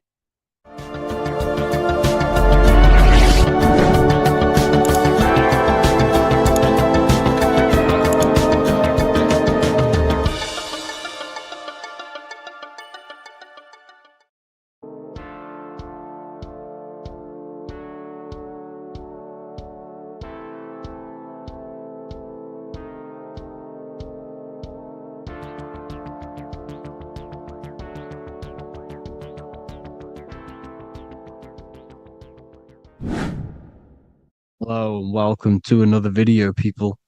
Before we start, please like, comment, and subscribe if you wish to see more content. Today, we're going to be talking about the mental universe and how everything is mental. This is the number one law on the Kabbalion. If you've never read that book, it's called The Kabbalion. A very good book. It's the first law because this is the most important thing you need to understand. Is how everything exists within the mind. Behind every single one of these eyes is the same consciousness expressed in different bodies. The mind is what gives perception to what you're experiencing. Behind every single one of these eyes is the exact same consciousness, but the brain that they inhabit is giving them a different perception, a different being, a different body. Now, this is the difference between humans and animals. Humans possess a advanced consciousness, an advanced mind that gives us the ability to be aware of ourselves mentally, physically, and spiritually. We can reflect on ourselves. When a dog looks in the mirror or an animal looks in the mirror, it doesn't know what it's looking at. It doesn't realize it has a consciousness. It can't reflect on itself. It can't say, I want to improve in this area. It doesn't have that consciousness. We have a divine consciousness. Take away the N for divine, and you get with a D, put it with a D, you get divide, because we have a divided two-way consciousness. An animal only has one. However, it's still the same mind. We're all mind. We're all mental. We all exist within the mental plane. Look at this person walking. The body, the brain is sending electrical signals through the 12 cranial nerves, which the 12 disciples that spread the gospel of Jesus, right? You have 12 cranial nerves in your brain. There are 12 disciples which spread the gospel of Jesus. Jesus represents the mind, the intelligence, the invisible intelligence that we all are, the same intelligence, the same exact consciousness, which then sends a command into the brain. Then the brain sends these 12 electrical signals through the 12 cranial nerves to control the rest of the body through the nervous system. This person walking is not, the body is not walking. The mind is telling it to walk. And the brain is it's a supercomputer which is decoding these demands given to it by the mind. Because the pineal gland will have something to do with the ether, because the ether is physical and non-physical. The mind is sending the commands through the ether to the pineal gland, which is then getting broken down into electrical codes within the brain and sent throughout the nervous system to control the body. And this is why in the Sims simulation, because the body's the simulation, it's a false reality. It's the fake reality. It's not the real you. You are formless. There is no form. But the third dimension is a dimension within your mind. Matter, mind, light is all a product of your mind. It's all in the mind. Now, this is why The Sims has this green little diamond on top of the head. Because this is you. This is your invisible intelligence controlling the character. Okay? It's controlling the character. And this character is in the world. Your consciousness isn't in the world. The world exists within you, but the body is a vehicle for that realm that you land in. When you have a dream, your mind transcends this body into another body, duplicates your body, into another universe, unite. Unite is one. We're all one. It's all one universe, expressed in many different ways, infinitely. And the vehicle that you land in is the body to operate in that realm. This is the all-seeing eye, as you see here. The eye, this is all the intelligence. This is the ball of consciousness, God, expressed in different bodies. We're all this same one in different bodies, as you can see here. And this intelligence is expressing infinitely throughout the universe. An infinite universe.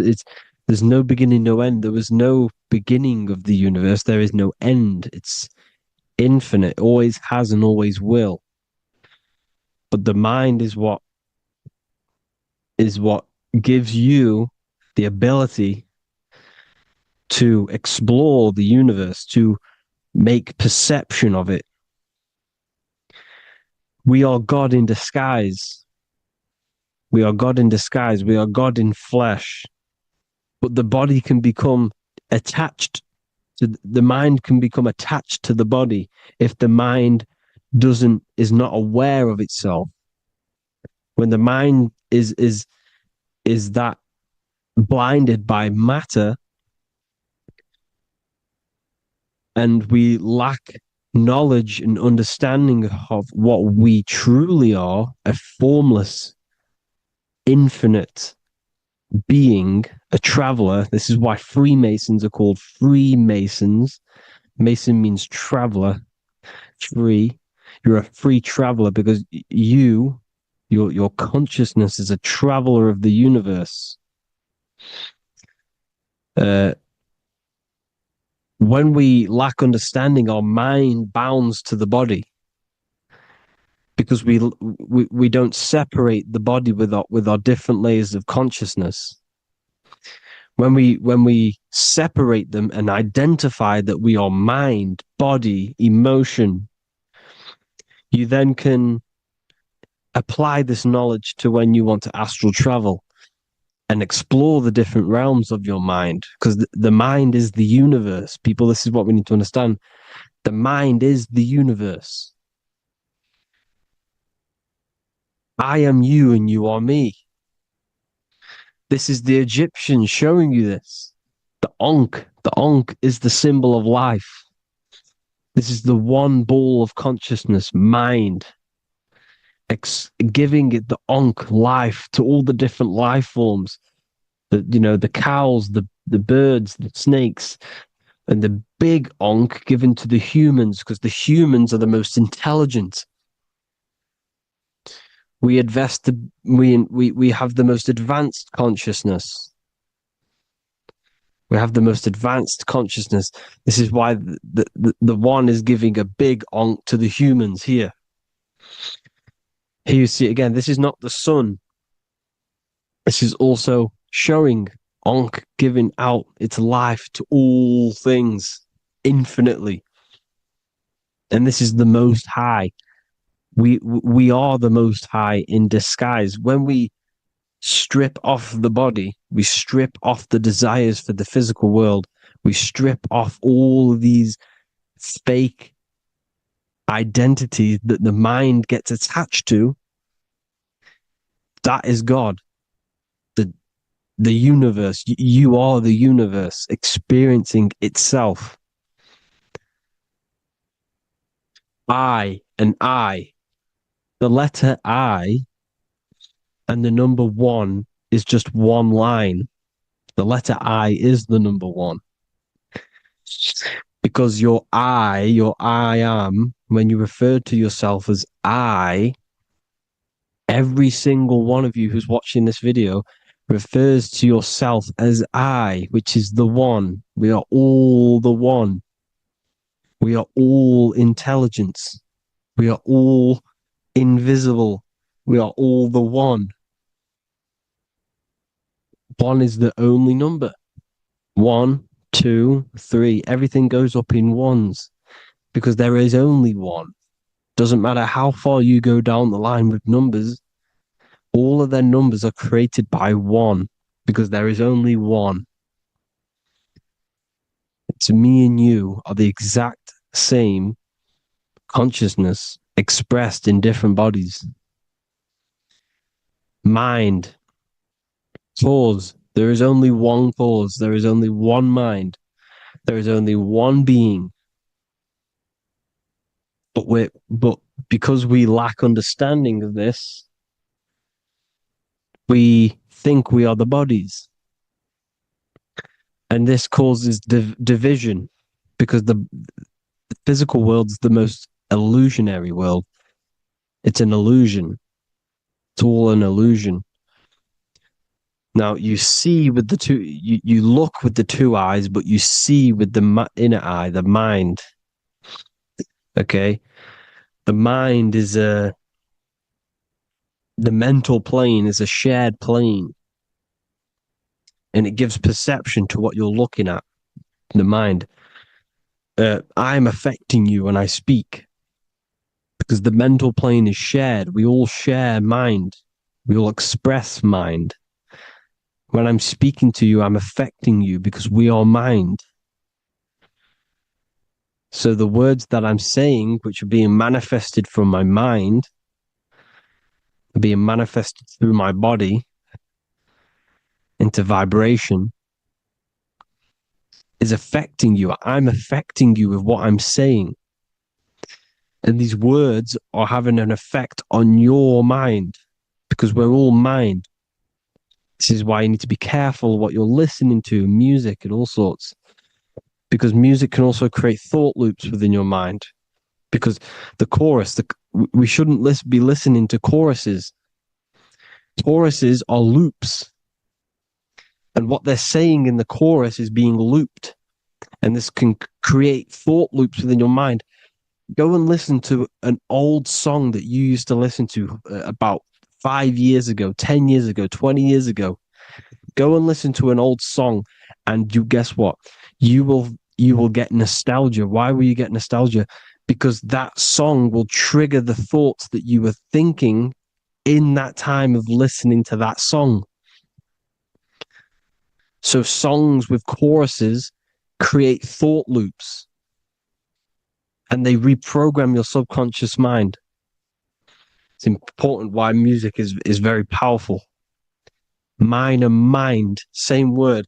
See, language is the truth, people. This is why I use language in all of my presentations, especially the English language. It's riddled with occult truth. I is my me, I, you and me, or I, one. We are not the name, we are I. Every single one of you is I, because we are all the one, all mind. Now, the only thing that is truly mine is my mind. When you say something is mine, it's an illusion. It's not yours. The only thing that is mine is mind, my mind. Okay? It's my mind. It's the only thing. It's the same word, mind and mind. Like I said before, everything's one. Hot and cold is different degrees of the same thing, of the one substance, of degrees. The 7 colors are different frequencies of the one white light. Everything is one. There is only one. We are all one. Everything is one. Hot, cold, day, night. It's the same degree of one, which is mind. The mind's perception is what's giving it, labeling it hot or cold. The mind's perception of colors is what is giving it red or purple, hot or cold. There is only mind. The mind gives things perception. There is only one, that is mind. The conscious and the subconscious mind. The male and the female, these are married. The subconscious mind is your hidden part of the mind. Okay, it's hidden. You can't really, you can access it through different meditations and Reiki teachings, and dreams are manifestations of your subconscious. This is how you know mind and matter are one, because your mind creates matter in dreams. Your subconscious manifests everything in a dream, in the astral realms. The conscious is what you're conscious of, what you're consciously thinking of. So me, I am conscious that I am speaking into this mic and creating this video. My subconscious mind is the hidden part of the mind, which is speaking to my heart, telling it to beat. It's telling my food to digest. It's regulating all my blood. It's doing everything in my body without me being conscious of it. Without me being conscious. The subconscious is the feminine. The conscious is the male. The Bible, of course. Proverbs 12:4. Helpful, not helpful, an excellent wife is the crown of her husband, but she who brings shame is like rottenness in his bones. In the same way, husbands should love their wives as their own bodies. He who loves his wife loves himself. You can take that physically, you can take that literally, or you can take it metaphysically. See, the Bible's written in such a way where you can take it as your level of realization. He who loves his wife loves himself. If you love your subconscious, if you love yourself, you speak good about yourself, because your subconscious takes everything literally. If you say, I hate you to someone, your subconscious does not know the difference between me and someone else. It only thinks me, me, me. Why? Because mind is the only thing that exists. You are mind, I am mind. If I say, I hate you, you're saying that to yourself. Your subconscious picks that up and says, I hate myself. And that's telling your subconscious that's what you want.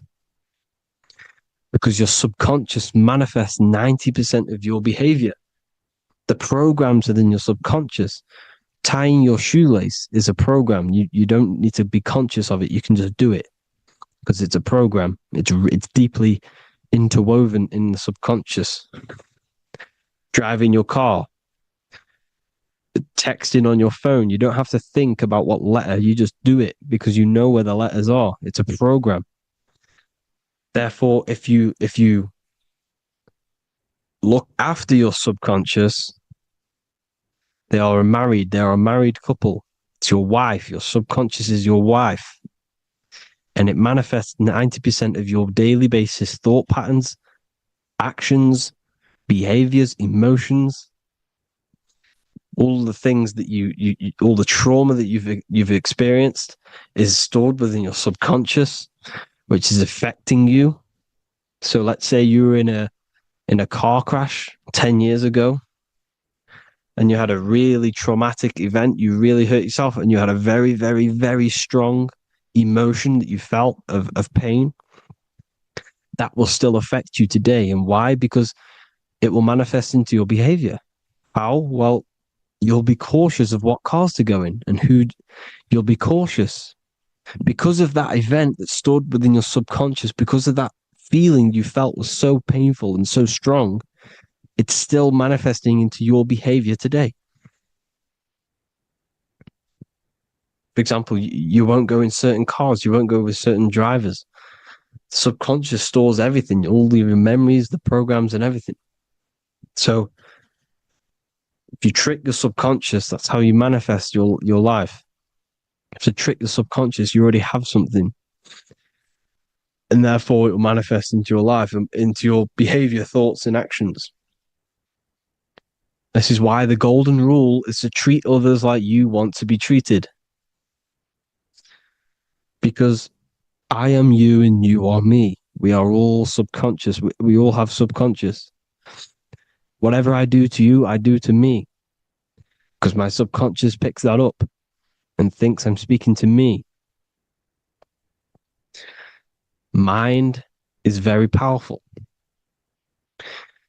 Whatever I do to you, I do to me.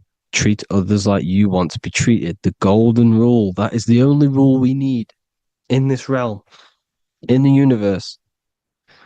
If everyone understood this rule and how the subconscious works and how karma works, we'd live in heaven on earth, the Garden of Eden, the golden age. As a man thinketh in his heart, so is he. Proverbs 23:7. Where your heart is, there will be your treasure.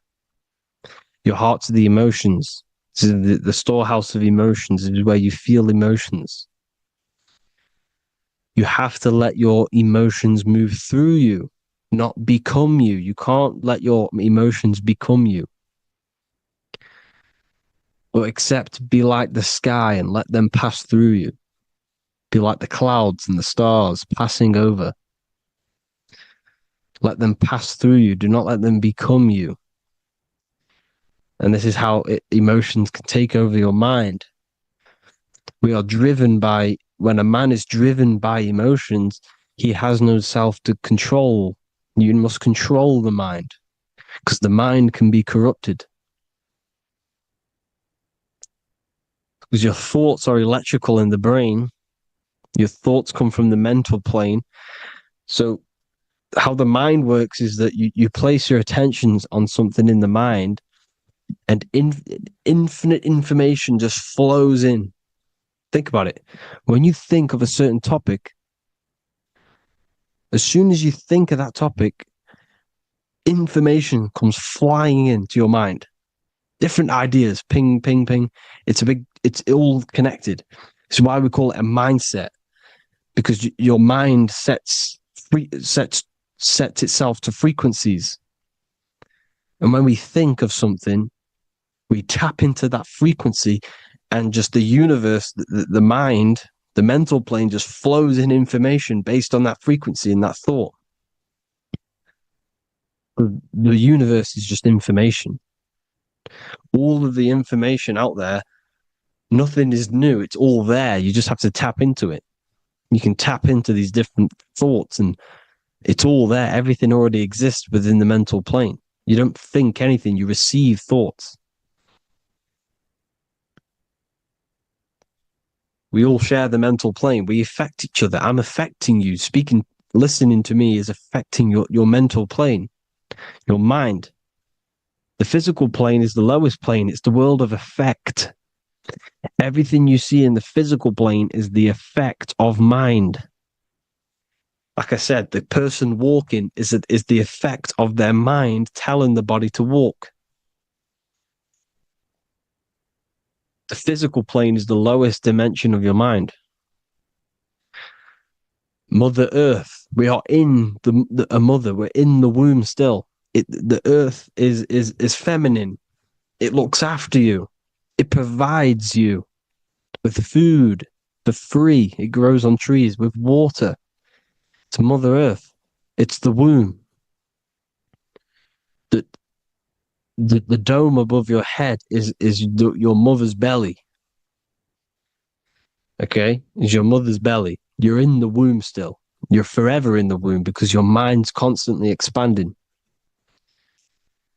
Because when the baby's mind figures out that there is a reality outside of its mother, starts to hear the people on outside of its mother, what does it do? It figures a way out of the mother, and it becomes born again in the water,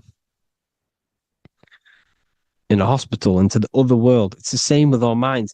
When our minds figure out there is other worlds beyond this physical, we explore them. The astral plane, for example. You figure a way out of the body. Because when you're the firmament, look at the word firmament, meant at the end. Firm is firm, something strong, something like a rock is firm. If your mind is firm like a rock, you will be stuck under the firmament. So, for example, people who are very programmed and can't think outside the box, They have a firm mind and they'll be stuck under the firmament because your mind is the only thing that's keeping you under the firmament. It's the only thing. When you're doomed, doom is dome. This is the dome, which is your head. Your head is the dome. Above your head, above the earth is the dome, the ethereal barrier. But that's just an external manifestation of your head. You don't leave the earth, you leave your body to leave the earth, because your body is the earth. It's a dimension within your mind. So when you're doomed, you're domed. Your reality is your level of realization. You realize something, or when you have an idea, the mind,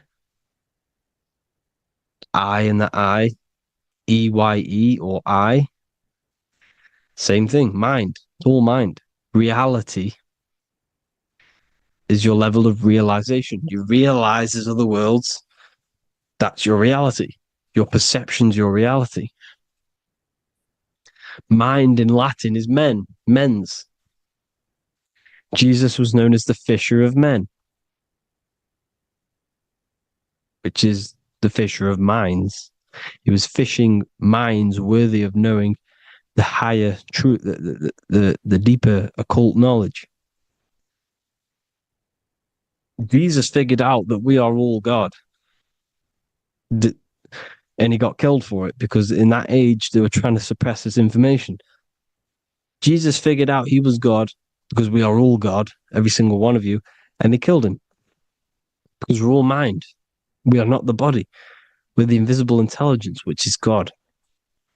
But you are not God if your mind is attached to this physical world, to the worldly pleasures. If you master your mind and travel the depths of your mind, that is God. Mental and men. Look at the word mental. It has men in it. Men in the Bible means mind. Here you see the Masonic symbol with the eye, the mind. Looking over, everything is the one. Everything comes from the one. All the lines coming off it, giving its life to all of the life forms. Down here on the bottom, you have duality, black and white. Up here, you have singularity. One and the two. Unification and division. The lower self is divided into the left and the right. So the Bible even says, I forgot what verse it is, but it says, it's better to go through life with one eye than to have two and be cast into the fiery abyss of hell. I'm not sure what verse it is, but you can research it yourself.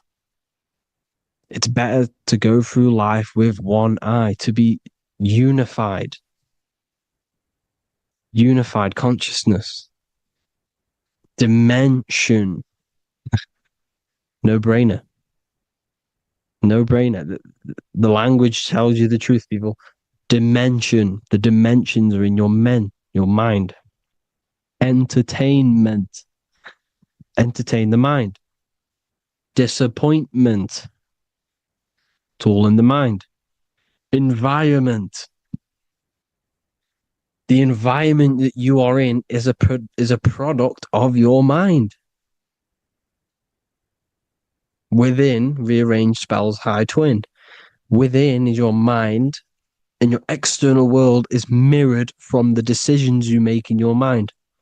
Advertisement, commitment, it's all mind. Everything is mind. Everything. So, this is important. The collective thoughts and collective beliefs. The collective, because we all share the mental plane. And because of this is why we are in a weakened state of consciousness at the moment. because the collective thoughts and the collective minds overall are asleep and they don't believe in anything. You see, everything is true within the mind. You think of something, it is there instantly.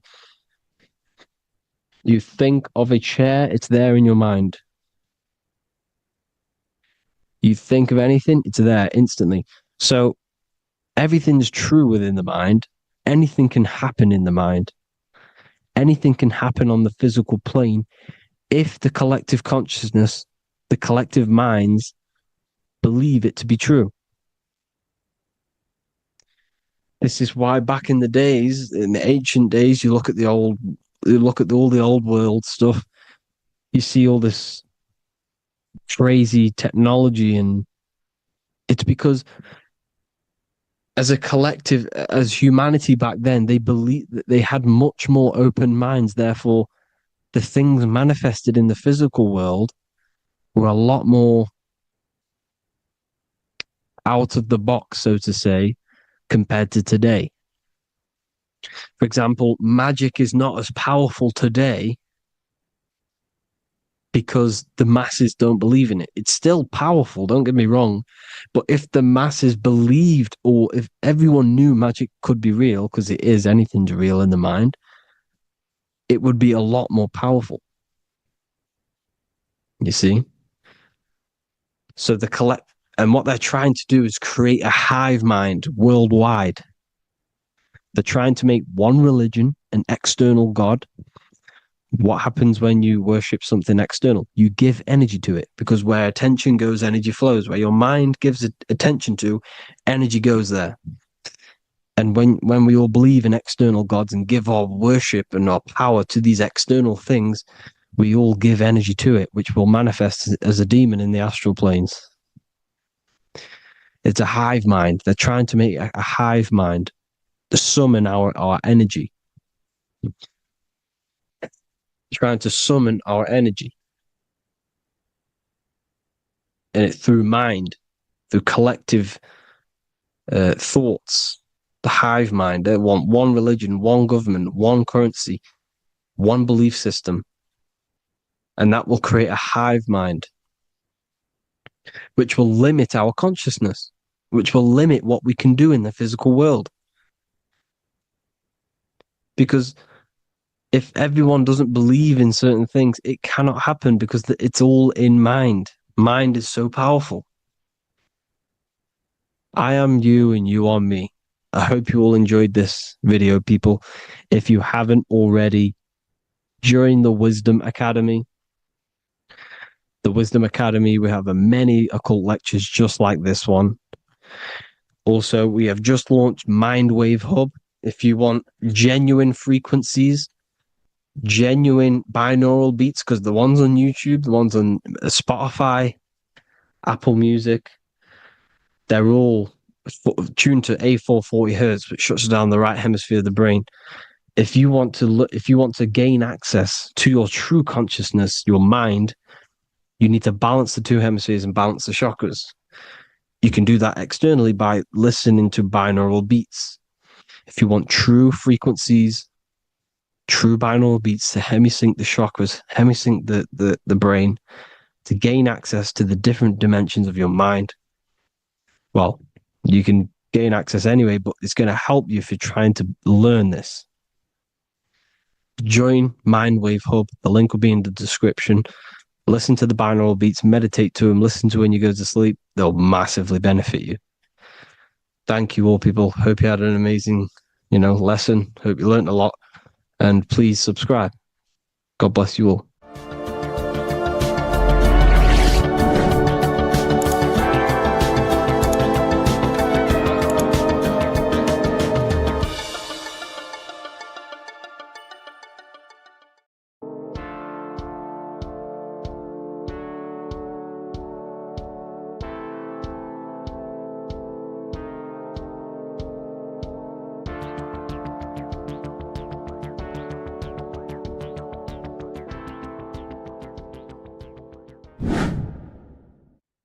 How are we all doing, people? It's Revival of Wisdom from the Wisdom Academy.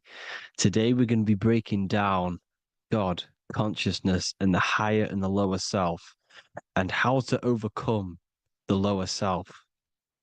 Now, the first thing you need to understand is that you are the invisible intelligence within the brain, within the body.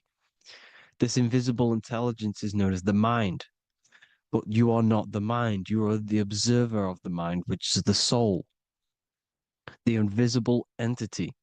The mind is your intellect, your intelligence. Now, the mind is, it's hard to put this in words, but the mind is something that gives you the ability to explore the universe. And this inner self is the I am. It's the quiet, the inner self, the voice you see in you hear in your head. This is why within spells high twin, inside, internal.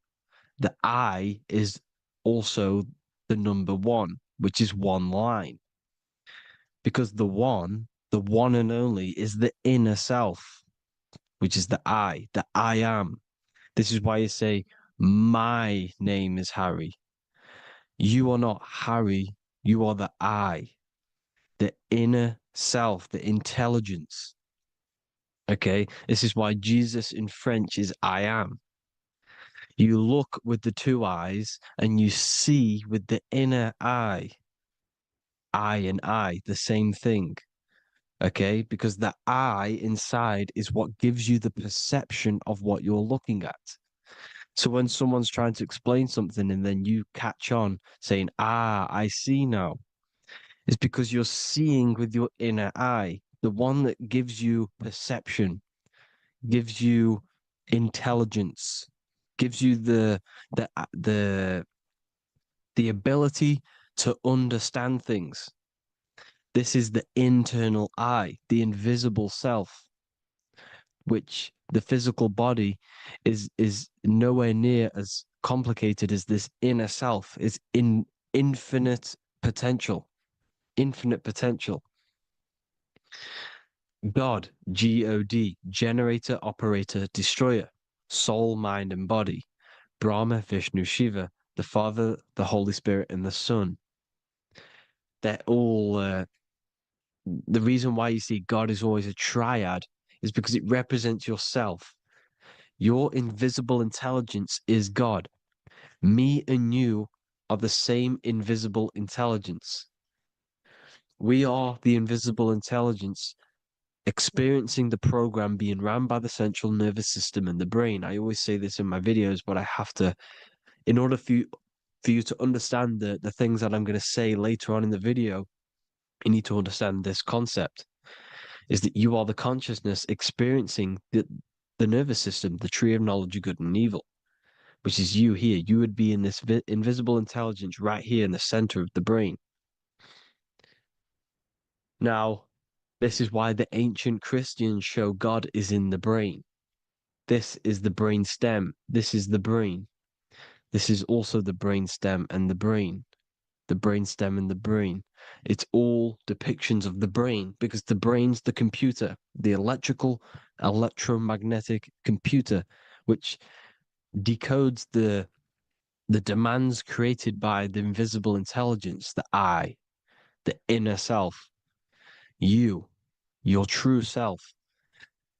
The person moving, if you observe what someone moving, this is going to sound, but if you observe someone walking, it's not the body. The body is moving, but the thing telling it to move is the invisible intelligence. Before you kick a football, a decision is made within your invisible intelligence, your mind. And this consciousness, this invisible intelligence, is either stuck between the lower self and the higher self. Okay? When the invisible intelligence, meaning the true self, identifies itself with the physical body, it will trap its mind within physicality. This consciousness that we have is either operating in the lower self or the higher self. It's either feeding the material body or it's feeding the spirit. Okay? But because we are physical and spiritual, we need to be even. We don't want to be meditating all day long, because we do have a physical body as well whilst we are here. We are playing a game in physical matter. Okay. Now, the reason that you incarnated here is to learn a lesson, because the mind can manifest anything it wants within the astral planes, within the world of imagination. It can manifest anything it likes, but it incarnates into matter, into this game, so we can understand labor, because anything in matter you have to labor to manifest. But in the astral, you can manifest at the click of a finger. You come here to learn the knowledge of good and evil. And your consciousness, I came out a bit off topic there, but your consciousness is experiencing the lower or higher self. The lower self is manifested in the lower parts of the body: sex, food, and power, the lower three energy centers. These centers are like mini brains. You are literally thinking with these centers. And when your mind is stuck within these lower centers, you'll think. Have you ever heard the term of thinking with your penis, or thinking with your, you know what, as a man? Even females maybe, but mainly this is a boy saying you're thinking with your penis. This is a truth. It's truth in plain sight. You think with these energy centers. When you're living off the lower three centers, all you care about is sex, food, and power, eating, sleeping, and greed. Power's kind of like greed. Now, when we move up to the higher parts of the body, when we live our life within the higher parts of the body, this is considered heaven: love, expression, intuition, and wisdom.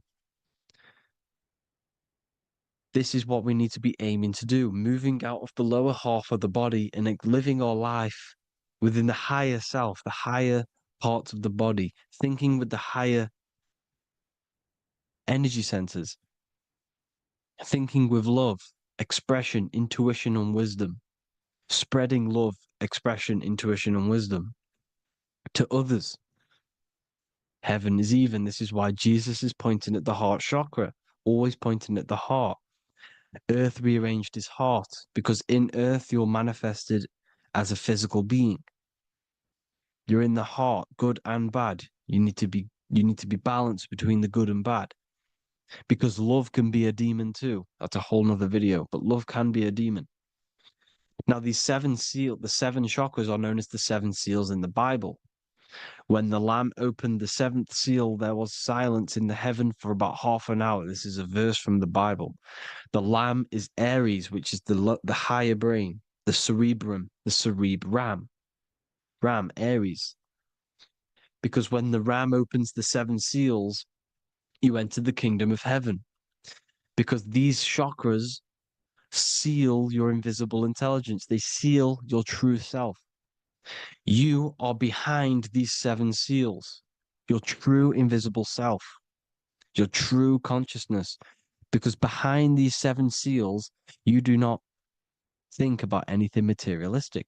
Your intelligence is not material. It's not physical. It's not from the physical world. It does not desire the physical world. The body is the beast. The body's the animal, the lower self, which can corrupt our intelligence. It can corrupt the intelligence. Okay? Now, we need to balance these chakras so that we gain a deeper connection between this intelligence and the brain. Because when there's a strong connection between the brain and the intelligence, your body and the intelligence, you have a strong connection. Therefore, you can manifest what the intelligence is saying at all times. Meaning, when, for example, your higher self, this is intelligence, the higher intelligence is always speaking to you. It's always guiding you. It's always telling you the right thing to do. You can feel it when you're doing something wrong. You can feel that you're doing something wrong, because this higher self, this intelligence knows what it needs to do here. And when there's no connection between the body and this our intelligence, our true self, When we strip away, when you close your eyes for long periods of time, you will figure out you are this invisible, infinite, creative being. There's no words that I can't describe what it is, but it's the voice inside of your head that you can feel when you close your eyes. You are this being inside of the heaven, because this is heaven, this intelligence. And when there's a strong connection between the body, you can manifest everything it's saying. When everything is balanced, when you're no longer thinking with the lower centers, when they're all balanced, you're not thinking in particular with every center, you balance them all, you can manifest everything it says. Your body will act out what the intelligence is always saying. This is God in the brain, the intelligence, trying to touch Adam, representing the lower self. This is why they're not touching. Notice how Adam is resting, but the intelligence is always reaching out, stretching, symbolizing metaphorically saying it's guiding. I'm always reaching out. The intelligence, your intelligence is always guiding you. It's always reaching out to you. But Adam is ignorant of it. The lower self is ignorant of it. And that's why he's so relaxed and God is so stretching out. Because at our highest self, that when you think of when you want to better your life, that highest true version of yourself is God. When you're manifesting this, your highest self, this is God. Your truest form, your most perfect form, that is God. Your highest version of yourself, that is God. Emotions. Emotions are not what you've been taught. Emotions are not something that should be reactive, okay? You should not let the emotion be you, except that you should experience them instead of letting them become you. You need to understand there's a separation in our consciousness. You have the soul, which is the person who is observing your thoughts. When you think a thought, who's the one observing that thought? The soul, you, the I am, the I, the inner self, the one and only. And inside of every single body, inside of me, inside of you watching this video, there is this same intelligence that is inside of me, inside of you. And it's the exact same intelligence, experiencing a different body. And this is what we mean by the universe is mental. We all we are all sharing the same ball of consciousness in a different body.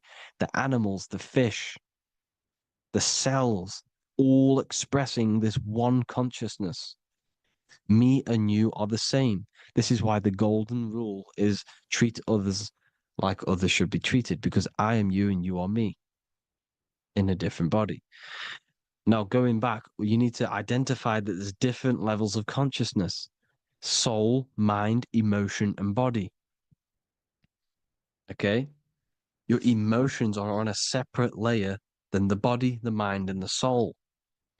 So when you identify there's a difference between all of these, you do not let them become you. You do not let your mind rule you, because your mind can be corrupted. Your soul is the one that is pure good, pure love, but your mind can be corrupted. Okay?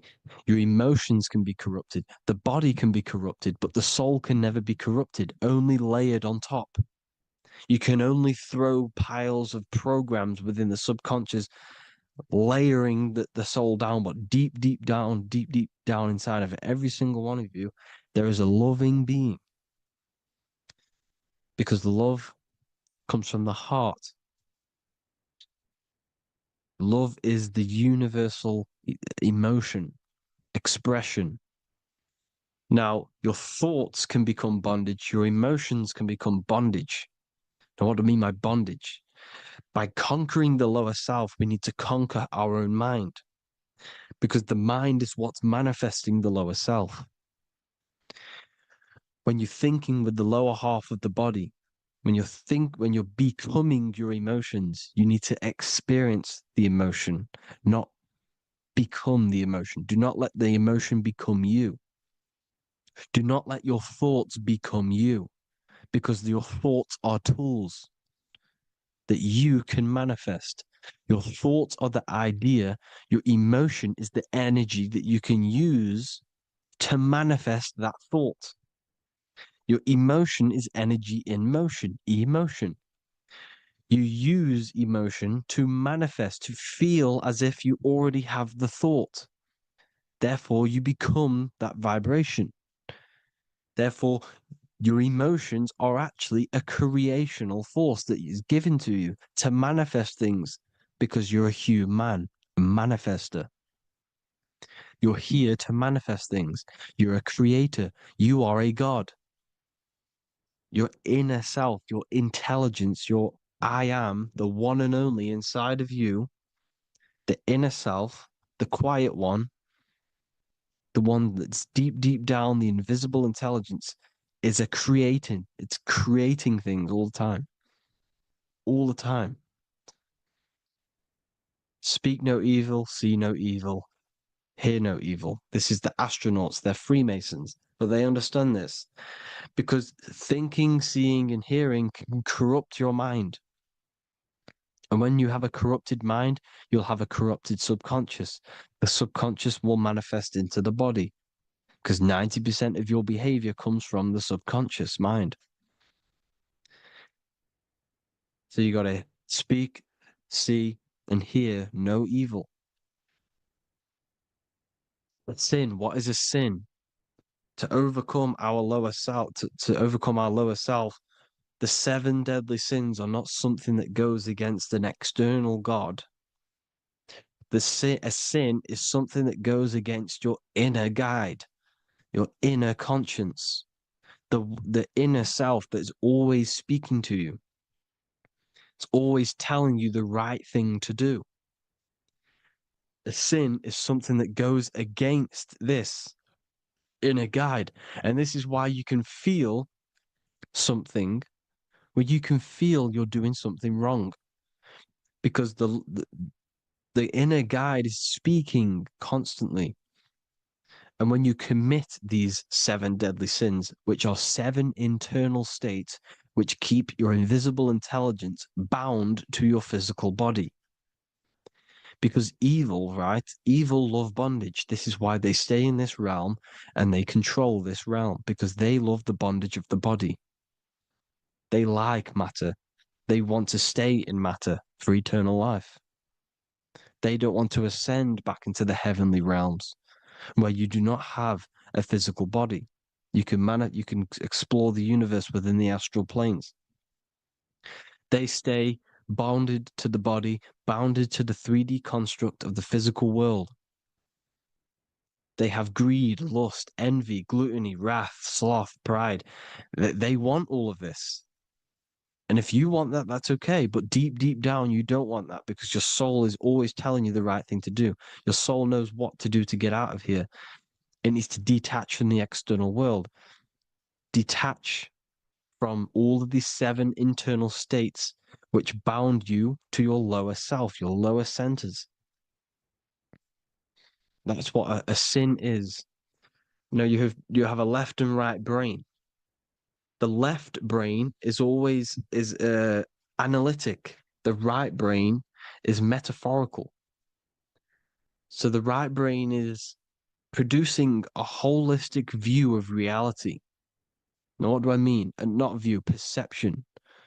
When you see, because your eyes are parts of the brain, so when you look at something and you look, that image is produced in the back of the brain in the visual cortex.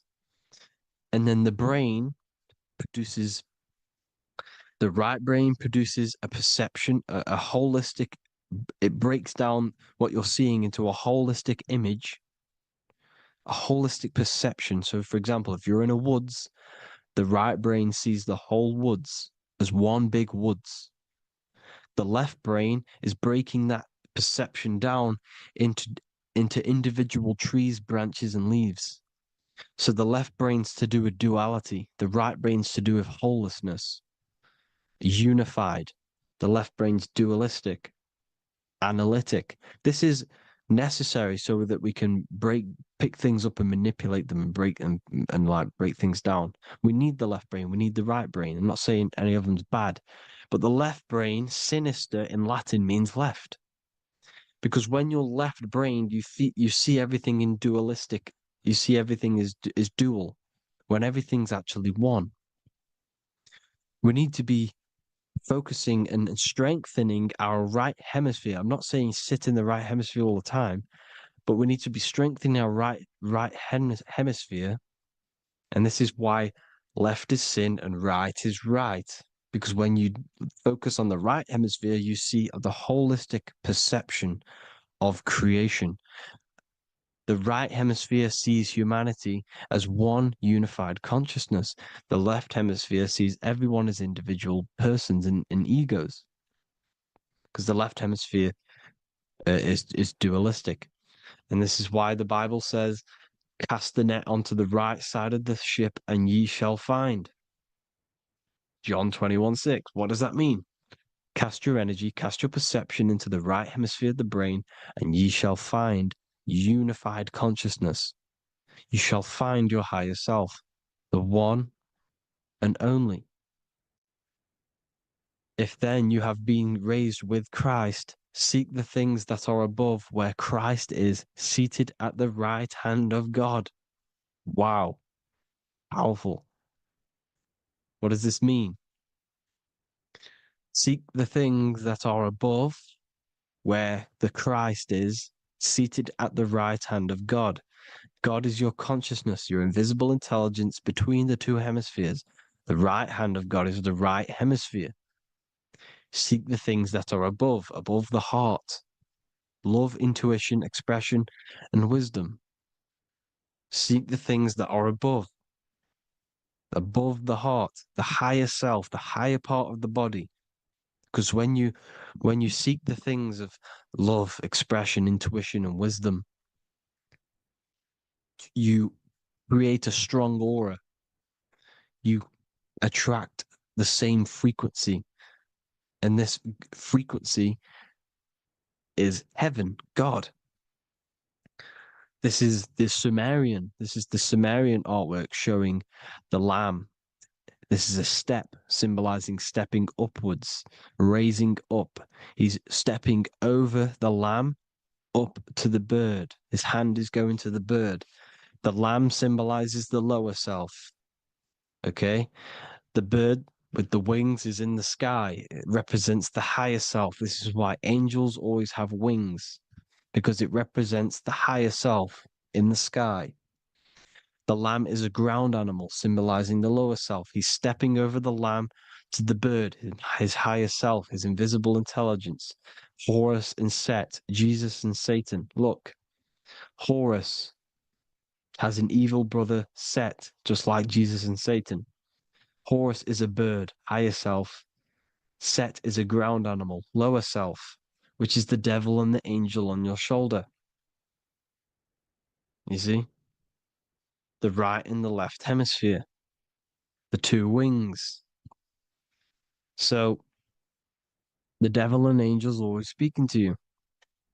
The higher and the lower self. It's the battle between the higher and the lower self, between the invisible intelligence and the physical body, because the body's the one that wants the sugar, it wants the pleasure, it wants the sex, it wants the porn, it wants all of the materialistic things, it wants the seven deadly things.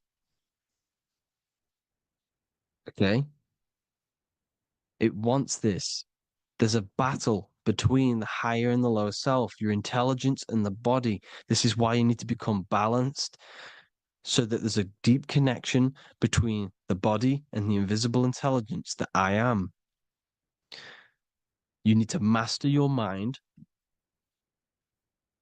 with discipline, and you gain a connection between the brain, the body, the body and the intelligence. Resurrection, transmuting sexual energy. Okay, this is important. Res is resh, which is Hebrew. The early Hebrew resh symbol is the head. This is the head. Resh, erection. Erection is a sexual stimulation. Resurrection is rise erection. You got to raise your sexual energy up the base from the spine to the head. This is the Christ, the Christos. Because there's a psychophysical psychophysical oil produced in the brain every month. Go and watch my other video on raising the chrism. Okay. And every month there's this fluid produced in the brain, which takes 2 trips because one's produced by the pituitary, one's produced by the pineal, magnetic female, magnetic and electric charge. And it takes 2 trips down the spine to the solar plexus, the bread of life in the Bible, or Bethlehem in the Bible, because the River Jordan's your spine. Goes down to Bethlehem. It gets born in Bethlehem, just like Jesus. Because when this oil travels to the solar plexus, it creates the seed, the seed of life, and it feeds the body, all the central nervous system, all the cells. It regulates the blood, does all sorts of good things for the body. This oil. Now, when you save your sexual energy and you raise your resurrection, you awake the Christ. You raise it from the solar plexus or the sacrum bone up to the brain. You activate 100% of the brain, and this is the true resurrection of Christ. Instead of wasting the energy and giving away your sexual fluids, because behind the fluids is the energy. So when you release that fluid, the energy is out there. You've released the energy.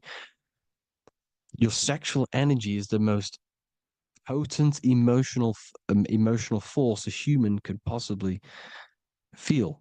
Same with any animal or anything. The sexual urge, the sexual emotion is the most powerful, potent emotion that you can feel. It takes over the whole body. When you feel sexually aroused, it takes over everything because it's so potent.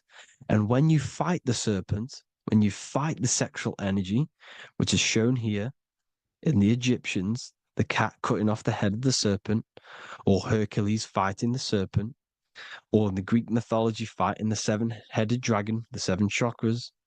The serpent is your sexual energy because it symbolizes your kundalini. When you fight it and you transmute this energy, instead of releasing it, instead of acting sexually on it, you can transmute the energy, transfer it from the solar plexus up to the brain. You can also you can do this with other tasks. Instead of releasing it, instead of raising it from the solar plexus to the brain, you can use it for other things. So, for example, you want to think critically. You can use it for critical thinking. You can use it for going to do exercise. You can transmute sexual energy into anything. But you can do this. You can raise the sexual energy, and you can use this energy to push the cerebrospinal fluid from the solar plexus up through the spine, up the 33 vertebrae to the brain, and it'll activate 100% of the brain. And this is the resurrection of Christ. Jesus was never dead. Jesus was never rose from the dead. It symbolizes the Christ, Jesus Christ. Christ is Christos, which means oil in Greek. The resurrection of the Christ, the Christos, the oil. And when it activates 100% of the brain when it's raised, and it can regulate all the systems, it can regulate all the blood, it can regenerate the body. And this is the true Antichrist. They don't want us doing this process. The Antichrist is not against Jesus, it's against the fluid in our body that makes us live hundreds and hundreds of years and makes us live as gods. This is the true resurrection. And when you fight the serpent, you fight your sexual urges, your sexual emotion, the most strong emotion that you could ever feel, you can do this process. And this is the true secret of transmuting sexual energy. Because when you transmute the sexual energy, you can become a god. And this is why Hercules is fighting the serpent. Notice how the serpent is low. He's reaching down to it. It represents the lower self. Because the lower self wants the lust. It desires sex. The body desires sex. There's a fight between the higher and the lower self. But when there's balance, there's even. Heaven is even. When there's evenness between these, this is the kingdom of heaven. This is when heaven is on earth. So at our highest levels of ourselves, the highest level of our intelligence, this is God. God is something that we manifest. We need to achieve Christ consciousness by battling the body. There is no battle outside of the physical body. It's an internal battle. Jesus and Satan have been externalized. Nothing exists outside of you, because I explained in the beginning how you are the consciousness experiencing the central nervous system. Therefore, there is nothing outside of you. It's all internal. Jesus and Satan have been externalized. Why? Because it's business. The church is a business. It's all a business. They've created these figures to be historical when they're not historical. The Bible's not historical. It's all externalized. It's called exoteric, when the truth is esoteric, internal teachings. So, anyways, people, balance the chakras, balance the two hemispheres of the brain, balance the conscious and the subconscious. Balance is perfect, the yin and yang. You are spiritual and physical. You live in day and night. You need to be balanced. Oneness. Seek oneness. And this is the true kingdom of heaven. And when we all realize that we are all the same intelligence, the same consciousness expressed in different bodies, when we all realize this, we all realize we're all one. Doesn't matter what race you are. It doesn't matter what race you are, where you're from, your nationality, because none of you are actually from here. None of you are from the physical world. You're manipulating the physical world through the physical body. You are the I am. We all have a soul. Every single one of you has a soul. We all have souls. The reason why they say some people don't have souls is because they're trying to suppress your mind. They don't want you to know that you have a mind. That sounds crazy, I know. But a lot of people haven't realized that they have an infinite intelligence called a mind. And behind that mind, if you can observe your thoughts, the person who is observing the thoughts, you have a soul. Everyone has a soul. Don't listen to all these people saying some people don't have a soul, some people do. We all have a soul. Every single one of us. So anyway, you need to break the lower nature of yourself. At our highest levels, we are gods.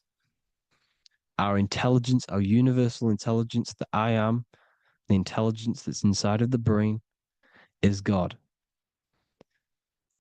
Our minds are being corrupted within believing that you are the body, and the result of this is a society like today, because everyone thinks they're the body, and everyone's living in the lower nature of self, where everyone only cares about themselves. But when we realize we're all one big consciousness ball, we're all the same consciousness expressed in different bodies, there will be peace. So thank you all, people. If you do want to learn more, if you do want to read my book, it's called The Book of Wisdom. I'll put it in the description. It's an amazing book, people. It's going to give you the best understanding possible about creation, yourself, and the world. It's amazing. The Bible, everything. I have just launched a new cymatic library.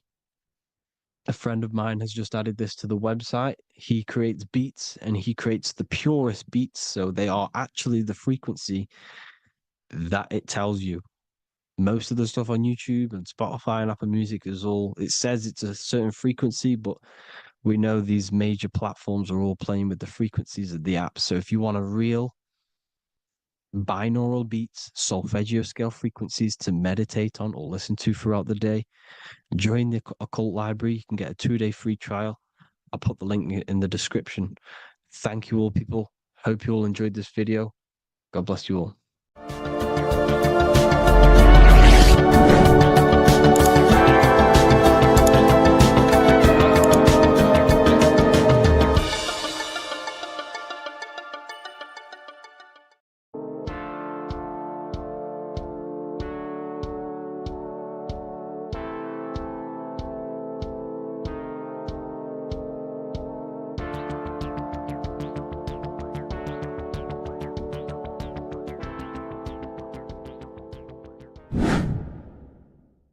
The earth has become a realm in order to trap souls within so that they can harness our electricity, our energy. Even the Bible is talking about how this realm is controlled by the wicked one in John 5:19. We know that we are the children of God and that the whole world is under the control of the evil one. Ephesians 6:12. For our struggle is not against flesh and blood, but against the rulers, against the authorities, against the powers of this dark world, and against the spiritual forces of evil in the heavenly realms. So the Bible is telling us that this is not the only world. There are other worlds, there are other realms that we can go to, considered as heaven. Heaven being a higher realm where there is no evil, no darkness. This is a midpoint realm where there is good and evil. Now, we're going to explain how the soul trap is how it's working and how your soul is being harnessed for its energy and how you are tricked to come back to this realm after death. What you need to understand is first is that you are the invisible intelligence behind the physical body. You are the mind and soul. The soul is the true you, the good you. It is pure love, pure bliss, eternal, never dies. The mind can be corrupted, though. The mind is the intelligence of the soul. It is invisible. It has no true form. The intelligence inhabits the brain. The brain is the computer to control the electrical machine called the nervous system, which is choice, program, and action. You are the invisible intelligence behind the body, and this will prove it even more. You do not even see into the external world. You are seeing an image produced by the brain because the light is being sucked through the retinas of the eyes. The image is produced in the visual cortex at the back of the brain. What does this mean? This means that we are the consciousness in the center of the brain, in the pineal gland, that is experiencing the program being ran by the central nervous system in the brain. This is the sigil of Lucifer. Lucifer in Latin is Lucy. Lucy is light in Latin. Lucifer is known as the light bearer. This is how the eyes work, people. It's not a demon or a devil. The sigil for Lucifer is how the eyes work and how the left eye is controlled by the right brain. The right eye is controlled by the left brain. There is a crossover. It's the same with the body. The left side of the body is controlled by the right brain. The right side of the body is controlled by the left brain. There's a crossover with our hemispheres in the brain. Now, this empty chamber in the center of the brain is where this universal cosmic intelligence is held, known as the most holy place in the Bible, the throne of God. Okay, this is above the 33 vertebrae on the spine. As you can see here, you are the being in the center of this point. All of the nerves are being sent back to this one particular point, which is which is the seat of our invisible intelligence. You can see it's an empty chamber. Our consciousness, our intelligence is not a physical thing.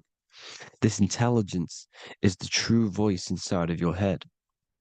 This is why your head is heaven, your heart is earth, your heel is hell. Your head is heaven because this is the seat, the throne of God.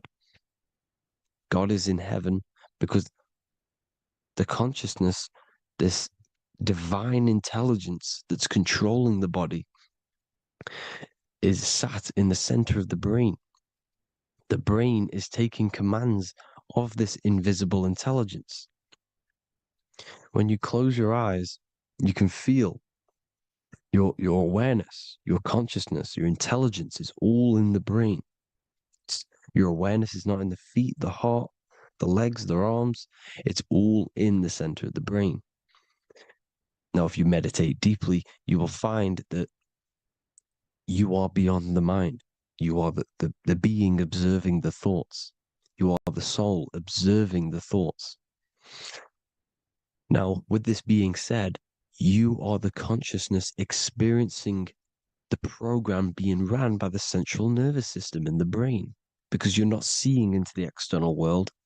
It's an image, it's a simulated image produced by the brain and the central nervous system.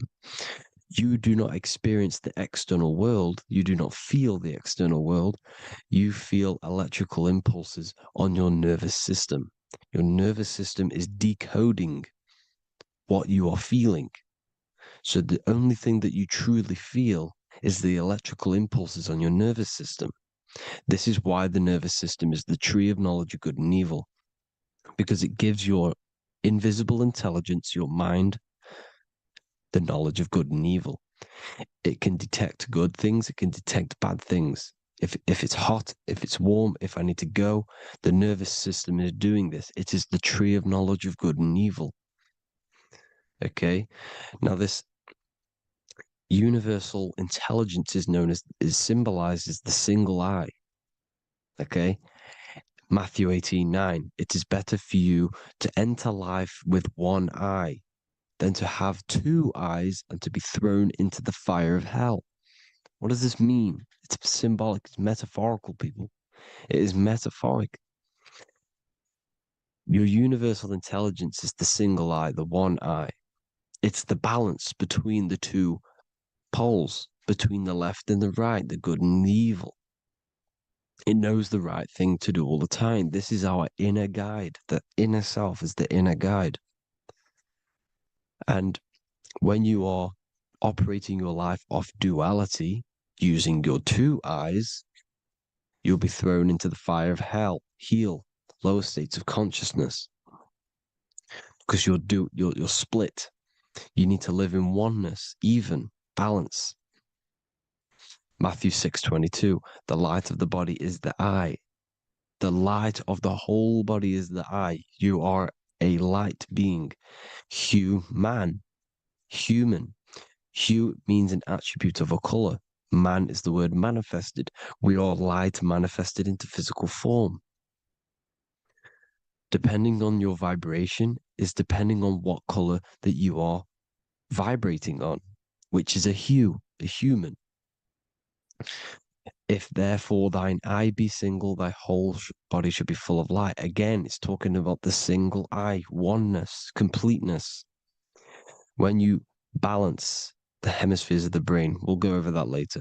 But anyways, the body is the earth. This is what we need to understand, people. The body is running the simulation, the program that our consciousness is experiencing. So when we leave the body during death and astral projection, we leave the earth. This is how it works. The body is the vehicle for the earth, for this realm. Everything exists within our mind. You have the soul, mind, and body. The soul is the observer, the watcher, the true being. This is why she has many different heads, because the soul inhabits different bodies. This is the serpent, which means knowledge, which is the mind, wisdom. And this is the body, soul, mind, and body, Brahma, Vishnu, Shiva. The mind is the bridge between the soul and the body. So what do I mean? When you astral project, you are using your mind to project your awareness, your observing consciousness outside of the physical body. The mind is the projector, projecting consciousness. By using your mind, you can project your consciousness outside of the body, which is known as the astral realms, which is known as walking on water. Jesus was never walking on physical water, people. It's metaphorical. Believing the physical body. The water is the ether, which is the veil between the physical and the astral realm. It's a fluid substance. It's on either side. It's physical and astral. The ether is the fifth element that they hide from us. Why? Because they're trapping you in the physical. They are hiding all of these realms. Etheric, astral, and mental. People think their mind is their brain. It's two separate dimensions. These are completely different dimensions. The mind is way more intelligent. The mind is formless. There is no form to the mind. You can think anything you want. You can manifest anything you want within your mind. It is not a physical object. The physical realm is being controlled by the mind. Everything's being controlled by the mind. Everything exists within the mind. This is why the Egyptian says the universe is mental. So when we project our consciousness outside of the physical, we go to the astral. The ether is the water that Jesus is walking on. This is the veil between the physical and the astral world. The word together has ether within it because it joins the two worlds together, together, the astral and the physical. The word either is ether because the ether is on either side, physical and astral, physical and spiritual, physical and non-physical. In the astral realm, the mind can manifest anything we want. We incarnate to restrict our minds. This is why Saturn, if you go and watch my video on Saturn, how Saturn is this simulation, okay, our minds can manifest anything we want in the astral plane in the click of a finger. However, when we incarnate in matter, we now have to labor for our manifestations. This is why Saturn's known as the great teacher in astrology, because he teaches you a lesson.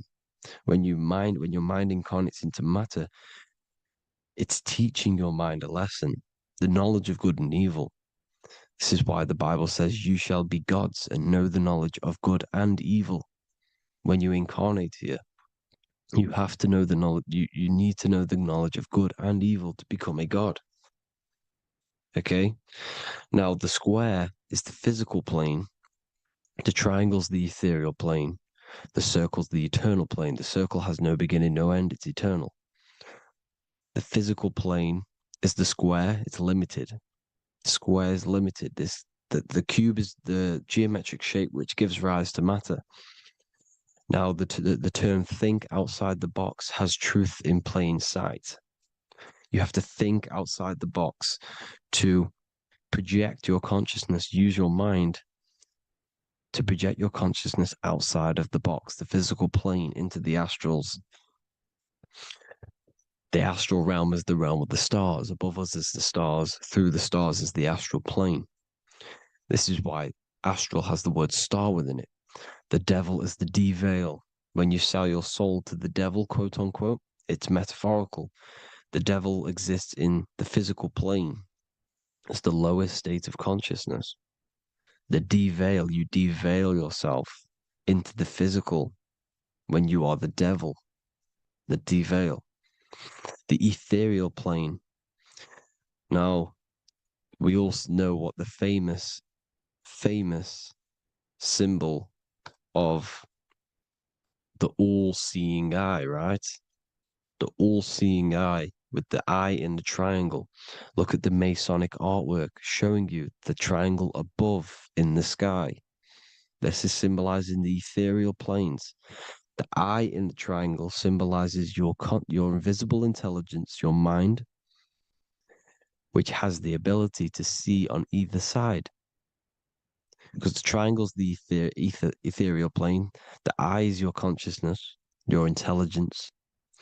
And this intelligence has the ability to see in the physical plane and to see in the ethereal planes, in the astral planes.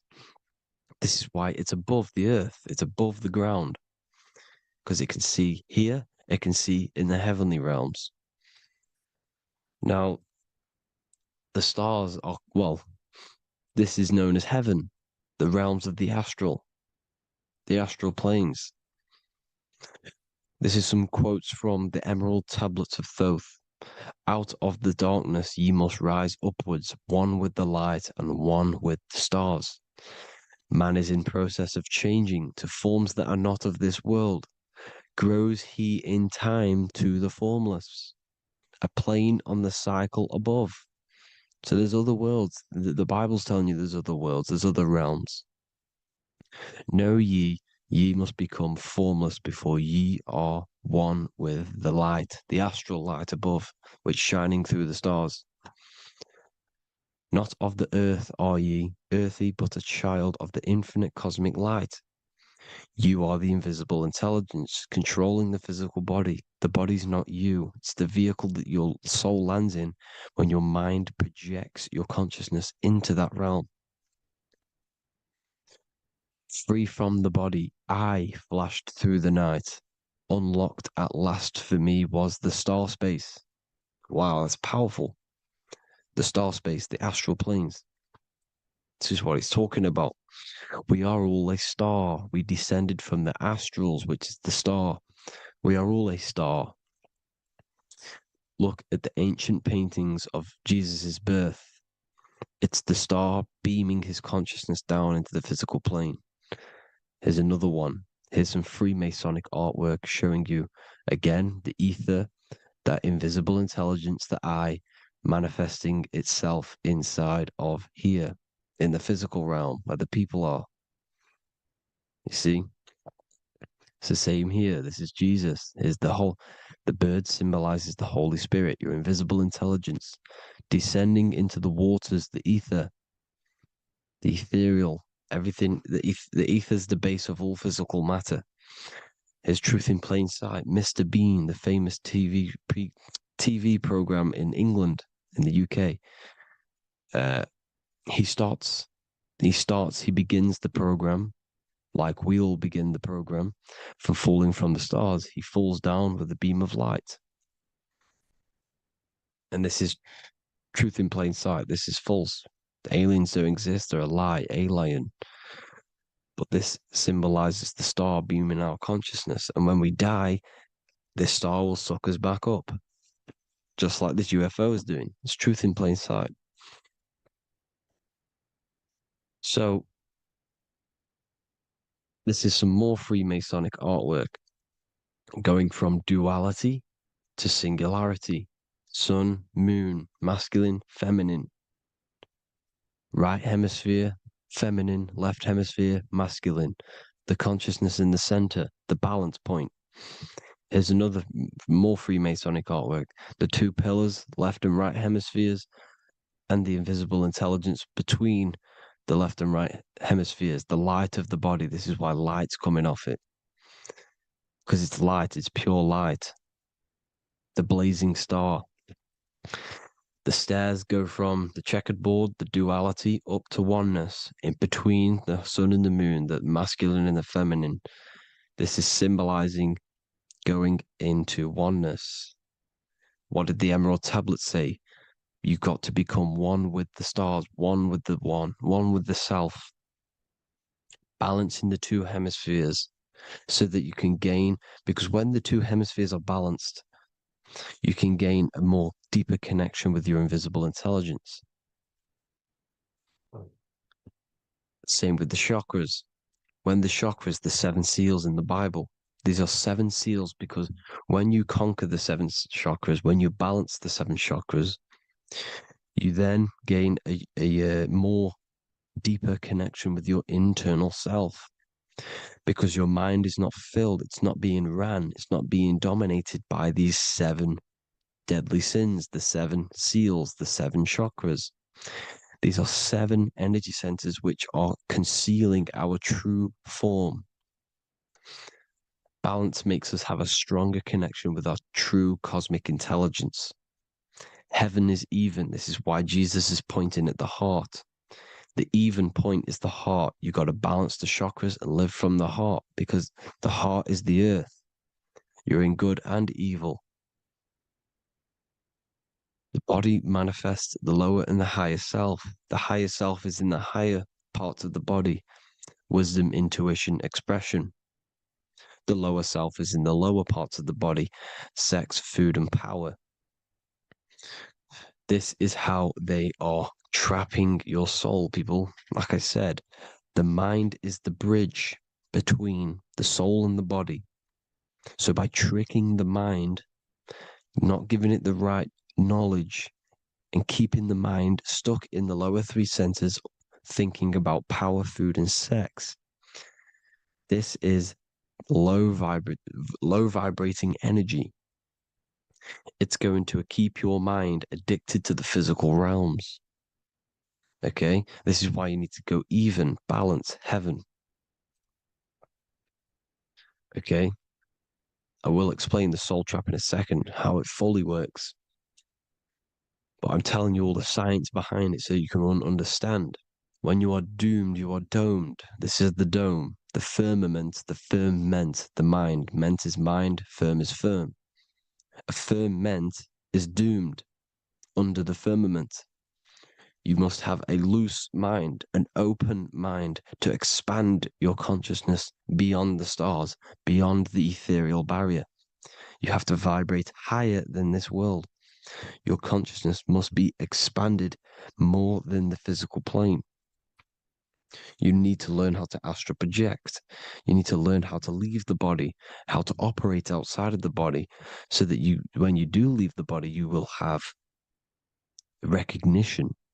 You'll have knowledge. You'll have practice. But this is as above, so below. The woman's belly is the earth. It's as above, so below. It's a microcosm of the macrocosm. We are the children in the womb. We are the people in the earth being ready to be born into the heavenly realms. As above, so below. It's a microcosm, macrocosm. Everything is in everything on a bigger and a smaller and a larger scale. Now, when the baby figures out that there is a world beyond its mother, what happens? The baby starts to move around and tries to get out of the mother. Because once it starts to hear the external world, starts to hear people, it's going to wonder, what's outside of why am I in here? What's outside? So the baby will force its way out of the mother. It's the same with our minds, as above, so below. When our minds figure out that there are other realms beyond this world, we will seek a way out. This is the womb, the Mother Earth, Mother Nature. It's the mother. We're in the womb. We can be born out of this world, which is being born again in the Bible. When you are doomed, you are domed under the dome, under the firmament, the firm mind.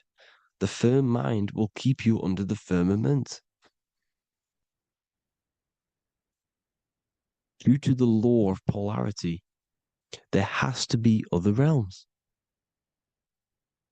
There has to be. Because the law of polarity works in this world, and it will work on every scale possible. It's universal laws. These are universal laws. The law of polarity means that there are other realms polarizing this realm. There is a hell, there is a heaven. There is a midpoint, which is Midgard, which is the one we are in now. Earth, heart. Earth is the heart. Heart is the center, good and bad. The balance between good and bad. Your reality is your level of realization. Your mind realizes other worlds, you will seek a way to them worlds. It's that simple. The soul trap is to keep you stuck in this physical body, which is the earth. This body is the earth. It's running the program, like I said at the beginning. It's running the simulation that your consciousness is experiencing. You are an electromagnetic being, and you're hidden in a cage, your rib cage, and you're stuck in cells, a prison cells. Look, you're in cells. We produce electromagnetic energy. Your soul produces this energy. And by trapping your consciousness inside of this physical realm, they harness this energy within the astral realms. They're using you to manifest demons, because your mind creates demons through emotions and mental thought energy, which is a whole nother video. I can make a video on that. You're manifesting everything for them because they're trying to create a hive mind. This is why they want everyone to believe in one belief system, one government, one belief system, one religion, because they're creating a hive mind. This hive mind will manifest and be summoned within the astral planes, because the mind manifests the astral plane. The astral plane is the realm of imagination. The mental plane is the realm of just thought alone. The etheric plane is the energy. The physical plane is the matter. So all of our minds together are manifesting these demons within these subconscious realms, the astral. Now, how are they keeping you stuck to this realm? Well, when you die and you're stuck in your lower three chakras, okay, when your mind and soul detaches from the body, which is the earth, when you leave the earth, you're still going to have these mental addictions to the food, the sex, the materialism, the phone, the cigarettes, everything. This is why they get you addicted to everything possible. The TikTok, the YouTube, they get you addicted to as many things possible. Because when your mind is addicted to these things, and when this mind leaves the physical body, you're still gonna have these addictions. Okay? You're still gonna have these thoughts. And you will be manifested into the lower astral realms because you're thinking materialistic, you're thinking negative, because your level of realization was your reality. You were manifesting hell on the earth. When you leave the body, you're going to manifest hell in the astral planes, which means you'll be vibrating on the very low, which will put you in the lower astral realms. So guess what? You're going to come back. You're going to come back into materialism. You're going to reincarnate. Because you haven't prepared for life after death. You must detach from the external world. Okay? Moon is mind. The sun is the soul. The earth is the body. The moon is the mind. This is why we say lunatic. In your mind, you have a specific mood. Moon. Money, M-O-N, is the moon. Money exists in the mind. They get you addicted to the money. The Bible's telling you this. Do not conform to the pattern of this world, but be transformed by the renewing of your mind. It's telling you. Of this world, but be transformed by the renewing of your mind. Who knew that the Bible was this deep? Matthew 16:26, what good will it be for someone to gain the whole world yet forfeit their soul? James 4:4, don't you know that friendship with this world means enmity against God? Therefore, anyone who chooses to be a friend of this world, of the world, becomes an enemy of God. John 4:4, dear children are from God and have overcome them, because the one who is in you is greater than the one who is in the world. It's talking about the invisible intelligence. It's greater than the physical world. John 2:15, do not love this world, nor the things it offers you. Because this world will create you to, if your mind has attachments to what this world offers, sex, money, and power, pretty much, you will reincarnate here. You will come back here. Because when you leave the body, your mind will still have these addictions. Do not love the world, nor the things it has to offer you. All of this is in my newly published book. The paperback versions are now available. Finally, for all the people who have been waiting, the Book of Wisdom. All of this knowledge is inside of the Book of Wisdom. The paperbacks are available. There's worldwide shipping.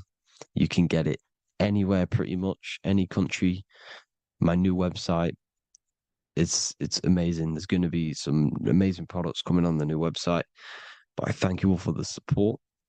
Before I leave, I need to explain what is going on with the soul trap. Like I said at the beginning, the mind's the bridge between the soul and the body. The body's the realm. By tricking your mind with false knowledge, they are keeping your soul stuck to this realm. They get you addicted to all the physical things, and that is it. As soon as you're addicted and you die, you're going to come back. So by tricking your mind, which is the bridge between the realms, they keep your mind stuck within this body. They keep you in physicality. They deveil you, the devil, the deveil. Thank you all for the support, people. If you do want to join the Academy, all the links will be posted below this video for the book, The Academy. Thank you all for the support and have an amazing day.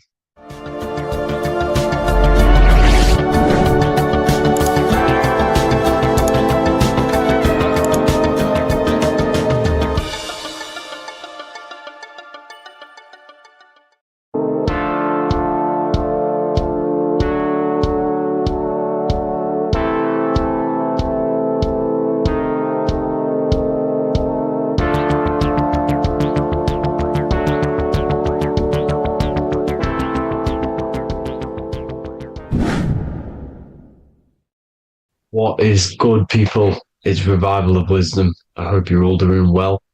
And this video is how to raise your holy oil or your kundalini. Let's get straight into this. So this is a monthly cycle. Every month, when the moon is in your zodiac sign, this oil is released.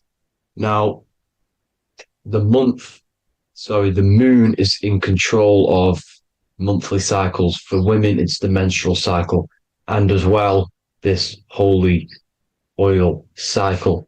The moon changes sign every 2.5 days and passes through the zodiac signs in 27 days. So the moon tells the day, the sun tells the time, the stars tell the month. This reality is a massive clock, if you like to say. It's a cycle. Okay. The moon controls the night, emotions, water, fluids, and the mind. Okay. So this oil is produced in the claustrum. It's produced in the claustrum, which is here, right? This is where you get Santa Claus from. Now, the claustrum is at the center of the brain, and it is next to the pineal gland and the pituitary gland. Once it starts in the claustrum, this is the holy present. This is the present that Santa gives to us, Santa Claus. And it goes to the pituitary gland and the pineal gland. And what's connected to the pituitary gland and the pineal gland is the Ida and the Pingala. The Pingala is the pineal gland's nerve, which is the honey, which is the positive charge, electric. And the pituitary is the Ida nerve, which is the magnetic charge. This is the milk, the land flowing with milk and honey. This is the brain, the heaven, okay? And it travels down the spine using these two nerves, these electromagnetic charge.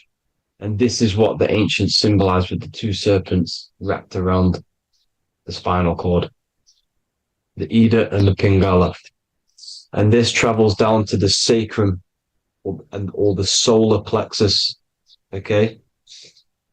So once it's here, okay, the spine is an elongation of the brain. So the spine is pretty much the brain. It's an extension of it. And it's kind of a microcosm of how we descended from heaven to physical reality, to physical matter, which is our consciousness has done. Our consciousness has descended from heaven into physical matter. And this is a microcosm of it. Okay. So once we're in the sacrum bone, this holy oil, like I've just explained, this holy oil starts in the Santa claustrum, goes down the chimney to the sacrum. This is the sacrum, the solar plexus, and drops the present off at the sacrum. Now, once we're at the sacrum, we need to raise our vibration to take this oil back up the spine. Okay. And the River Jordan symbolizes this in the Bible. King Herod wants to kill Jesus in Nazareth, which is here, this is the River Jordan, is Nazareth. He goes to be born in Bethlehem and then goes back up to Nazareth to Joseph and Mary. Joseph and Mary, the pineal gland and the pituitary gland. The Bible is huge symbolism. It's all metaphors for this sacred process which goes on inside of your body. You are the Temple of Solomon. You are the Holy Land. The Holy Land is your brain. Once this oil is at the sacrum, you need to raise your vibration in order to take it back up. Once this oil has gone back up to the pineal gland, it activates the crystals which are wrapped around your pineal gland. Your pineal gland is this tiny little beam here. This is the claustrum. This is the pineal gland. And it's wrapped in crystals. And when this oil travels back up the spine by raising your vibration, back to the upper room where Jesus met the 12 disciples, or the 12 cranial nerves in the brain, and it activates and it turns on this pineal gland. And once it's turned on, it illuminates all the cells and the nerves in your brain and turns them all on and activates the higher God man, the God consciousness, Christ consciousness. And it regenerates the whole body. This is the secret to regeneration. It regenerates all the cells in the body. And this is how the ancients lived for thousands and thousands of years, as talked about in ancient texts. They lived for hundreds and thousands of years because they knew this secret. And this fluid, this brain fluid, the secretion, or the Christos in Greek, which means gold, because this is the alchemical process from turning lead to gold. Your body is the alchemical furnace. Now, the ancients knew about this center of the brain because they symboled it. This is the Eye of Ra, and it's the brain. And this is what's wrapped around our consciousness. Our consciousness isn't wrapped around the brain. The brain is built around the consciousness. We are the consciousness. You don't have a soul, you are the soul. Okay? Now, the head, heaven, hell, heel at the bottom of your foot, that's hell. Head is heaven and hell. Simple. Now, the pineal gland produces DMT, which is dimethyltryptamine, which is known as the spirit molecule. So, let's move on. Now, when this oil travels up, back, the spine, the chimney,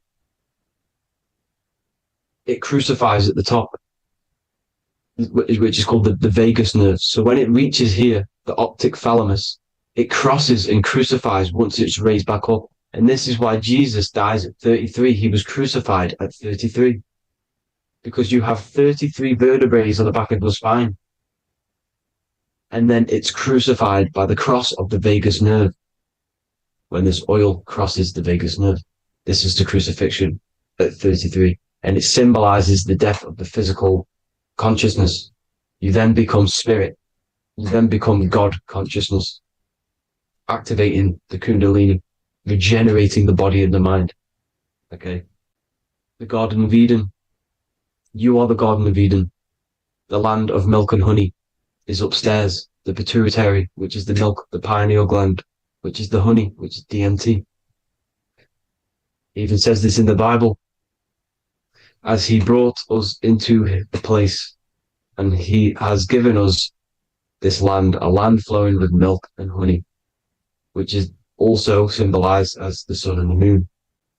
The Bible also says the light of the body is the eye, not the eyes, the eye. If therefore thine eye be single, thy whole body shall be full of light.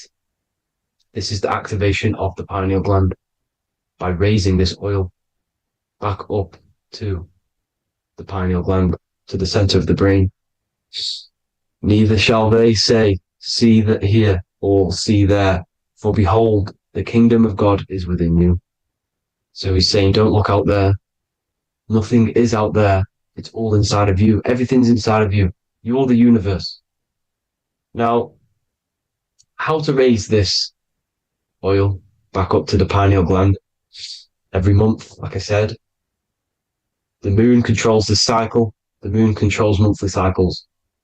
When the moon is going into your zodiac sign every month, this oil goes down the spine, and you must raise your frequency to get it back up. You must retain your seed. This is the most important. Your fluid, your secret, your holy fluid, your life force. You can't let that go. That life force is the reason you're alive. This holy oil is the reason you're alive, because it feeds all of the systems in your body. It feeds all the systems in your body. You have to retain your seed, alkaline diet, positive thinking, and meditation. Okay? When you retain your seed, you will live longer. The moment you release it, you're killing yourself. You're killing a piece of yourself every time you release your seed. Every single time. You're killing a part of yourself.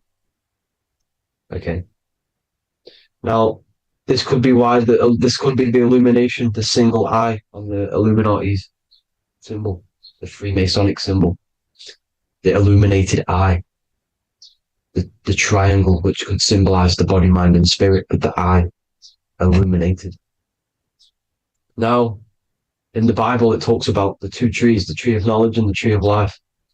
The tree of knowledge is the tree of good and evil, which is the most important system in your body, which is the nervous system. The nervous system, the most important.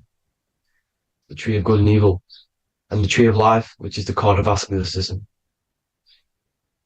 Now, this oil, when it's released every month, feeds these two systems, and these two systems feed everything. Now, it's important you understand that. Okay? The ancients knew all of this knowledge. The Bible's telling you this knowledge. But it's in a metaphorical way. You have to understand the context behind it so you can read it properly. Now, eating of the tree of life, which is when it talks about in the Bible, eating from the tree of life is actually symbolizing a bad diet, ejaculation. Because you're eating from these two systems. You're killing yourself with a bad diet. You're killing yourself with an ejaculation. Okay, so that's important to understand. Now, this is Jacob's ladder in the Freemasons. Jacob's ladder, which is the spinal cord, it's the stairway to heaven. And this is Jack and the Beanstalk when he goes up the beanstalk and finds the golden egg in the grey clouds. The grey clouds symbolize the grey matter in your brain. Now, the Garden of Eden talks about the 4 different rivers in Garden of Eden. As we see here, the North Pole map, the ancient North Pole map, because the center of the earth is the center of the torus field. Everything's the torus field. Atoms are torus fields. Everything's torus fields. You are the universe. Everything is within you. The North Pole is your spinal cord. This is why they say Santa Claustrum comes from the North Pole. This is the North Pole. And the Santa Claustrum is the center of your brain. Now, there's 4 rivers which come from the Garden of Eden.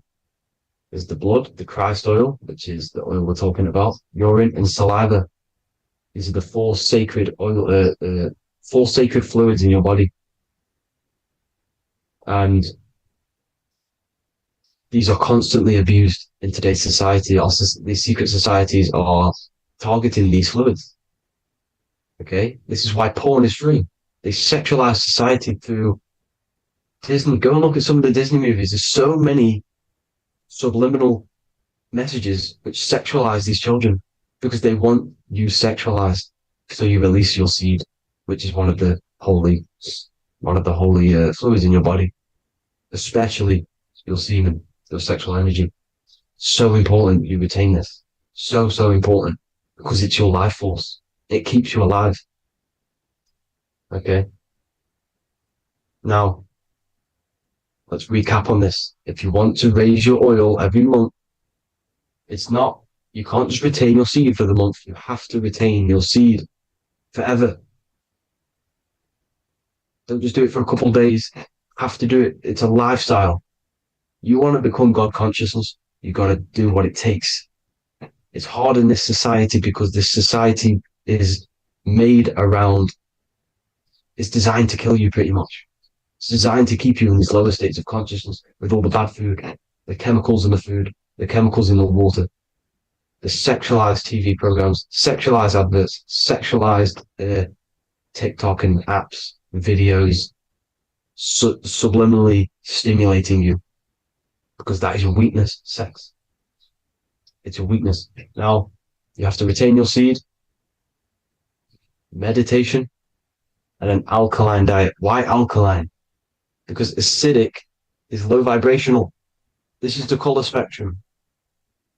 And what's the highest vibrational color? Violet. It's the lowest, red. You have to have an alkaline body in order to raise this oil. When you drink, when you have a bad diet, when you drink alcohol, when you smoke, this destroys the oil. It destroys the oil in your sacrum and it can't be raised again, can't be raised up. This is why it's so important. Without that oil, you don't live. That oil makes you live. It feeds everything in your body. It's crazy how we're not taught this. It's insane. But that is how you raise the oil, people. I hope you all gain some knowledge out of this video. And I hope this assists you on your journey, your spiritual journey. And please like and share this video. We need this knowledge out to the public to wake up humanity. Thank you all, people. God bless.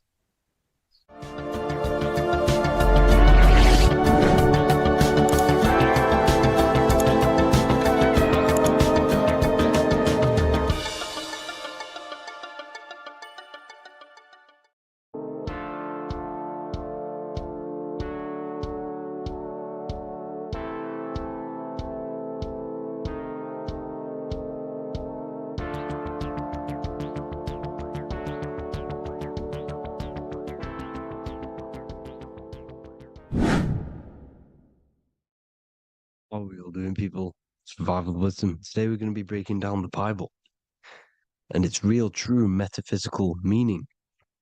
All of these slides within this video is taken from my book, The Book of Wisdom. So you can get all of these slides. So the Temple of Solomon, you are body, mind, and soul, which is the Holy Trinity, the moon, sun, and earth. The sun is your soul because the sun is its infinite source of energy. It is its own source of energy. And that is what your soul is. It's its own source of energy. The moon is mind. This is why you call people a lunatic. You're a lunatic. Luna means the moon. And inside of your mind, you have a specific mood. Mood is moon. And mind in German is Mond. And the word Mon means moon. And earth is your physical body because your body contains of the 4 elements, the 4 physical elements. Well, the temple of Solomon is the temple of the soul and the mon, the soul and the mon, the soul and the mind. And it's the temple of the Holy Spirit in the Bible. Everything leads back to one singular point in the center of the brain. The brain is not the mind. It's mind over matter. Okay. The brain is the physical manifestation of the mind. The brain is the electrical computer which decodes the light waves given to it by the mind. This is why everything in the body leads back to one singular point. And we'll go over this in a minute. But this is controlling the physical body. This is the within. If you rearrange within, it spells high twin, because within you is your twin, your true self. And it's just an entity in the center of the mind. And if you shut your eyes, you can feel it. Your awareness is in the center of the brain. So there's just an empty chamber in the center of the two cherubs, the two brains. They are two separate brains. They're two hemispheres. And the empty chamber, when scientists chop it up and see it's just an empty chamber, well, because you can't see in that plane of reality, you cannot see the mind. You cannot see thoughts. It is invisible to the human eyes, to the visible light spectrum, to the two eyes. The reason why we call it the third eye in the center of the brain, it's not the third eye, it's your true self. It's the mind and soul. It's an eye because it does see. It's the all-seeing eye that you always see here. There's some Masonic artwork showing the two pillars, the two cherubs, the two hemispheres of the brain, and the inner eye. This is the eye that sees all things. What do I mean by seeing all things? Not physically. It sees the mind. It's what, because your soul is watching the mind. You can observe the mind. You are not the mind. And if you meditate deeply enough, you can go beyond the mind. It's the all-seeing eye. It sees the mind. It sees what emotions you're feeling. It sees what you're thinking. It sees what you're seeing with the two eyes. It's the all-seeing eye. It sees all things. It's omnipresent. It's everywhere. Because the mind can be anywhere. The mind can switch itself into any place it wants. There is no limitations with the mind. So there is two hemispheres in the brain. And in the Bible, there is a quote saying, the most holy place between the two cherubs. The two cherubs is the two hemispheres of the brain, and the most holy place is between them, which is what the Masonic artwork is showing. This is the all-seeing eye, the soul and the mind in the center of the brain. And you will not see this with the two eyes. So when scientists come to seeing the empty chamber in the center of the brain, they wonder, because they do not understand the occult side of the world. They do not understand the layers of reality. How the two eyes, everything physical comes from the unseen. Everything seen comes from the unseen.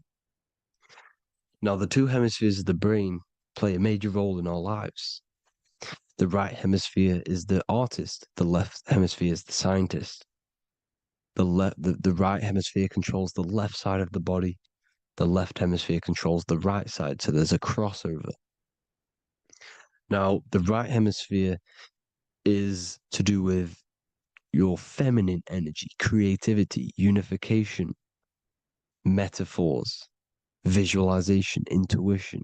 The left hemisphere is to do with sequencing, facts, materialistic details, language, and logic. So they keep us normally trapped within the male aspect of our mind, which is the left hemisphere. You know, if you listen to Spotify, Apple Music, and radio, they're all tuned to 440 hertz, which shuts down the right side of the brain, makes you left brain dominant. And we learn, well, 90% of people learn to write with their right hand. They're taught to learn with their right hand, which is to do with the left brain. You see, so we are being trapped within this left side of the brain, which is all to do with logic, thinking logical, not creative. You know, very analytic. But the right side of the brain is to do with your creativity. So the right side of the brain is perceiving reality as a holistic perception. Now, what do I mean? If you're riding through a woods, for example, if you're riding through a woods, your right hemisphere is seeing the whole woods as one unified woods. The left hemisphere's job is to break down the perception given to it by the right hemisphere and break it down into individual trees. So what am I saying? The right hemisphere is seeing humans and everything in creation as one unified consciousness. The left hemisphere is seeing individual egos. This is why the left hemisphere is the place of the ego, the right hemisphere is to do with the higher self. They're both needed, though. I'm not saying one's better than the other. It's balance. Now, they don't want you to see the unified picture, perception of creation. They want you to think everything is individual, everything doesn't come from the one, because all things come from the one. And we experience the two in this reality, dualism. In order to understand the one, we have to experience the two to advance. So, anyways, let's get away from the two hemispheres. The right hemisphere, like I said, is to do with the higher self. And this is why in John 21:6, it says, cast the net onto the right-hand side of the boat and you will find fish. Meaning, cast your energy, cast your perception into the right hemisphere of the brain, and you will find God, unification, and higher self. You will see things from a unified perspective. How we are all one, because we are all the same consciousness. The same spark that is in me is in you. This is why I am you and you are me. We are all the all-seeing eyes of God, just split up into individual bodies. We are all made up of the same essence, consciousness. And that consciousness, that mind and soul, is in the center of the brain. You are just in different avatars. And until we see this, we'll forever be divided and conquered. Until we figure this out as a collective consciousness, we will forever be divided and conquered and ruled over. This is why the Bible says, ye are gods. You are the sons of the Most High, because we are. We are the Word made flesh. We are God made flesh. Mark 16:19. So then after the Lord had spoken unto them, he was received up into heaven, head is heaven, H-E-A, and sat on the right hand of God. God is the consciousness in the center of the brain. Heaven is the head, and the right hand of God is the right hemisphere of the brain, meaning he sees things in unification, creativity, intuition, the higher mind, the higher brain. When Moses crosses the Red Sea is the corpus callosum, moving from the left to the right hemisphere of the brain to see unified perception of reality. Head, H-E-A, heaven, same root word. This is why the ancients always depict God in the center of the brain.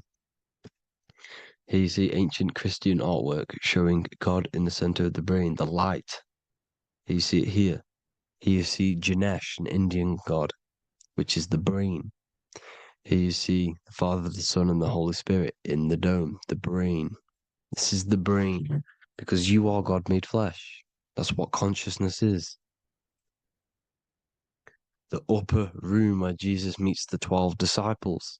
It's the upper brain on the upper room. The upper room is the chamber, the empty chamber in the center of the brain. That's the room. And the 12 disciples are the 12 cranial nerves in the brain,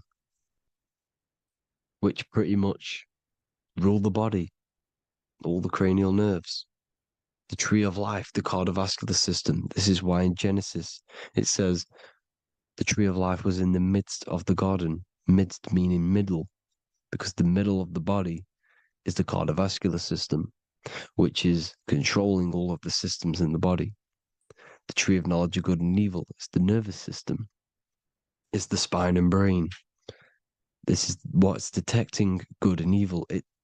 The brain is the electrical computer with the left and the right hemisphere, decoding the dualistic world, decoding the light waves given to it by the external world.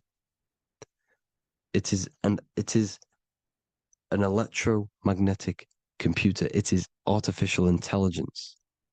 It is very intelligent, the brain and the nervous system, the human body as a whole. But the tree of knowledge of good and evil is the nervous system, because it is the tree that detects good and evil, makes you learn good and evil in this dualistic reality.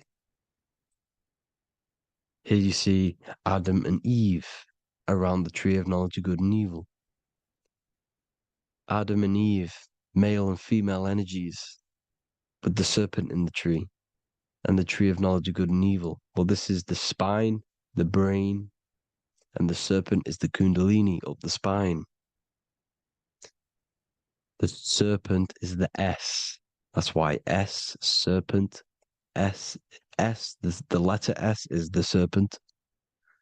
Sex and serpents make an S noise. You know, the Bible cursed the serpent. So we don't figure out the true religion.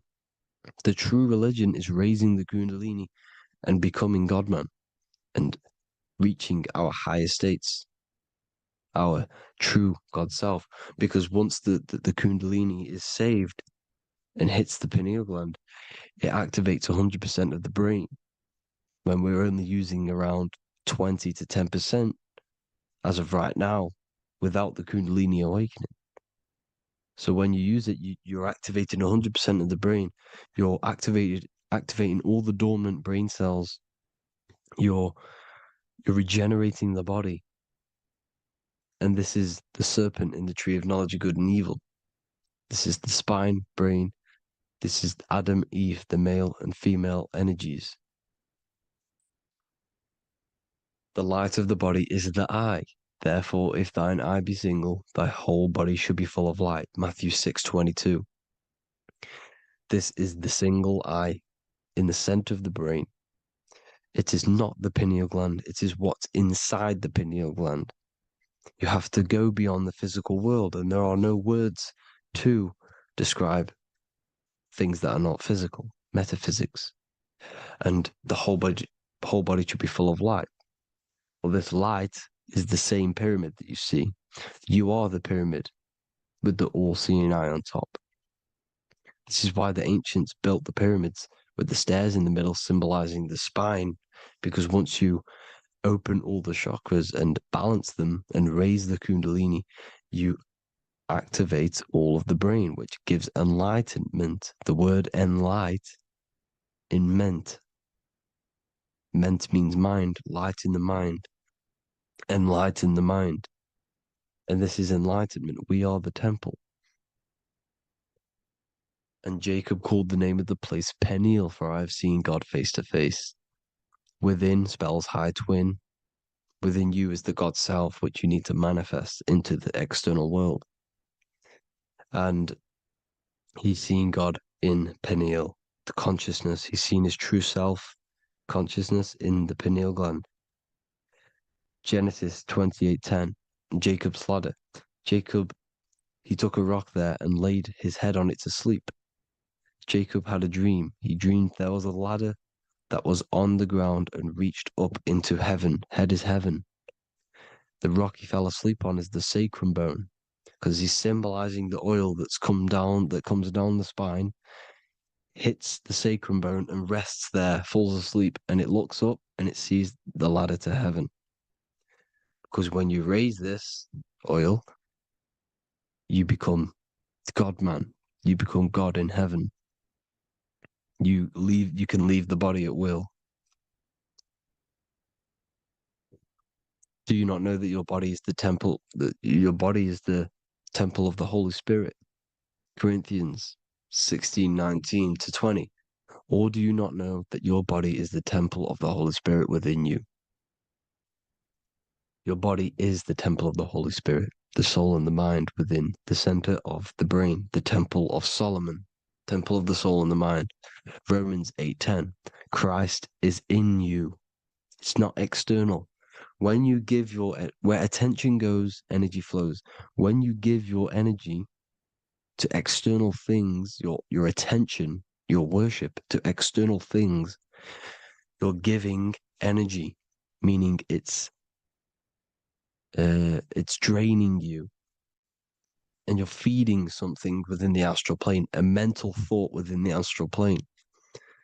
So with you realizing that the Christ is in you, that you don't have to worship anything outside of you, this means that you're internalizing your energy. You're not giving your energy, because where attention goes, energy flows, which means you become more present. You become healthier because you're not giving off all of your special electromagnetic energy that's charging you. This is why the religions run by the Vatican is all external. They're exoteric. Exoteric means external teachings. The esoteric is the internal, the hidden teachings. In Psalms 82, I have said, ye are gods, and all of you are children of the Most High, because we are the Most High, split up into individual bodies. That's what consciousness is. Consciousness is the Most High, and we have to raise ourselves to the Most High. Brahma, Vishnu, Shiva, the Father, the Son, and the Holy Spirit. Why is it always a trio? It's a trio because it symbolizes us, the soul, mind, and body. The mind is the bridge for the soul to be in the body. What is the soul? It's the life force.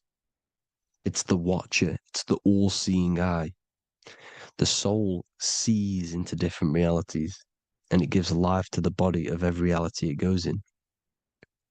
This is why you always see light around the all-seeing eye, because it is the energy, the life force, the light, life, Li. Life is light, and it's the eye because it sees into the different realities. It sees into the dream world. When you're going to sleep at night and you dream, it's not a dream. It's another reality. You're a multi-dimensional creature.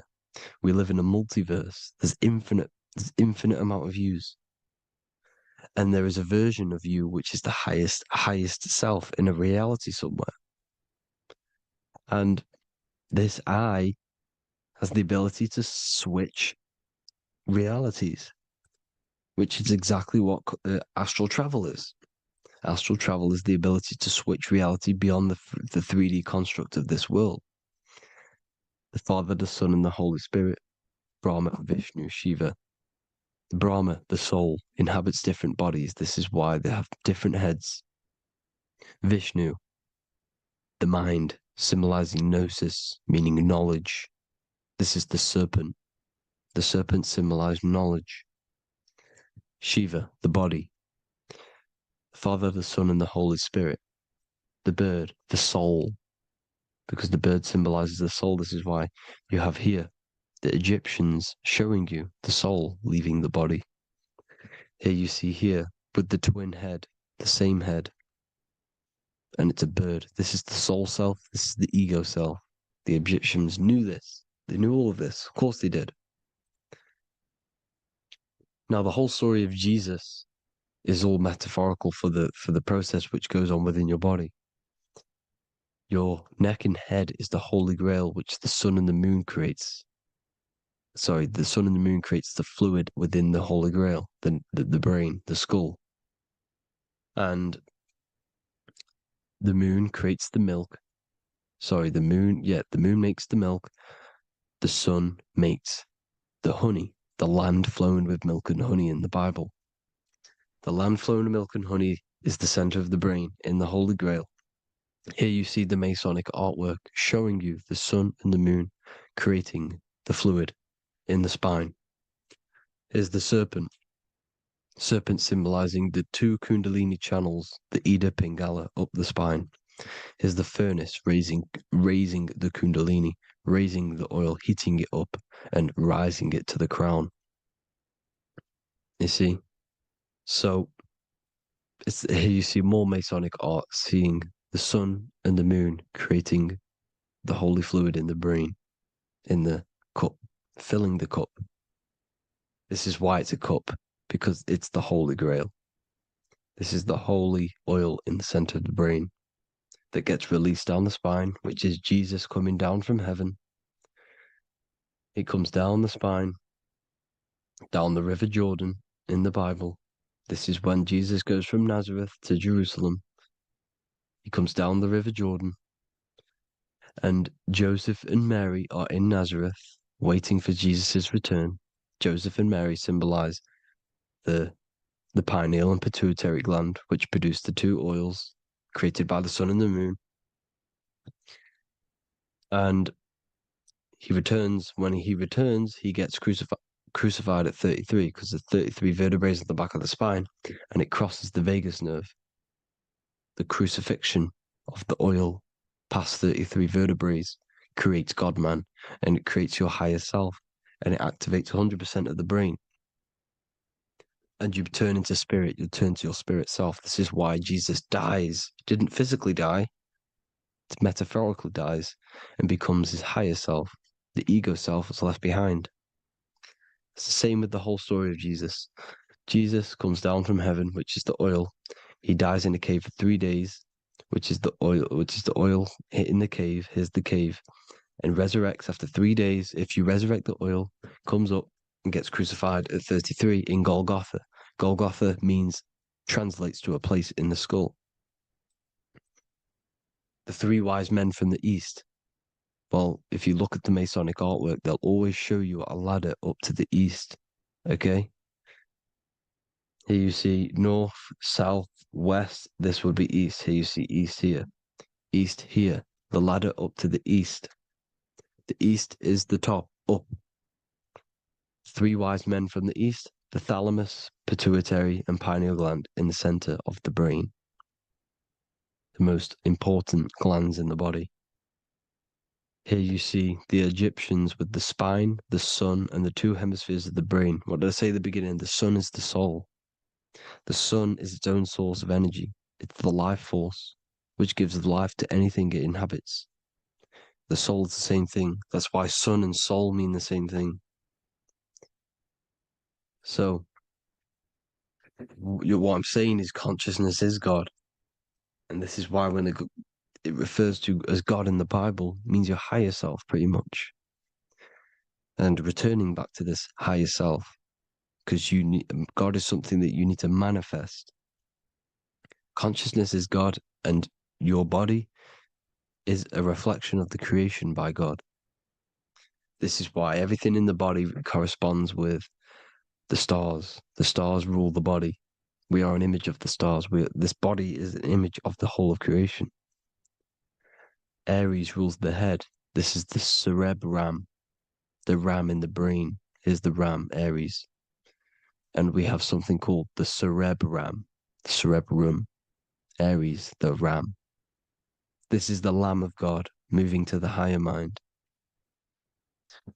Taurus, which is the lower brain and neck, the cerebellum, the bull Taurus, the lower mind, and the cerebrum and the cerebellum, the ram and the bull, is what makes you ramble on.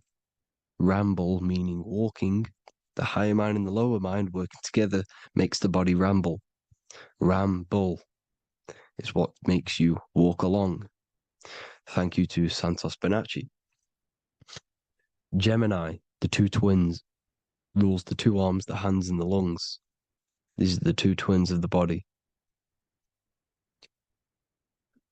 Sagittarius, the horse, which rules the hips. Hips means hippo. Hippo means horse. Hippopotamus means water horse. Hippo means horse, and this is why we call them hips, because horses have massive hips. Capricorn, the kneecaps. Pisces, the two fish, the 2 feet. then they make us swim. We are an image of the stars, people. Well, the body is anyway. Consciousness is God, and the body is the image of the whole of creation. It's a reflection of the whole creation, as above, so below. 12 systems in the body, 12 cranial nerves for the 12 constellations, 12 cell salts. The body's made out of 12 cell salts. So this is where it gets kind of deep. This is where we get deep.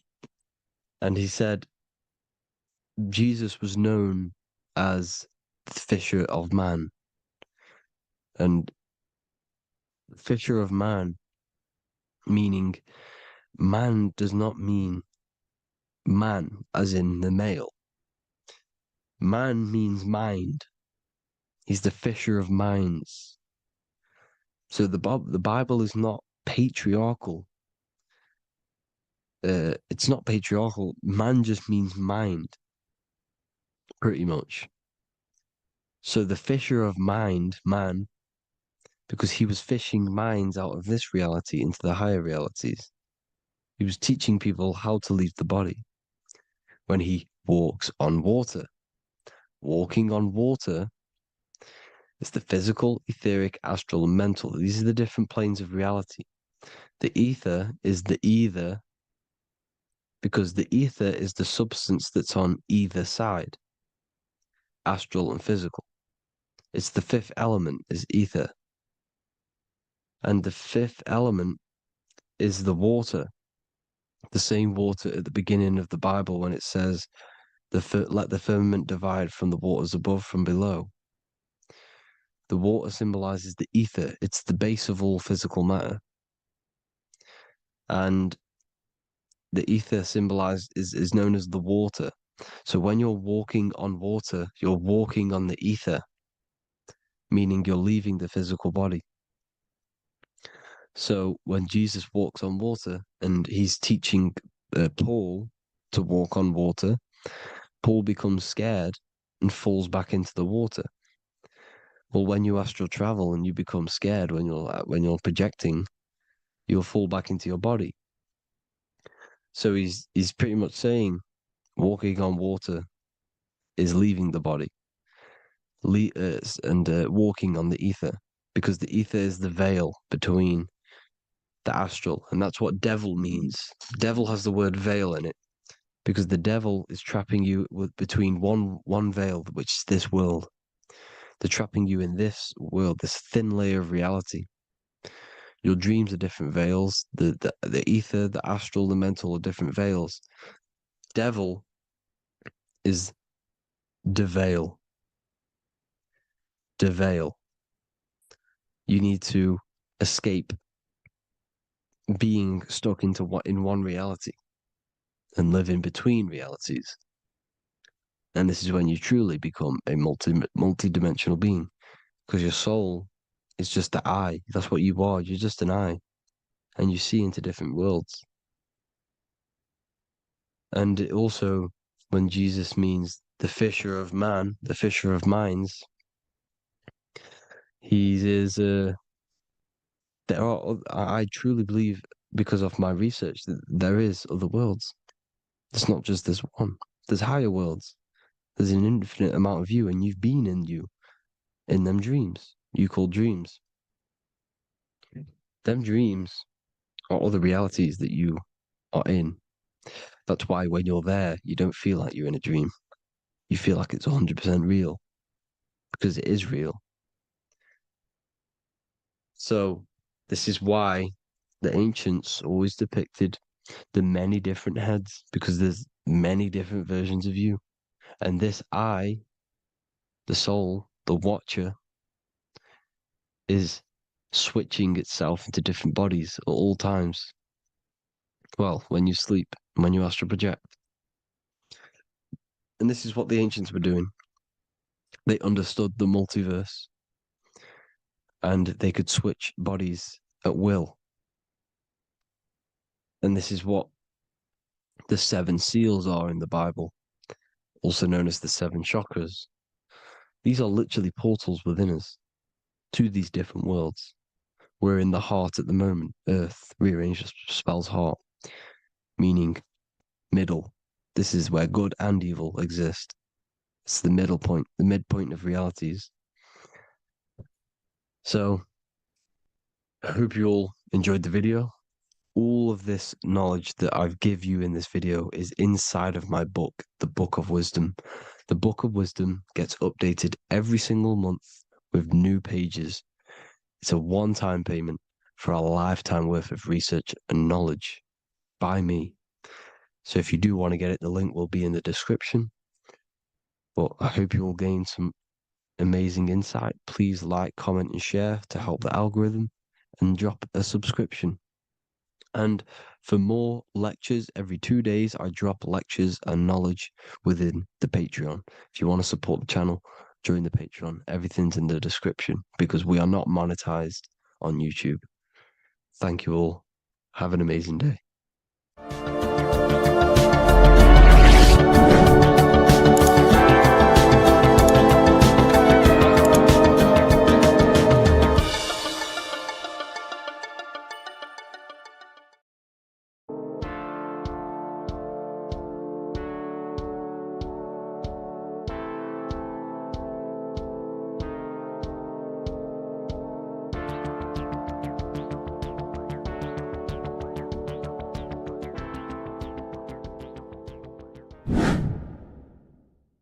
What is good, YouTube? Today we're going to be talking about the astral plane and how the cosmology fits into the astral plane. Okay, so first let's go over the astral plane and go over the different layers of reality so that you can understand reality more. You are a multi-dimensional being. You are not in these, you are in all of these realities at the same time. They all interweave into one big reality. But there are different planes. They are different vibrational dimensions. There are different dimensions of reality. The mind is the root cause of reality. We're living in the mind of God. Everything is being thought into existence from the root cause, from the universal mind. This is why the ancient Egyptians said, all is mind. We're living in the mind of God. And we are a microcosm of this mind. This is why we all have the same mind. This mind is the world of thoughts. Now, this world of thoughts is just the thought alone. For example, it is the thought of a chair. But then when you start to imagine this chair and you start to mentally see the chair, you're now manifesting the thought, the singular thought, into some sort of form. So now you're imagining the chair. You're imagining the form of this chair, which is then manifesting into the astral plane. The astral plane is the world of thought forms manifesting. So when you are imagining something, you are seeing into the astral plane. Okay? Your third eye, it is an eye because it sees the astral plane. It is seeing the other side through imagination, through dreaming. Well, we'll go over dreaming later. So the thought of a chair is a singular thought. The imagination of the chair is the manifestation of the chair. And in the astral plane, it's basically the world of all the chairs that could ever exist. So you're thinking of the chair as a singular thought, which is the mental plane. The astral plane is the imagination of that chair, is the thought, the manifestation of it. Depending on the vibrational state of the thought will depend what level of the astral plane it will go to. For example, if you're thinking about a chair to torture someone on it, it's going to go on the lower astral plane.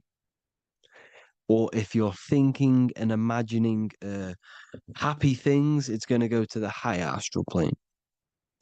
So wherever your mindset is, that we call it a mindset because your mind is setting frequencies to certain things. Thoughts are frequencies. And a mindset is setting your frequency, setting your mind to a certain frequency. So when you set your mind to a certain frequency and you imagine something in that frequency, you're going to match everything in the astral plane that are on that similar frequency, just like you would in the physical world. Because we're all in these worlds right now as we speak, but we can't see them with the two physical eyes. We can feel it though. When you're around someone and you've just met a new person, for example, you can feel their vibration. And if you're not if you're not on a similar vibrational match, you will not get along with that person. Or you just won't not get along, but you won't connect with that person because you're on two opposing frequencies, not matching. And this is something you can't see, you can only feel because it's the astral plane. It exists within the astral plane. Everything in the astral plane is made out of vibrations. So if you do astral project, and if you already know how to astral project, you will see beings and people and things that are on the same frequency as you. This is why before you astral project, you need to sort your vibration out before you enter, before you astral project, because you are projecting your consciousness into this. It's the mind. The mind is the bridge. It can move between realities. You are a observer. You are a observing soul which observes different realities. And the mind is the bridge between all of these different realities. The mind can choose. If you want to project into the astral, you set your mind to it, you can. Okay? So let's not get off track. The lower astral plane is where demons are. The higher astral plane is where heavenly beings are. Heaven and hell are kind of a real thing. The etheric plane is a powerful substance, the ether, the fifth element that they don't tell us about. If you type in on Google the five elements, they will try to remove it with wood or metal because they don't want you knowing about the ether. Ether is the energy double behind all physical objects. So the ether is very important.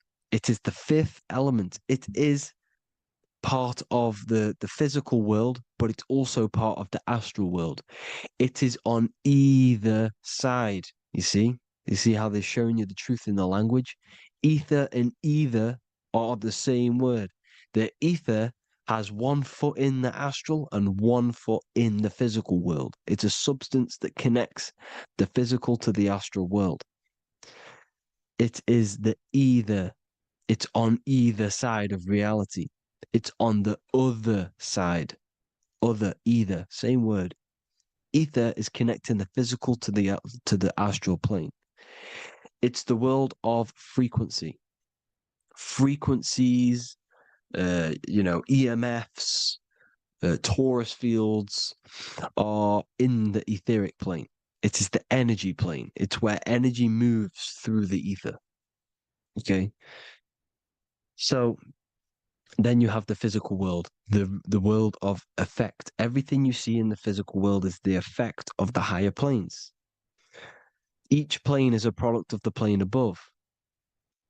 So, and it melts into each plane.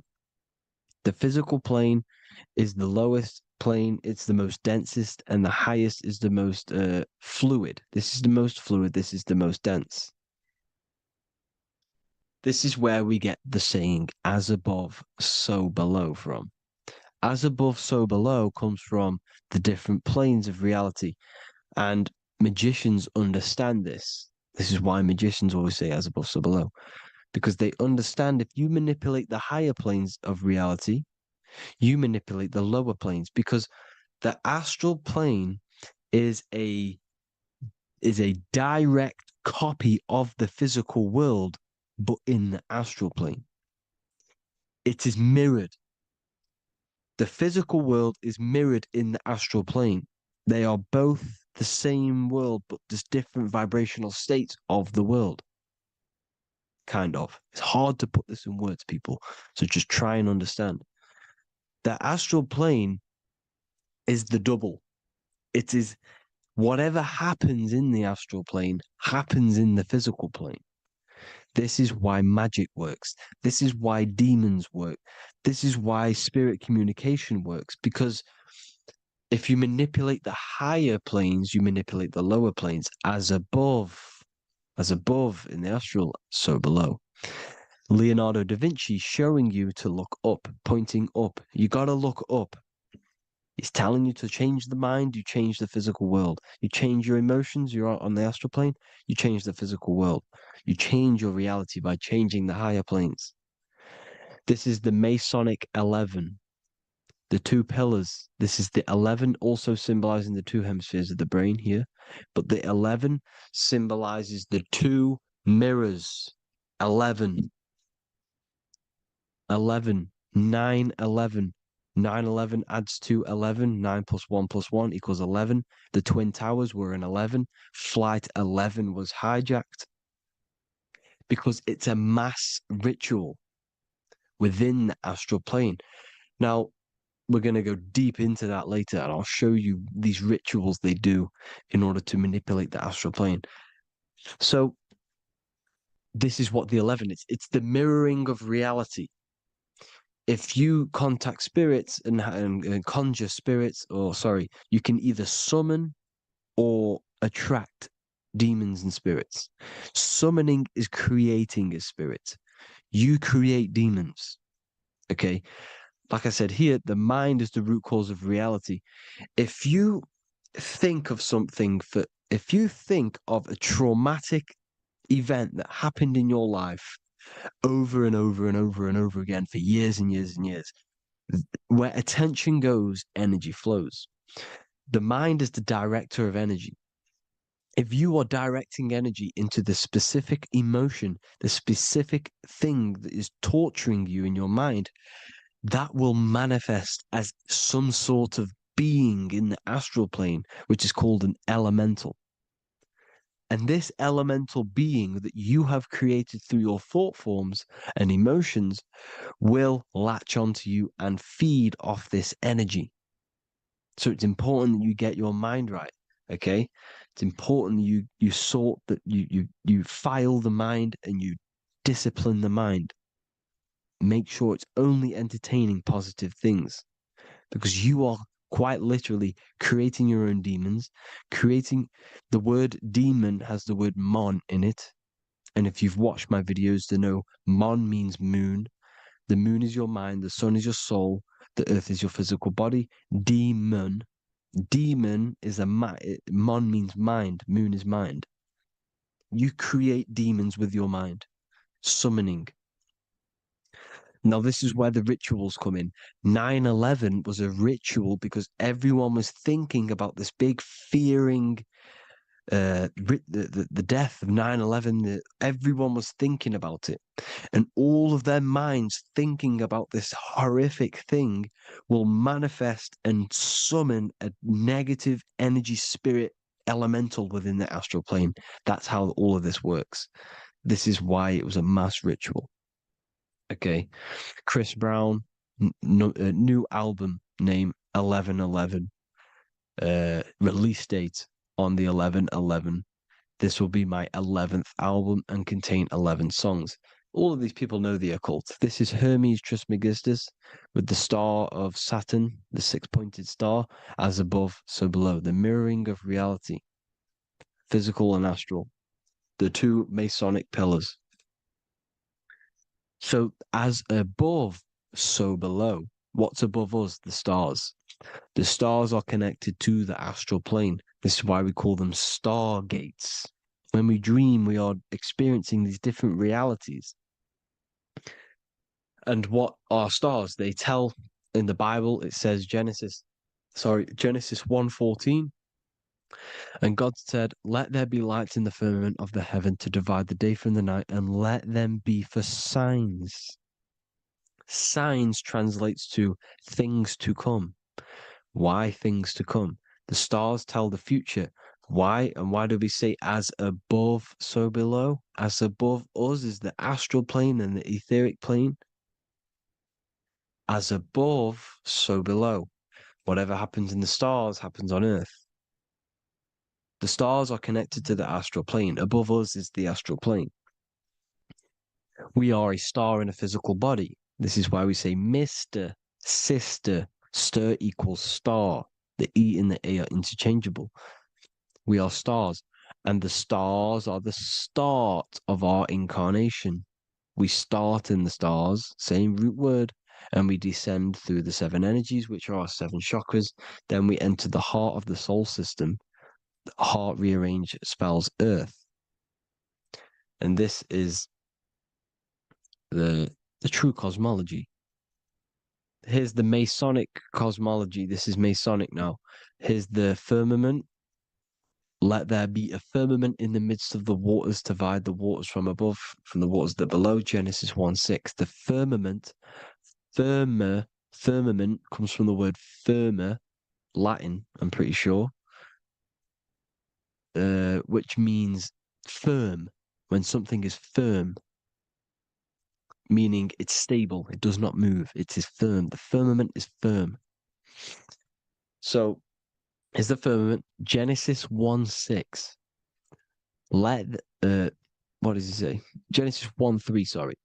Let there be light. This is before the sun and the moon was created. Let there be light. Before the sun and the moon was created, light was appeared.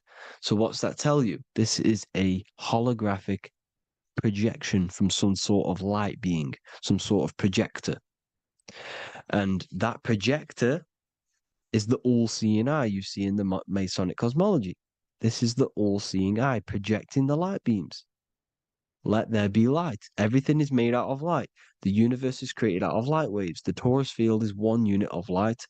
The light projecting this reality is Polaris. Okay, the famous all-seeing eye. Now, what else? Then we have after let there be light in Genesis 1:16, and God made the 2 great lights. This is the sun and the moon, electric, magnetic, male and female. Then we have the Masonic checkerboard, the black and white symbolizing dualities within the dualistic reality we're in, spirit and matter, light and matter, rest and motion, positive and negative, good and evil. Everything's dualistic here. Okay? And it's a dance. The universe is a dance between flickering of white and black light, which is the torus field. We're not going to go over that, but this is all connected to the astral plane. This is the true cosmology.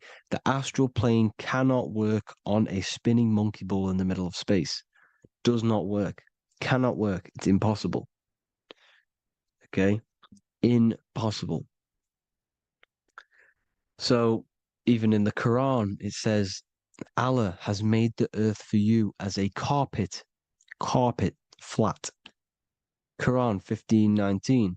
And the earth we have spread out like a carpet, set there on mountains, firm and immovable. It is immovable. In the Quran, it also says 65:12, it is Allah who has created the 7 heavens of the earth. The 7 heavens meaning the 7 layers of heaven, the 7 planets. And Psalms 104:5, he set the earth on its foundations and it can never be moved. Never. So here you see in Isaiah 40:22, he sits enthroned above the circle of the earth and its people are like grasshoppers. He stretches out the heavens like a canopy and spreads them out like a tent to live in. We live in a tent. This is the tent. The projection of light. Here you see an ancient picture here. Here you see the ethereal barrier, meaning the firmament, the etheric barrier. And here you see his head popping out. Why is his head popping out? Because your head is heaven. Your heel is hell. Your head has access to the astral plane. This is why your head is heaven. The pineal gland, when stimulated, has access to project itself, project consciousness into the astral plane. Here you see another ancient picture here with the Masonic Royal Arch, with the zodiac here, the zodiac on the top. arching because there's a firmament above us. Here's God in the brain. Consciousness is God. Here you see the Masonic Royal Arch, symbolizing the firmament. George Washington above the Masonic Royal Arch. These are the stars. This is Polaris projecting reality. Here's ancient churches with the dome. Polaris projecting reality with Jesus. Disney World is under the dome. The Seven Layers of Heaven, ancient paintings, all depict if you go and look at the ancient paintings, they'll all depict the firmament, the arch above us. This is where we get interesting. The Masonic Royal Arch has the 6-9, which is Cancer. The constellation Cancer, which is 6-9 is associated with portals because CERN is the 6-9. Okay, CERN is opening portals. They're trying to create a portal to the other side. Cancer has the word CERN within it.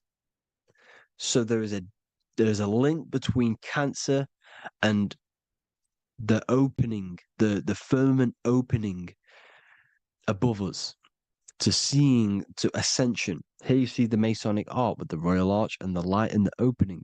Here you see the light and the opening. This is the opening of the firmament. Here's the Hebrew cosmology with Sheol, the underworld, and the opening. So Cancer is definitely some sort of portal in and out of this reality. I'm just connecting dots here. Now, we're going to go change a bit now. These celebrities that you are seeing they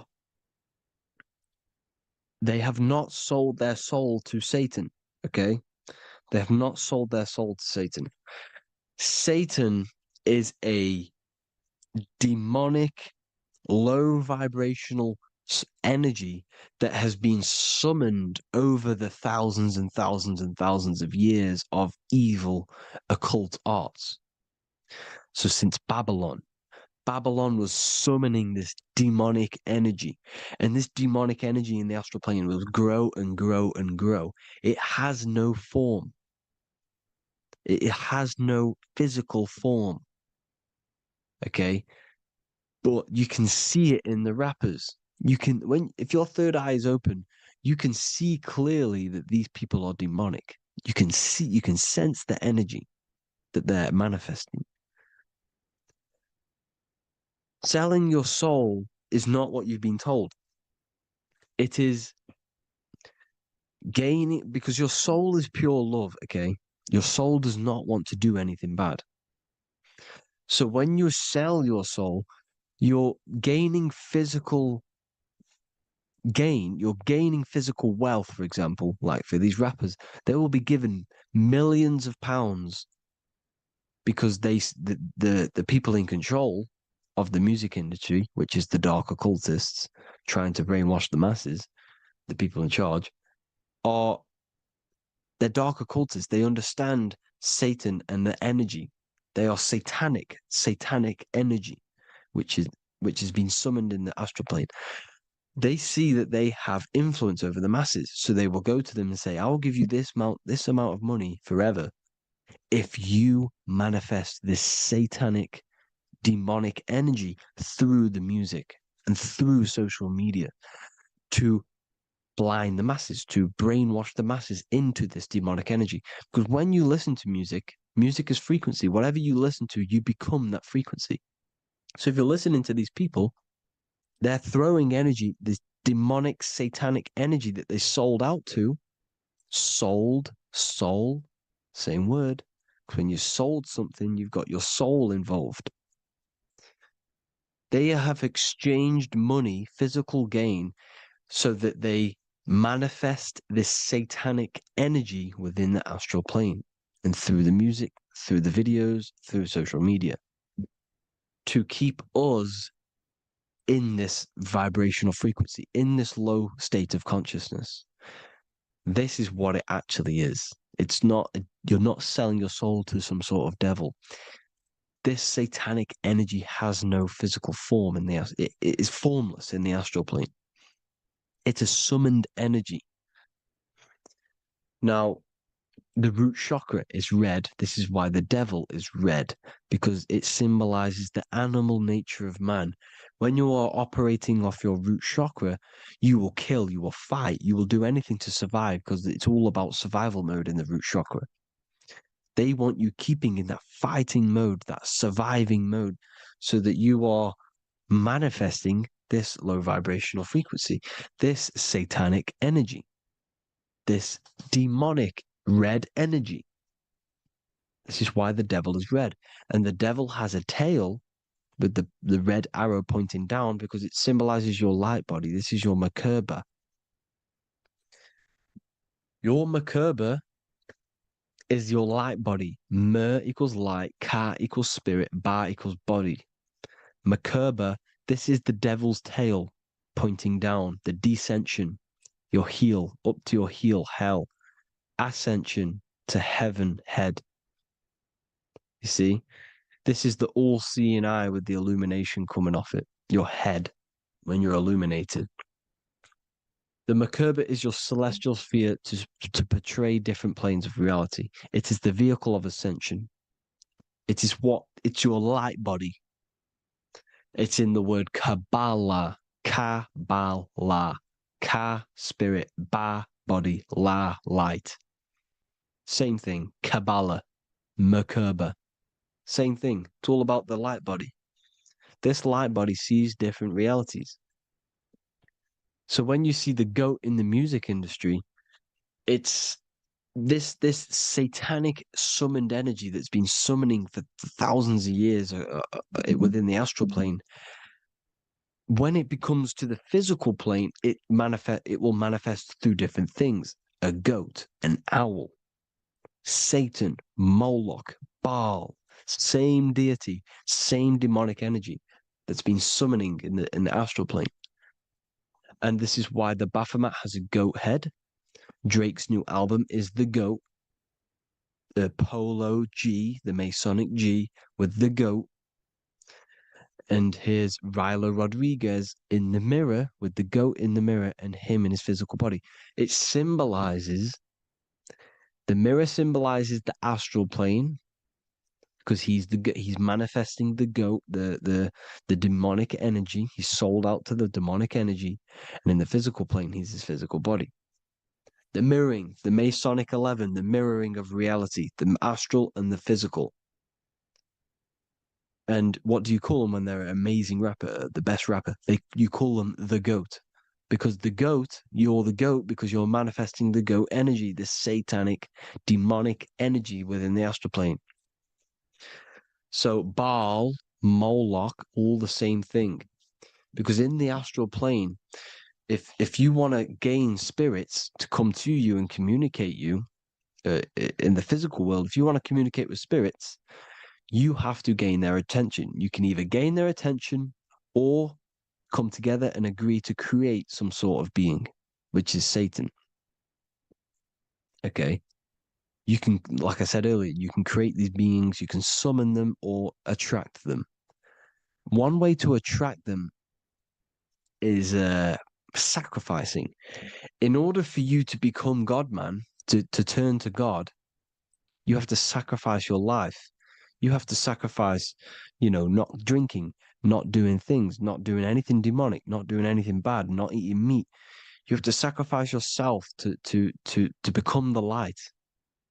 However, if you want quick, instant gains in the physical world, you can sacrifice something else to communicate with these spirits, because these demonic energies feed off demonic energy, your demonic energy. So these dark occultists will give away babies, they'll sacrifice, torture babies so that they gain, so that they can communicate with these spirits for physical exchange. Yes, you can do this. These powerful spirits, these powerful demons can give you powers. They can give you certain things. And this is what they are doing. They're summoning and attracting these demonic energy. This is why, trafficking is one of the most, Balenciaga. Baal is the demonic energy in the astral plane, which requires child sacrifice for his presence. Baal Lenciaga, and they were trafficking children. They were trafficking, killing them, and offering them to the spirits. This is what they are doing. Baal Lenciaga. It's in the name. Here you see, here, you can see here a stick man with 2 horns. The goat, obviously, it's all the same deity. Baal, the goat, Moloch, is Moloch the owl, the Egyptian owl, because it comes from the owl of Moloch, which is Baal, which is Satan, all the same demonic energy. And it's on the dollar bill, a tiny dollar bill, tiny, on the $1 bill. All the same thing. Bohemian Grove, they worship the big owl, Moloch. It's all the same thing. It's all one big demonic energy which has been summoning in the astral plane. And it's trying to take over Earth, the physical plane. That's what it's doing. So I hope you all gained a deeper understanding of the astral plane and what's actually going on in the world. Please leave a comment if you can to help the algorithm. Drop a like if you like this content. And hope you all learned something today. And God bless you all. Thank you all.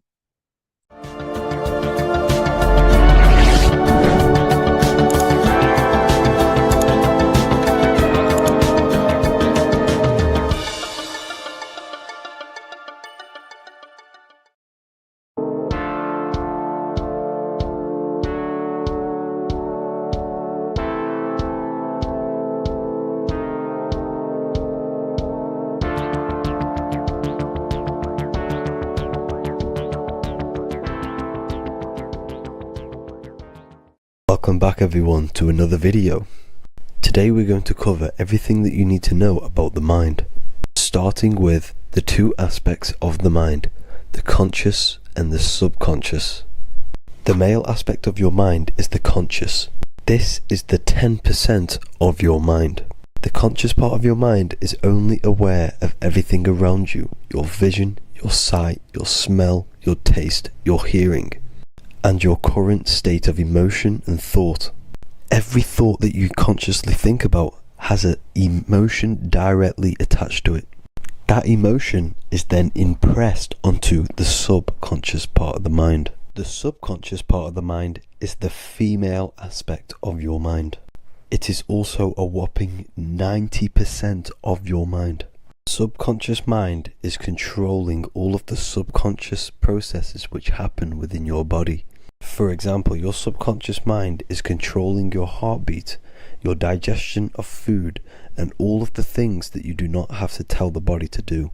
It is the hidden part of our mind which is controlling all of the hidden things. The subconscious mind is like a recording supercomputer. Everything that you have experienced in your life is all recorded and stored within the subconscious mind. One of the most important things about your subconscious mind is that it stores your mental programs. Everything in the subconscious mind manifests into behavior and actions within the body. Your daily basis routine and habits are all mental programs within your subconscious mind. These mental programs are created by mainly 2 ways. 1, repetition, and 2, emotional impact. The repetition is fairly simple to understand. The more you do something, the more it impresses onto your subconscious mind and becomes a program. That program will then manifest into your behavior. However, with the emotional programs, they work a bit different. The stronger that you feel an emotion, the stronger it is impressed onto the subconscious mind. And then that emotion becomes a program. For example, you had a very traumatic moment happen when you were a young child. The emotion that you felt was so strong in that moment that it impressed into your subconscious mind so hard that you can recall that moment like it was yesterday. That traumatic event that happened to you when you were young will still manifest into your daily basis behavior even to this day. However, it manifests subconsciously. For example, if you were in a car crash, you will be wary to enter cars with certain people. All because of that traumatic emotion that you felt and impressed onto your subconscious mind.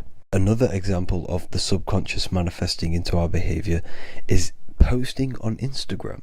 Most of the time, the reason why you post is because your subconscious mind is seeking gratification. So before you actually do something, question yourself and find out the root cause of why you are doing this. Another thing that you need to understand about the subconscious mind is that it takes everything you say and hear literally. So for example, if you go and say, "You are an idiot" to someone, your subconscious mind will only pick up the word idiot. It only knows yourself. It doesn't know anyone else. You are casting a spell on yourself just by saying that to someone else. This is why the golden rule is to treat others like you'd like to be treated.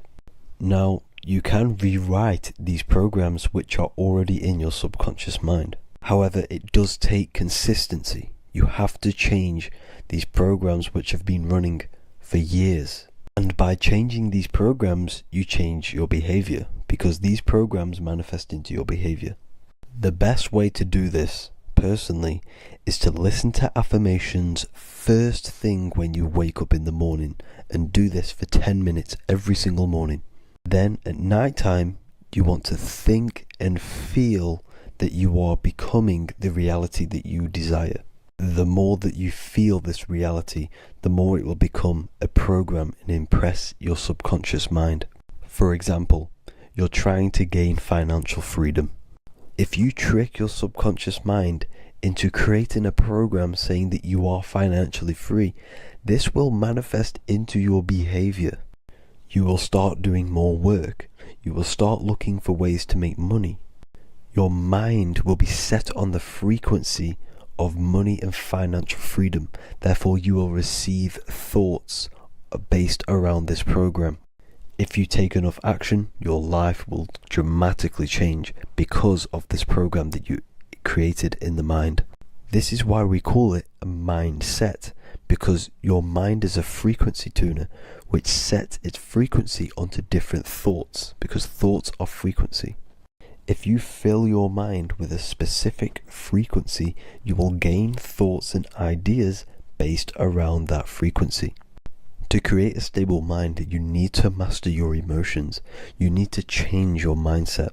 Everything that you experience is neutral. Based upon the mindset that you see it, you either give it a positive or negative charge. By understanding this deeply, you will then control your emotions. I hope you gained some wisdom and enjoyed this video. Please, if you can, leave a comment and a like, and subscribe to the channel if you like this content. Love and light to you all.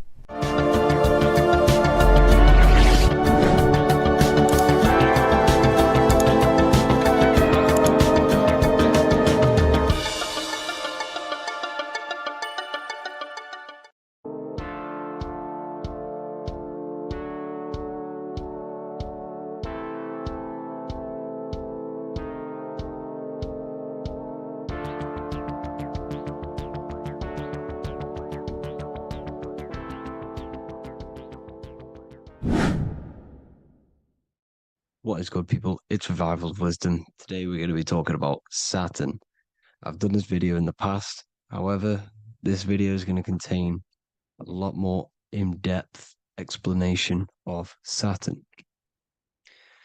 So the 33rd degree Mason, Manly P. Hall, said, Saturn is the key to crystallization, physical matter. Light is matter, matter is light. They are interchangeable. Low vibrating light turns into matter, high vibrating matter turns into light. And Saturn is the god of this world, this physical world. He crystallizes light into matter. This is symbolized as the Masonic checkered board, matter and spirit, matter and light, light and matter. He's also the god of time, destruction, justice. He creates and destroys, because all things in time die. He creates and destroys you. So, because we live in this physical world, which is the electric world, this is why we say electricity, because it comes from the root word of El, Saturn. They used to call Saturn El, E-L. This is why we used to say Elohim is God. The real God of this world is Saturn, but it's being hid. This is being hid. Jesus is Saturn. All of this is Saturn. It's all Saturn worship. It's the real God of this world, of this world. So physical matter is a result of two opposing forces equalized on the plane of inertia, because everything is created out of electromagnetic toroidal fields. And these two poles equalize on the plane of inertia, which gives you planet Earth, plane of inertia. The plane of inertia is what Saturn is. It's the ring around the center of the plane of inertia. Thank you to Walter Russell saying, physical matter is a result of two opposing forces on the plane of inertia. This is what Walter Russell says, so please check out his work. He's got many books, many books on light and electromagnetism and stuff like that. So I advise you to check him out. So the torus field gives you the binary code 0 and 1, the female vagina and the male phallus. This is the code for this world. Saturn crystallizes physical matter.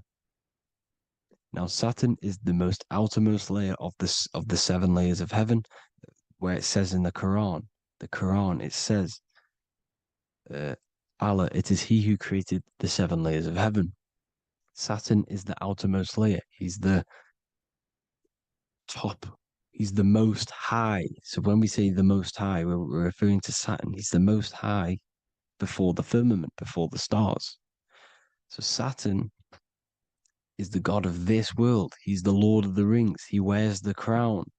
The crown is the rings. Crown, Kronos. So the planets are luminaries, they are lights, they are beings, they are energy, conscious energy. And we're in the heart of the solar system. Saturn is the outermost layer. He is the one of this world. He's the god of this world. Now, on the North Pole of Saturn, you have the hexagon. Add up all the sides, it creates the 6-pointed star. Or it can be created as a cube. The cube is very important. The 6-pointed star is very important. 6 points, 6 triangles, 6 side, 6, 6, 6. Black cube adds up to 6 in gematria. Now, what did I say in the beginning? Saturn crystallizes the physical world. He creates physical things out of light. You are a light being. This is why we say human. Hue means the light spectrum. Hue, man, we are light manifested into physical forms, human. And we are incarnated through Saturn. Satan, same thing. The number of the beast is 666, and the 666 comes from the 6.6 triangle, 6 sides of Saturn, 666. We are all known as carbon-based life forms. Carbon, the atomic structure of carbon, is 666, 6 protons, 6 electrons, 6 neutrons. We are materialized into our physical bodies through Saturn, through the number of the beast. These bodies are the beast, it's the animal. The divine, the Christ, is the consciousness within, because you're a physical, spiritual being combined into one, hexed into one. Hexagram. This is a hexagram. You're hexed into physical matter, spirit and matter, light and dark, combined into one. Now you contain of the mark of the beast, the mark of your body's the beast. It says in the Bible, Satan, who is the god of this world. This world. There are many different worlds, but this world is run by Saturn, and it says that in the Bible. Saturn is Satan. It's the same thing. And look at the crown of thorns are wrapped around the heart. The soul is in the heart. The mind is in the brain. The soul is wrapped around the rings of Saturn. You're wrapped in physical matter. This is what it's showing you. This is symbolizing the rings of Saturn wrapping you. And the cross on top is the cross of the cube. The cube, the black cube of Saturn, unfolds into a cross. So Satan, who is the god of this world, Corinthians 4:4 in the Bible, Satan, who is the god of this world, has blinded the minds of those who don't believe. Saturn blinds your mind because the God of this world materializes you and he blinds your mind when you incarnate into physical matter. When you enter this soul system, not the solar system, you hit Saturn first. He materializes you. And look at the symbol for Saturn. This is the symbol for Saturn. All of the planet symbols are created out of the Holy Trinity. The Earth, Moon, and Sun. Body, mind, and soul. The sun is your soul, the moon is your mind, the earth is your body. Your body's made out of the 5 elements. The sun is your soul because the sun is life force, gives life to everything. Your sun is a soul. Your soul is the sun of your body. The moon is the mind. The moon is the moon of your body, the mind of your body. Intelligence. So all of the symbol of the planets are created out of these. The Saturn symbol is created out of the Earth cross, matter, and the moon crescent, moon, mind, matter over mind. This is why Satan, who is the God of this world, has blinded the minds of those who don't believe. He blinds your mind. Look at the symbol, it's showing you. The Saturn symbol is matter over mind when it should be mind over matter. So we descend into a soul system, into our 666 Saturn carbon suit bodies, and we are matter over mind. Then we have to move up the spine to go back up to spirit, to mind over matter, where you manipulate your own reality. Now look at this. It creates the number 5. 5 is the number of change. You're moving from this side of the number sequence over to the right side. You're moving from the spiritual into the physical world. You're incarnating into the 5 elements, the 5 senses. So the cube, the black cube of Saturn, is another major symbol. Very important symbol. Here you see the cube, and the color black is associated with Saturn because Saturn's associated with death. He creates and destroys, light and dark.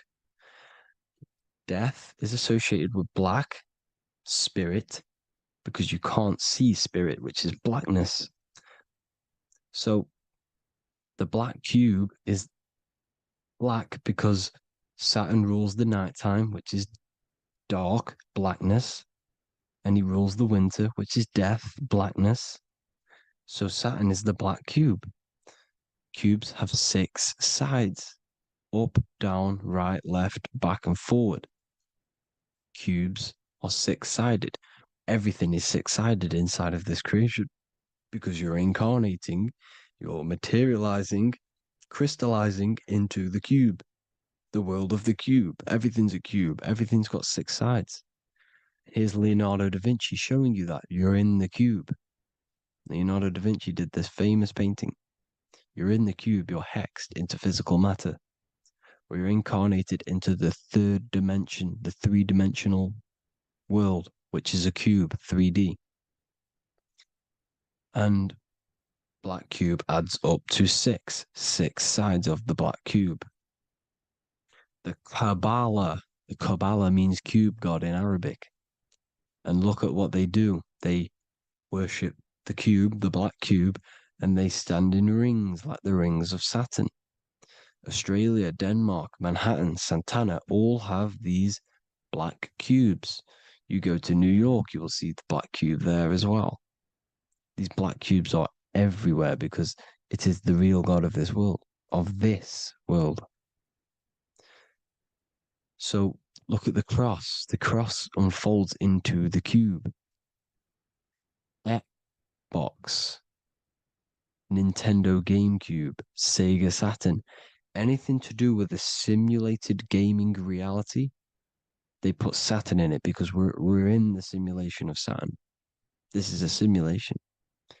And this is why they reflect this through the Xbox, GameCube, Sega Saturn, anything to do with gaming, simulations, is all Saturn. Because we're in the cube of Saturn, the black cube. We're in the GameCube, the Xbox, the Sega Saturn. As above, so below. So they reflect it through the simulations that they create inside of this simulation. Cubes have 8 points for the 8 points of time and space. 8 is the number of time. Everything's cycling, infinity. So look at the cube. The cube is symbolized as a in Judaism. The Judees have the black cube. They wrap themselves in a black band and they cover their eyes into blackness. The black cube for the black cube of Saturn. They use the star as Saturn, and they worship their god on Saturn Day because it's all Saturn worship. And look how the Saturn god is wrapped around with these thorns or leaves, just like Jesus is wrapped around his heart. And Jesus on the cross is us on the cross. We are in the cross. We are in the cube. The cross is the cube. And the cross is even in the Saturn symbol. This is another symbol for Saturn. There's two symbols. You got this one, the one I've just broke down. And there's this one. This is the cross of Saturn, the cube god, the simulation, the game cube. Now, Chronos is another word for Saturn. Chronos means time. When you clock into work, you go to the Chronos machine. Well, I did anyway. And I'd tap my card on the Chronos because Chronos is time. Anything to do with time is Saturn. He creates and destroys. Look at the artwork of Saturn with the sand, the time. Look at this, how he's cutting off the baby's wings. He's crystallizing the spirit into matter. He's cutting off your wings. Satan, in the Bible, he falls from heaven into earth and he loses his wings. He becomes a serpent. You see, it's all symbolic for us. We are the fallen angels, fallen angles of light. We're fallen angles of light. We are light beings. Now we're fallen into physical matter. Saturn's chopped off our wings. He's chopped off our spirit wings because when you astral project, you can fly. You will fly around. He's got the Reaper staff here, always depicted with the Reaper staff. Now look at the clock. Saturn Day is the 6th day, the number of the beast 666. Look at the clock. 6 take away 12. 12 take away 6 equals 6. 7 take away 1 equals 6. 8 take away 2 equals 6. 60 seconds in a minute, 60 minutes in an hour, 24 hours in a day, 2 plus 4 equals 6. That's 666. Everything's 666 because it's time. Saturn. All goes to Saturn. He's the god of time. We're in time now. We're in time. We're in the time, which is God, the god of this world, the god of time. Now look at this. The Reaper is also depicted as the Reaper with the staff, the black cloak, black symbolizing death, spirit. Judges wear black because Saturn is the law. He's the god of this world. He's the law. This is why they wear black cloaks. When you graduate from university, you wear a black cloak and a black cube on your head. You've been hexed. Funerals, you wear black because it's all to do with Saturn, Father Time, Father Crystallization. Now, Saturn, here's another one of him cutting off the wings of a child because he cuts off the wings. He creates and destroys your body. We're in the electrical world. Everything that is electrical vibrates. All vibrations have to come back to a standstill point, which is death. This is why your body dies. Your atoms stop vibrating. Herona.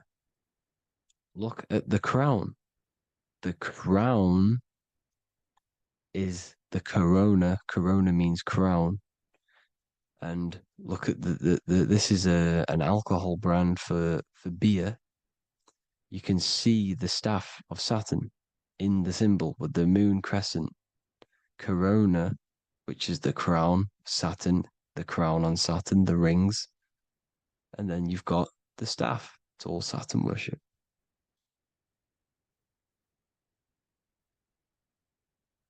Is the black cubes of 9/11. two black cubes. This was a ritual for Saturn. It's all ritualistic. And look at the Star of David, the Star of Saturn. It's not the Star of David. Creates IXXI, the sigil of Saturn. IXXI means 9/11 in Roman numerals. 9/11. It's all a ritual for Saturn, and they have the two black cubes of Saturn. Now look, XX, there's more symbolism of Saturn now. We're going deeper. XX is more symbolism for Saturn. The sigil of Saturn is XX, as above, so below. Same with the Star of David. You split it in the middle, as above, so below, as above, so below. XX, this is a Knights Templar Cross of Lorraine. XX, Knights Templar, High Order of Masonry. They all worship Saturn. Well, Saturn's the real god of this world. X Eon with the XX, XXL magazines, which is all to do with famous rappers and stuff like that.